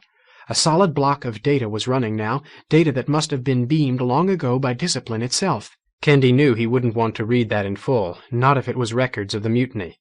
He'd spot-check. The other pressure suit emerged from the library and jumped to join the fight. Good. Rather's camera view shot down the corridor, through dust and bodies. Navy crew grabbed at him, clung, and let go. It began to look as if he might make it. What was running through Discipline's receivers was a message from the state, from Earth. Nothing in his own memory matched. Kendi pulled it and ran it. It was brief. Rather jumped down the corridor, arms raised to block the men who blocked his path. Impacts slowed him. A burst from the jets compensated. Somebody was riding him, legs around his hips. A man impacted heavily against his helmet, slid across his chest, and was gone. The silver man jumped him. The man who clung to Rather took the force of impact. They tumbled. Rather reached the door, kicked, swung himself around the jam, and was out in the sky. A burst of jets took him clear. He paused then. The silver man emerged and, 20 meters away and receding, stopped to put on his wings. Navy crew emerged behind him. 2 flailed. They had no wings at all. The third couldn't get his on. Fringe spores must have reached their brains. That left only the silver man. Rather grinned. He put on his own wings and kicked away strongly. "Kendi! Jeffer! Are you watching?" "Jeffer here. I can't get Kendi. He may be out of range." "Well, watch. This is going to be good." Michael was catching up. Rather's radio sounded calm and a bit supercilious. Rather, citizen, you can't escape. Your wings are the right color, but they're not Navy wings. You know I don't want to hurt you. I had the chance to kill you, and I didn't. But the crossbow is all I have, and it will penetrate, make holes, in a Navy pressure suit. There's a hole in one of our suits because one of our guardians turned mutineer once. Don't answer, Jeffer said. He's guessing. Don't give him a chance to test it. Michael was meters behind him, but the drugged Navy crew were nearly out of sight. Rather pulled his wings loose, pointed his feet at the Silver Man, and fired his jets. He was head down to the dark. Michael was kicking hard, falling rapidly behind.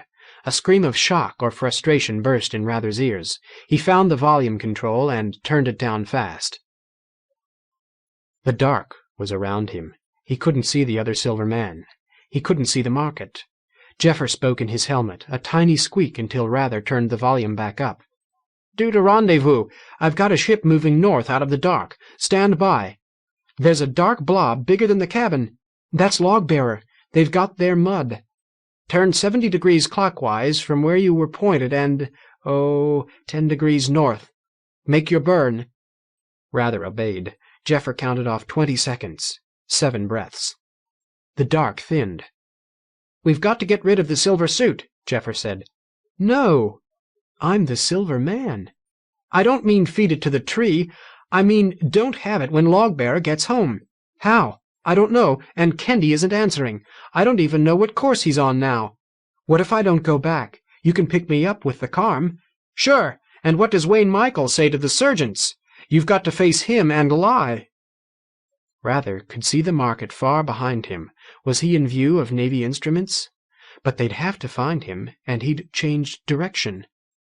The deep voice of Wayne Michael was small and full of the chattering sound of distance.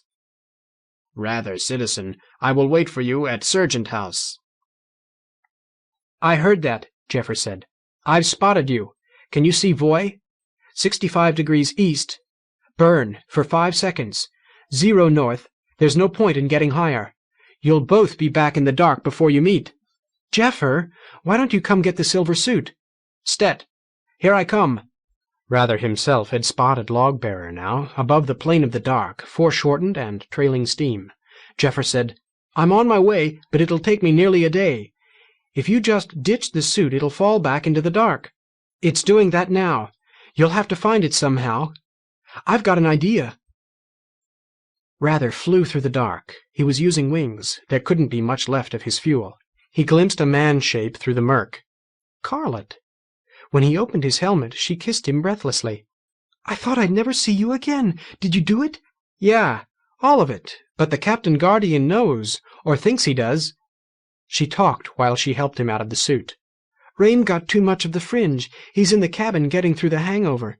Debbie's with him. She'll keep him quiet. We've got our mud and 4 tons of walnut cushion. 2 dark sharks tried to open us up. Debbie took them. Rather, I'd hate to have her mad at me. We've got the meat, and I'll show you tooth scars on the wood. I hope they were big. I'm hungry. He was out. He closed up the suit, leaving the helmet open. Jeffer? Here. I'm above your position. I'm doing it. He closed the helmet. He turned the pressure dial high and the temperature low. The suit grew rigid. Now I want to start a fire. In the dark, that won't be easy. Help me. That Fisher jungle. I guess it was. He indicated a mass of dry brush with white things taking root in it. Help me push the legs in. They pushed the suit into the decaying Fisher jungle. The branches still had some strength. Rather got a good grip, then closed a jet key with his toe. Flame blasted through the rotting Fisher jungle. The suit tried to escape. He let the jet run for several breaths before he turned it off. Jeffer should find that okay, he said. He was guessing, and he knew it. Then tell me. What happened? He told her some of it while they searched out Logbearer. The rest would wait. Clave and Debbie would have to wait to hear the tale, since Rame could not be allowed to, and Rather would have his chance to eat and sleep. He was exhausted. Chapter 21. The Silver Suit. From the Library Cassettes, Year 200 SM. Citizens may never enter the library room. Citizens will be given access to the library only through officers and then only on certain dates. On these days, the library will remain available with a programmer on duty until all citizens have had opportunity to ask their questions, though some questions will certainly be unanswerable. They stopped twice, once at the market to let Rame off with half his pay in hand, and once at a pond to refuel. Belmy's log was very slowly turning end for end. A thread of steam poured from above the tuft. As Carlett made her final burn to bring Log-bearer to rest near the midpoint, Woodsman cast loose and moved toward them. Serjent House was just visible to anti-spinward, west. Rather tried not to think about the dot visible alongside it. He welcomed the delay. Debbie said, "I'd like to get this over with." Clave shook her by the ankle. "Wrong. We went into the dark for mud, and we're back to get rid of it. We don't know of anything urgent. We're in no hurry at all." Carlett shouted from where she and Rather worked the rocket. "Stet! Tree fodder! They always make us wait!" They had it all figured out, but copter plants were launching their seeds in Rather's belly. Woodsman eased alongside. Hiller and Raff Belmy flew toward Log-bearer. "You'll like Raff," Carlett whispered. "Act like you like Raff." "It's all right. I'd make babies with him if it'd make you happy. Or get me away from the Navy." Hiller introduced his son. Tree fodder, but they were big. Raff smiled much and said little. He was shy for an adult, Rather thought. He stared at the tree-dwellers, but his eyes seemed to slide aside from Rather's. The teapot passed. Carlett asked, "How are you doing with the log?" Hiller shrugged. "No burl yet." The others laughed. "Give it time. We have some spin. I don't think we want to overdo it. We've splashed a pond against the trunk. That gives us a water flow. How are you planning to deliver the mud?" "I hadn't thought past just bringing it here." "Raff and I talked it over." Raff spoke. "Dad always says keep it simple. We'll just impact it against the tree, lee side, 2-3 kilometers above the tuft. There's already water running down to the tree mouth. Let it carry the mud, too. Easy, steady delivery system." He can talk when it's about something real, Rather thought. "Have you done a lot of logging?" Raff's head bobbed. "I spend more than half my life in the outer sky. Sometimes I wondered what living in a tree would be like." They were getting used to that question. Clave said, "I miss it myself." "Well, you grow up shorter and stronger. Cooking's easier. Hunting's different. The wind throws the prey at you." Rather tuned it out. The dot next to Serjent House must be a Navy ship. He felt their long sight devices on him. What the Navy saw must look puzzling. Let them wonder. He had an explanation both interesting and innocent. His attention snapped back when Hiller said, "Boos has been making deals. I expect he'll pay back the loan well before cross-year." Carlett asked, "Has the Navy bought the metal yet?" "No. In fact, something's upsetting the Navy. I haven't heard a rumor I can believe, but stay alert, Carlett. You know you've got visitors?" "We can see them. Hiller, Raff, it's time to deliver our cargo." It took a day and a fraction and was entirely straightforward. Log-bearer burned toward the turning tree. Her crew dismounted the spokes that braced the web that supported the mud. Mud and lines and wooden spokes smacked the trunk hard enough to stick.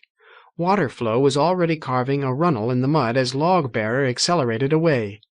They'd be back to collect the beams and lines after they were washed clean. Gerfalcon was not moored. It floated free 100 meters from Serjent House. Two men working on the hull did not return Clave's cheerful wave. Rather recognized one as Petty Wheeler. They watched fixedly while Log-bearer's crew swarmed out and set about the business of mooring their ship. Rather looked around the common room while they tethered their wings. One fast look, and then he'd have to react. No teapot. Not a social occasion. Booth's sergeant looked angry and unhappy. Bosun Secretary Murphy started to jump toward Rather, then pulled herself back. 3 long-limbed Navy men were stationed around the walls, and a fourth, silver suit, helmet thrown back, bearded dwarf face within. Wayne Michael. Rather let himself break into a delighted grin. It was surprisingly easy. He wanted to reassure Secretary. He was glad to see her. He let his eyes flick from Secretary to Wayne Michael to Secretary again. He blurted, "Am I in?" Secretary flashed from unhappy to angry. Wayne Michael broke into delighted laughter. Very good, but rather, there just aren't enough dwarves to make it work. Take him! 2 of the Navy crew were on him. They pulled him loose from his handhold, set him spinning in the air. He caught glimpses of them rebounding from walls. Then one had wrapped his arms and legs around Rather's lower ribs from behind, and the other had a foot in Rather's crotch, and Rather's 2 ankles in his hands, stretching his legs straight. There was a wrestling trick. Jill had shown him, in the brief period when she was stronger than he was. You wrapped your arms or legs around your opponent's short ribs and tightened them. Your opponent couldn't inhale. Presently he would faint. Rather had used it on others afterward, and been punished for it. Most of the children were smaller than he was. Jilly wasn't, but she didn't have the strength of a dwarf after they both got older. Rather had been taught not to fight. He still got angry sometimes, but he learned to control it. Sometimes he wrestled with adults. He generally lost. The man behind him, call him Navy Number 1, was letting him breathe, but shallowly.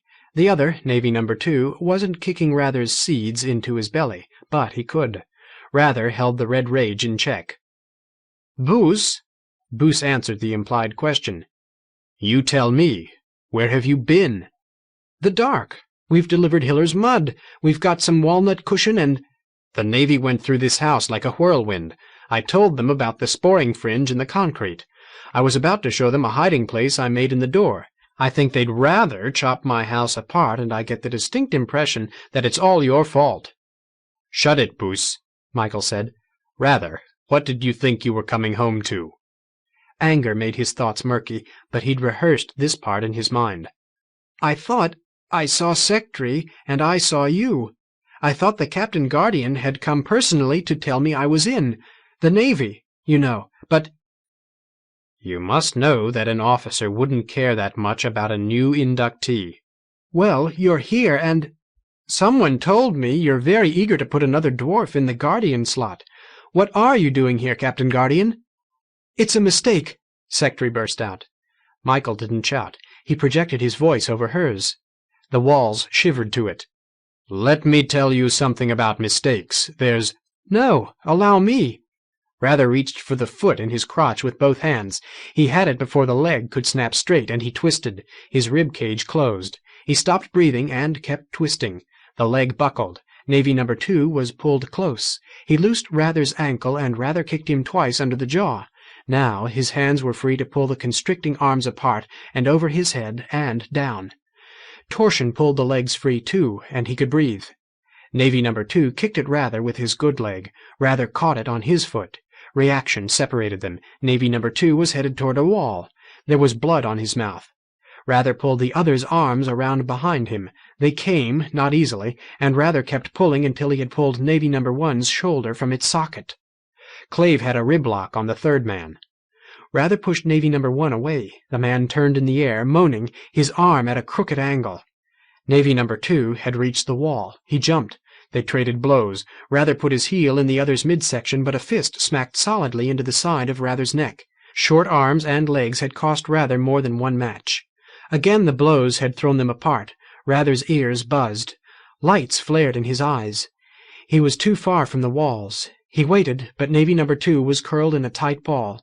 When a wall touched him, he stayed there, winded, resting. Wayne Michael was pointing a crossbow at Rather. "Cut it. I'll shoot you someplace non-lethal. You too, Jonathan, stay there. You, the tree man, let go of Doheen." Clave released Navy Number 3.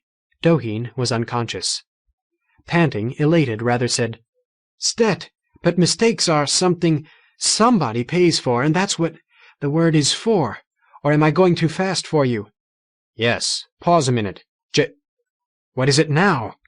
The men in the doorway both looked surprised. One was a Navy crewman. He had Rame Wilby in a rib lock. "Captain Guardian, this one flew up like he was coming to the house. Then he saw the ship and turned around and flew away. The Petty and me chased him down." "Who are you?" Michael demanded. Rame only gaped. Carlett said, "It's Rame Wilby. He guided us into the dark." "Wilby? What were you flying from?" I just don't like Navy." "Stet. Jonathan, wipe your face, then take Wilby into the storage room. Ask him about the trip." Be polite." Doheen blinked. His eyes opened. The man from the ship took charge of Navy Number 1, the man with the dislocated arm. Rather heard him yell as his shoulder popped into place. Jonathan, Navy Number 2, wiped blood from his mouth with a cloth, then took Wayne Michael by the elbow and towed him away. Rather noticed for the first time that Secretary had a crossbow too. It was pointed at Clave. Michael ignored it all. "Now, Rather, tell me about a pressure suit that looks like mine. Don't forget the crossbow."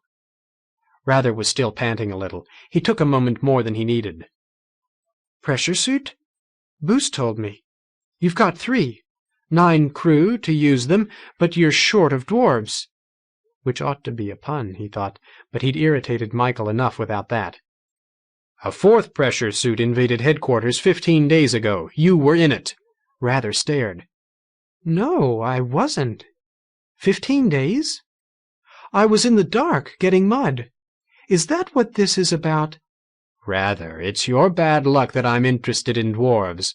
I know where every dwarf in the Admiralty is right now. There are 12. 10 are in the Navy. 1 is 18 years old.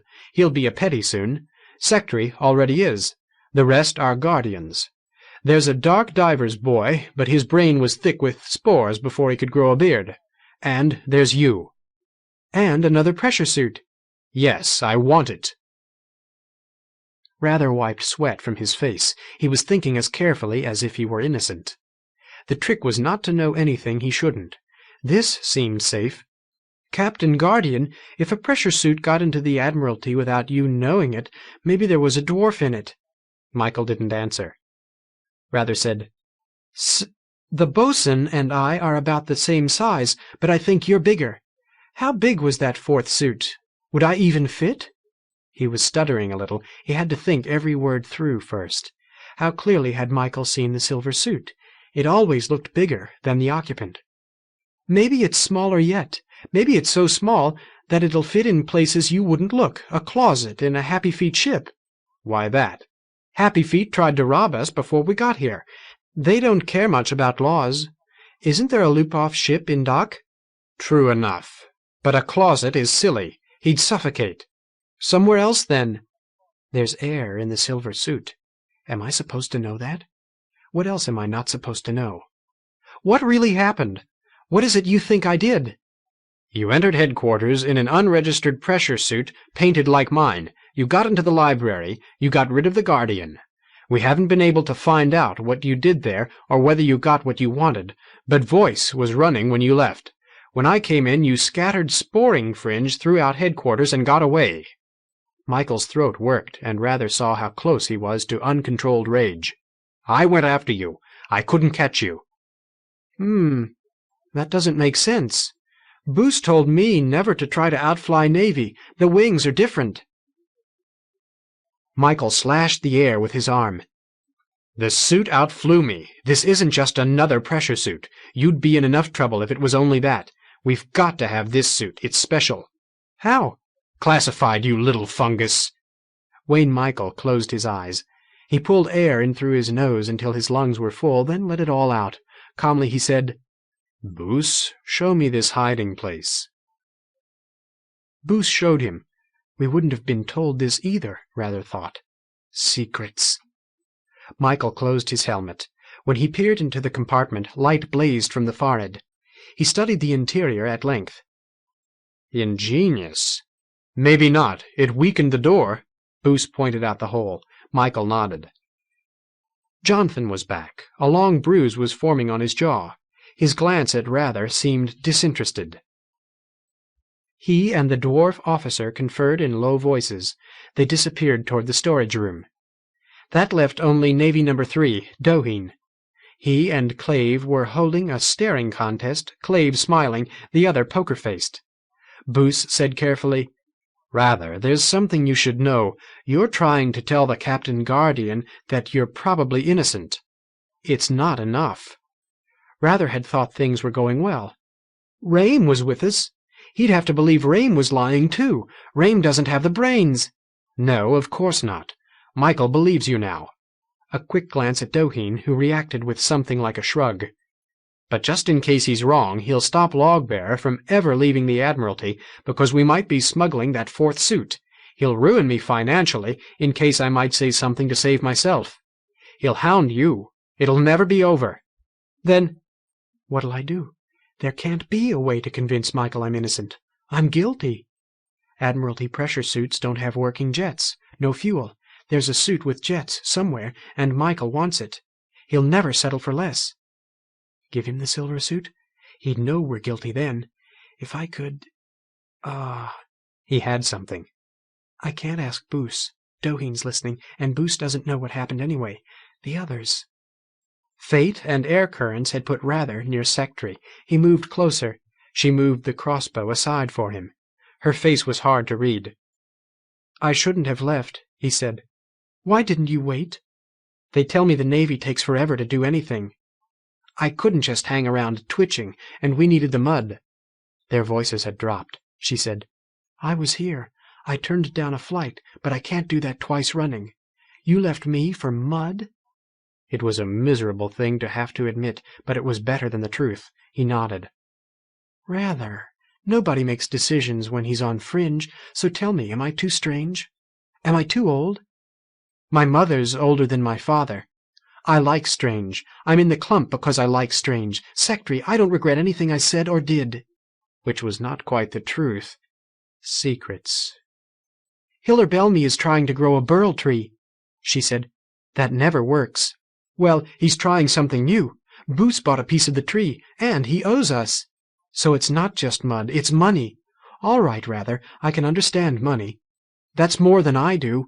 It's power, but it doesn't make you an officer. Are there unrich officers? Her lips twitched.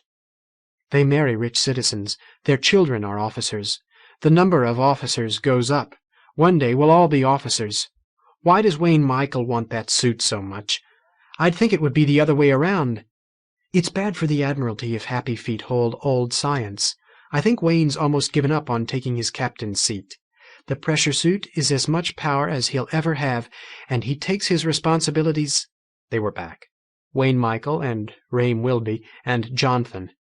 Raim was unwontedly quiet. Michael said, "And what were you discussing with the boatswain?" Secretary was flustered. Rather answered first. "I was suggesting that if you did have a fourth pressure suit, you'd need 12 dwarves to man them." Secretary tried to cover her laugh with her hands. Boos laughed outright. Doheen's mouth was rigidly straight. Michael was about to explode. And Rather had learned little from Secretary, but it might be enough. Go for gold. Before Michael could speak, he asked, "Does it fly better than your suits?" Michael's face didn't change. "Yes." "How did you know that?" "You said it outflew you. Besides, I heard something once."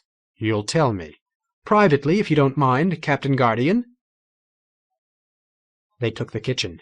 Michael said, "That fringe-addled dark diver makes you a poor witness." "I don't know anything about your chairman's court." "You'll see a court soon enough. Talk to me, boy." "I don't know anything about your mutineer pressure suit either." "Then, I once heard that there's a way to make little holes on a pressure suit spray fire. Then it can fly without wings." "Go on." "Maybe I can find a man who can do it. He doesn't have a pressure suit, so he's never tried it." "Take me to him." "They don't deal with Navy. They don't even come into the Admiralty." Rather visualized a mysterious Happyfeet tribe, isolated and distrustful.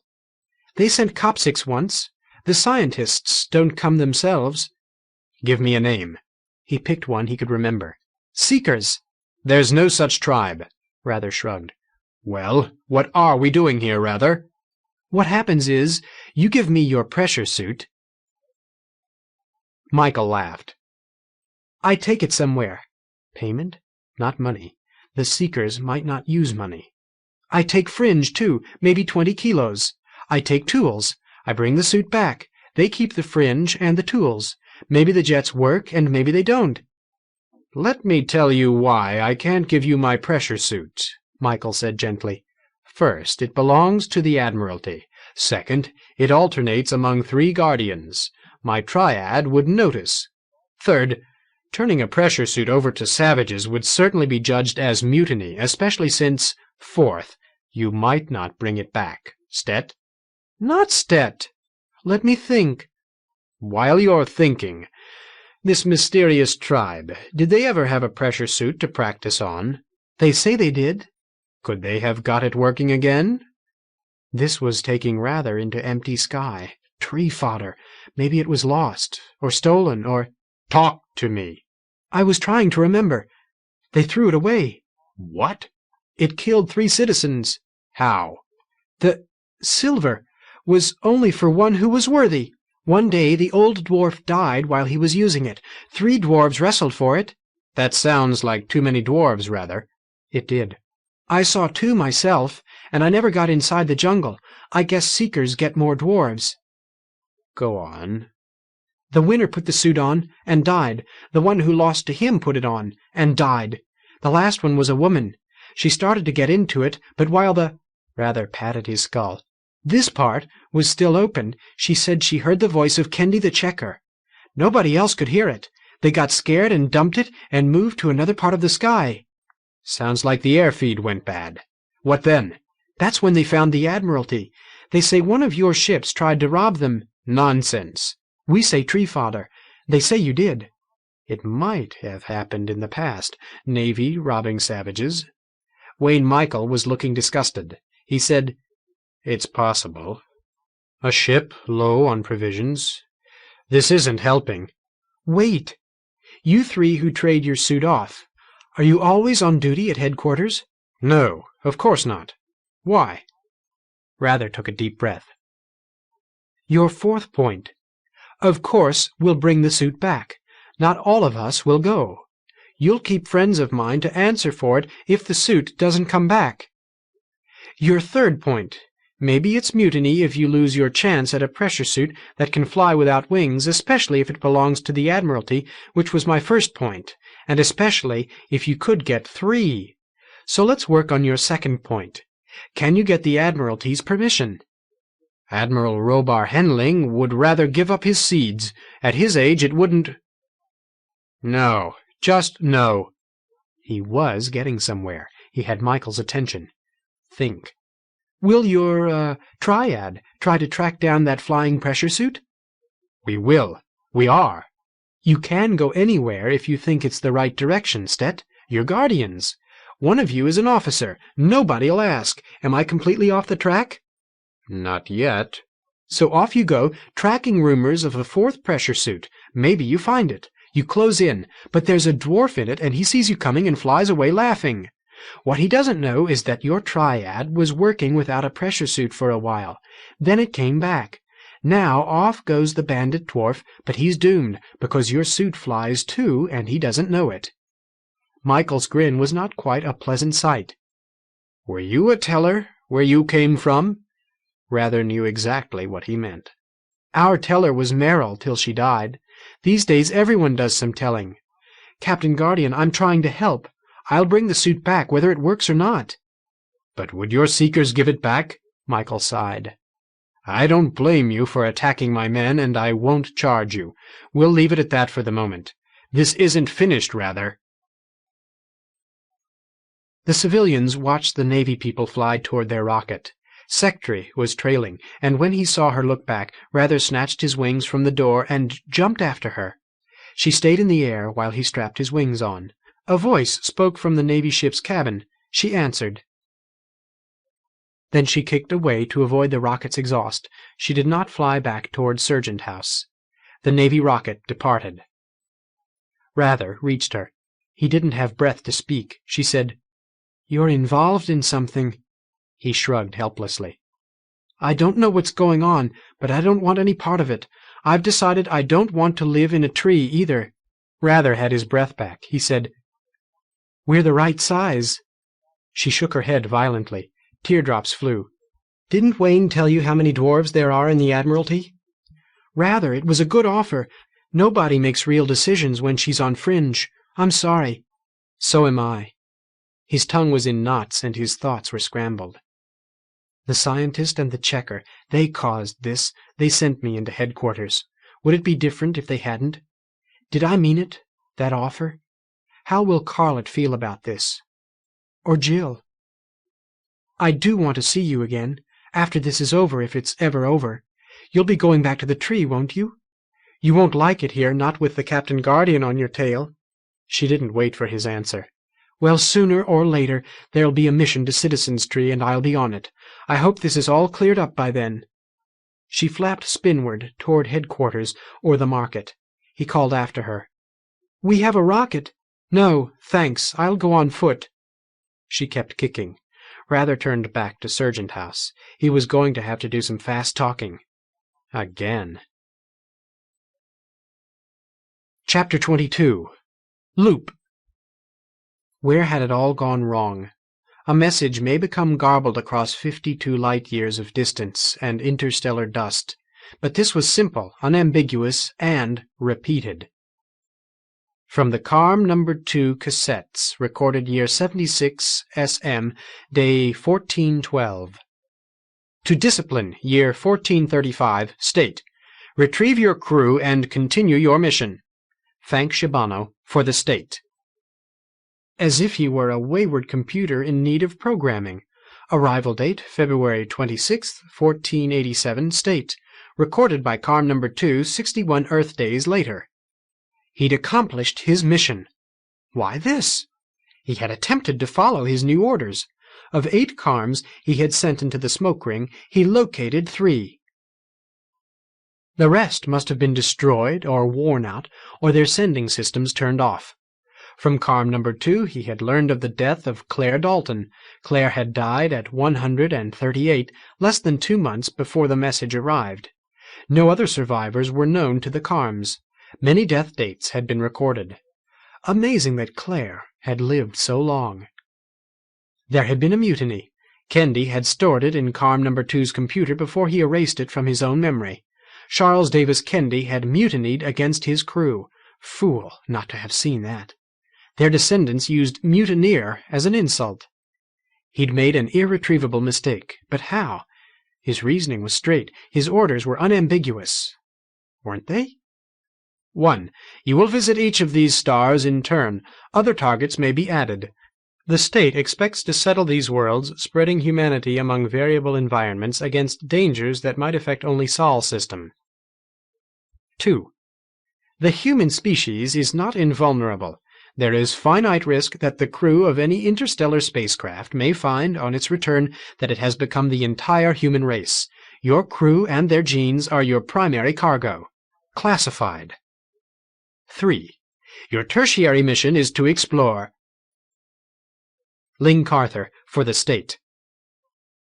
How could it be clearer? Kendi knew how the dinosaurs had died. The state had explored the ringed black giant planet that periodically hurled flurries of comets into the solar system. The state could stop comets now. The solar system was tamed. 10 planets were better than 1. Cities and industrial sites on 30 moons and hundreds of asteroids were better than none, but the lesson of the dinosaurs remained. Planets are fragile. Earth-like worlds had been found in the habitable zones of nearby stars. Green life had emerged on 2. At Discipline's departure, they were in the process of final terraforming. On 26 worlds, poisonous air resembling Earth's primordial reducing atmosphere had been seeded with tailored algae. In 1,000 years, some would be ready for further attention. The Cedar Ramship program had been running since 700 years before Kendi's birth.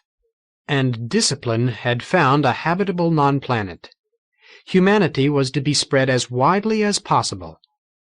The dangers here were not a planet's dangers. The smoke ring and its enveloping gas torus were dense enough to protect earthly life from radiation from the old neutron star and from other radiation too.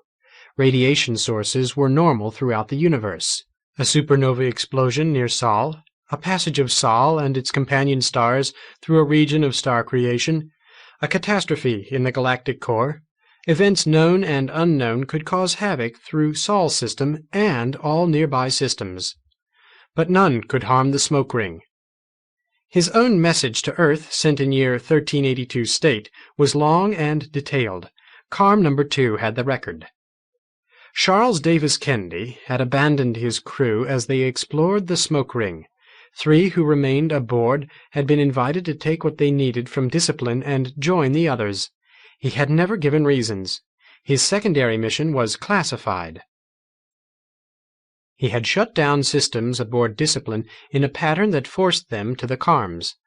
Ah, that explains something. Those 3 had not loved cats. Pure coincidence. Then the message from Earth. Put it back the way it was. How? His crew was dead. Faced with conflicting orders, he could not function at all. He would be locked in a loop of reinforcing guilt. Kendi had sequestered all data relating to the mutiny and beamed it to Carms number 2, number 6, and number 7, then erased it all from memory. How had he gone wrong? Could the message itself have been garbled? Through 200 repetitions? To discipline, year 1435 state. Retrieve your crew and continue your mission. Thank Shibano for the state. No explanations, no elaborations. He'd been reprogrammed like a wayward computer. Why? He'd accomplished his mission. Was the message genuine? Check the dates. Kendi's own mission report, sent 1382 state. Message from the state dated 52.2 Earth years later. He was 52.1 light years from Earth. This Shibano had not lingered over his decision, but... It checked. Arrived 52.1 years after that. Check. Odd. Why would the state expect any crew to remain alive? That Claire had survived was partly due to low gravity, good conservative health habits, her mind was that of an elderly corpsicle, youth via the body of some bright, healthy criminal, and luck. The rest must have been dead decades earlier, and their descendants called him murderer and mutineer and damaged machine. Shibano for the state.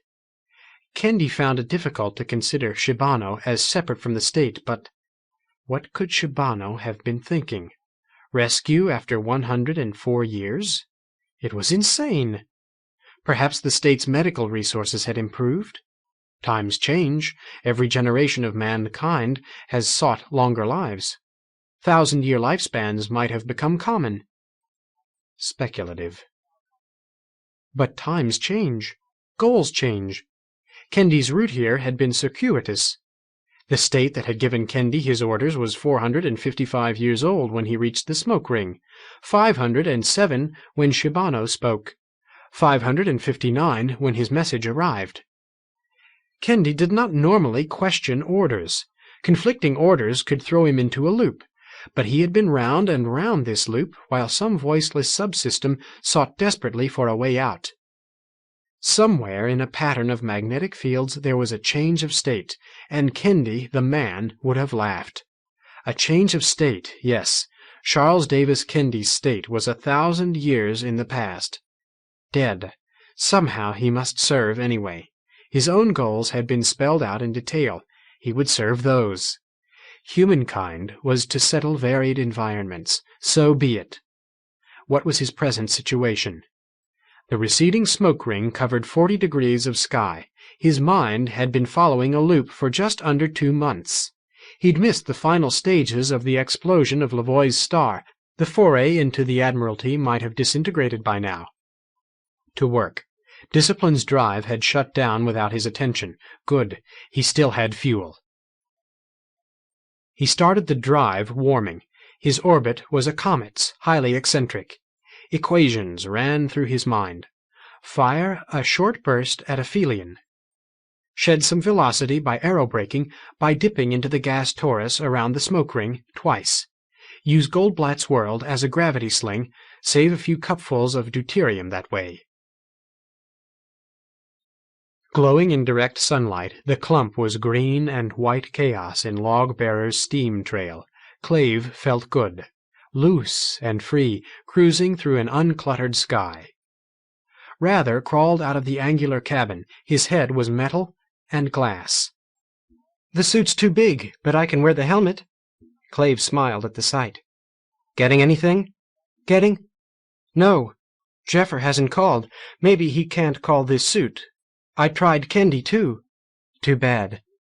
Clave had been watching a distant brownish smudge of vegetation. Now he shouted aft. "Carlet, could that be a fisher jungle?" Be with you in 12 breaths." Carlet finished what she was doing to the motor and crawled to them over the cabin. "Where?" Clave's toes jabbed east and out. "I don't see the route." "Right, that's what it is. I'd better turn off the motor or we'll go past. Rather?" Rather followed her aft. Clave stayed at the bow while they worked the motor. Presently the tide behind him went away. Closer now, the fisher jungle looked dead enough. Brown foliage and bare branchlets, tufts and patches of vivid green, parasitical growths. The fisher root was half extended, like a dead man's hand with 3 scarlet fingernails. He looked for the carm, and found a man flapping toward him. Jeffer pulled himself aboard, panting, "Moor to the root." "Tree fodder, I'm glad to see you, but what are you doing here? Is everyone here?" He looked over the edge of cabin and shouted, "Hello, Carlet! Rather, what—" "Is that a pressure suit helmet?" "Yes. The rest of it's inside." They told it in tandem while they moored log-bearer. "I never did quite know if the Captain Guardian believed me," Rather said, "but he left Serjent House without taking any copsics." "The Navy watched us for the next 40-50 days," Clave said. "We weren't doing anything peculiar. Boose sold wood and hired people to cut it. We bought more seeds and some tools and stuff. We're carrying all that." Michael kept coming around, interrupting us, trying to get Rather to tell him more about seekers. "I tried not to talk too much. I built up a picture of these seekers in my mind, and maybe I got it across. Secretive. Not very many of 'em. Too many scientists, maybe half a dozen. They've got a cassette and reader, but they don't show it to outsiders. They threw away their silver suit, but they've got records on how to maintain it. And they swear to kill anyone who tells their secrets. The citizen who told me disappeared. He was high on fringe, and I was just a kid, but I had a better memory than most kids." "That part's true, anyway," Rather said. "I haven't told Michael all of this." "Dangerous," Jeffer said. "You'll have Michael desperate to meet them." "Not if I read him right. Scientist, you know the story now, and you can back me up. Give him details I didn't." Clave asked, "Jeffer, did Kendi get the records he wanted?" "I haven't heard from him." "If we're lucky, the tree feeder never will call back. Anyway, we must have looked innocent enough. We never did anything odd because we didn't know anything. So, 20 days ago, 3 dwarves pulled up to Log-Bearer in a Navy rocket. Michael and another man and a woman, all the same size. Weird. They gave us the pressure suit and went away. We're supposed to get the jets going and pay off the seekers. Would you like 10 years' supply of fringe? No, you'd better leave it here if you're supposed to." They carried the suit and helmet into the dead foliage. Rather and Carlet set to moving their cargo while they looked about. Entropy and parasites had eaten a deep cavity into the fisher jungle's dead trunk. The calm was there, and Jeffer's camp. Rocks for a fireplace, a rack of poles for smoking meat, a midden a decent distance away. Jeffer had made a third wing for himself, a prudent move for a man alone. From the blackened look of it, he'd been using it to fan his fire. Jeffer had the pressure suit splayed like a bird's flayed skin. "Rather, did you try it?" "It's too big for me. And the air feed doesn't work. I got the panel open, a little wheel isn't connecting to anything, and there's a spoke with nothing on it." Jeffer grinned. "I see." Rather laughed. "Michael doesn't want the Seekers stealing his silver suit. If they try it, they'll find out nobody's worthy. I'll refuel it. No guarantee the jets still work. Well, if they do work, I get the impression that Boose will get a decent offer for the wart. Michael never actually said so." 3 pressure suits? Clave said. "Stet, we may have to do this twice more." "And they're searching dark and sky for a 4th pressure suit. They must be looking hard at where Log-Bearer went. You may want to move the carm." Carlet arrived, pushing the last of the cargo. Not seeds, but tools. "You're going to love this, scientist." She separated something out. Jeffer took it with glad cries. "A pump! Wonderful! The carm's low on water, and I hate the way I filled it last time. Can I keep it? Stet, we're supposed to bribe the Seekers with it. Here, this is a bellows from the market. You anchor one end. It's easier." "Nice." Can you stay for a couple of sleeps? I've got food and— Lonely? It showed in his face. You know it. We've got food you never tasted. Dark fungus and earth life. You'll love it. Their exotic dinner was nothing unusual for Rather, not any longer. What made it fun was watching Jeffer react. Jeffer talked while he ate. I had some trouble getting the silver suit. I found it okay, but it was right in the fire. I had to get the bow up against it and push it out along with a kilton of burning goo. I just wonder how many Admiralty citizens saw me. The stories won't match, Clave said. In 60 days it won't matter at all. I've been thinking. We'll burn the fringe here. If a Navy ship comes, they'll find that the Seekers had a hell of a party and then went away. Good. I'll have to take the Carm someplace you can find it. No, you find us. Logbearer will be returning to Citizens Tree in due course, maybe another 30 days. Keep watch. Pick us up well outside the clump. Another 50 days of this? Tree fodder. And I never even saw the tree-feeding clump. We'll leave you most of our food, Clave said. Carlett carefully wasn't looking at Rather. I'll be bringing a guest. Raff Bellamy and I'll be married as soon as we get back to the Admiralty. I want to bring him back to the tree. What he tells his father is up to him, but he'll have at least a quarter-year to think about it. So you decided, Rather said. He felt he had almost gotten used to the loss. I'm like you. I'm tired of secrets. There's a plant here that grows good foliage, Jeffer offered. Dessert. Carlett tossed an orange sphere at him. Jeffer's acting like a happy 8-year-old, Rather thought, as he tethered himself into a foliage patch for sleep. Being alone out here must be rough on him. Maybe all adults stay children someplace in their heads. Rather? Yeah, Carlett? She wriggled under the lines and was alongside him. Rather opened his mouth and closed it again. Then he said, I don't like lying to you. What now? I was going to not say, what would Raff think? She didn't move away. Presently she said, You don't understand us. Nope. We like to spread the genes around. Nobody talks about it in public, but you hear. A man and a woman get engaged. They make babies together. 60, 70 days later, they get married. Maybe the first kid looks like the rest, and maybe he doesn't. But why? It's the last chance. See, I'm going to marry Raff, but there are men I turned down. They're not going to just vanish. I wasn't with Raff all those sleeps I was away. Raff's been seeing friends, too. I don't know who. Rather, it's just different. The officers say it's good. They talk about gene drift. Okay. What Raff thinks about it is he'd rather not know. I never did wonder what Jill would think. Jill. We never made promises. Sure. But who else is there? There's nobody anywhere near her age in the Tuft. Just you. I suppose. I wish I could have told her I was leaving. She said nothing. Rather, couldn't drop it. I wish I could tell her it was worth it. You never wanted that raid on the library. You were right. If Kendy's really gone, then why did it happen? The Navy'll never stop being suspicious of us, and we didn't learn anything, and I can't even tell Jill about the raid because I can't tell her about Kendy. She stirred. You don't want me? Sure, I want you. Every sleep we're here, I want you. I wanted you for keeps. You can't have that. When we marry, that's the end of that. Understand? Stet. Kendy had run the records from Carm's number 2 and number 6 over and over.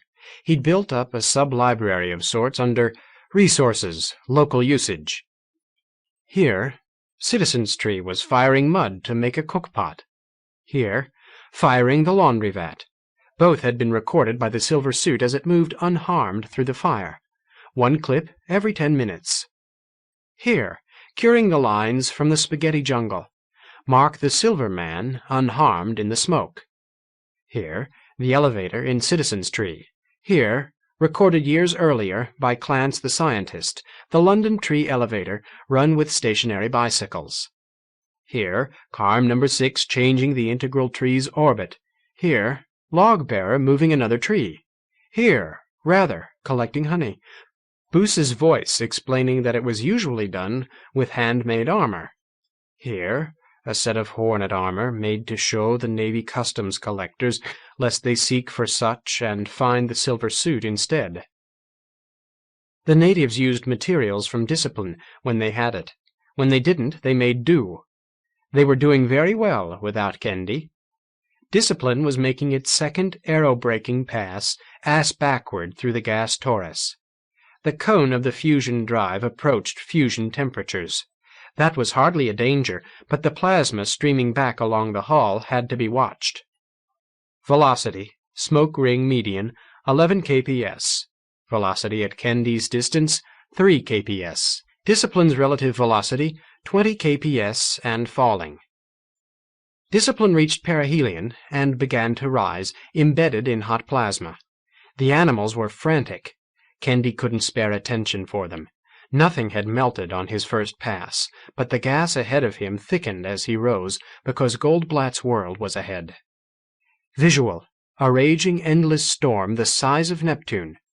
Nudar, a core the size of 2.5 Earths spun once every 7 hours, carrying the storm around with it until the atmospheric envelope trailed off into the smoke ring.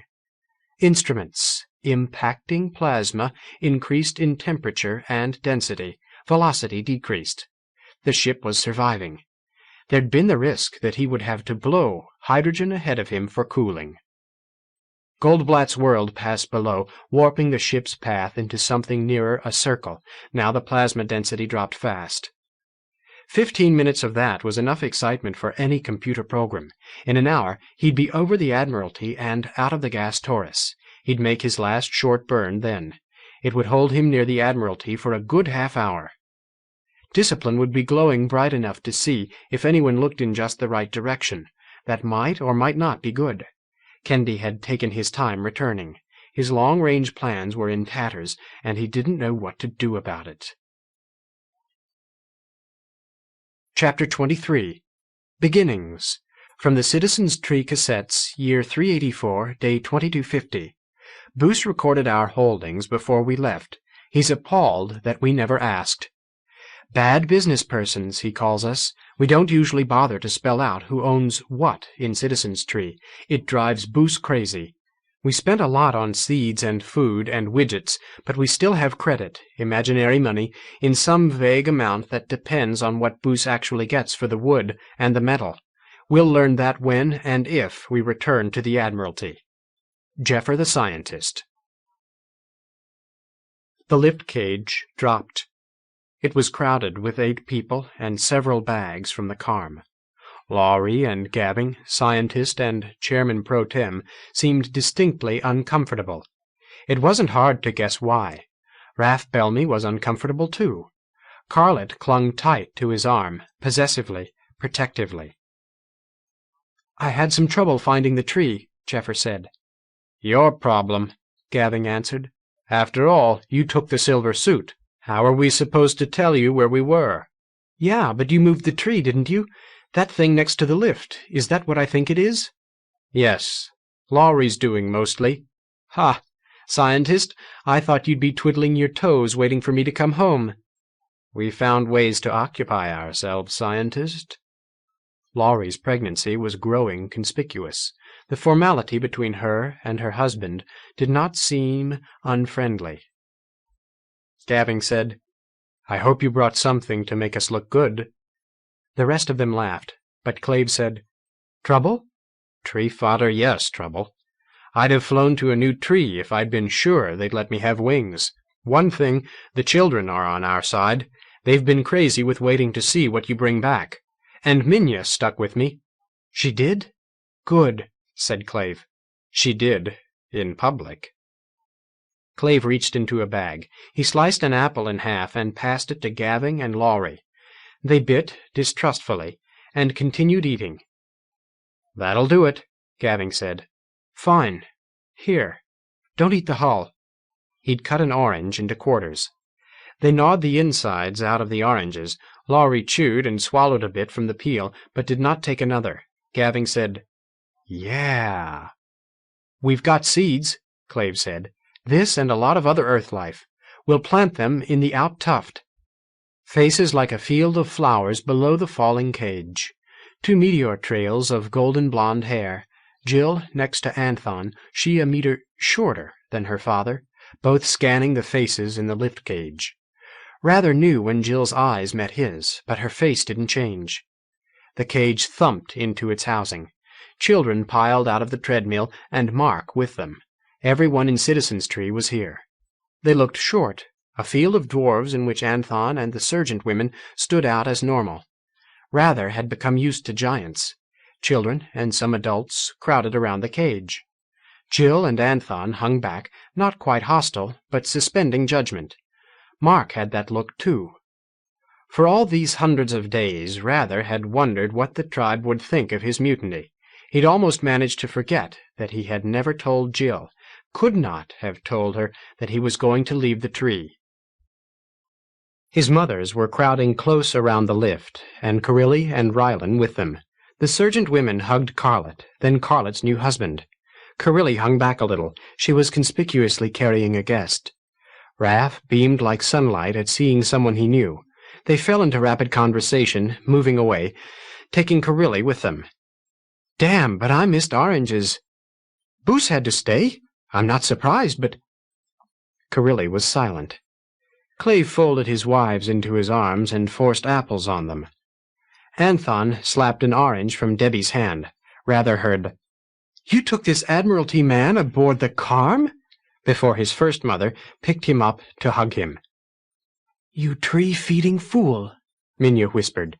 "You fool mutineer, you. Drill bits in your brains, both of you, you and your father. He never stopped wishing he'd gone too. Are you all right?" "I'm in good shape, mostly." She pulled back to look into his face. He tried to look earnest. "First Mother, I'm allergic to dry, thin air. Not enough sleep does it too. It's like knives in the eyes. I go blind. It lasts for hours." She started laughing. She said, I'm sorry," and hugged him hard, still laughing. There were tears in her eyes. She put him down and saw him smiling slyly. She said, "It'll never happen again. We'll keep the tree where the air's thick." "You'd better go talk to Jill." "Why? What's wrong?" "Talk to her first. Then I think—" Jeffer shouted for attention. "I here present Raph Belmy. Raph and Carlet are married by Admiralty law. The record is in the cassettes." Over the heads of his brothers and sisters, Rather saw the judging look fade from Jill's face. She moved forward at last. Rather said, "Harry, can you give me some privacy? Take them along?" Harry said, "Oh, sure." Somehow he got his siblings moving away before Jill reached him. The judging look was back. She said, "Rather, how are you?" "Fine. Nobody made me a copsick. I didn't get killed. Jill, I wanted to tell you.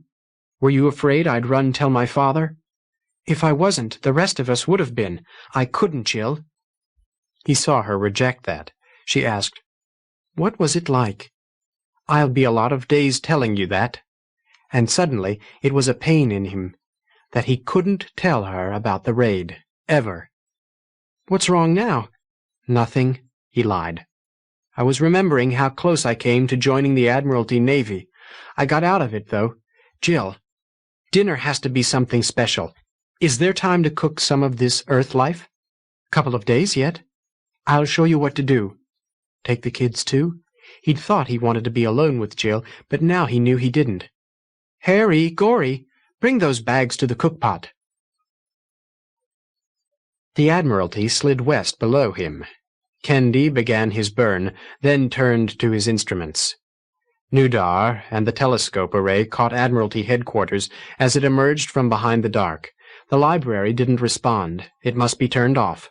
Carm number 6 was nowhere in evidence. No pressure suit responded to his query.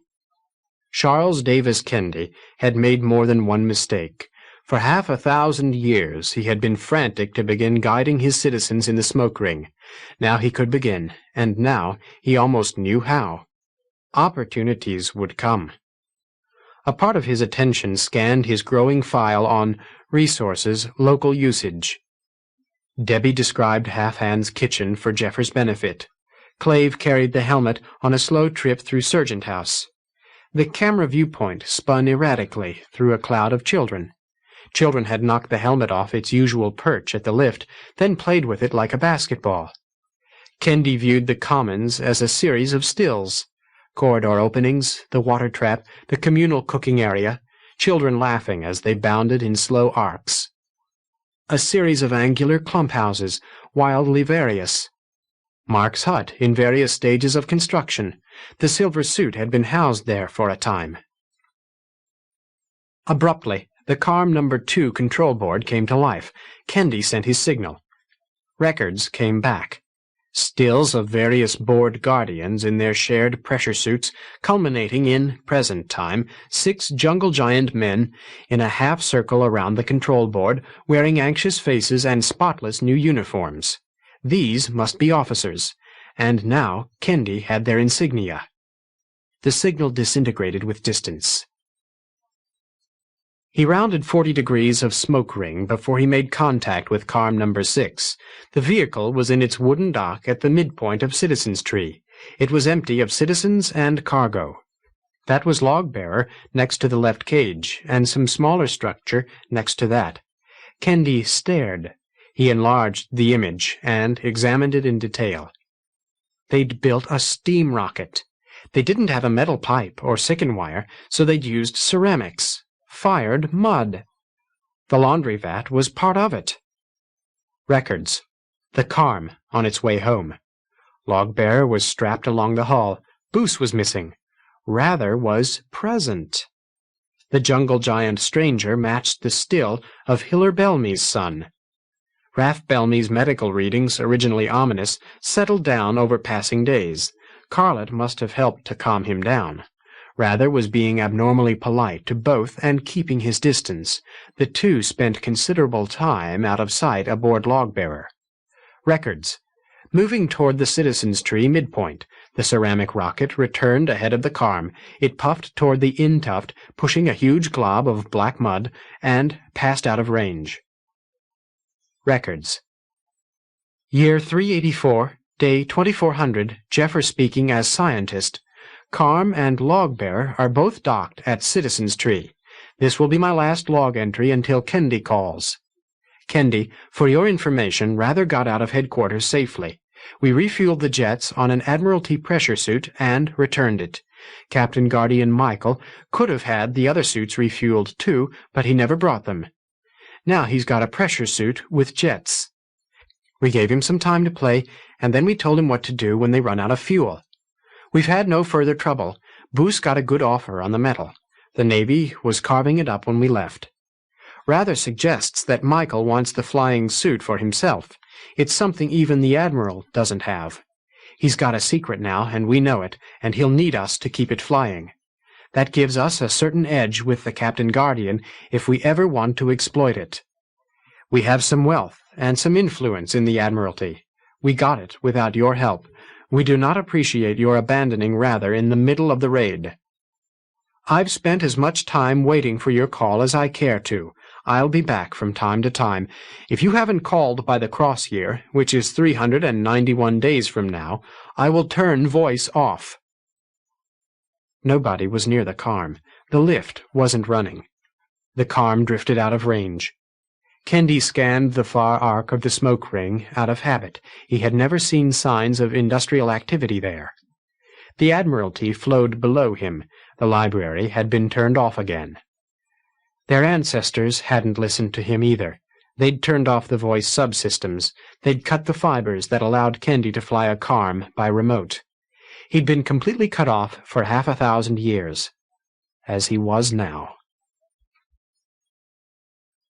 Rather was scrubbing his teeth and thinking about breakfast when the silver man came into the Bach hut. He spit and said, "Mark? Who else?" Mark threw back his helmet. The silver suit was filthy and stank of smoke. "I tried that. I felt silly." "Sure, silly. Mark, I saw their teeth. The older Admiralty citizens still have half their teeth. I bet Rylan and Michael have been scrubbing their teeth all along." Rather remembered that this man wasn't his father, and didn't know it, and had a legitimate grievance. All in a rush, he said, "I stole it. We thought we needed it, and we did. It was right to go. Tree fodder, Mark. You're from a bigger tree. Don't you feel cramped here?" 15 years I've felt cramped. Relax. You brought back some wonderful things. You brought back the calm and the suit, and you didn't ruin the suit. You looked mad enough to kill when we came down. That was 3 good dinners ago. I never thought I'd taste potatoes again. I know a better way to cook them. You forgive me? Mark, I'm really glad. What are my choices? Sure, I forgive you. We're firing the new laundry pot. Is it that late? I slept like a rock. Needed it, too. These first few sleeps I just lay there wondering why one of the walls was pushing against me. I've spent some sleepless nights here myself, Mark said. It's lonely in the Bach hut. We built it too big. Big enough for the next crop of men. Maybe that's it. Have you talked to Jill? Minya asked me that. We've talked. Why? Yeah. Well? Mark sometimes had trouble finding words. Citizen's Tree is strange. None of us grew up the way you did. There are adults and children and a big gap in between, so you couldn't tell much from just watching older children grow up. Maybe there are things we should have said. I know about sex, if that's what you mean. Maybe I need to know more. 2 women have told me to feed the tree. It hurts. What could you have told me about that? Mark whistled. You started young. Well, someone could have said, "There's only one suitable mate for you, and there's only one for Jill in this whole tuft, and she thinks she owns you, and maybe she's right." Rather let that percolate through his head. Jill wants to make babies with me? Did she tell you that, or are you guessing? I'm guessing. All I know is, when Instant Chairman Gabbing told us you'd gone off with all the wealth of Citizen's Tree, Jill was madder than I was, and that took some doing. She wanted you thrown into the sky with no wings. 100 sleeps later, she was sure you'd all be killed, and she couldn't see for crying. I'll go see her. Where is she? Go easy, Stet. You know you can find other mates. Jill doesn't. I don't either. Secretary wants no part of me. He couldn't say why. Secrets. And Carlet married someone else. You can't imagine how bad that was. All the way home, Carlet and Raff. They spent most of their time in Logbearer. It wasn't any better when I couldn't see them. Mark said, "When nobody wants you in the first place, that's worse. Trust me."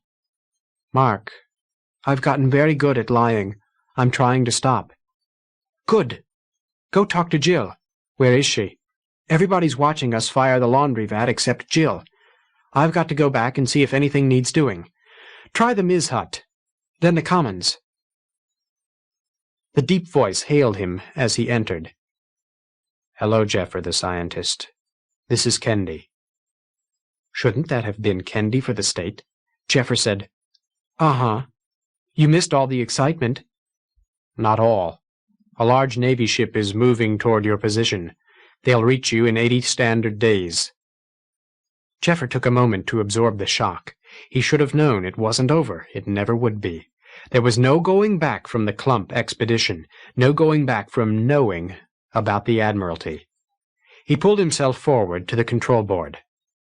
"That gives us some time to talk." The square, hard face in the bow window had always lacked expression. It said, "A bad thing happened to me, Jeffer. I learned too much about myself. There was no way I could communicate until now." "Lie to me, Kendi. Say there was something wrong with voice." Kendi said, "The glitch was in myself. I think I have it fixed." Machines go bad, Jeffer. I left you a file under History. It's selected records from the settling of the smoke ring. It explains some of what went wrong. Play it after I'm out of range. Can you tell me about it? No. Your timing was lousy. We thought you'd left rather for tree fodder. If you ever— I can't talk about it. It hurts my mind. Damage might be permanent. Do you seek vengeance against me? The trouble was that Kendi looked and sounded as calm as death. Kendi never showed anger, nor relief, love, pain. It was hard to believe he was hurting. Yet he was not a man. Maybe. Jeffer said, "Well, we got home. I assume you got most of it from the log. The Earth-life food stopped most of the arguments. Now all the reunited couples are busy making babies. The arguments haven't gone away, though. They're just simmering. It won't help if there's a Navy ship coming. It's coming. I couldn't resolve details of design. There's alcohol in the exhaust, and it's coming from the clump. Definitely Navy. What have you done with the seeds? Seeds? We'll plant them in the out-tuft. Mark's talking about building an extension to the lift before anything gets ripe enough to pick. Cut some foliage so the sunlight can reach the plants. I can show you how to use water flow to move the lifts with less effort. You haven't mentioned the fired mud rocket. That's nice, isn't it? We don't need the Admiralty's tree-feeding pipes. You don't need me, Kendi said. He knew the risk he was taking.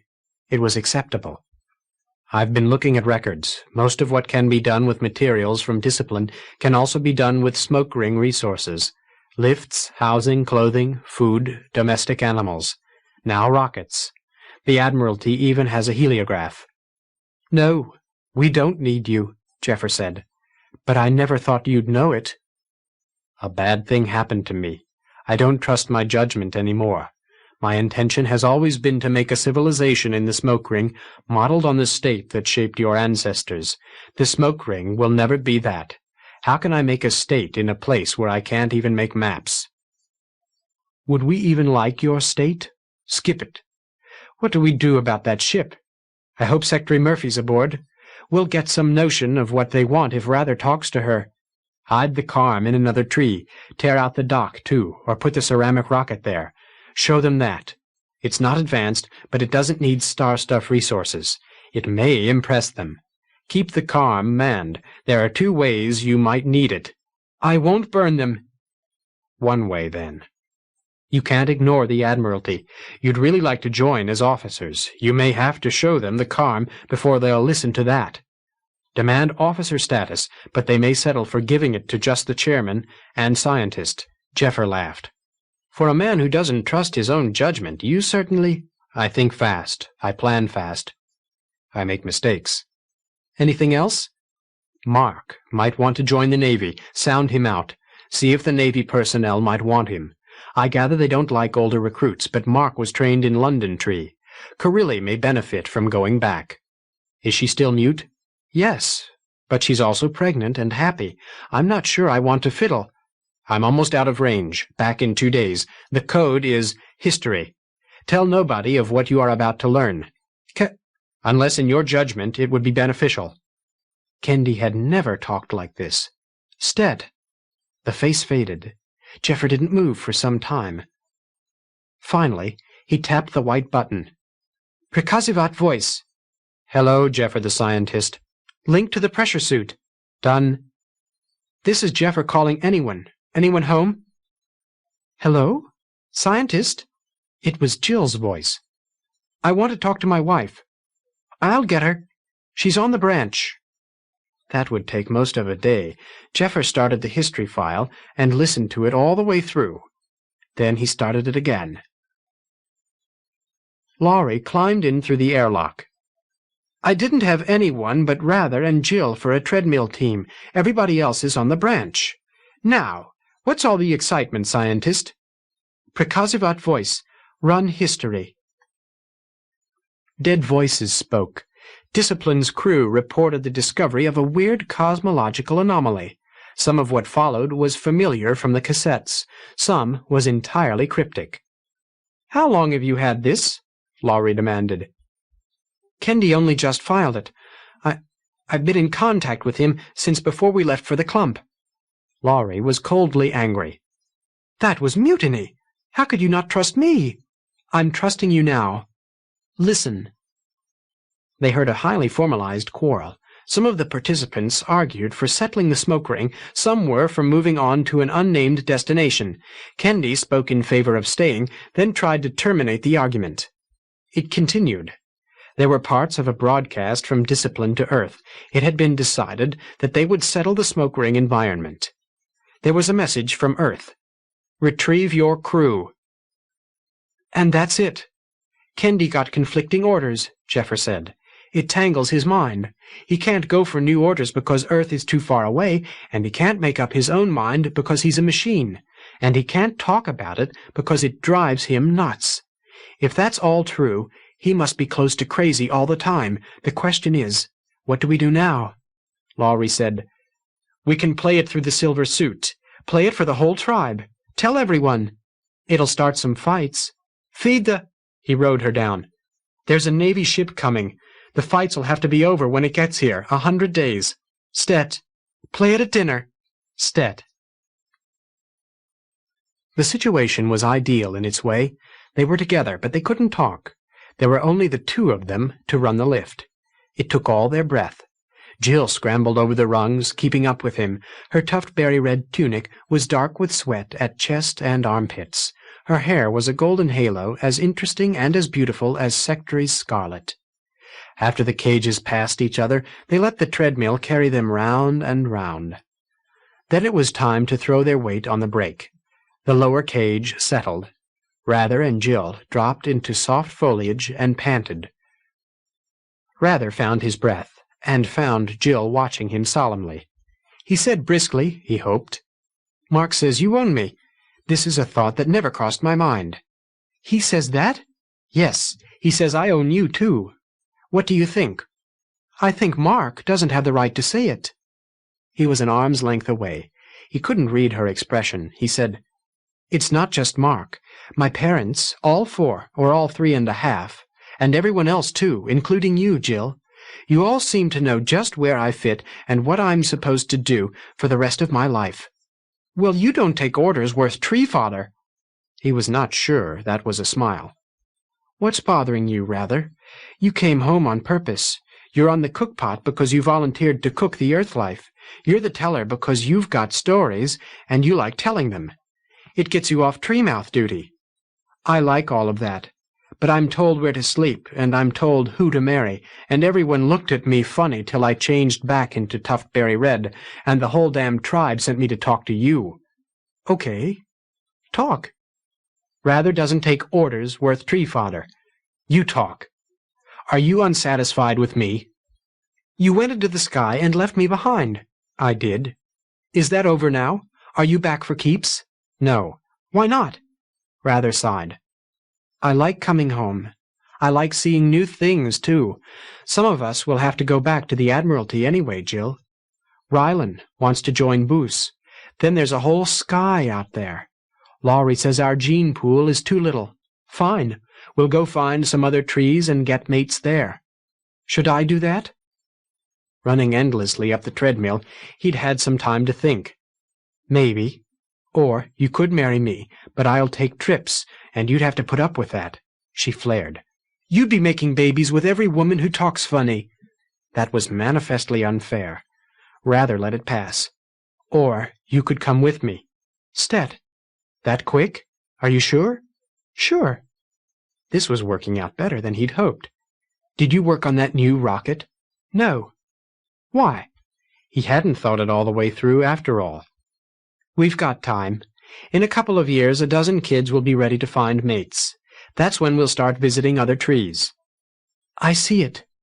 I'd have to know the rocket inside out, how to steer it, how to fix anything that goes wrong, because I'm the oldest.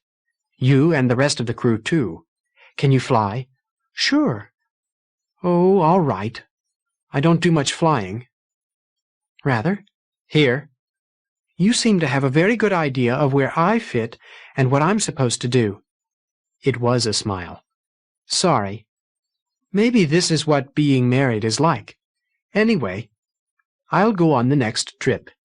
That'll tell us everything we need to know, whether I can stand it, whether citizens can stand my company aboard a rocket, whether I'm any good, whether I want a mate from somewhere else, whether you do. Next trip will be the Admiralty." "Stet," said Jill. She stood up. "Let's go flying." "There's nobody to run the lift for us." "Off the branch," said Jill. "Fly to the midpoint. Surprise Laurie." It would do that.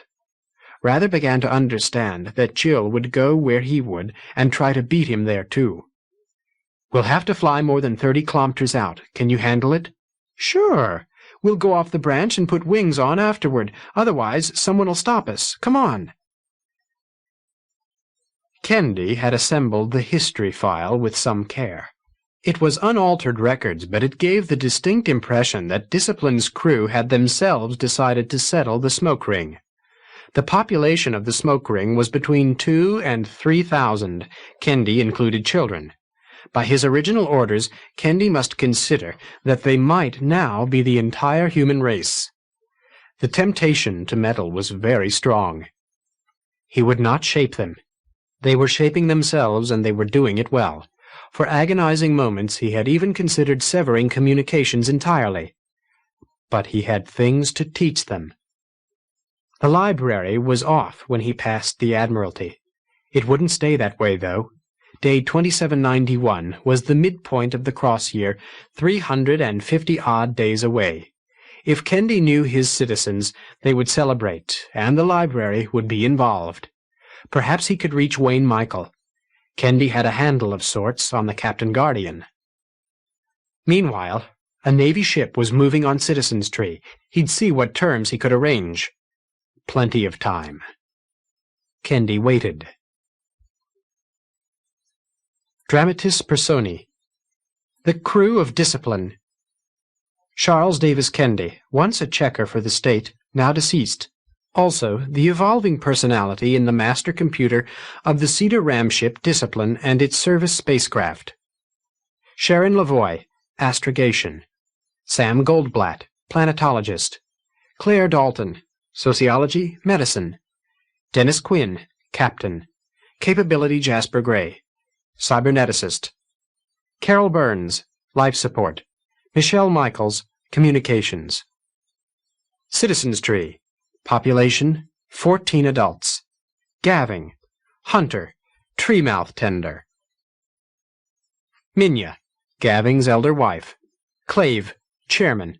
Jayan and Ginny, twin sisters, Clave's wives. Debbie, a former jungle giant warrior, Anthon's wife. Anthon, a former jungle giant warrior. Jeffer the scientist, co-custodian of Citizen's Tree's knowledge and of the Carm, married to Laurie the scientist. Laurie the scientist, formerly the scientist's apprentice of London Tree, now co-custodian of Citizen's Tree's knowledge and of the Carm. Mark, a dwarf, custodian of the ancient armored pressure suit. Rather, a dwarf, Minya's firstborn, young adult. Jill, daughter of Alphen and Ilsa, young adult. Harry, Quen, Gory, children of Gaving and Minya. Arth, son of Clave and Jayan. The refugees, Rylan and Boos. Loggers, citizens of the Admiralty. Michel, oldest daughter. Carilli, second daughter, mute. Wend, third daughter, deceased. Carlet, youngest daughter. Admiralty, Hiller Belmy, logger. Jean-Vive Belmy runs the business end. Raf Belmy, their eldest son.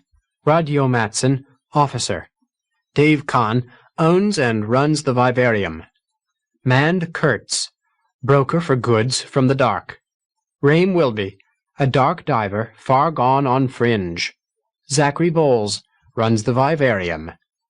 Agnes Swart works in the vivarium. Captain Guardian Wayne Michael, officer, Navy. John Lockheed teaches flying and other gymnastics to Admiralty citizens' children. Nurse Lockheed, maintenance, works in the market. Secretary Murphy, bosun, Navy. Greg Maglico, spacer first, Navy. Half-hand, runs the restaurant, Half-Hands. Doheen, spacer first, Navy. Jonathan, spacer first, Navy. Glossary. Blue ghost and ghost child.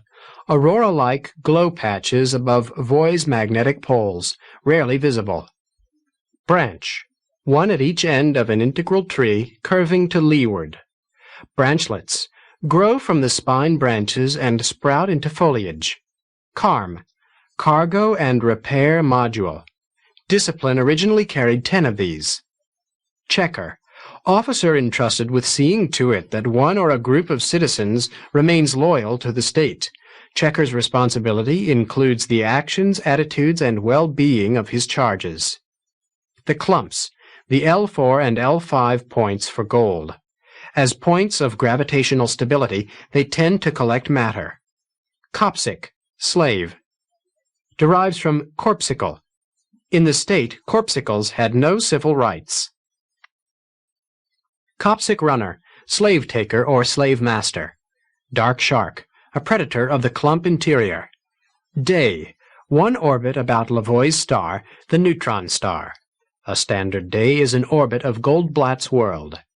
Dumbo, inhabits the integral tree trunk.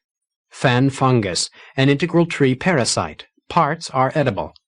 Feed the tree, defecate or move garbage or die. Fisher plant, bowl-shaped, reaches toward ponds with a long water-inflated root. Fisher jungle, a large fisher plant with sting, may attack big birds as well as ponds. Flasher, an insectivorous bird. Ghost child, see blue ghost. Go for gold, rush headlong into danger or disaster or battle. Gold, see Goldblatt's world. Secondary meaning, something to avoid. Goldblatt's world, gas giant planet captured after Voy went supernova neutron, named for Discipline's astronomer Sam Goldblatt. Happyfeet, mobile tribes, an Admiralty term. Harebrain, smoke ring bird, quail size, harmless, edible. Honey, sticky red fluid used as a lure for tree bugs. Honey hornets, deadly insects. They secrete nerve poison. Huts, dwellings. In the integral trees, huts are usually woven from living spine branches. Integral tree, a crucial plant. Jungle, describes almost any extensive cluster of plants. Kerchief, a dark-dwelling fungus. Lavoie's star, a neutron star, the heart of the smoke ring system, named for its discoverer, Sharon Lavoie, astrogator assigned to Discipline. Old man's hair, a fungus parasite on integral trees. Pond, any large globule of water. Prikazovat, originally Russian for command, presently used to activate computer programs. Rocket, refers only to the steam rockets used by the Admiralty and Seekers. Roses, long-stemmed plants averaging 4 meters. Dark red blossom uses Voy light. Tide stabilized, not found in the clump. Smoke ring, the thickest region of the gas torus that surrounds Goldblatt's world in its orbit around Lavoie's star. Spine branches, grow from the branch of an integral tree. Stet, leave it the way you find it. Sting jungle, smoke ring plant generally houses honey hornets. Sun, a GO star, also called T3, orbits Lavoie's star at 2.5 times 10 to the 8th power kilometers, supplying the sunlight that feeds the smoke ring's water-oxygen DNA ecology. Tree fodder, anything that might feed the tree, excrement, or garbage, or a corpse. Triune, a smoke ring bird, large and often dangerous. Tuft berries, fruiting bodies growing in the tuft of an integral tree. Voy, see Lavoie's star. Year, one passing of T3 behind Voy. Half of a complete sun circuit equals 1.384 Earth years. Directions. Out, away from Lavoie's star. In, toward Lavoie's star. East, in the orbital direction of the gas torus. West, against the orbital direction of the gas torus. The way the sun moves. South, to the left if your head is out and you're facing west, or if your head is in and you're facing east, and so forth. Along Lavoie's star's south axis, direction of the ghost child. North, opposite south, along Lavoie's star's north axis, toward the blue ghost. Down and up, usually applied only where tides or thrust operate. Spin, anti-spin, dark, and skyward. Directions within the clump. The general rule as known outside the clump is east takes you out takes you west, west takes you in takes you east. Port and starboard bring you back. End of The Smoke Ring by Larry Niven, narrated by Randy Wieck in the studios of the American Printing House for the Blind, Louisville, Kentucky, for the Library of Congress, May 1988. For special distribution as authorized by Act of Congress under Public Law 89-522 with the permission of the copyright holder and the publisher, Del Rey Ballantine Books. New York, New York, 10022. End of book.